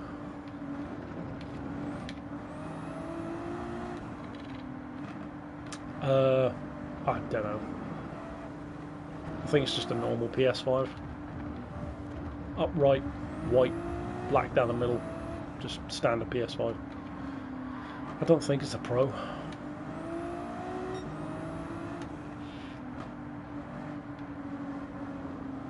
No. Yes, I play Gran Turismo 7 on Super Nintendo. That's what I do. It's fun. Cars go brrr.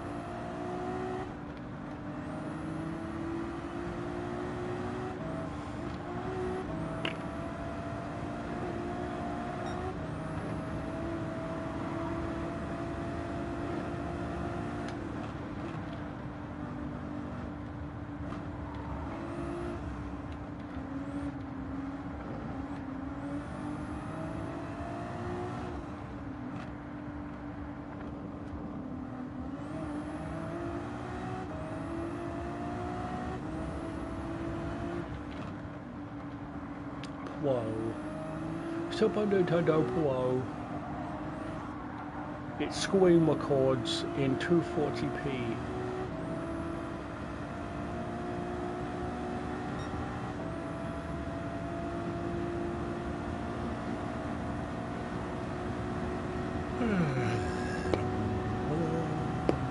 Come on, Rhys, get on with it.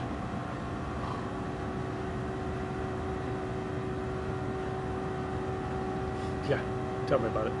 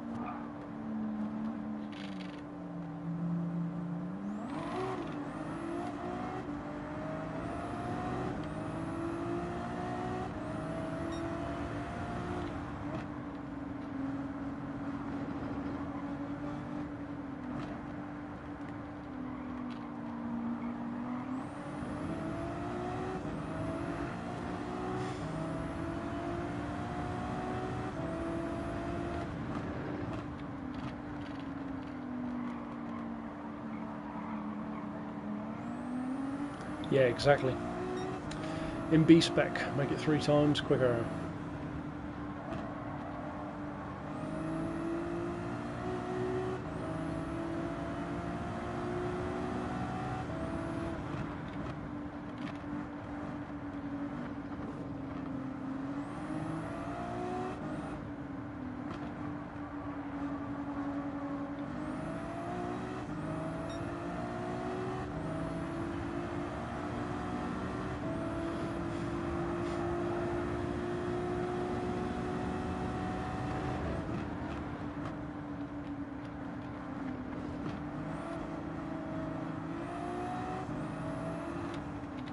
Yeah.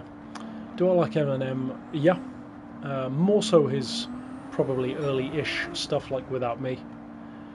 And my favourite Gran Turismo would be 4.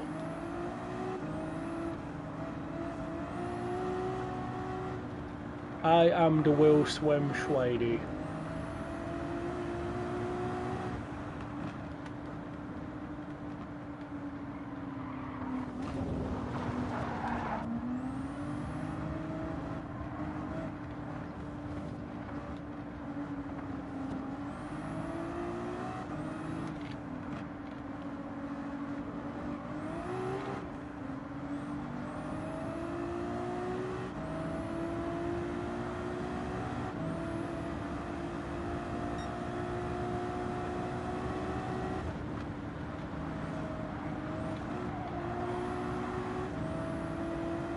Yeah. And most people who don't say GT4 seem to usually say GT3.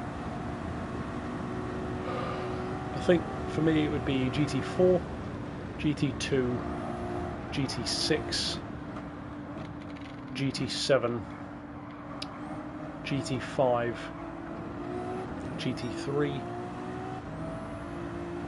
GT1, GT Sport.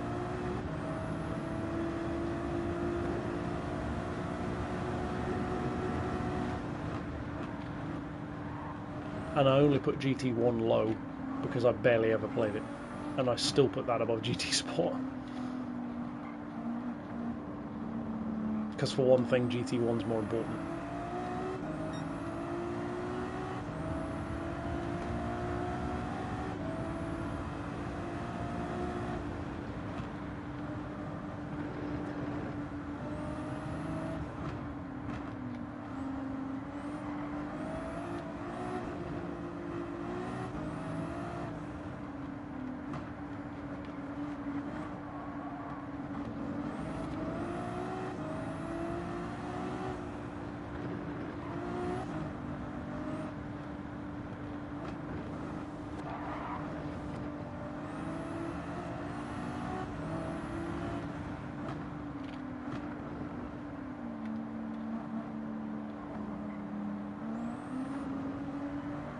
Yeah, GT3, I think the most notable thing for me looking back on GT3 was how kind of more so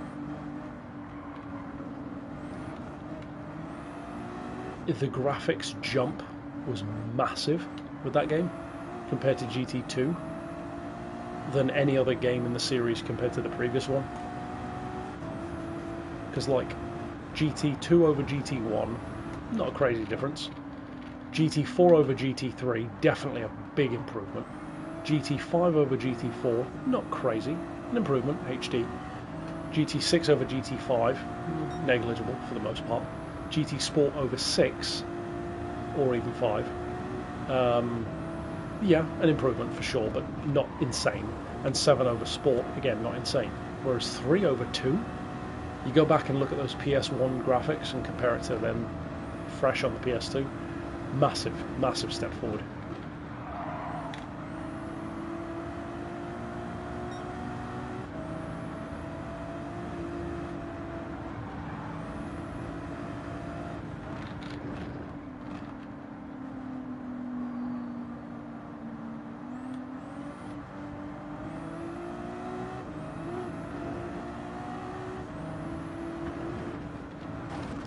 Well, lad.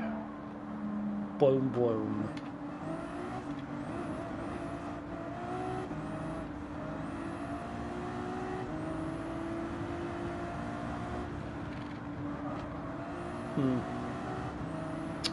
I don't remember how GT6 ran for me.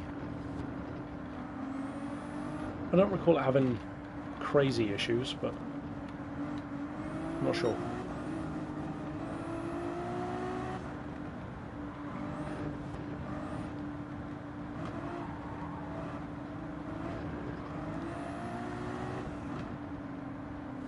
Right. Did GT Sport get better at the end? I think by default, yeah, but I don't remember a lot of the stuff that was added. I remember that most notably it didn't even have a career mode at the start, but...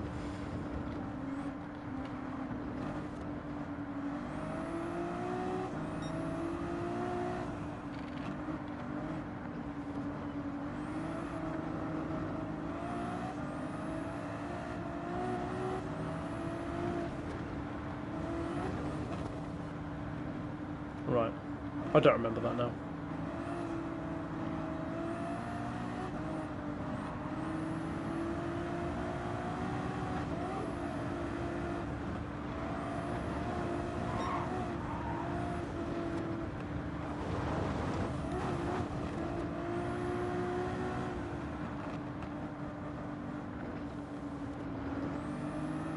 I'm so tired.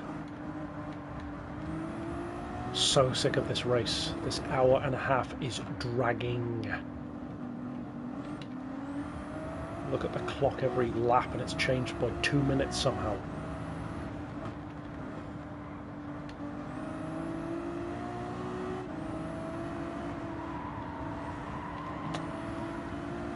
I prefer old school overall.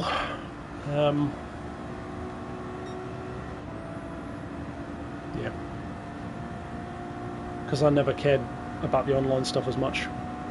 It was fun in GT6, but it didn't help that GT6 had one of the worst career modes because it was so tiny. But overall, yeah, I'd choose like the GT4 experience over 6 or 5, whichever. But 5 was the pivot point, really. Everything before 5 and everything after 5 was radically different because of the online aspect.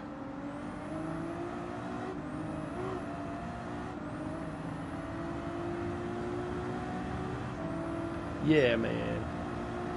School's just out to like brainwash you and stuff.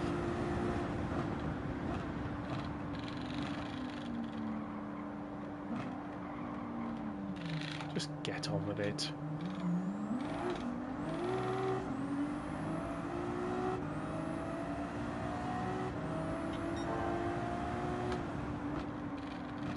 How on earth was that quicker?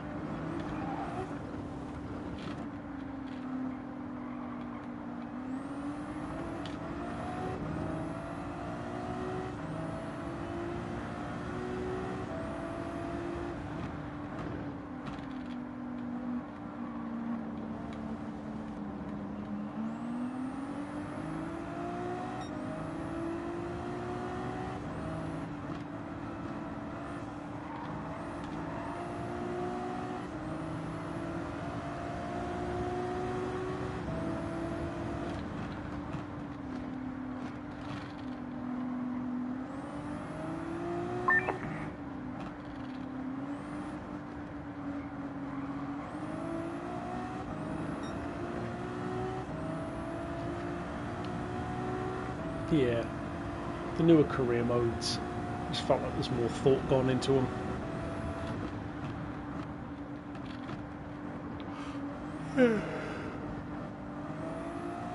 More care.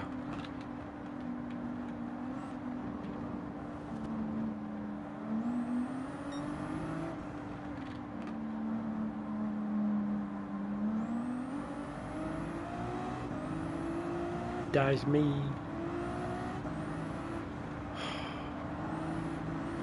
I'm so sick of this race.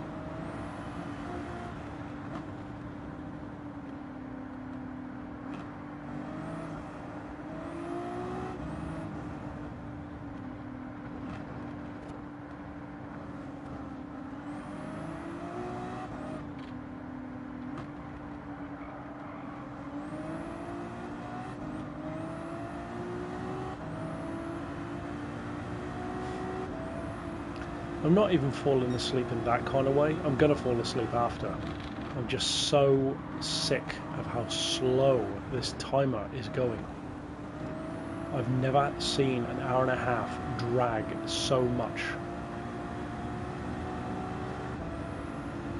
I just want to pull over and wait. And I can't do that.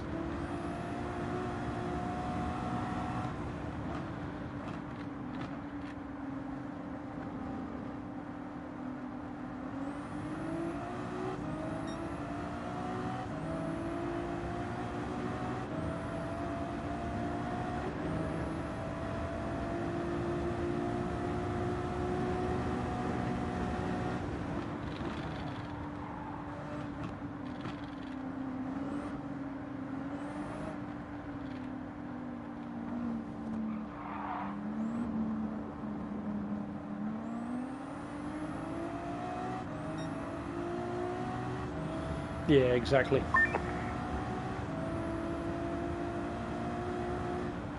That's why the Suzuka one was boring. And it's also why I didn't stream, or also why I didn't try and pre-record any of the other ones since. For the first 2 hours I just talked non-stop basically, but then after that...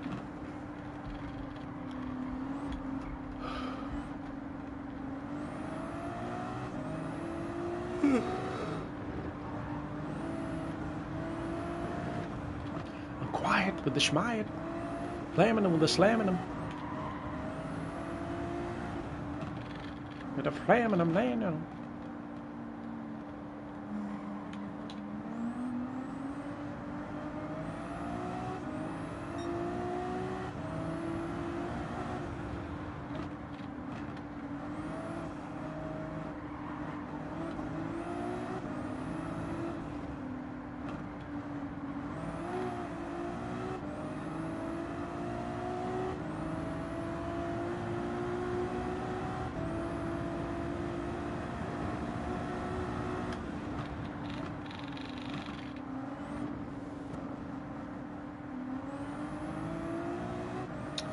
Yeah, I've been to the US once, to Texas. I'd like to go again to Louisiana at some point. Probably never will, but... to go to visit MTT. To test drive the Turban Superbike.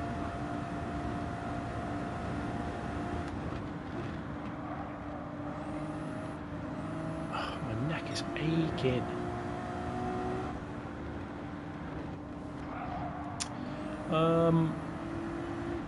I guess it's just, you know, for people who want the challenge, and also because it's the top tier of like sports car racing. The 24-hour races are to sports car racing what the, you know, what F1 is for racing in general, or like for open wheel racing or for top tier drivers. It's the holy grail. So yeah, I get having it. But boy, does it drag.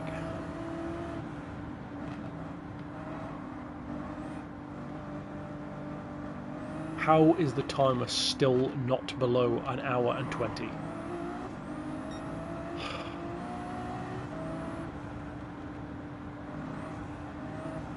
I feel like I've done 6 laps. Well, it's been an hour and 20 something.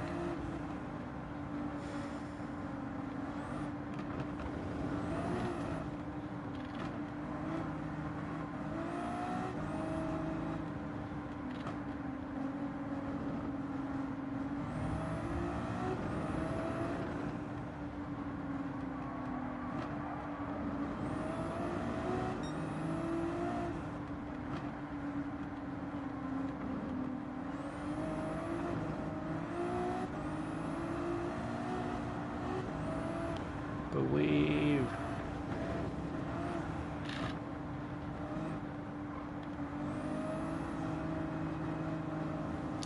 I have no belief left. I'm spent.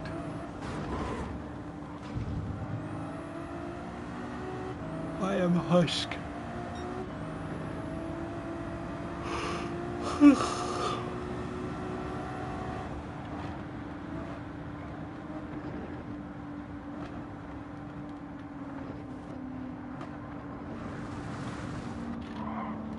Get a move on.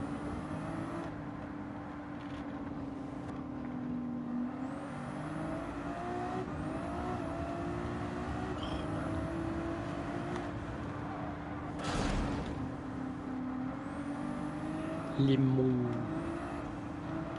24 hour of lemons.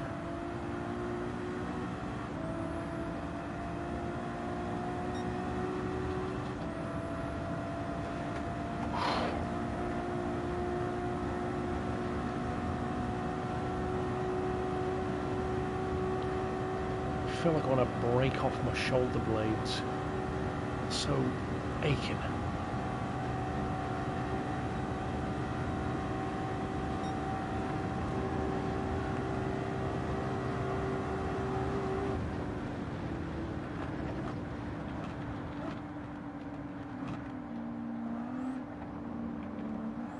I'm having another break and it gets down to an hour. Even if it's only a minute.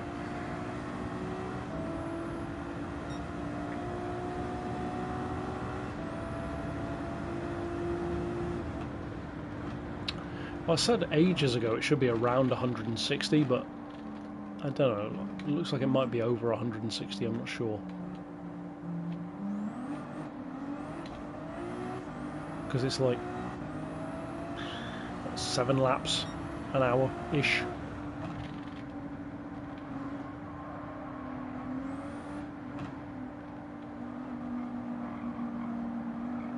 So more than that actually. Close to 170 laps.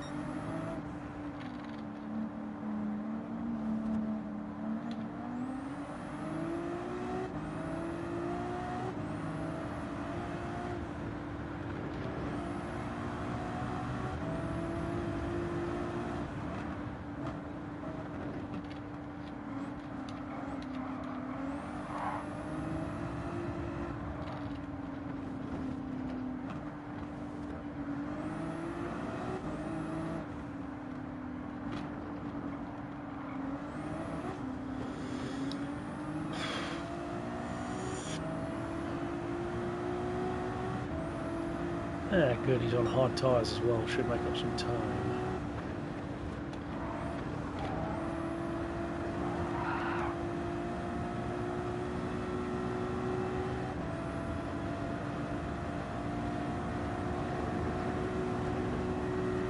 Yeah.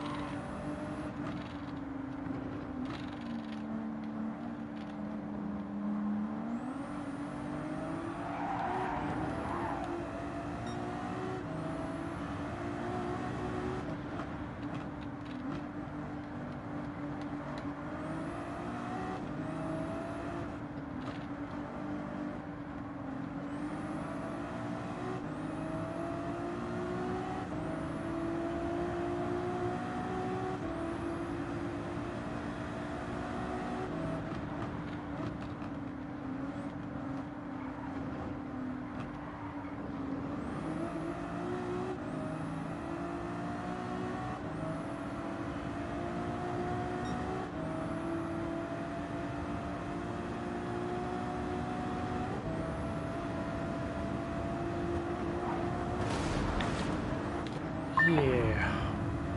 The longest hour ever. It is dragging.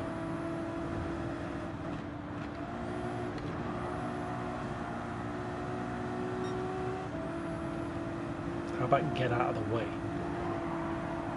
How about you try that?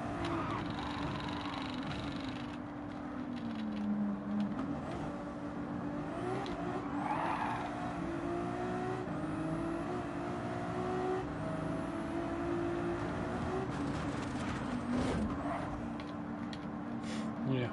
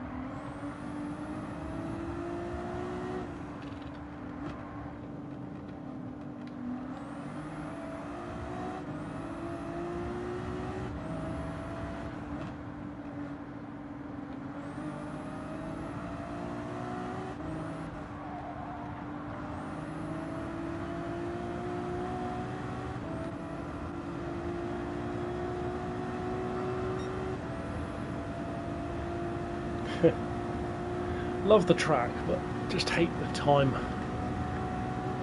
It just drags. I need the snooze, man. I need the snooze.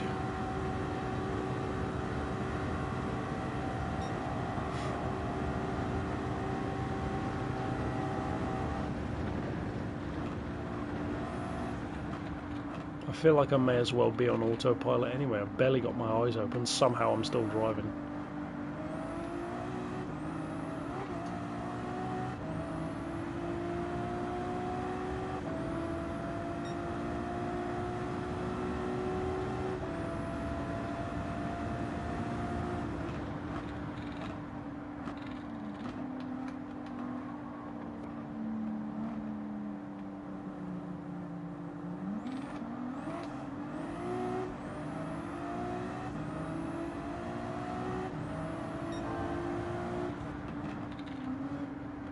Yeah, I wish I could.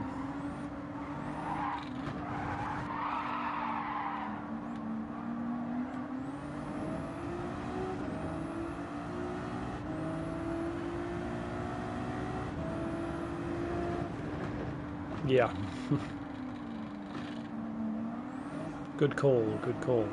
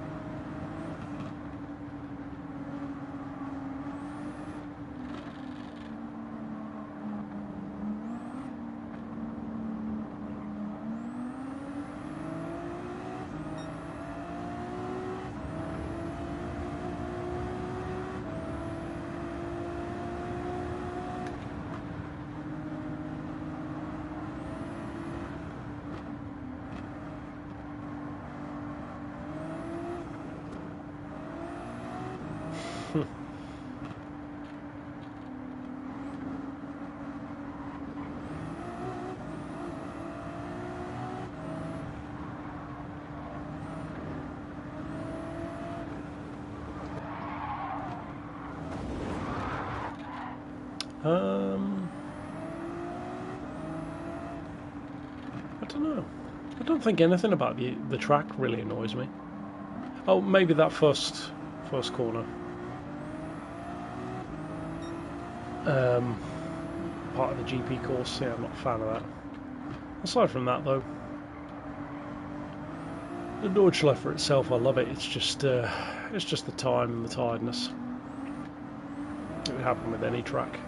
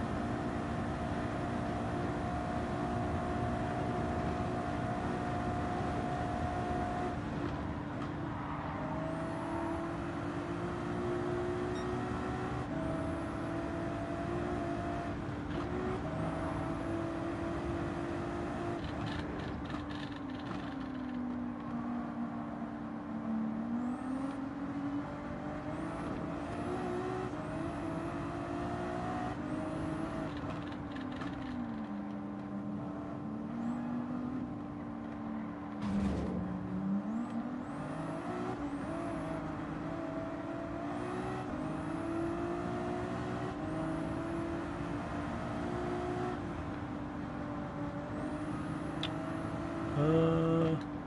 I don't think so. I remember my old man doing the 24-hour races in GT4. I don't recall doing any myself. If I did, it would have probably been B-spec. So it would have taken more like 8 hours. So in that form, maybe. But not in this more realistic sense.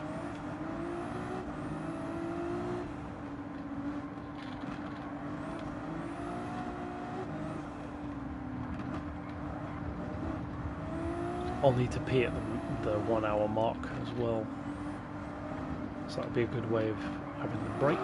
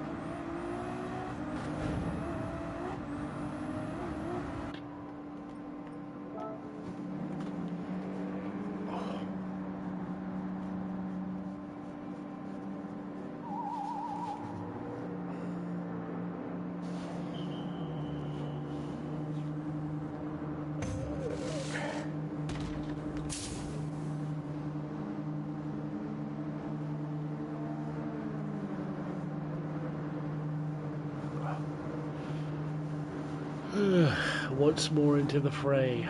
Yay.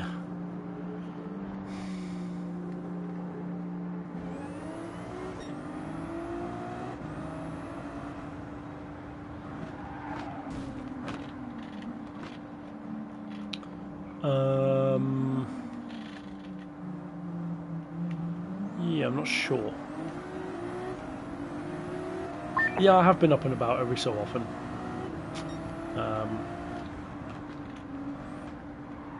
I'll try bouncing my legs as well. How many will it be? Because how many laps will it be now? What's left? I can't see probably now. Just under an hour.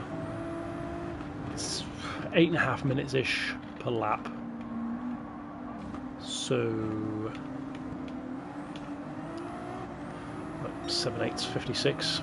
So about 7 more laps. So that should be it actually. That should have been the final pit, I believe.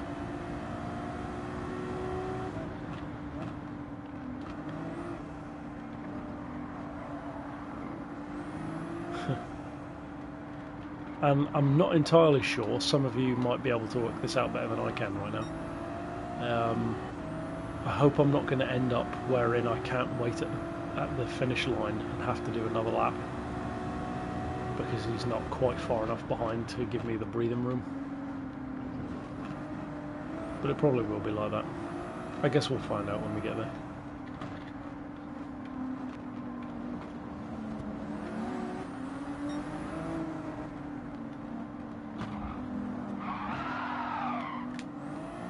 No, look where that got you. Can't even overtake a guy who's half asleep.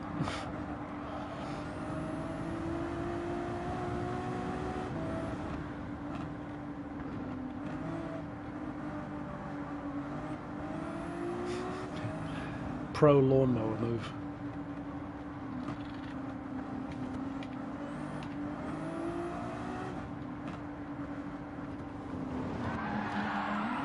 Steady on. Almost did the same move myself. Naughty, naughty.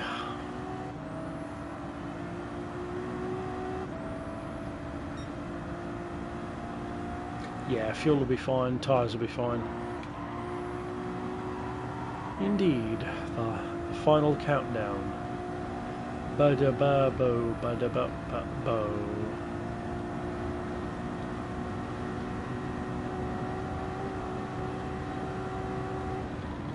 Oops. First time in the entire race I've gone off that side of the track.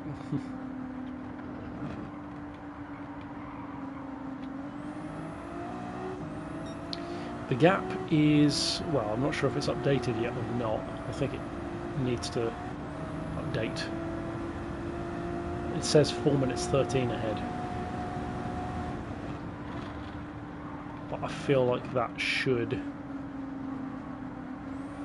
drop because of my pit in. Oh yeah, my brain is a mush. It's always my eyes that get really tired first. I just want to close. Which is great after the race, because it means I'll just hit the pillow and straight, well, I won't poo myself. I'll hit the pillow and just go straight to sleep. Yeah, there you go. See, the timer's adjusting now.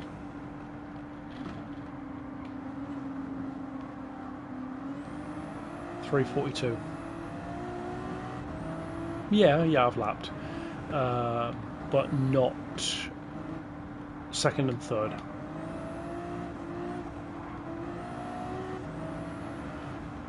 Second place I'm 3 minutes 42, third place 6 minutes 52, and then everyone else is at least one lap, and a bunch of them probably at the back is multiple laps.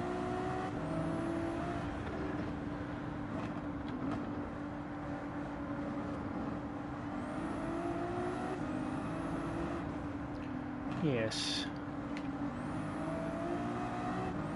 I ran rings around my own psyche.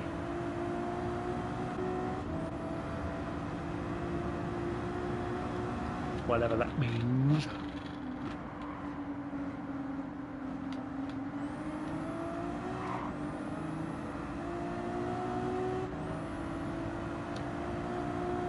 Coming up on 2,500 miles.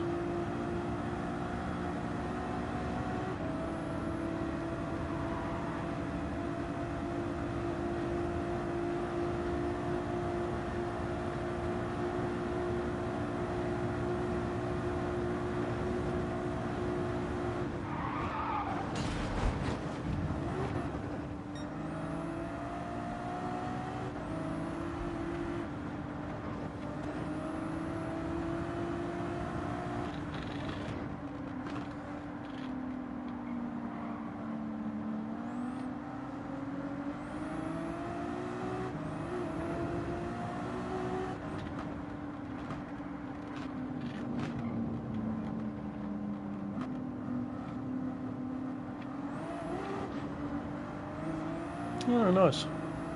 Yeah, Blue Moon was, as I recall, basically the best cash cow method, especially if you use one of the lower category cars like an N300.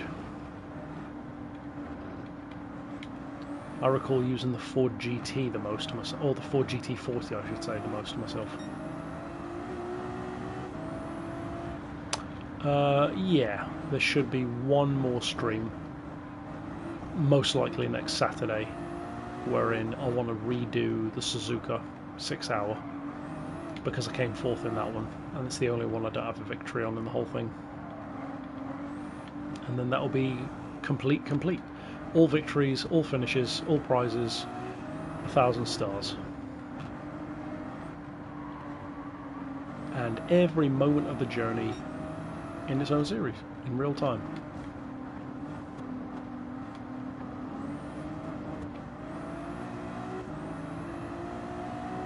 Well, I guess not every moment of the journey, close to every moment, aside from the times that I had to go back and get some of the victories after the initial one. Yeah, the Mazda's great.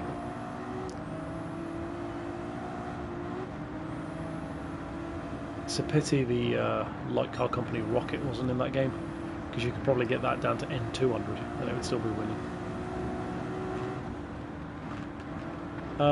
Yes. Welcome, Ayub. I have been. There's 52 minutes left. I'm very tired.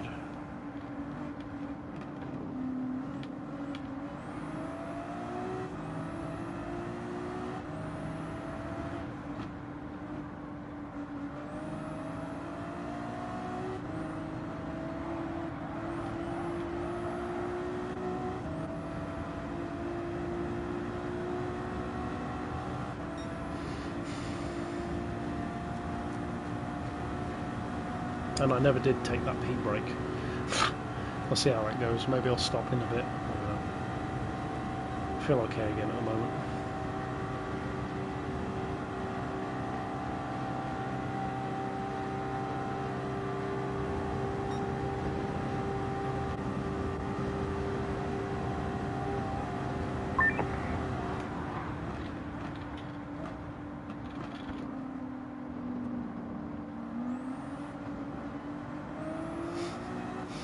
Thanks, dude. This one was definitely more of a challenge than Le Mans. Could relax more on Le Mans.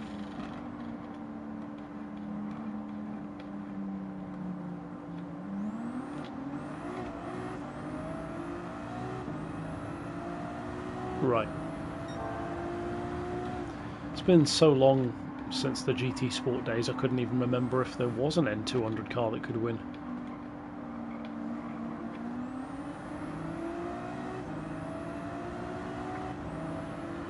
I seem to recall I used to do N300 with, like I said, the Ford GT40. Even though that wasn't necessarily the quickest, it was the one I enjoyed driving the most. And it was just fairly easy to win and a good all-rounder. Only downside to that car is it was a bit of an expensive initial vehicle to get in the first place, but it paid for itself pretty quick. Yeah, for sure. Mostly because on Le Mans you've almost got half the track where you can just sit there on full throttle just coasting, Whereas here, there's always the next corner, there's always something happening. There's always cars in the way.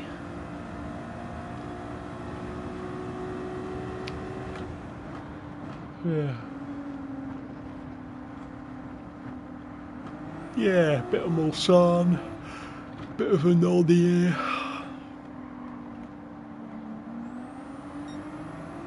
And you've got the straight here at the end. What is it? Dottingerho? Or Dotingerho? Tom will probably laugh at my pronunciation there, whatever it's called. But it feels like the straight on the Nordschleife, or in this case the Nurburgring in general, doesn't last very long. The straight's gone almost as soon as you're on it, it feels like.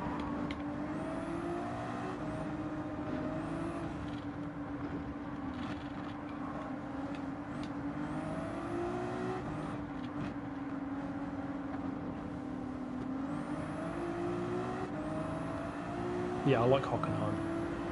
Be cool to have that in Gran Turismo.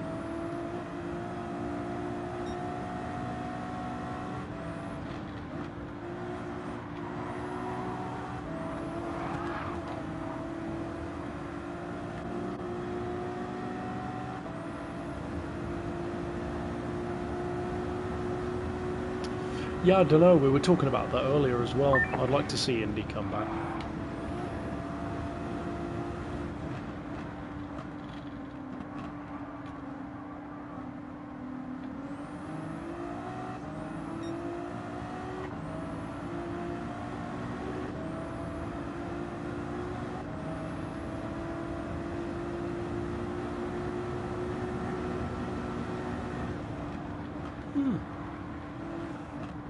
Interesting.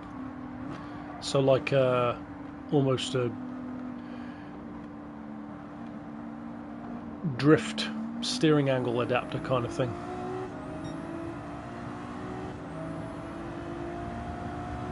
GT5. I feel like somebody was talking about that earlier on, or something to do with servers on one of the older games. Oh yeah, didn't somebody say it was easier to do that than, I can't remember, some other one, where you didn't need to mod the console or something? It was easier than that,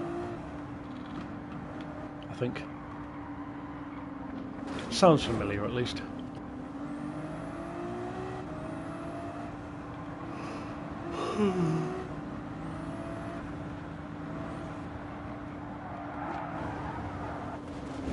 On the road.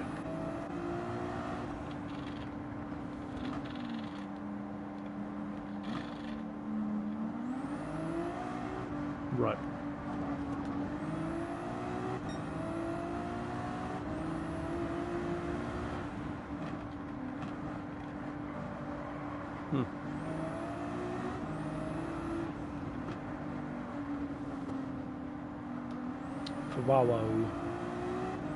Fawawa washer.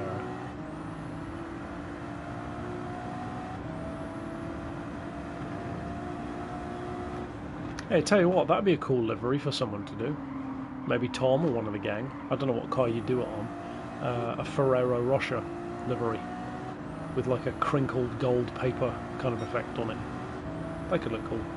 With like a brown lower half with the crinkled paper sort of effect. That could look cool.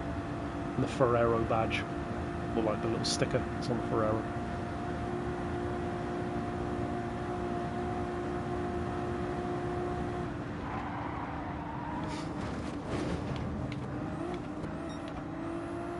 And then you could have the sub-sponsor brands on there as well. Would be stuff like Rolex, because it would have to be all those like top tier kind of brands. Maybe Boss.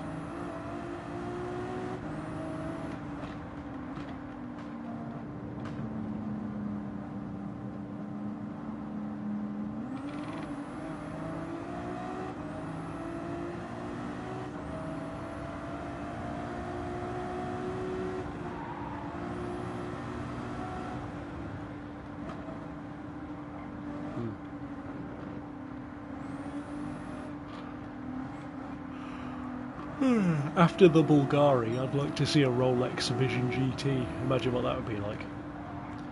Probably be some Rolls Royce kind of thing.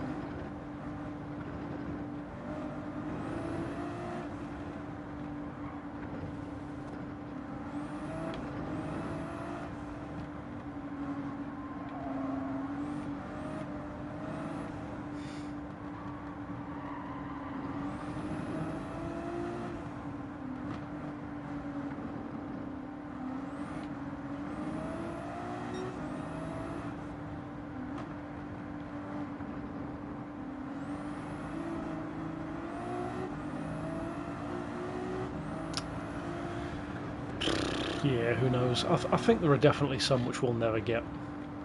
I don't think we'll ever get the Tesla, realistically. We already know we won't get the Bertoni, which is a huge shame. It'll be interesting to see what happens with Ford, whether or not that ever occurs.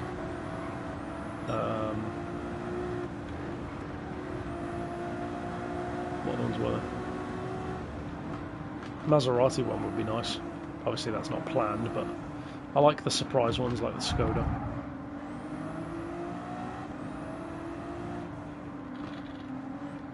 Yeah.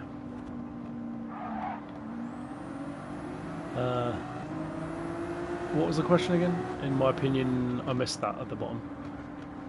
Was it the likelihood of something? I can't remember what you asked now. Oh, Lotus, that was the one. We're asking about Lotus. I mean, it's possible.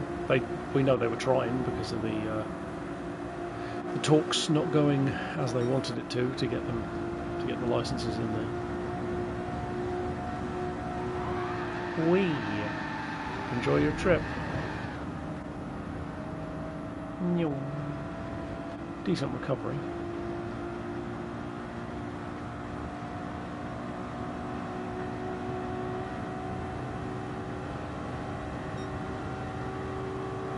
We don't know yet. Feasibly at some point, if the leaked stuff is still accurate, there should be maybe Red Rock Valley. But aside from that, I don't recall. There were a few that were like possibilities, like Mategi, or I guess there's always a possibility of Pikes Peak, but in terms of concrete evidence, nothing set in stone so far.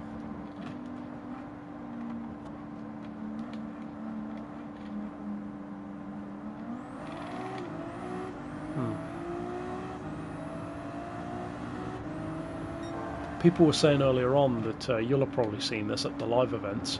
Apparently it looks like the M4 GT3 is coming, which makes sense. Yeah, it is. Last endurance race of the Power Pack.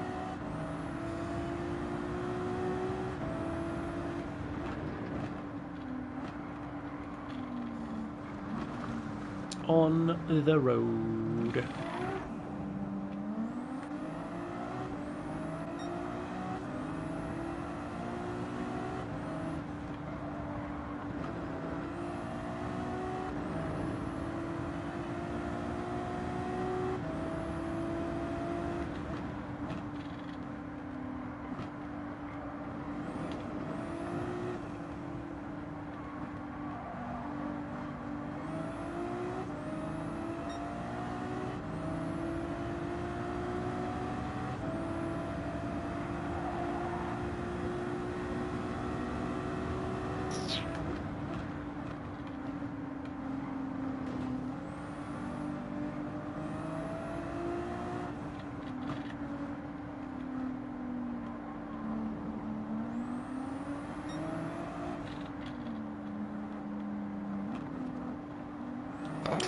Yeah, tell me about it. And then I'm getting up again at 7 AM.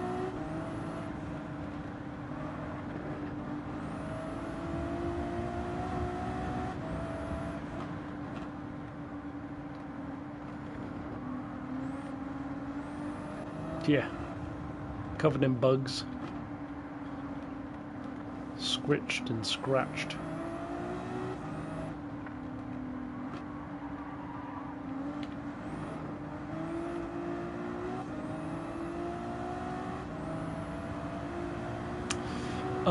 I wouldn't describe it as boring, but yeah, definitely easier. Easier in terms of like the focus level, because you've got so much just straight. But it took me, because I already did that one, obviously that's on the channel, but it took me a while to catch up to the top 5 cars.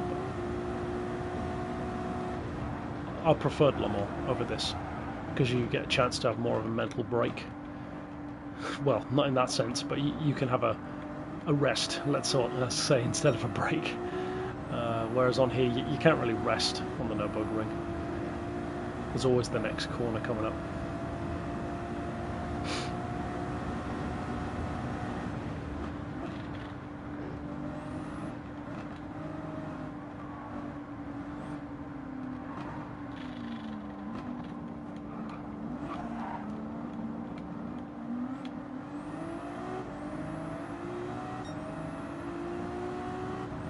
I tend to stick to kind of the same predictions as well.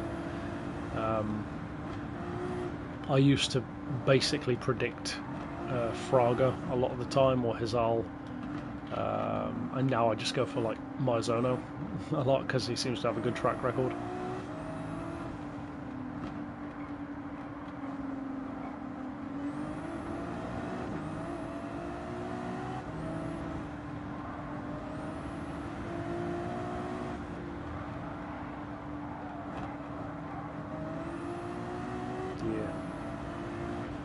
Never sleep on the shady.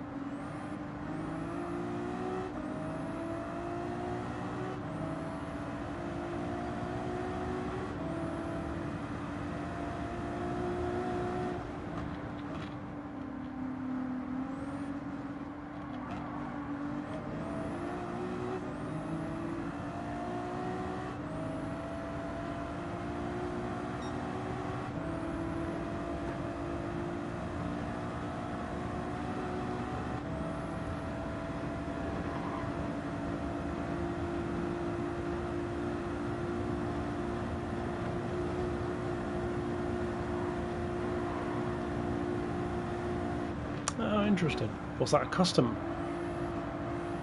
event, or in a different game?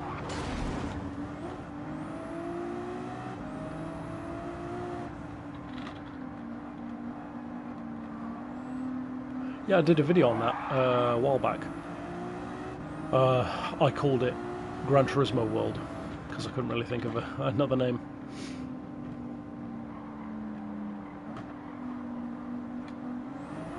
Ah, right. Cool.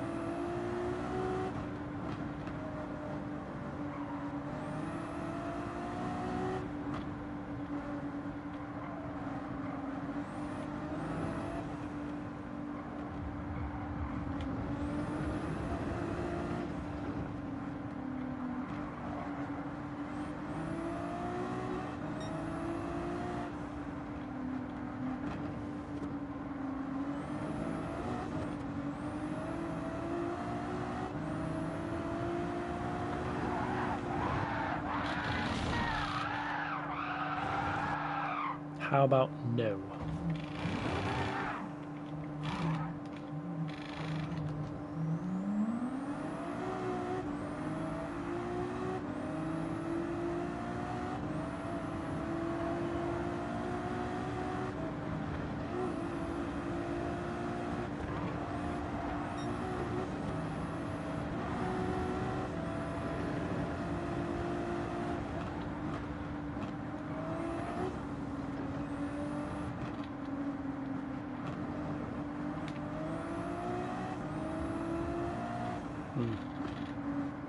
Yeah.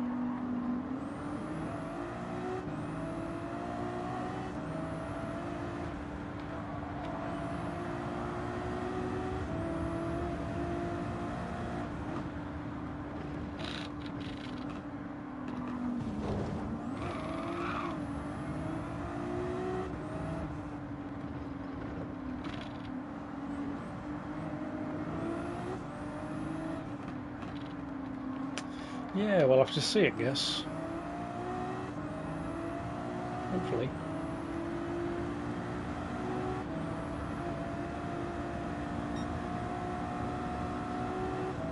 Could be M4 GT3, Yangwang U9, and I don't know, some other thing. Maybe a good 4 car of some kind.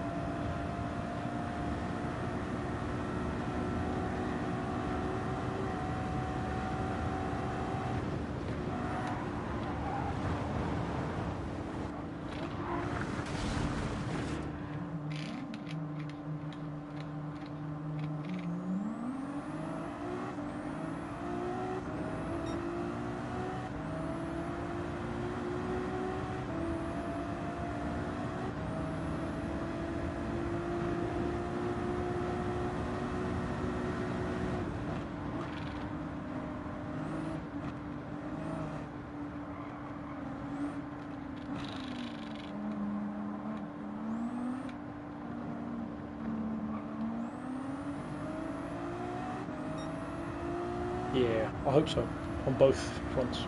Especially the Ferrari. I've come to like that car a lot more over time.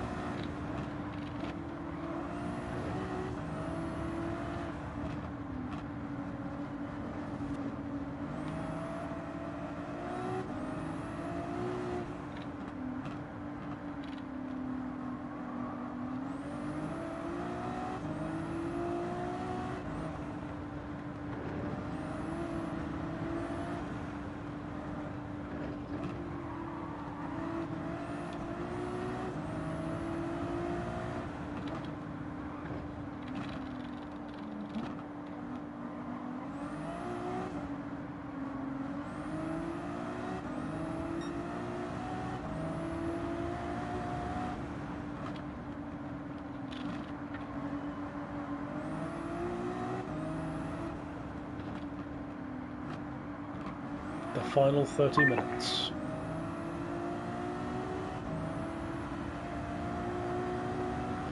Sup, dude? Good timing. You joined 30 minutes to go.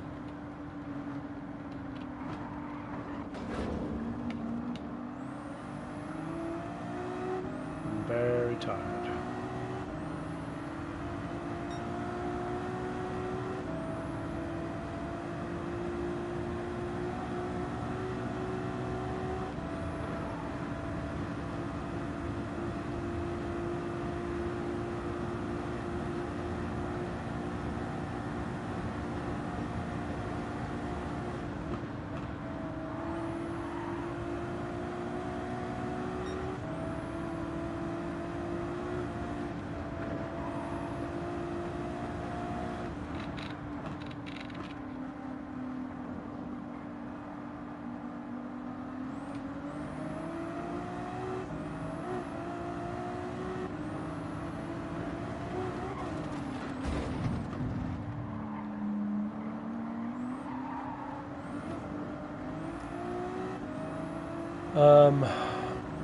I'm guessing you're asking on the draining scale compared to Le Mans. If so, then definitely more draining than Le Mans. You get more of a break on the Mulsanne and the Audier just sitting there. Whereas with the Nurb, you never get the chance to let up. I had a couple of times through the race where I pulled over and just sat for a couple of minutes doing nothing, just a waste of time. But aside from that, you don't really get a break.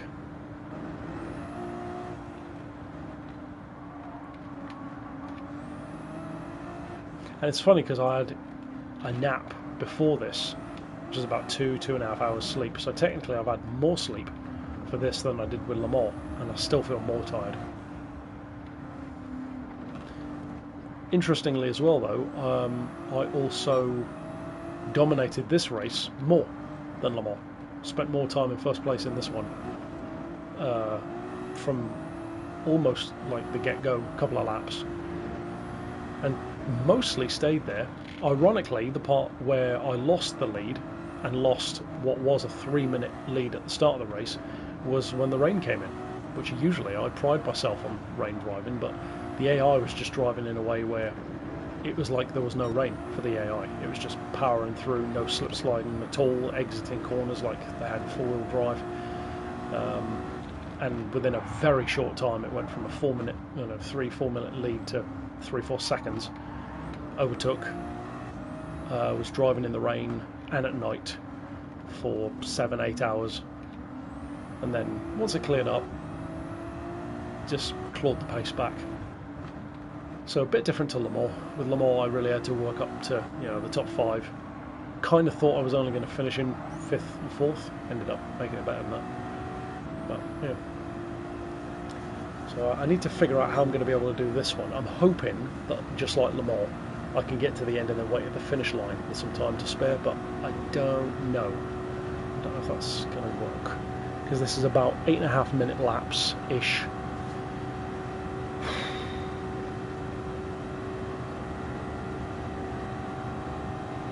Yeah, so I guess I should be able to.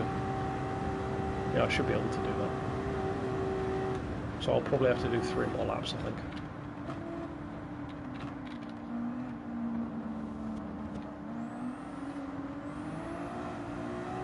Because if I do 2 more laps, I haven't got enough of a lead to wait around, which is a shame.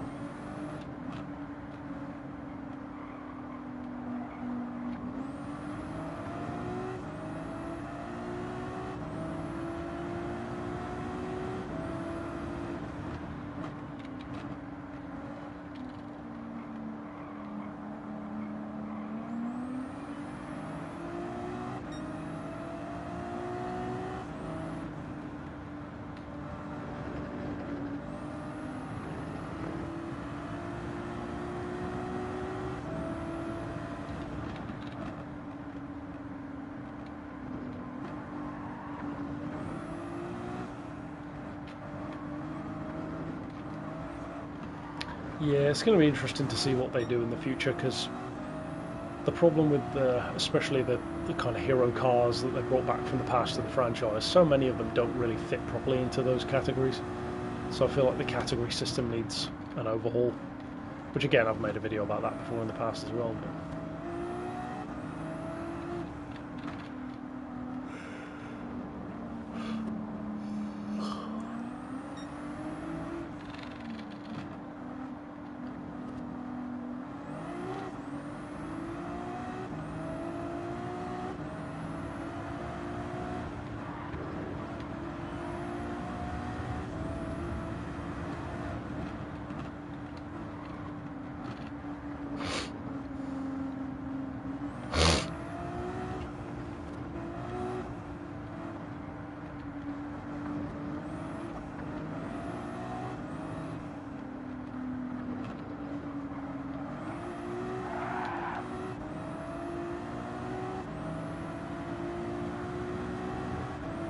yeah, definitely need to be able to sell that stuff. There's a lot of cased up money there doing absolutely nothing. Many of our garages.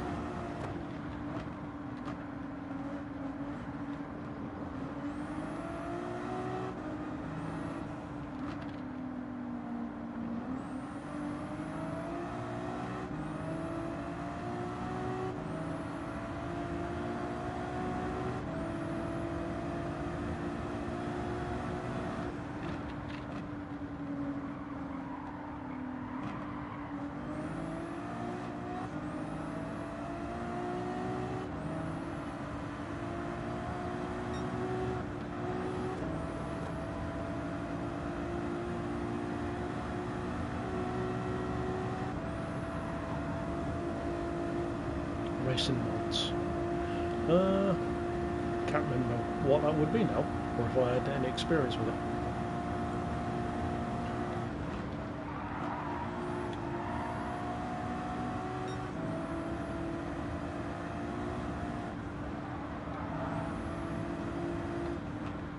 Be handy if he pits in, get even more of a gap.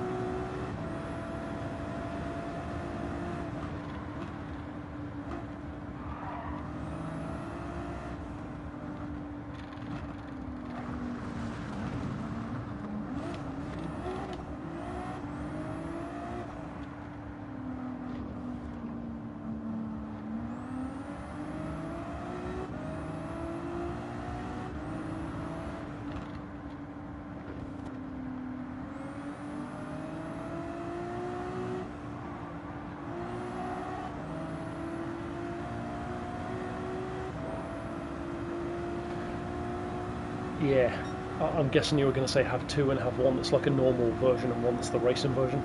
There were definitely some cars I did that with, like the Lister Storm or the TVR Speed 12 or the Elise GT1.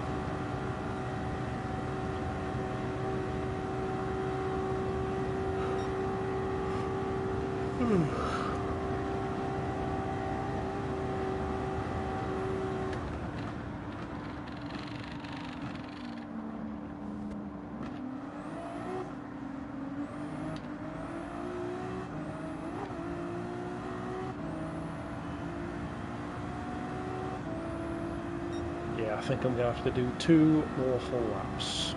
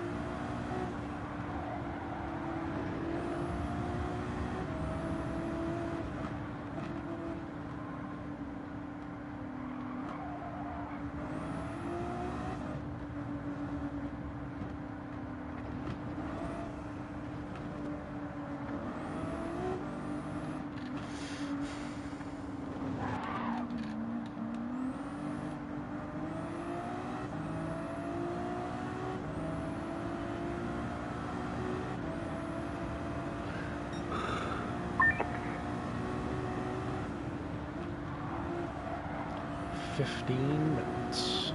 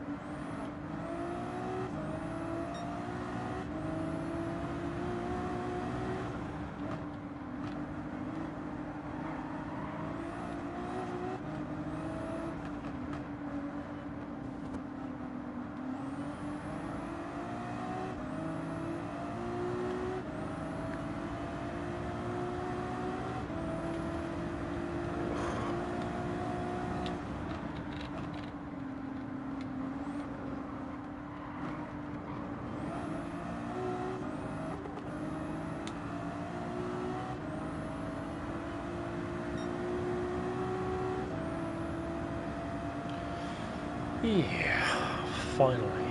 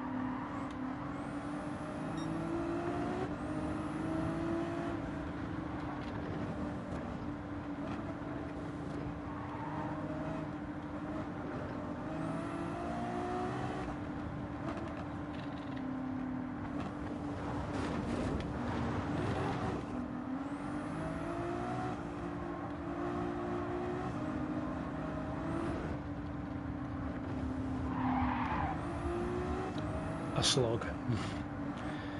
Absolute slog. Right from down around 5 hours left, it has dragged so much.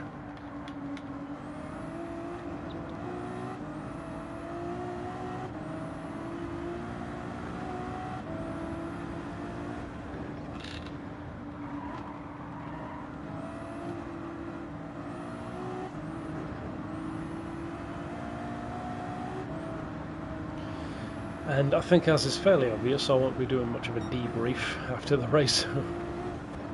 I had 3 in the end, but I haven't had one in ages because I didn't want to end up having so much caffeine that I couldn't go to sleep after the race.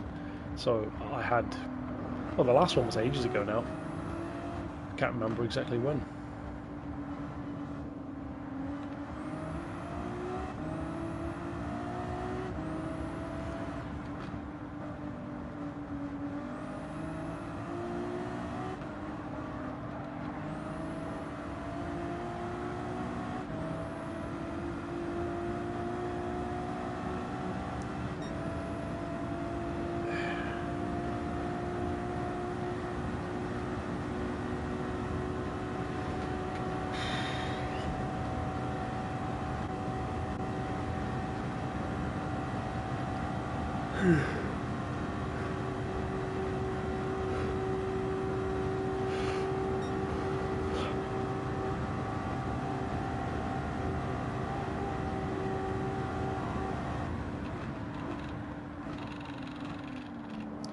Indeed, the final lap.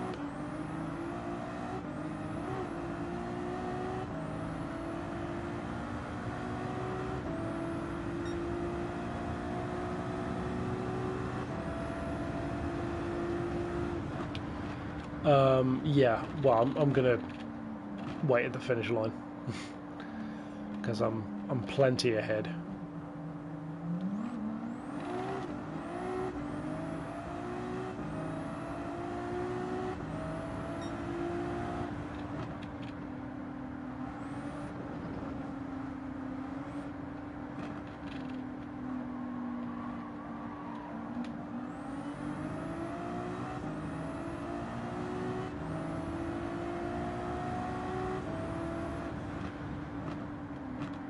If needed. If it ends up being a slower lap, then I shouldn't need to wait around much anyway, but we'll see.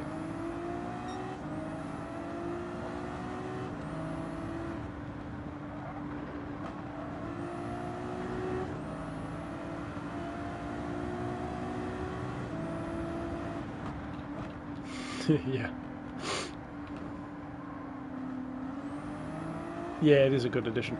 That's one of the reasons why I wanted to use it, because even though it's the easier choice, it's also, to me, the most interesting option of the three, because it's also the newer one.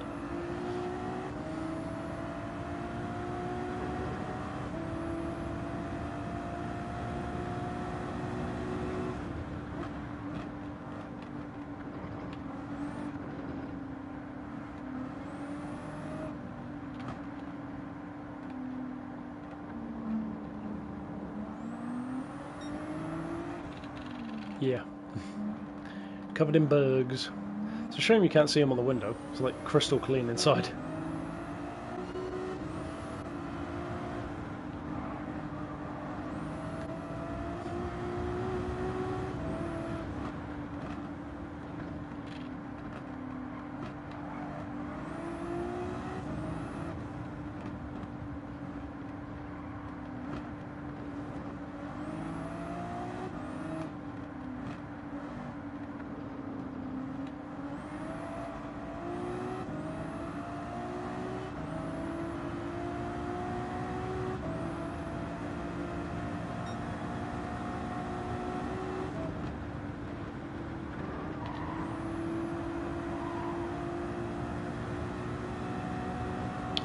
The VGT Chevys, is that what you mean? The Corvettes, I'm guessing you were asking. Not really, unfortunately. I was hoping I would, but no. Most of the VGTs end up feeling like one and done kind of things, like, oh yeah, it's quick, it's powerful, and then never use it again.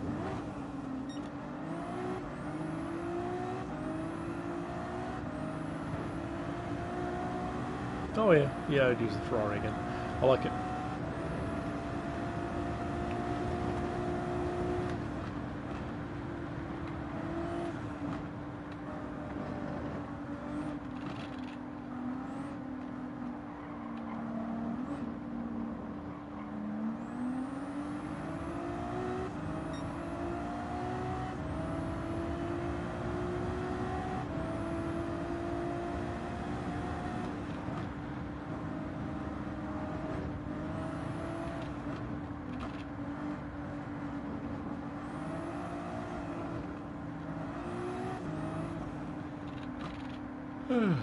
Thanks, Baron. It was fun. And he's made a pit stop.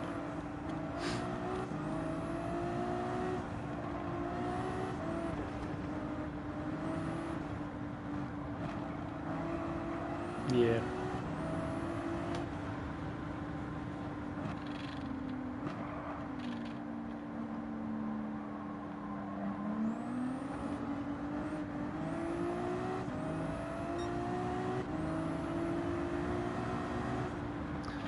Like I was saying earlier on, I won't be doing much of a debrief for this one. It'll basically be finish, get the cash, and end the string pretty much straight away.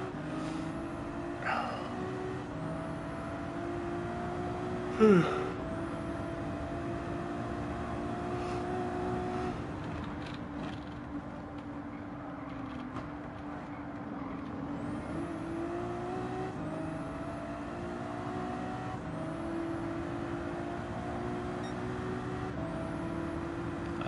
I play Forza, Horizon 5, Fallout 4. Those are probably my main three. Quite a few for the member section videos, but not so much in just my own time.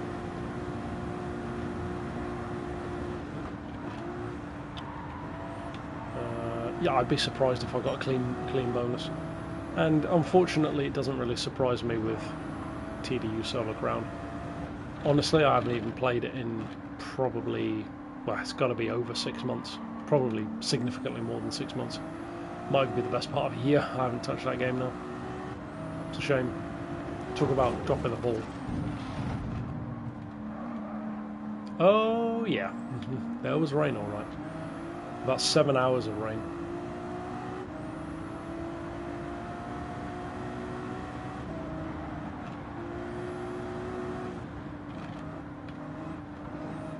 That would mostly have been in, I think, part 1 of this stream.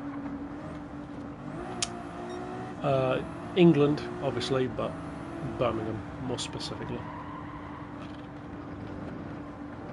Not that I sound like it anymore, but, well, anymore I never did.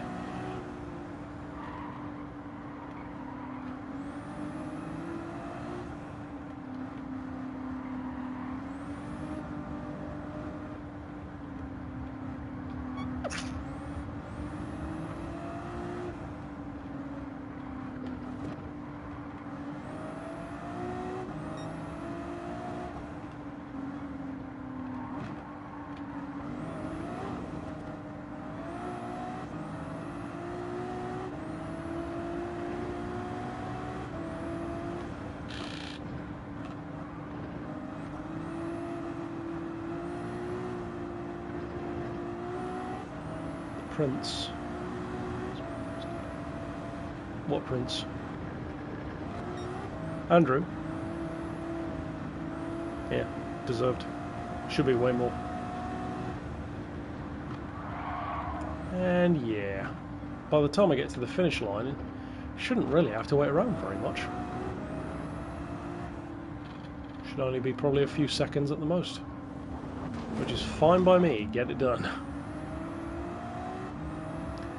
164 laps.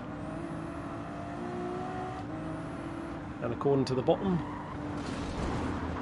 nearly 2,000, get on with it, nearly 2,600 miles.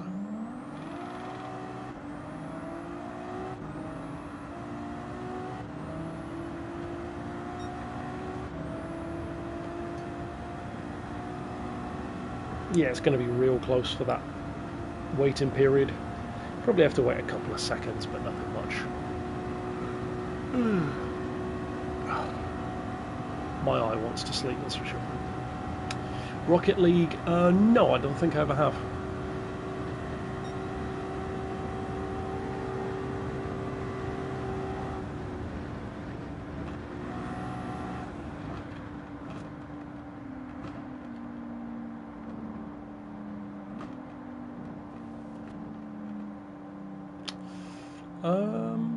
I feel like I was okay the next day.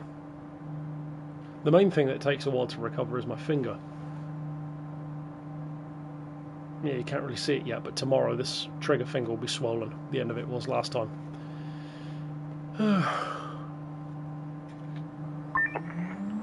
Do do do do do do do do do do do do do.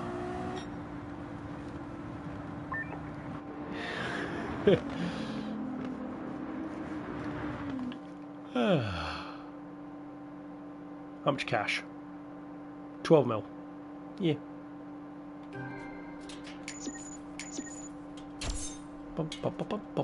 Driving marathon completed. Yeah, I'll say so. No, I don't want to watch the replay.